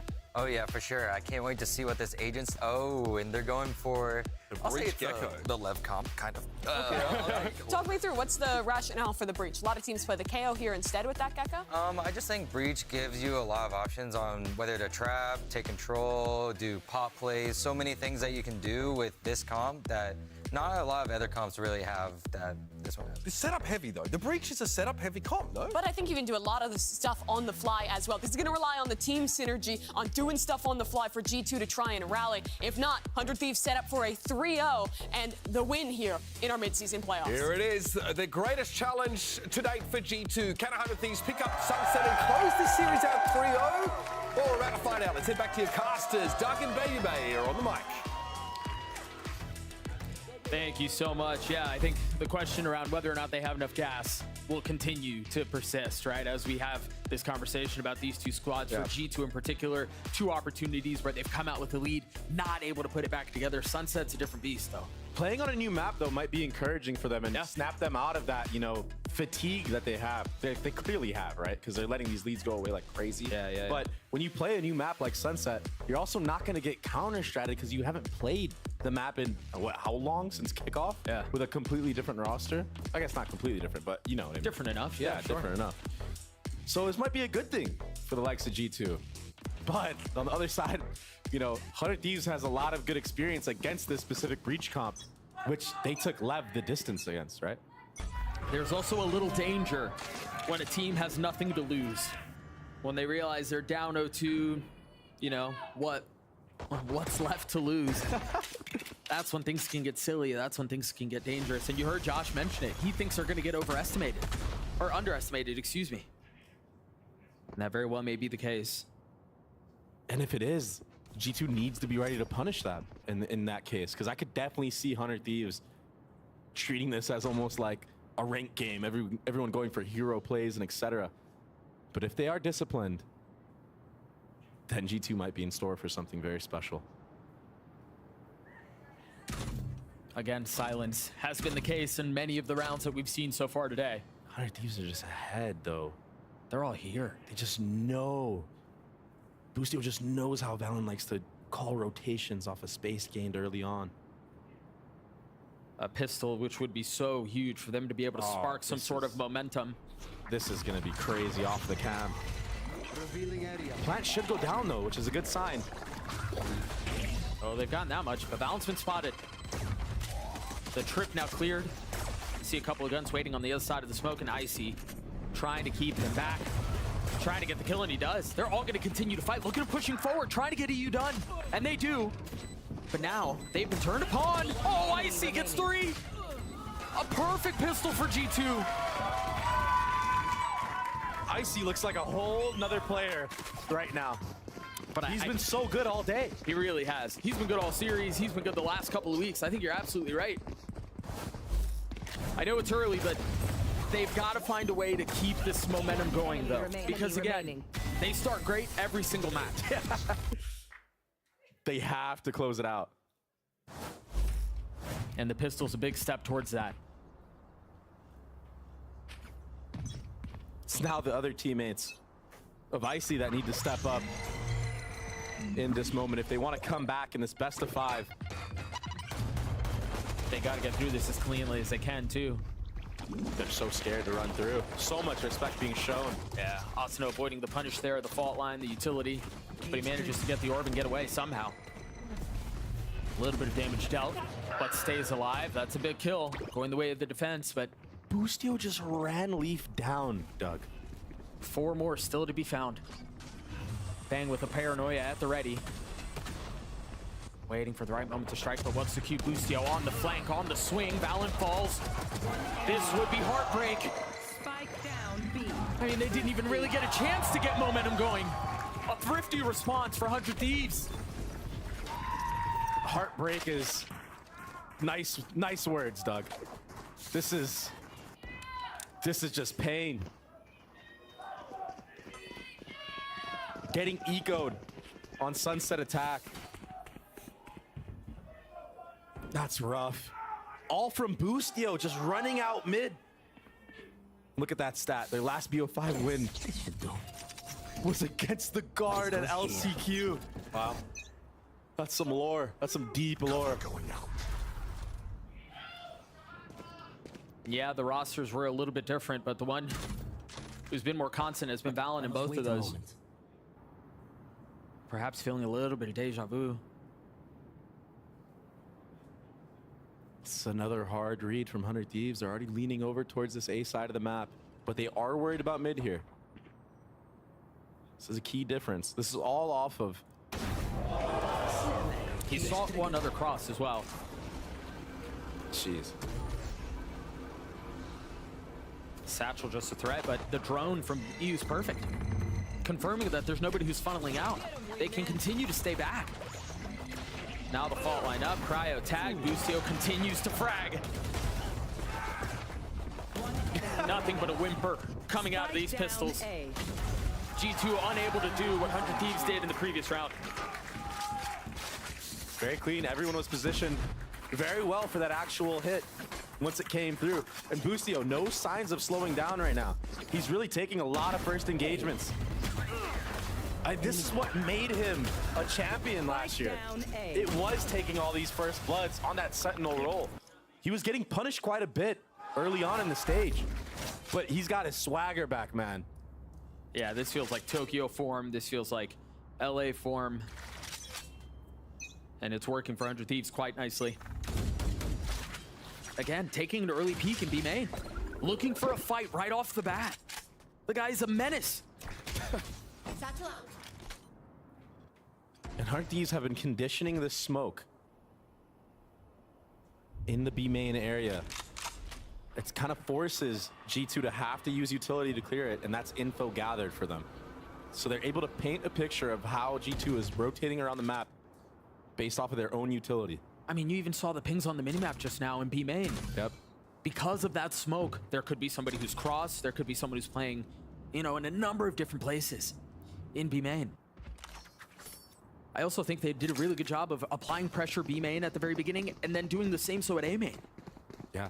Asuna has been here the whole time. And he was able to farm that orb after taking an aggro peek. When he didn't see anybody deep behind that trip, he grabbed the orb for free.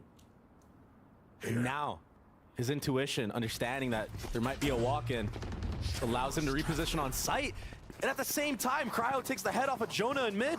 That's the breach dead. Tried finding a little bit of room off of the fault line too. That certainly will help. Asuna not able to find any success. EU stuck in a corner here. He's tagged up. Trent is so weak though, but the timing is perfect. He finds lethality. Cryo in the smoke, up and close and personal with Icy. What's that from Icy? He got his kill, but it was traded right back.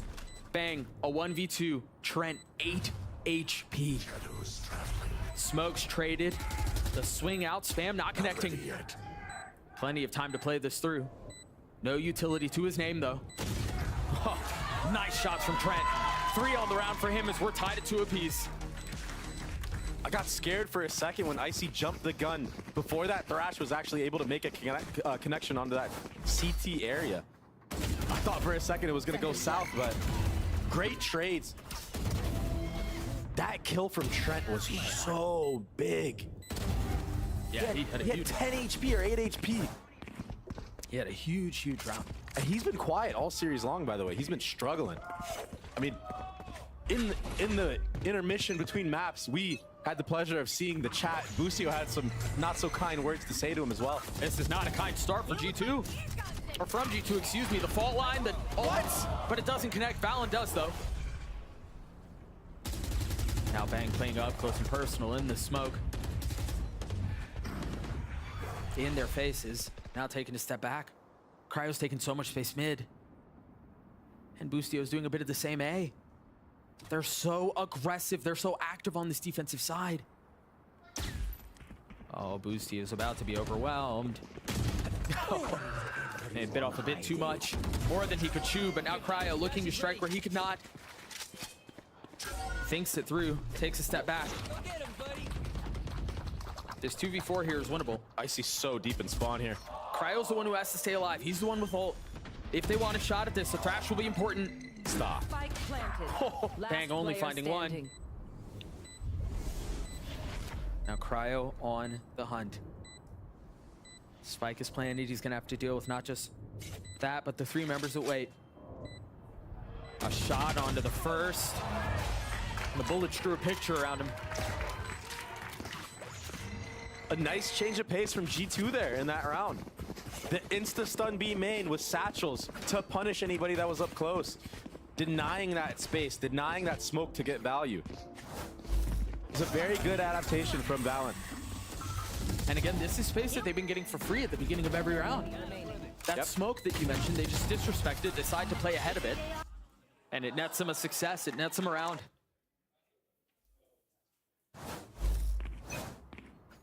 That being said, 100 Thieves do have 4 ults available.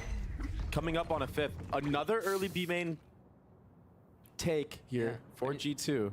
Yeah, just not willing to give that space up for free anymore. Deciding they have to fight for something. They can't just continue to get pushed in on either side. It's been a good comeback into the half from G2. I mean, for a second there, I thought this was going to be another landslide. But they're right back into it. And this time with a B fake. Off your feet! They're really selling this fake. Oh no, early. Down A. Cryo can do so much here. I'd have to cancel now. Yeah, they invested so much into that. But the kills being traded on the other side of the map slows things down. This is where G2 crumble. This is where they fall apart. When everything goes dead quiet, when they get thwarted off of the game plan that they wanted to do. When it gets scrappy. And they're starved for information. How do they respond? It seems like 100 Thieves are the ones who are a little panicky here. An early paranoia, guns. Oh my gosh! Disaster once more! And who else but Bang? It's these moments where it's just dead quiet across the board. That 100 Thieves just get fueled. And they make plays like this. He TP's back into the door smoke. And does this. 4 bullets, found 3 kills. That's freaky. His hands are on fire. He had to shake off all that. Unreal. And they continue to try to fight for this B main space. Rocket invested and 2 kills found. And here's where things slow down once more. Bang, it's a Vandal. They'll trade you on that. It's like a playground for him right now. TPing around everywhere. Only one spotted, but they gotta understand here's where the pressure lies. And with 3 members here, this is where 100 Thieves thrive, but it's a 1-for-1. Lead from Valen with much to do about it. When you're outnumbered, this doesn't really add up your way. Valen, 51 HP, and Boostio gets the clutch. The 1v1 goes the way of 100 Thieves. This has got to be so frustrating for G2, especially Valen. You lose a crazy round with Bang getting 3 Deagle headshots in a smoke. And then right after that, you get collat rocketed by Asuna. Then even through all of that, they get down to a 1v1, and that doesn't go their way either. Against the counter IGL. And you already know my man's Boostio is probably standing up, pointing at him. Smoke ahead of it, but the paranoia this time is good. Asuna still not able to get ahead of it. Good punish. They just want to fight for this space. Bang, again, a play looking to be made. And a kill found, but at what cost? But here we go again. When everything freezes up, noise is cut. 100 Thieves in these scenarios just become superheroes. G2 can't afford to lose a situation like this again. They're just so scared to throw away another round. No one's even moved at all. It might just work out for them in their favor. They're both here. If G2 go forward, the potential for disaster. That was a risky ult. Both hatch traded. It's a battle in mid. Both positions given away. Cryo has to take a step back. They're gonna swing into this. They're gonna swing into it, but it falls down to 1v1 again. Spike down mid. Icy with 20 HP. The rookie who's gonna have to be the one to save the round. Desperate for any sort of momentum, desperate for any sign of success. But against Boostio, a world champion. 13 seconds left. Icy still a bit away from the play. Now satcheling forward, and we'll get the spike down. That's only half the job, though. The hard part is yet to come. Boostio creeping forward. No way. It's another advantage going the way of 100 Thieves. He insta him. And another round. Where when silence is cut, when nobody makes noise, 100 Thieves come out on top. They're usually distracted once I reveal them. Make sure you take advantage. Players everywhere, their hearts are aching for what's going on with G2 right now in these moments. They have the advantage, but they cannot close it out. This is a great moment for a timeout from the side of G2. We've played 8 rounds, and it feels like G2 have thrown away 3 of them. Yeah. The Thrifty round 2, the second Thrifty with Bangs 1v3, and now that. Maybe not as big of an advantage, but an advantage nonetheless. It's just a tough ask right now for G2 to dig deep and make the right decision in those moments. When they're up numbers, when noise is cut. I mean, you can see it. Quicksand. That's gotta be what Where did it all go wrong? That's gotta be what that feels like, quicksand. Yeah. When things are going right, when you're getting advantages, and then you're almost waiting for the shoe to drop. And all of a sudden, the situation out of your control, out of reach. They need a win here. They need to win desperately. They have good ults to do so. This is the moment that they can start a potential snowball. EU does have the Hunter's Fury though, and it looks like he's gonna throw a lineup dart that lands outside of B.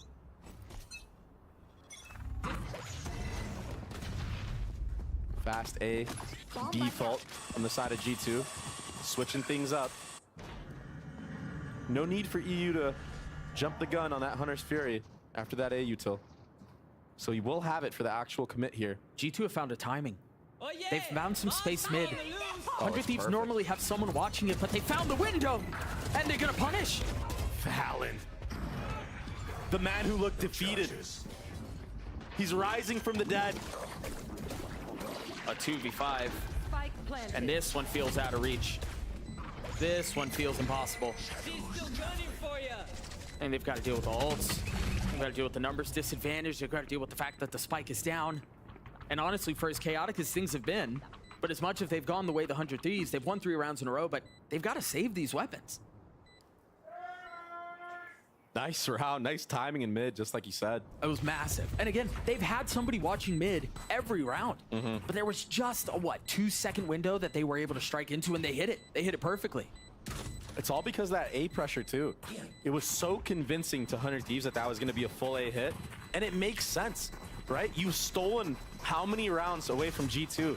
It makes sense to think maybe they're just frustrated and 5-manning it. But the poise from Valen, I know we got to see that shot of him with his hands in his head. I think he brought it back with that round. Still a really big uphill battle that they have to go through. And they're going to be tested. Big plays from the leader. What else do they have here? Valen has his. You mentioned the Hunter's Fury from EU in the previous round. Still in play. Same B main type of play here. There it is. No connections this time, but that will be info and B main space gathered. Well, he did tag one. So a little bit of damage done. Bang with much to do here. He's not understanding that Leaf had already made the cross. Asuna taking a step back, trying to run away, and will. Live to fight another day, but how is Leaf behind enemy lines? These are some vicious timings. They've got to know. Oh my gosh. Yeah, they understand. They're paranoid, and they somehow managed to cross right by each other and stay alive. That was insane, Doug. The thrash from a distance. And they're going to spot one. Leaf not getting tagged, though. Now pushing forward a little bit more. As the spam goes through, the bullets connect. Leaf falls. Asuna on the prowl as he gets another. The nade will be good. And Cryo will too. Jonapi falls as Asuna gets 3. Leaf was on an island that entire round. Where was the help? Where are the players coming out of B main? I know they got delayed by certain utility and they didn't have smokes, but at some point you have to fight together and help your teammate out. 100 Thieves are just more proactive in these moments when noise is cut. That's what's giving them the edge. Two are trying to play not to lose, and 100 Thieves are here to win. Even the moment at the end there where they were fighting on site was really set up by the fact that Asuna stayed alive. Him being able to wrap around Leaf, never get spotted, never get tagged, allowed him to activate later. They found some space, but it was not enough. 100 Thieves back up to 2 on the lead, and Icy falling right off the bat. It's crumbling right now. Again, a little bit more aggressive space taken from Valen. He was in spawn, but EU was wise to it. That felt forced. So now when decision arises once more, you didn't find any success aggressively A at the beginning with Icy. You didn't with Valen TPing back into spawn. Where do you go from here? I don't know. And it almost feels like G2 are just checked out right now. No one was there to help Icy on that default A. Nobody, no set of utility lane at all. EU's gonna get all 3, isn't he? Spot. Oh! Doesn't even get 1. What an answer from Trent, but are they gonna clear Asuna here? Asuna's weak. It's Asuna who gets all 3. 4 on the round for him off of the dizzy.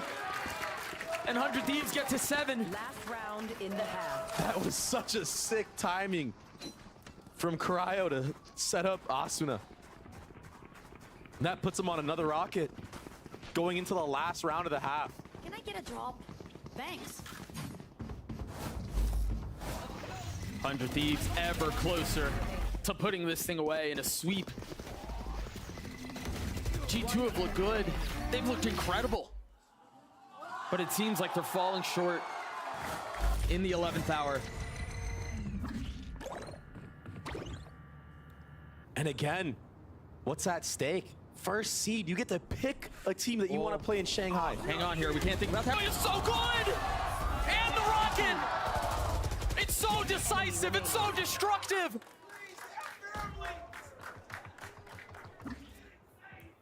Just when it feels like they may have had something, 100 Thieves strike, and the timing could not have been better. An 8-4 half. What a disaster. Switching sides. What a performance from 100 Thieves, though, today. 6 of the last 7 rounds going the way of 100 Thieves, and this strike was perfect. I mean, it was unbelievable. The paranoia was set up, the satchel forward from Asuna with his ult. There was nowhere for them to go. No corner was safe. No space allotted to them. We're going to throw it down to the analysts who are actually standing by behind me once more to break down that first half. Thank you very much, Doug. We are, in fact, down here in the Riot Arena. Can I get an energy check from people right now? Much improved. 100 Thieves looking absolutely dominant here, though. I mean, they get the map they wanted. G2, we knew they'd be kind of winging it, Christy. 100 Thieves are playing so opportunistic right now. Like Asuna, that little 1-2 piece of the Dizzy coming over, re-swinging into lines. I feel like it's not even macro strategy they're dominating with. It's those moments that they're always looking for and always punishing G2 on. But that's what's defined their stage, right? 100 Thieves stepping up in these individual moments. They were a team that it felt like was lacking confidence so much last year. Busio joined, and it is just re-instilled this team. Asuna, Bang, these players who have been with this squad for so long are hitting their peak at the perfect time, and they're on the precipice of winning this series. 100 Thieves, they picked up the brain trust from EG with Zix and Bustio coming in. It's looked so good now. And now Bustio has a chance to lift his first ever domestic title, just a few rounds away from doing that. It's funny, Bustio said, I won a world championship, but that first win with 100 Thieves, proving everyone wrong, felt as good, if not better than that. So this means a lot to him. He keeps saying how different it feels to win with this team, and for that other new addition, EU, against the guys who faced him on the stage in Ascent, just two there. Now in a Tier 1 final, he has a chance to beat them. Well, we still have another half of Sunset yet to play. 100 Thieves, we know, comfortable on this map. G2 have got to put some stuff together. Can this G2 squad hang on? Any G2 fans in the building? Can they make it back? They're there. All right, you've heard it here from the floor, everybody. Let's head back to our casters for the second half of Sunset. Thanks so much, Mitch. I think a desperate need for anything, any sort of success for G2, because 100 Thieves ran away with it the first map, ran away with it the second map, and now on Sunset, a bit of the same. The timeline tells the story. 100 Thieves now on the attacking side, and Dre, it seems like it's a lean towards B, and there's not a ton of presence here from the defense. Yeah, and I think they're trying to figure out where this breach is, much like they approached the last series they played against Leviathan, which went the distance. Oh, that's a lot of info there from Leaf. There's that breach done. This opens up a window of opportunity for 100 Thieves to actually commit to this B hit. That being said, there's so many players of G2 primed and ready to flood out. How coordinated will this retake be? The pivotal pistol desperately needed to go on the way of G2, and Asuna continues to farm, incapable of doing wrong. Valen again, the captain left alone, unable to find any footing. Another round the way of 100 Thieves, another pistol, another step closer to a sweep. Asuna getting so much value, even when he's flashed. We saw it from the start of the series on Bind. Everyone from 100 Thieves right now, their intuition is on point. Look at that. I mean, yeah, it's RNG, but he did it at the perfect timing. And he also has players like Bustio fighting with him from the right side of sight.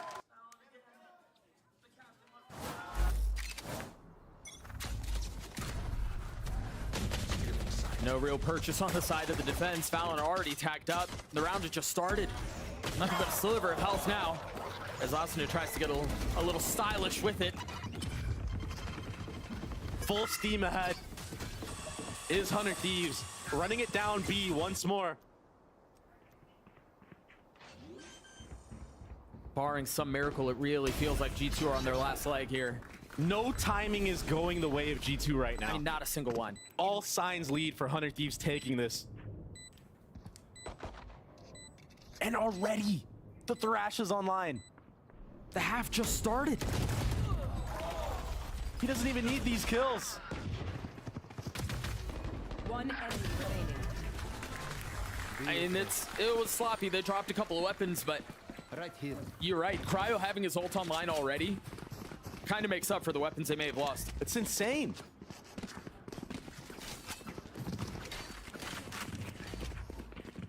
Normally you get it in the middle of this round, right? You grab an orb and now you have the Thrash. For him to have Thrash going in to the anti-eco is absurd. And much like the way things have looked for 100 Thieves compared to G2, Cryo a step ahead of schedule. You're right, he should be getting it in this round, maybe in the next, but has it online going into this is insane. And so G2 call a timeout, potentially their last of the day. They have guns, they have armor. Maybe they'll find a way to put something together here, but 100 Thieves just look unstoppable right now. They're playing at a different level. Yep. All stage long, they've slowly graduated to this killer of a team. And they're reaching the apex of that in the grand finals. Just outclassing G2 every step of the way. Momentum has been such a factor in this meta, especially when it comes down to these pistol rounds, winning the anti-eco convincingly, and then having ults online for the actual gun round of your opposing team. This gives you such a good chance to snowball. It just feels like the snowball started at halftime of the first map and it hasn't stopped. Yeah. That's so impressive to do. That's not an easy feat. Oh yeah, monster on the loose. We often talk about best of 5 being marathons. And for good reason, right? Things can change, things get messy. We go 4 maps, 5 maps, but 100 Thieves are trying to make a sprint out of this, and so far they have. A 100-yard dash. It's a fake! Oh my gosh! Another world-class call from Boostio. Boostio's in the flow state of calling and getting kills right now. Hey, the guy can do it all. He's about to get pressed again. Is this the icing on the cake? Oh, immediately overwhelmed. In the face of the flash. Cannot convert. EU dancing around the cage, deciding to go mobile with it. Getting a little bit of a tag and dancing around. Trent's on the defuse. EU's gonna have to go forward. He's gonna have to go forward now. No way! Only got it to half. Valen, again, outnumbered, outgunned. What a way to close the round. That defuse was so close both times, but the narrative of this game, the series, it's just 100 Thieves Day. So many things working in their favor. I mean, that fake tells the whole story of the series, doesn't it? I mean, Boostio's in the head of Valen rent-free. He looked lost. G2 looked lost. They bit so hard. What a call. And again, this has been such an impressive stage. 400 Thieves. They're drawing out utility at just the right time. They're calling circles around G2. They're winning every single gunfight. The chaotic moments are going their way.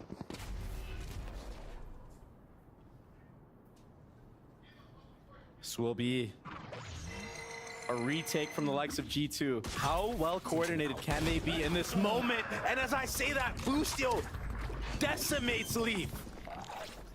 They have a couple of rifles here to fight back with, and they're deciding to take a split approach. 2 through attacker spawn, 2 through defender spawn.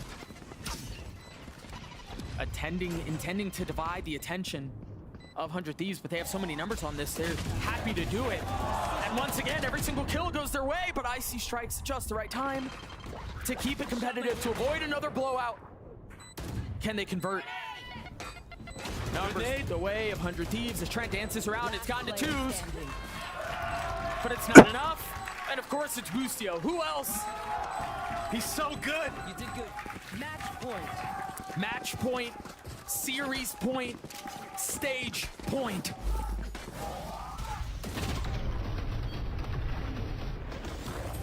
The writing's on the walls. One enemy remaining. My ultimate is ready. 100 Thieves showed up a different beast today. They came making a statement, and that statement is that they're the best team in North America, and it's not even close. Not today, it wasn't. Best team in the world! 100 Thieves looking to deal the final death blow. The rocket doesn't connect. Paranoia traded though, and you see G2 filling into the site. The Thrash is very close. It's only gonna tag what? Oh my gosh, what a shot from Valen, but I don't think he knows. Bang, got tagged. Cryo takes his head off, he's still alive. Is this how they snatch it back? There's no way. A round that shouldn't have gone. The way of G2 currently hangs in the balance. Or should have gone the way of 100 Thieves, excuse me. The spike out of reach now. Leaf re-clearing mid. They're gonna try to get the orb for Bang. Oh no, that was messy. The plan was clear though. Bang was gonna try to get the orb, get his ult, and then be able to do the TP to grab the spike and then be. Might commit here. No way. Oh, but Icy's ahead of it. He's got to know the timing won't be in his favor. Oh, he gets the kill, and he gets the defuse, and we're going to play at least one more round. Just barely. That looked messy.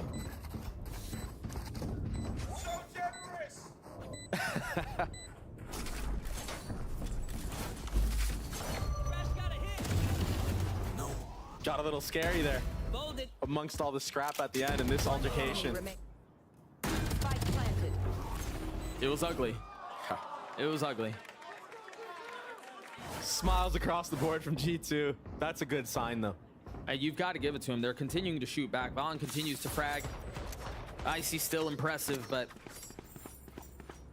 I mean, their road to this final was no joke either. It was treacherous. Both these teams had such a turnaround. That's why they're here in this moment. They both deserve it just as equally. Aggression. Out from G2, aggression out from Jonah P. Asuna tries to play his timings right, tries to find some space. A big advantage the way of the defense. Ult's invested, and they're wrapping around them now. No shot! Again? His playground! A 5v3 to close the series? Oh, he got a headshot! 10 HP left for Jonah P. Bustio and Cryo in a 2v3. The spike should go down. It's now 2s. Again, a reminder, this was a 5v3. Out of the early aggression, it seemed like G2 were going to be able to play another round to live one more life. Cryo falls. Bustio does 2. Clean shots out from Leaf. And you said a team that has nothing to lose can be very, very scary to play against. And right now we're seeing all members of G2 loosen up way more. And they're way more confident in taking these aggressive fights. The only problem is it might be a little too late. I know exactly. One enemy remaining. It's hard to argue otherwise. The greatest comebacks have started with one round though.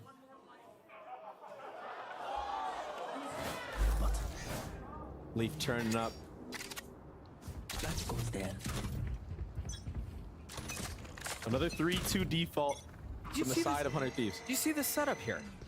Yeah. Leaf has put a cage outside of where he is, so he can hide himself. Yeah, it's all to hide from the dart. I mean, this might not end out being a factor. Yeah, he probably won't use it at this moment, but he gets punished. But he's able to conceal it, so we'll see if that has another appearance later on in the half, assuming we go that far, and it seems like that will be the case. G2 up big, Cryo falls. EU not along for this world either. It wasn't pretty, but they don't have to be. They close it out. Exactly.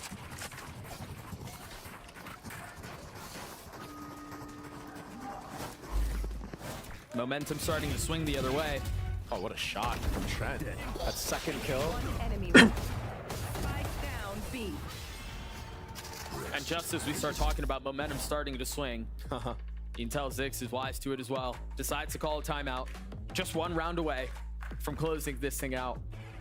From being crowned the mid-season champions. They're in such a unique spot right now with 5 rounds to work with. They could honestly just stack up a bunch of ults and just blow the entire load on one round if they need be. You walked into that one. I knew what I was doing. They do have such a long runway though, man. They're feeling the pressure though. Otherwise, you would not have seen this timeout come. Well, this is where, you don't want to let this thing get away from you. Yeah. Get reverse swept.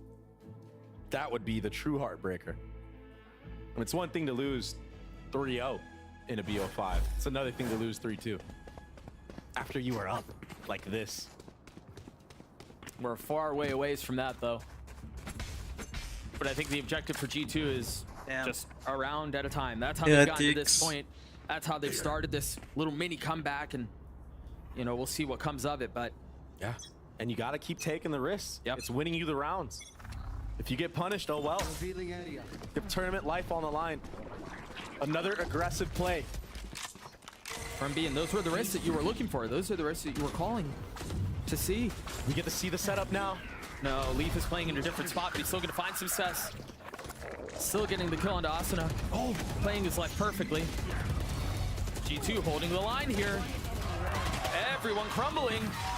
G2 will get their 8th. Signs of life. A spark happened within this half for G2. And we're shooting back. Keep on my wire.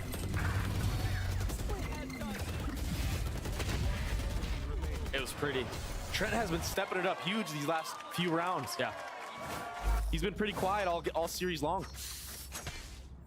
4 rounds in a row for the defense to get us to this point. It still demands perfect Valorant, though. More aggression.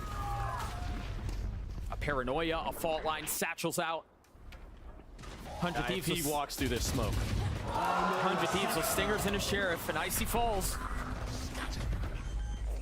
Seldom see these end in situations like this, but Leaf positioning around, trying to stay alive, but he's overwhelmed. Somehow, they find themselves 2 kills away in this light buy situation. As soon as the smoke goes down, the nade goes out. Austin is playing his life perfectly, but spotted.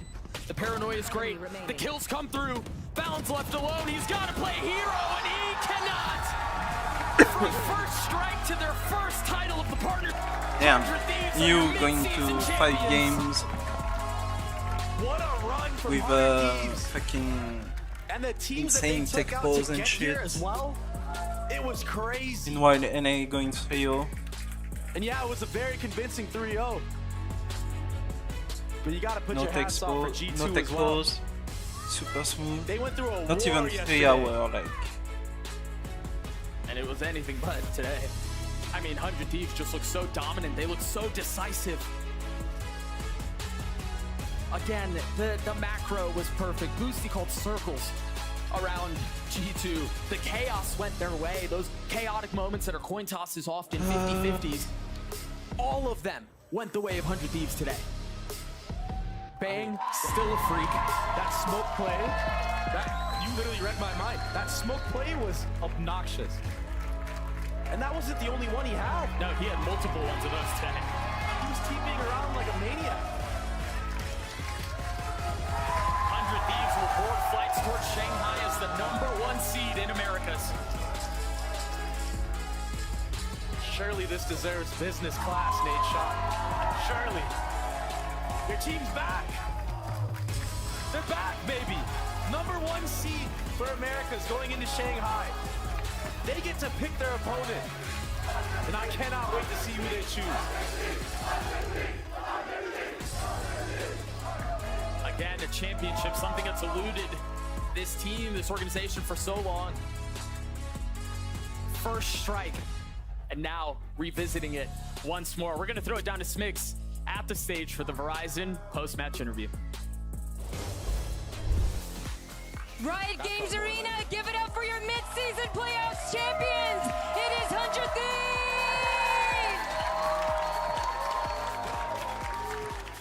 Thieves. Boostio, I have a little gift for you.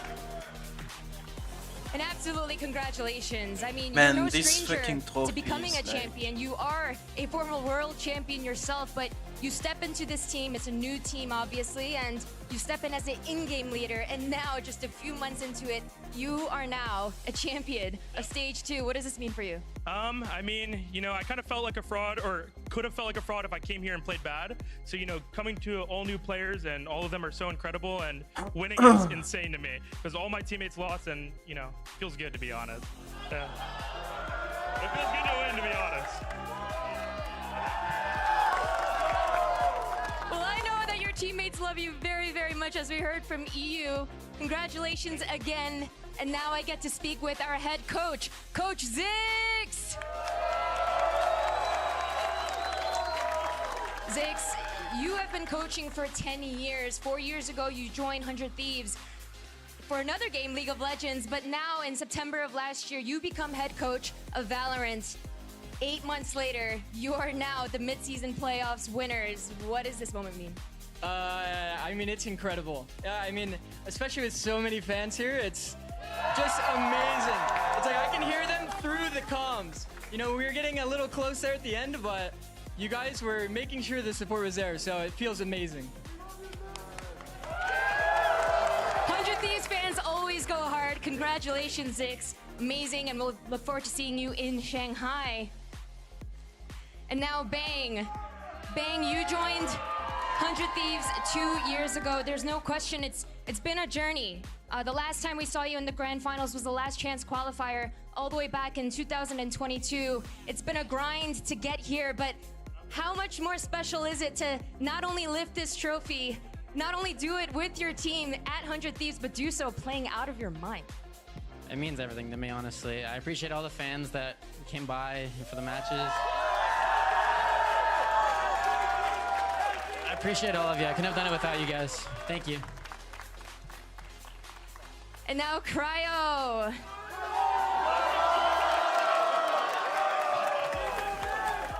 Cryo, you have had so many fans dating back to your days at XSET. We've always known you're a ridiculous player. You joined 100 Thieves at the end of 2022. 2023 was definitely a rough year, but finally this year, with this roster, you are a champion with 100 Thieves. What does it mean to you to finally be able to play together like this, show your ability to the ability that we all knew you had? It feels amazing. I mean, this group of players is so special to be able to do what we love every day and to get on this stage in front of so many fans. This win means a lot to me. It means a lot to the 100 Thieves fans as well. Congratulations, Cryo. And now we get to speak with EU.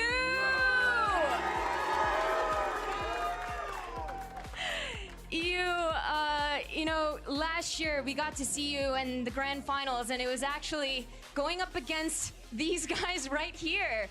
Back then, it was these boys that won, and in a weird twist of fate, it almost feels serendipitous that it's them that you take down here in the grand finals. What is going through your head right now? I mean, I'm sick and tired of playing these guys in the grand finals. I'm not gonna lie. I love all the people at G2. They're all great people. I played them in EMEA in the grand finals. I'm playing them here again. Thank God we had the map advantage. Thank God we ended up winning this time, because if we lost to them again, oh, it would have been heartbreaking. Well, it was anything but heartbreaking today. An amazing 3-0, so congratulations. And last but not least, we have Asuna. Asuna, you are the longest standing member of 100 Thieves. You were part of that OG roster all the way back in 2020 when you won First Strike, that first big event with Valorant. You have seen this team through everything, through thick and thin, roster changes, coach changes. You're the only guy left, and now you're finally part of this resurgence to seeing 100 Thieves back at that top. What's going through your head? It feels good. I feel like this year so far has been a pretty big success. Just making Shanghai and winning this event, and we're setting ourselves up really nicely for champs. And I don't know, just after last year, felt like I looked back and it was just pain all the time. But now, hopefully this year I can look back and it'll feel better. Absolutely. Anything but pain here today. For now, give it up one last time for your mid-season playoffs winners. It is 100 Thieves!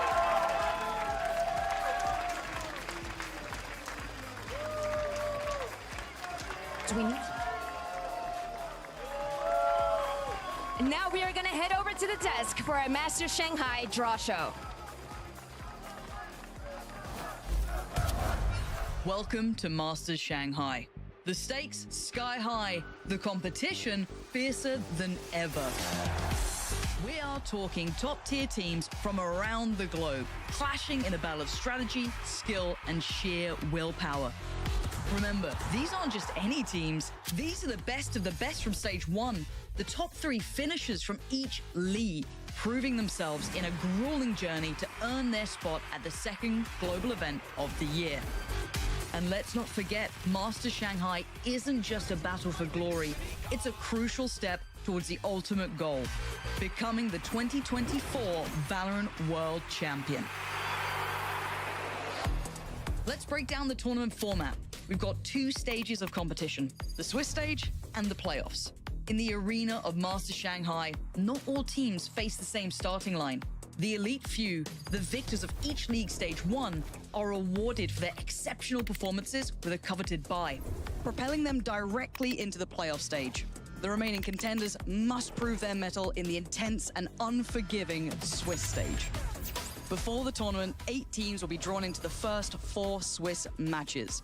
To advance out of Swiss, teams will need to secure 2 victories before they accumulate 2 losses. Each match will be a best-of-3 series. Survive Swiss and you enter the gauntlet of the playoff stage. It's the top teams from IL competitions meeting the best from the previous stage.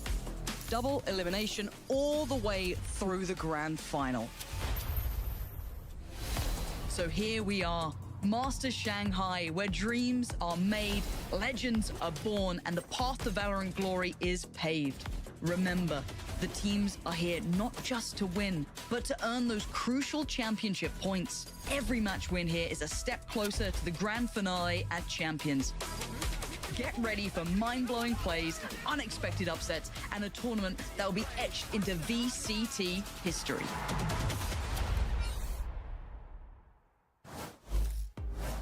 Welcome to the Masters Shanghai Draw Show. I'm Victoria, and Ender is here with me to help with today's draw. This is a 12-team tournament with 3 teams coming from each of VCT's 4 regions: US, China, EMEA, and Pacific. The number 1 seed from each region received a bye directly into the playoff stage. So the 8 remaining teams, consisting of our number 2 and number 3 seeds, will compete in the Swiss format group stage. Today, we're going to draw those opening matchups. So the next 3 draws are going to happen live on stage at Masters Shanghai. So here are the rules for today's draw show. The number 2 and number 3 seeds have been separated into 2 pools.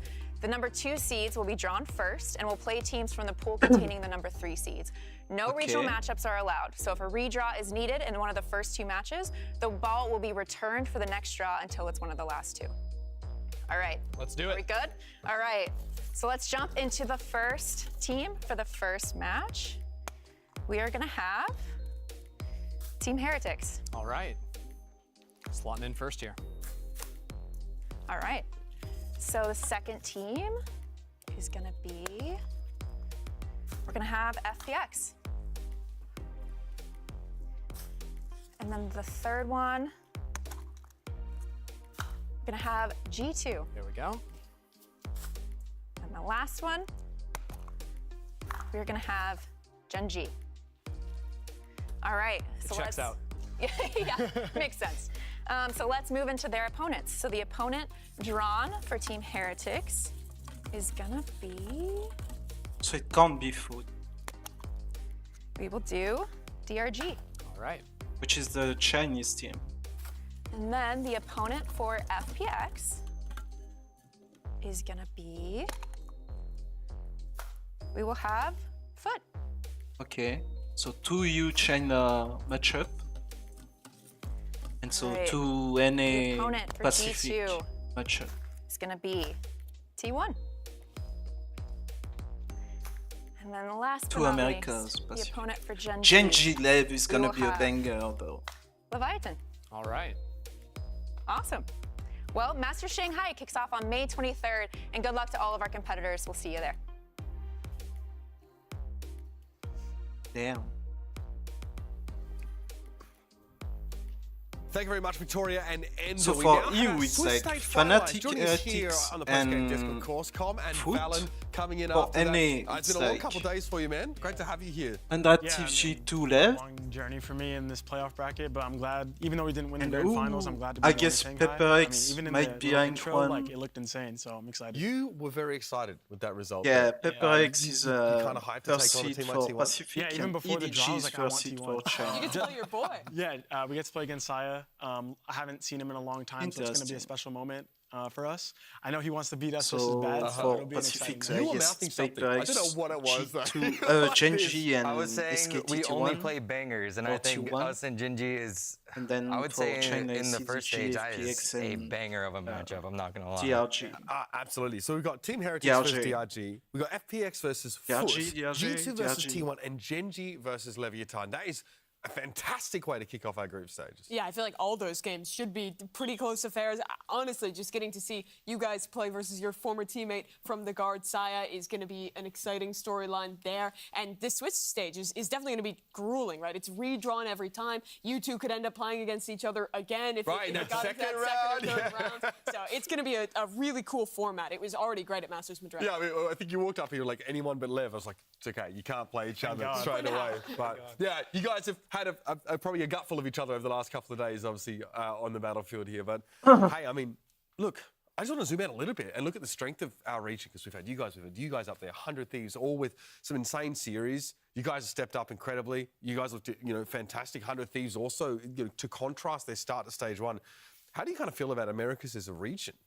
A lot of people like to say that we're not sending the best representatives, but I think the game has been ever evolving, and a lot of new players or like Ascension players for us are just kind of learning the game. Every year it changes, and to see like players who weren't in VCT before come up and we worked so hard to get there. Leviathan has looked dominant the whole entire year, so I think, and 100 as well. So we are sending, in my opinion, the best representatives there. I kind of want to see. Yeah, I would say the same. I mean, play. I think the teams that we're sending are the teams that stepped up to the challenges here. The teams that worked the hardest, really worked on their mistakes, and at the end of the day, like, I think Americas is one of the strongest regions in the world right now, and what better place to do it than China? Yeah, and I want to say, I think the FPX versus Foot game is so underrated. Foot have been looking incredible. They've also stepped up to the challenge, and man, CNED is looking back in form. And he's one of those players that you really don't want to play against. Like, his AWP is so impactful, his rifle as well, and he's been playing so flexible on different agents now, so I think that's also going to be incredible. From each of you, team you want to play the most heading into this tournament. I'll start with you, Com. I think Paper X for sure. I think I've met them a lot so far in my career. Yeah, sure have. And they're the most fun team to play against constantly. Yeah, I mean, they have Jing again, too. You get that rematch from the Champs final. Yeah, 100%. I love those guys. I mean, I've been against them so many times. They're great people, everything. For me, I would say EDG, just because we're going to be in China with their home crowd. And I love those kind of challenges, being in enemy territory, just hearing the energy. I love energy, so being in that crowd is going to be so fun. And on top of that, their performance in-game is ever evolving, so I want to see what they got cooked up. And here you have it here, of course. The Swiss stage tends to mean that, with each passing round, going into round 2, for example, we will have teams getting eliminated as we advance further and further on. So you have a good start in that Swiss stage. You go sort of, squeaky clean. You will be able to get yourself through. You'll be able to avoid, obviously, having to play that extra round going through here. Obviously, Swiss means you are playing people with the exact same record. So that tends to pitch you against formidable foes right off the bat. Only playing bangers in that format. How do you feel about the playoff teams getting to pick as teams that are going to be playing through the group stage? Does that add a little bit of excitement at all, knowing that your opponent will want to play you? If I get called out for a playoff match, I don't know how much more hype I could be. That would be the most exciting match I've probably ever had, because they chose you specifically that they want to play against. I mean, that's what I'm saying, that they think they can beat you. Yeah. It's got to be a huge motivation. It's got to be. One thing is that you get a bye directly to the playoffs, and from personal experience, not having that time to kind of get used to the stage and get used to the matches internationally, going straight there could be a double-edged sword. Yeah. I know it was for us when we went back in a long time in Reykjavik. Yep. Yeah, but with the 100 Thieves, they're a more experienced roster. They've had many international events attended before, so I think they'll be able to kind of stomach that. Yeah, I would say that for sure.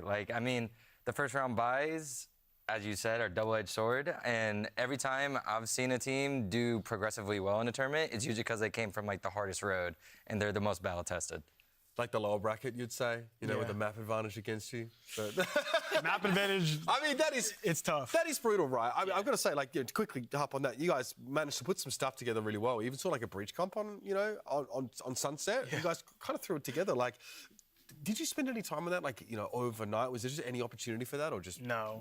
We ended our game at 8 p.m. because of long tech pause, and it was overtimes all 5 maps basically. You just had to just leave it. Yeah, right? We literally went into it. We're all right, guys, this is our pick. We were trolling. We're all right, guys, Sunset's our pick. Let's go. Just pick Breach Gecko. Just run around, do our thing. Didn't work out. Yeah, we just didn't really have much time to prep after our long game yesterday. So what do the next couple of days look like for you guys? Because you're probably getting out of here in a few days, right? So the Masters is looming. What's the plan? Have you got some rest sort of set up? Are you back to the grindstone? Like, what's the approach? I think it's back to the grind, maybe like a day off, just because we've had like 4 or 5 matches in a row now. Yeah. But losing in the grand finals, at least for me, gives me that extra motivation to continue trying my best in practice, and I want to get right back to it. As cliche as that sounds, like truly I want to show a dominant G2 in Shanghai, so not much break. We're just going to keep pushing on the gas. What about you guys? I would say the same for me. Like, this was probably my one day off, honestly. And I'm going straight back to practice, you know, getting the grind on. And obviously, like, as soon as we get to Shanghai, I'm excited to play, like, Chinese ranked and everything, man. Yeah. It's such a sick experience, honestly. I mean, both of you guys have been to international events before. Outside of just getting to play against international competition and having that opportunity, what are you excited for about going to Shanghai, going to China? Have either of you been before? I have not. Nope. I would say I don't really know particularly what I'm excited for, but I love traveling, especially doing what I love, being able to go to different countries and compete. It's such like a warm feeling inside. It kind of makes like all the hard work pay off, that you can go compete internationally on the biggest stage. I'll be sure to try, like, you know, all the different foods there and try to see the scenery, but yeah, everything's gonna be sick. Yeah, I would say just like it's an out-of-body experience, like just so many different fans from different nationalities, everything, just together in one spot to enjoy the same thing. That's your passion. I think that's something that's like just unreal, and experiencing it last year in Tokyo as well was, I don't have any words for it. The first global event where we get to see the Chinese fans come out. It's going to be the biggest arena for Valorant ever. So obviously some motivation to make the playoff for you guys. Mercedes-Benz Arena, I heard it was 18,000 people seating. And I know that's selling out in China for sure. So. You had best believe it. I hope you're ready for the run back of that experience. My goodness. Guys, thanks so much for your time. It's been great to hear some of your thoughts as well, especially you've just come off on stage, so appreciate you coming on. But we have an incredible lineup of 12 of the world's best teams, and our opening matchups are now locked in, and you'll only have to wait 11 days. Masters Shanghai kicks off May 23rd with our Swiss group stage. Thank you guys again for coming on the desk. Thank you all at home for watching. We'll see you in Shanghai and then back here at Americas for stage 2. Have a good night. Thanks, guys. Good night. Everyone, and welcome to day uno of VCT Americas, coming at you live from the Riot Games Arena in Los Angeles, California. In our first matchup, we're going to have C9 take on Leviathan. I guess that's simple. Why not? Nadie está para intentar intercambiar y en la misma esquina. Tras eliminaciones de los ¡qué por el amor de Dios! ¡Es el ace por parte de ambas! And now Zeppa has to try to win a 2v1. There's that first. Good play the time. Comes across on the left side. Osmos pushing forward. Zeppa gets the 4K and a Red Bull clutch. It's going to be El Clásico, the Valorant El Clásico. You got NRG versus Loud. Já foi avistado. Vai levar o Cypher desarmando. Não vai dar tempo. Não fez metade. Leste de novo. Vai ter duelo. Oh my gosh, it's beautiful. Vintage Marv, 3 on the round. Goes on to win like a 2v4. Goes on to. It's a great. Now that's cinema right there. That truly is. That's real cinema. Everybody's just spraying across.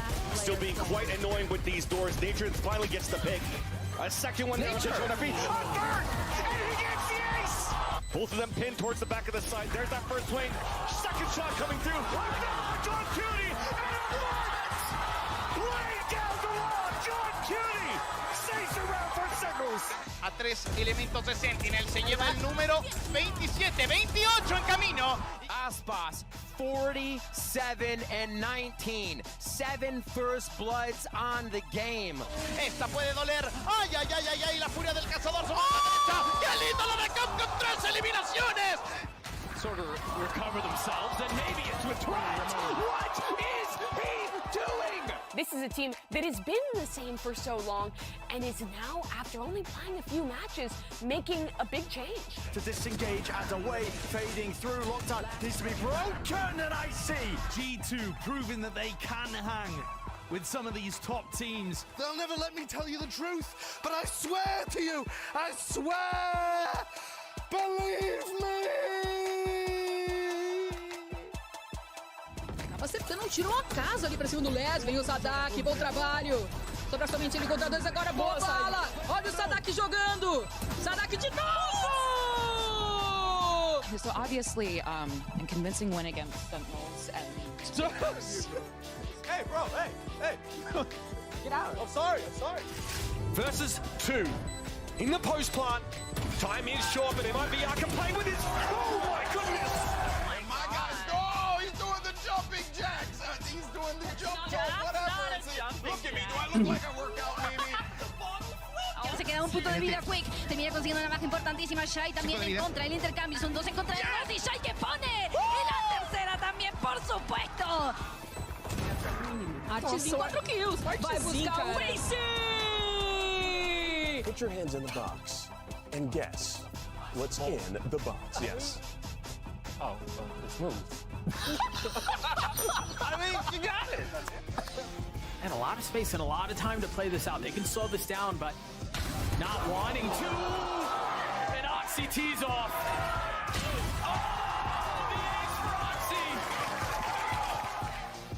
Jorgemar with the bucket in his hand. He's even dodged the flash. APM off the bloody charts from this guy. With the firing line. Making sure that nobody can really take it. Adjustments. Round and away. Jorgemar. Goodness me, man. What is that finish? So this is what I would do as Baby. I am Baby. So my first tip is Wait a minute! What is that buy a gold chain, get a little scruff, get some nice earrings, and then touch some grass and get some sun. Yo, what happened to that, Baby Bay? Hey man, we don't need to talk about those times, all right? He's been so valuable for this squad, and he continues to tee off as he gets a second. Cryo with the third. You are the best player in the world, baby. Matt, you are the best player in the world. And Brent is in absolute shambles, going all in on Loud, and we just decided to murder him. So there you go. He's dead. Just hunting for a chance. The double face 3-2-1. Snappy from the IGL. Valin, a bullet's left. Oh my God. A ticket inside. Around the world they go. Straight to Shanghai. King just picked off Lucio. Difficult now. 12 bullets left in the chamber. Decides to use the showstopper. It lands on the Tex. 21 HP left against our boss. Lands it. Moves in for the defuse. And Lucio cannot believe his eyes. The thieves are crossing the waters to Shanghai. If they can pull this off, if they can land the shot, Shy almost caught. 19 HP, a switch to the weapon. That's lighter. In theory, oh my God! Mazzino will fall. Oh, Raspas is gonna try to do it on his own. Gun advantage, health advantage. And of course he falls. The mind game's being played and the shots come through for Aspas. Leviathan are headed to Shanghai. The deft hand still takes is there. Reset of the aim. 1v1. Another map stolen away. Where's his plan even going for? He can stick this one again. Trent half onto it. Wants an ice. This one. Now this one broken. Breaking. Another one stolen from the grips of these players. So they earn that spot in the grand finals. It's 100 Thieves versus G2 Esports. The mid-season playoffs grand finals starts right now. EU's gonna have to do it on his own. That's big. Now, crushed to behind him, and Bang gets 4. Fallon feeling some of the pressure. They swing into him. He gets 3 on the round. He gets all 4. And Lucio's just snuck in here. This is the strike that he finds. Lucio's value there is insane. Is there gonna be enough time? Oh my gosh. Oh my gosh. 0.04. Are they gonna clear Asuna here? Asuna's weak. It's Asuna who gets all 3. 4 on the round for him. He's got to play hero, and he cannot. From first strike to their first title of the partnership era, 100 Thieves are your mid-season champions. What a run from 100 Thieves.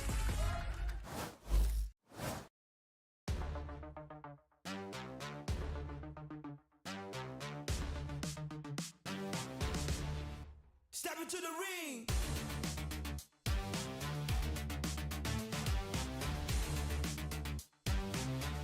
Okay.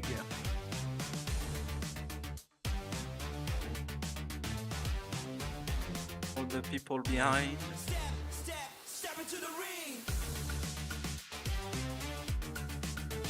Let's see.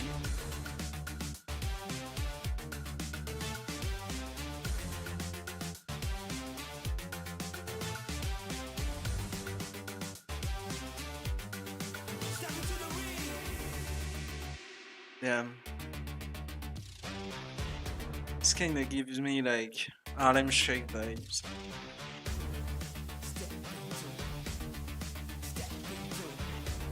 Anyways.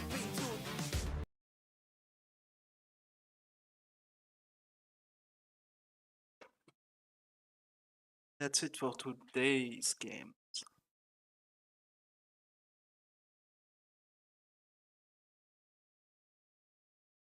It's in 10 days. Damn.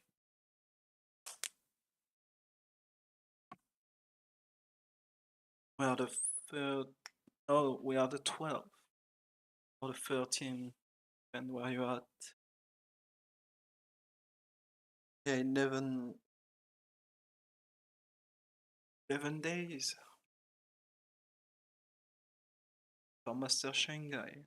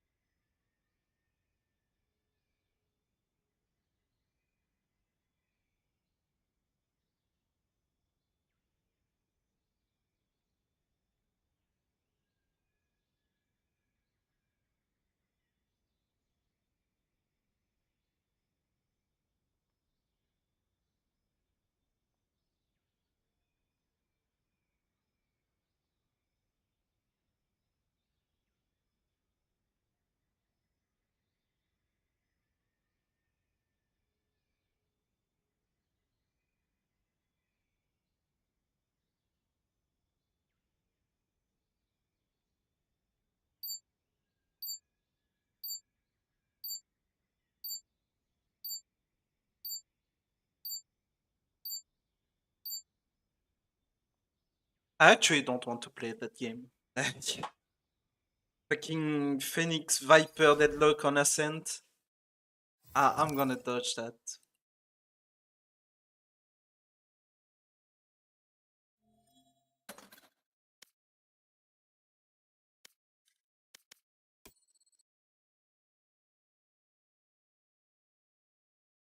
Uh, 24, that's like 76. Yeah, I lost 3 fucking points.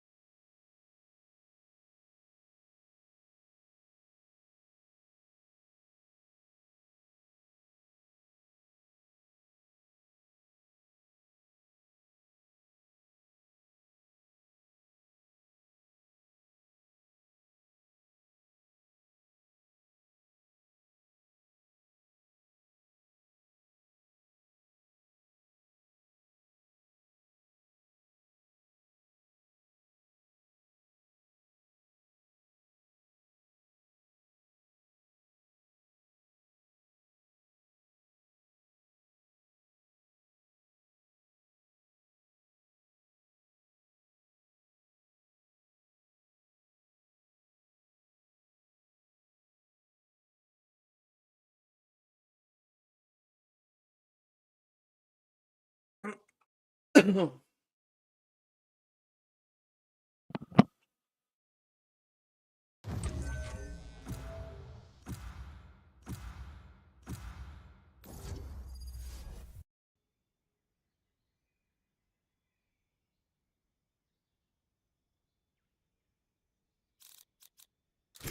stays hidden from me. Nothing.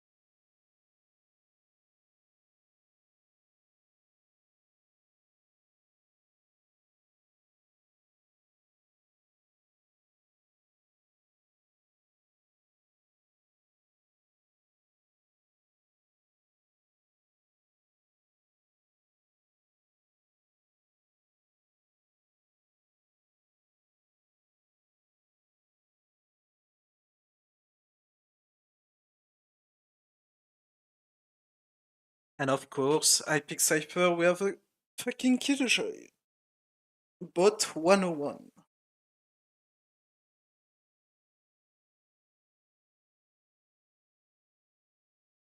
Man, every time I pick a fucking Sentinel, we have a second Sentinel.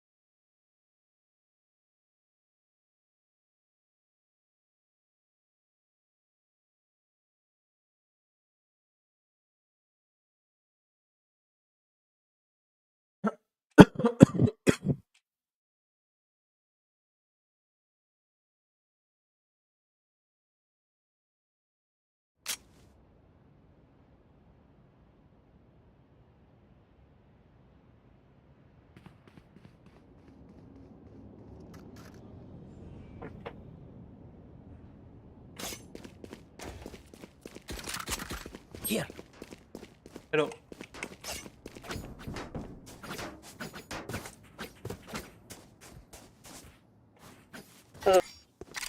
Yes, this should do. That goes there.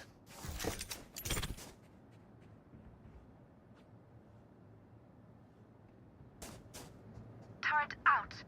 Wow, this is a nice spot.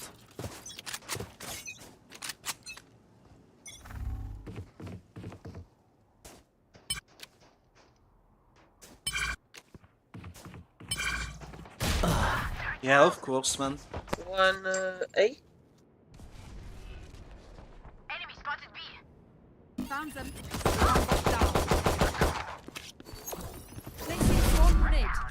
Swarm grenade out.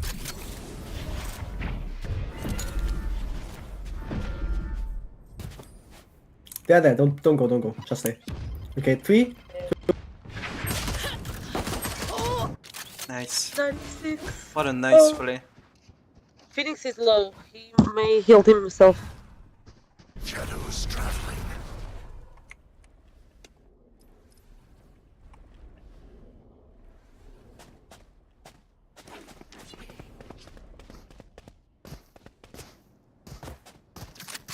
Reloading.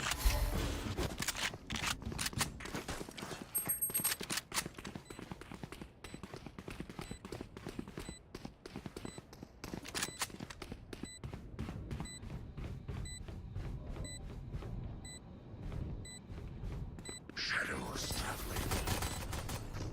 Wait. Satchel out.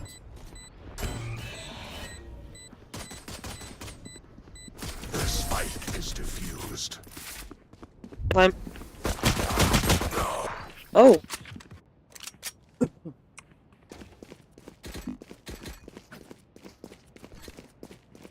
Well played, guys.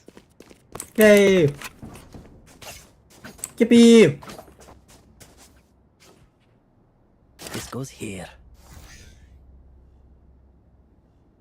KJ. Yes. I just bought new I just bought new bulldog skin. Do you want it? Trust me. You want.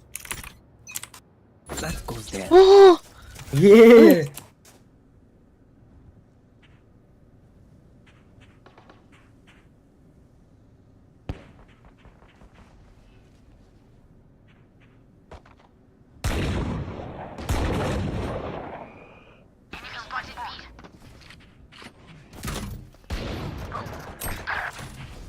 Cage triggered. One on Omen on site. It's on B.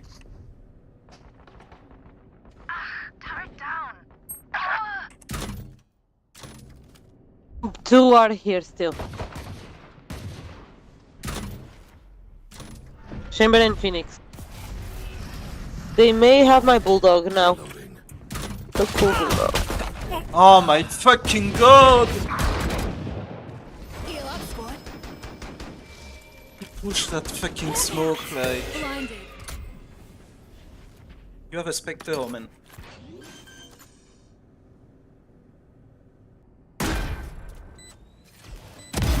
One dead.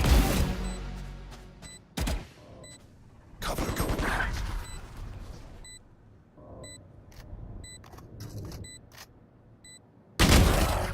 Nice. You have a Let's phantom in go. Sky's body. My ultimate is ready. Of course, my buddy, bro. Yippee!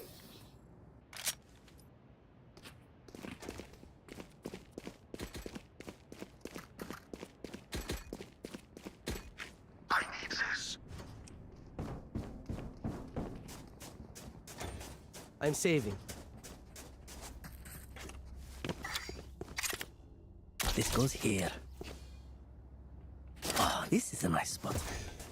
Bro, can you place a trip right here, please, like in hookah?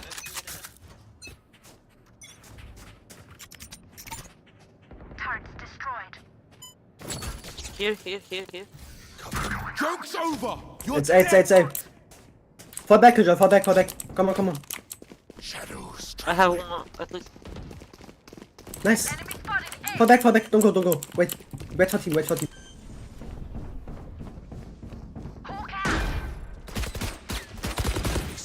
Here. Enemy spotted. A. Enemy spotted. My ultimate isn't ready. Here. 55. 55 on Omen also. Omen's one shot. Ah. Enemy spotted. A.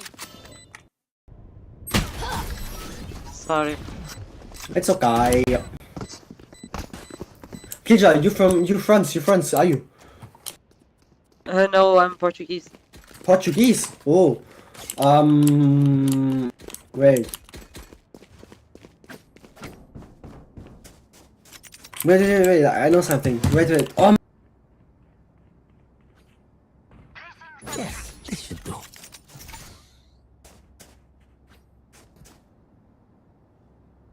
This goes here.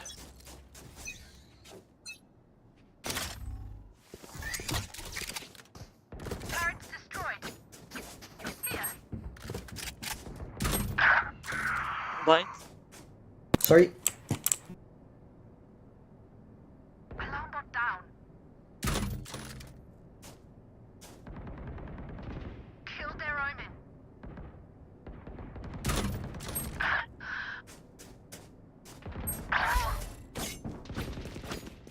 Enemy spotted it.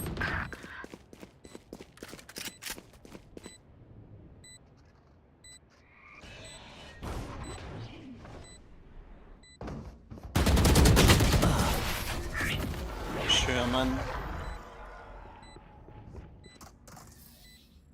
Three fucking bullets and then it's fucking random. I hate that you can't fall in that game. Bro, Kinja, I know something on Portuguese, but I don't remember. It's like no, what the fuck? How do I say this, Kinja? This is a nice spot. What? How do I say that? That goes there. Ew. Huh? This goes Ew. here. Eu? Ew, yes. Eu te amo. That is Brazilian. We in Portuguese we say eu amo-te. Oh fuck, there was Brazil. Oh damn. It's normal. 2B. Don't worry about it. My bad. Cage. 3B. Cage wide destroyed. Yeah, rotating.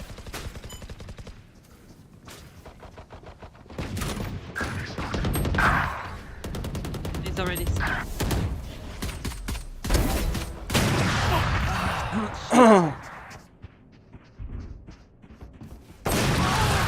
Okay.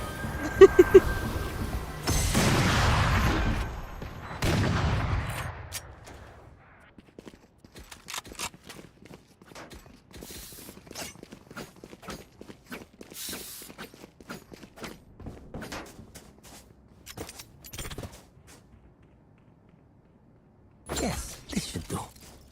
Help a girl out, would you? That goes there. Placing sentry.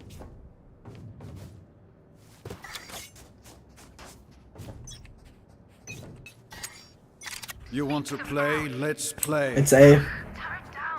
Hey guys.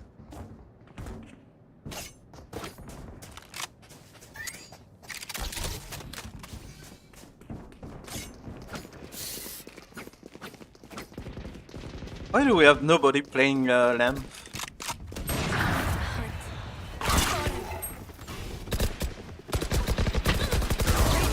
No charges left. Give me a corpse. Like, Let it begin. Everyone hiding.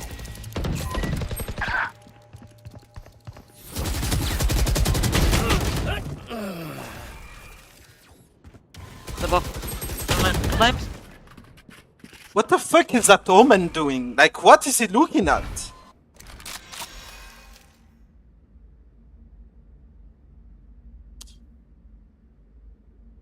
Ah.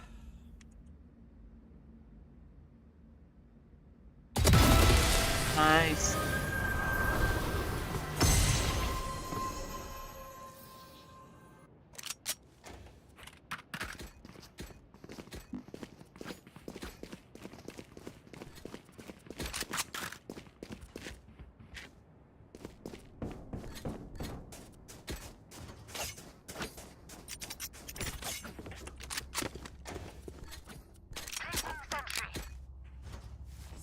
Oh, this is a nice spot.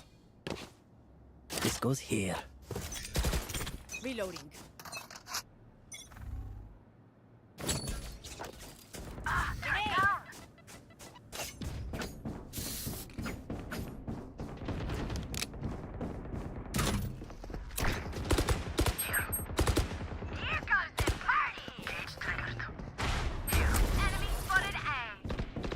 Joke's over! You're dead! Found you. Okay, going. Rotating. Cage, no more charges left.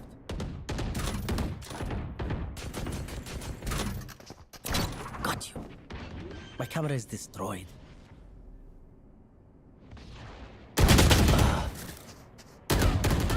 My ultimate is ready. Nice one. Omen was hookah. Time to hunt. Scout destroyed.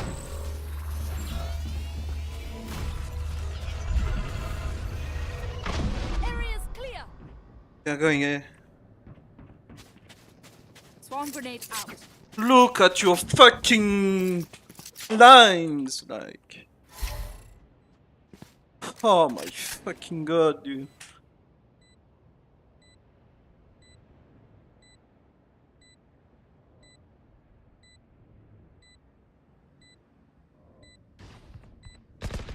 Clear your hard right. It's gonna be shower. Here. Bait me. You need to bait me. I got no life. Wait. Defuse. I'm doing. We have time. Yeah, we got time. Don't start that shit here, mate. Oh. Kisha, you wanna play B? Switch the setup. He's so mean to me. Okay. Sorry, Sky, I didn't understand you. He's so mean.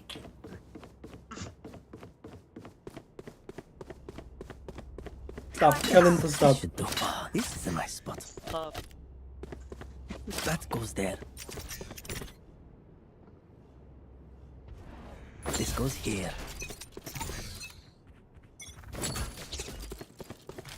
Get out of my way. Reyna showers. Cage 3. 2 showers. Oh my fucking god! What is my omen looking at?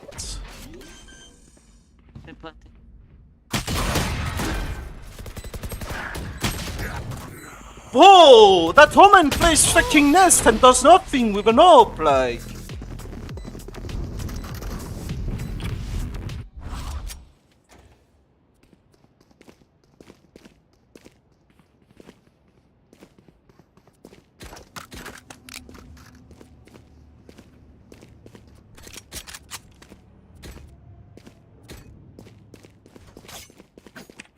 Cypher, do you want to trade again or? It's okay. Stay now. Yes, this should do.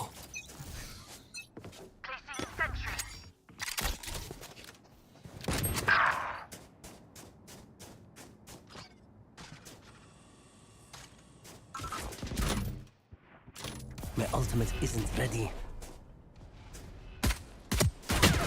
A lot long. I have one here.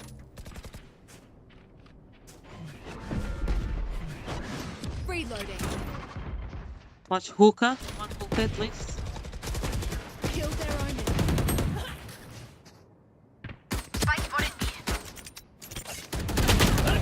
Oh! Nice. Fuck me, like.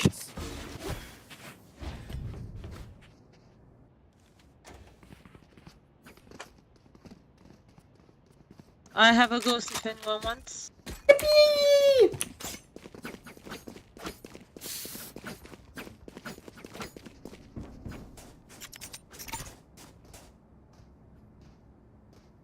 That goes there.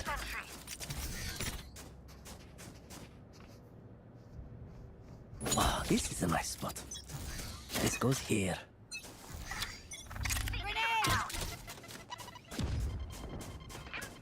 Nice, fall back. For sure. Turret destroyed.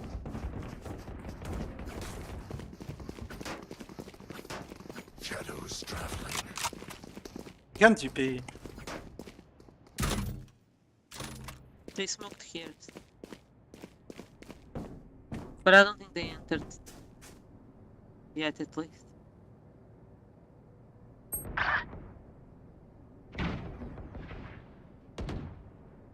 Got spike.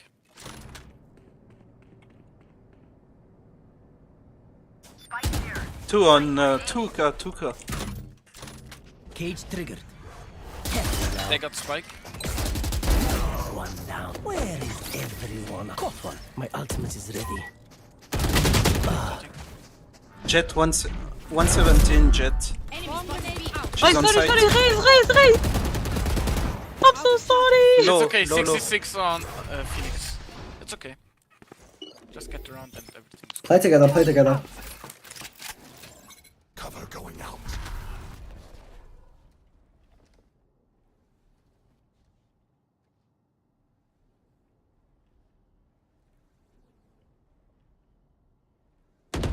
Destroyed. Good shit. Spike spotted B. Killjoy, I need your skin. Gimme. Can I get this? I need this.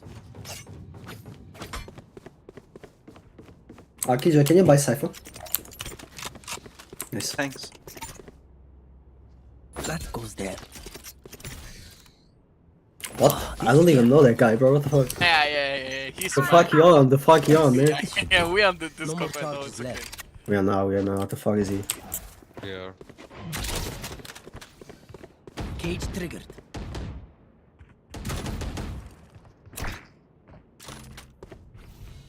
Wow, my eyes are down.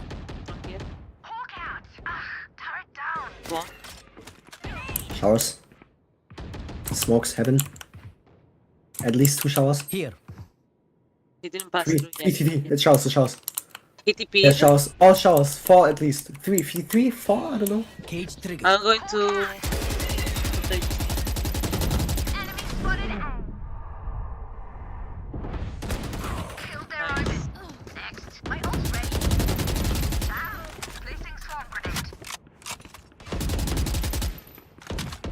The hunt begins.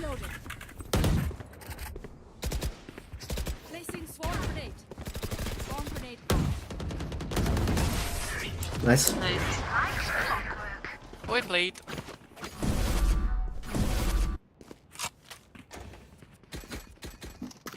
Cypher, you saved my life by the way with your cage. I know if you did it on purpose or off, but I did it so you could shoot if they cross my wires. No, like the thing is, like you smoked me off this flashes, so they cleared sight, but they didn't saw me. You know, it was perfect. Nice spot.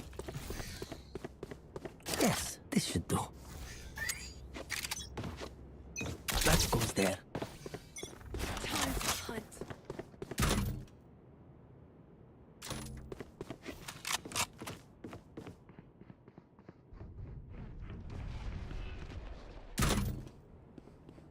Joke's over. You're dead. It's gonna be B.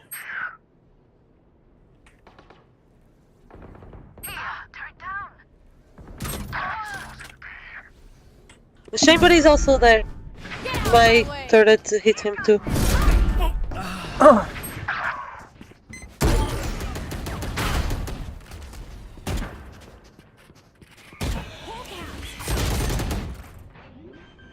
Fuck me. I knew they were gonna go B. I had a feeling they would go B because of like the hard stone they took on A. Because that's what people at that fucking Elo do.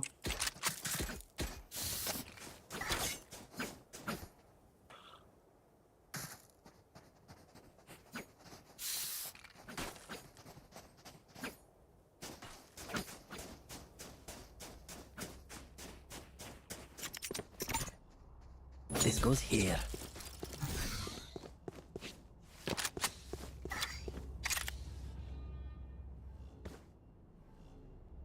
Here.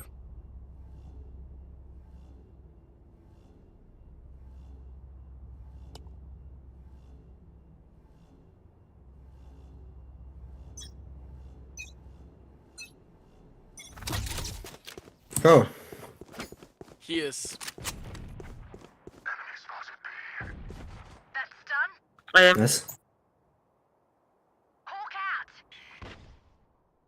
What?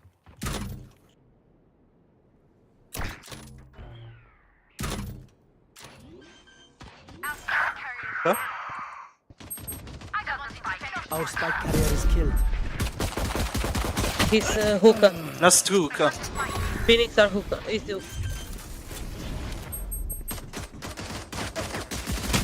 Spike carrier is down. Okay, so we pick the dog and we don't enter the site with the dog.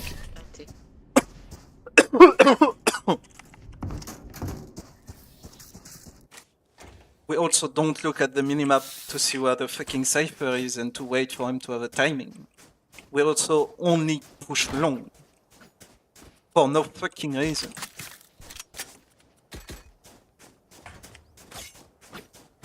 We also... yeah, just do fucking nothing. Like, just go pick 1v1, one by one, just to make sure that they farm us.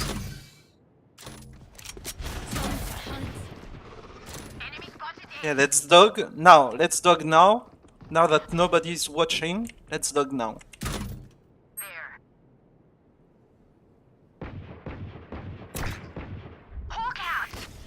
He is down. Almost One nice. He dropped down, right? Tripwire destroyed. Yeah. Yeah. One behind. I fucking knew it. Camera taken out. Sujat is here, up here.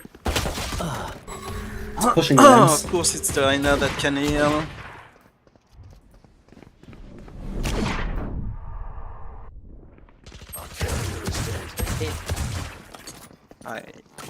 In the back.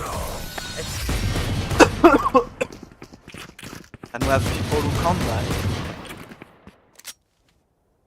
Oh, they can. But light.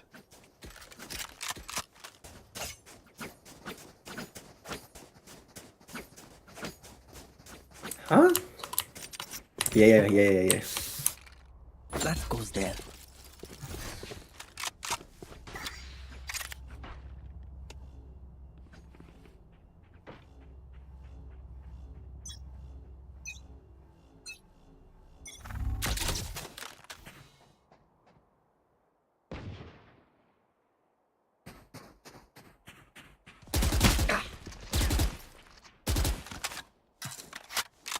Bro, that's perfect, man. That's perfect.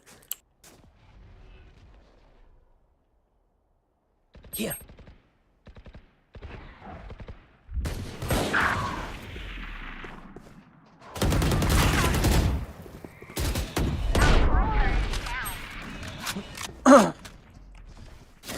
Cage triggered. I have retrieved the spike.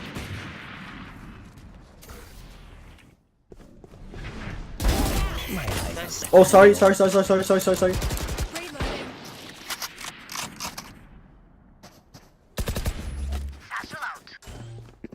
Reloading.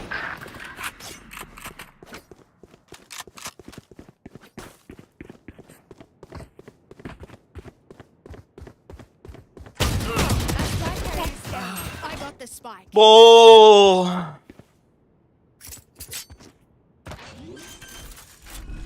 You're losing our fucking bonus.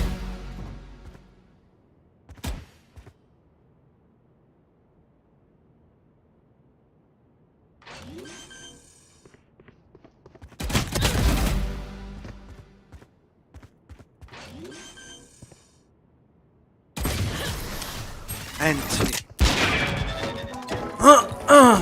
Anti.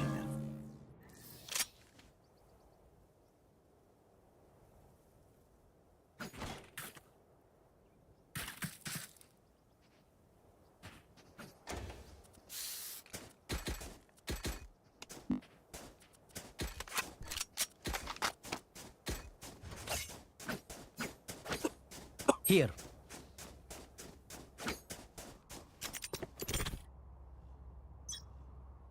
Yes, this should do.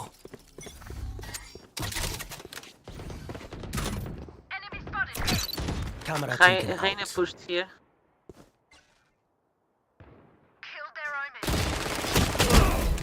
Holy shit. Go B. Go B fast. Go B fast. Only one on B. Go fast. I need healing, Sky. Okay. Nice, come B.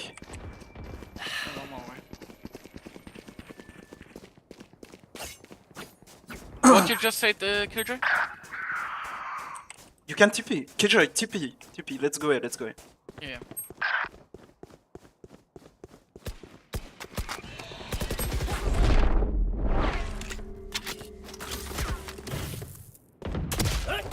Yeah, of course, he picks full sprint.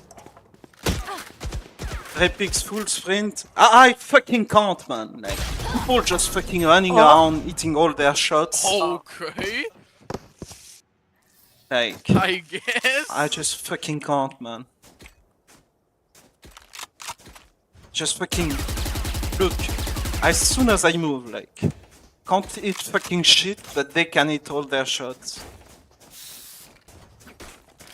Like, it's insane. Like, you can't fool, you can't run, you can't do anything, but then it's them and, like, it's over. Like, they can do whatever the fuck they want.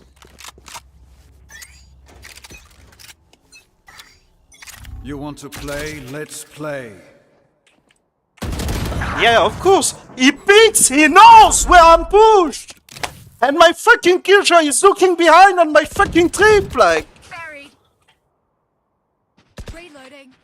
Of course he tries fucking walking on me, like.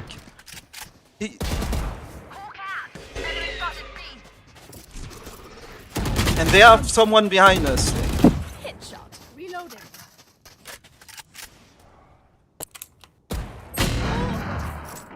Like, what the fuck are those games? Like, what the fuck are those people?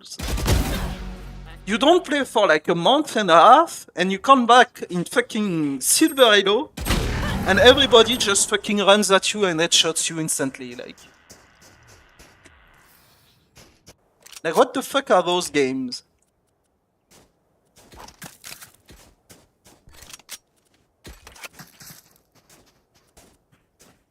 He's doing too much. I just want him to play. I mean what he said, but he's you know. You want to play, I want to play, so that's fine. It's fine.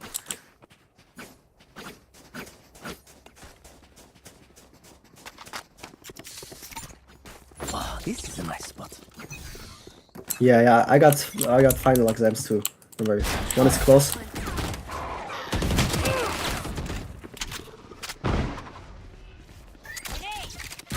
How can we not take that?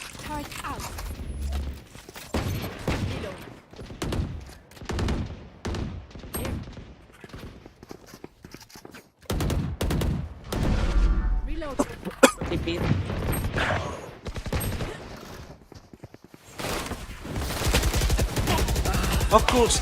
Every time, man! Every fucking time, man! I fucking fool! He overpeaks, I don't fucking fool, he doesn't overpeak every single fucking time! It feels like coin flipping, like... It's so fucking annoying, man! They play like fucking retards and no, like... We have fucking Killjoy Cypher, we have zero fucking map control, because my fucking retarded teammates spend their fucking time fucking e-dating and shit, like. That's what I have fucking e-daters, like. They don't speak, they just spam, they just spend their time typing to each other, like. Holy fucking shit, man. Like, you're playing a fucking game, like, I want a fucking solo queue, man. A pure fucking solo queue. Where people actually focus on their fucking game, like. Why do I always have the tryhard in my fucking enemy teams and the fucking retard in my fucking team, like? Where is everyone hiding?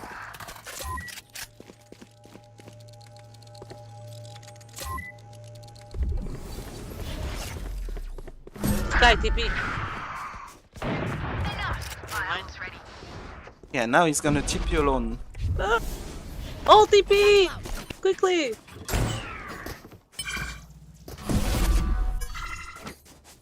Reloading.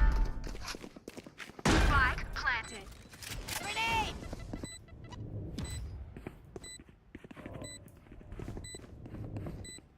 Go get him.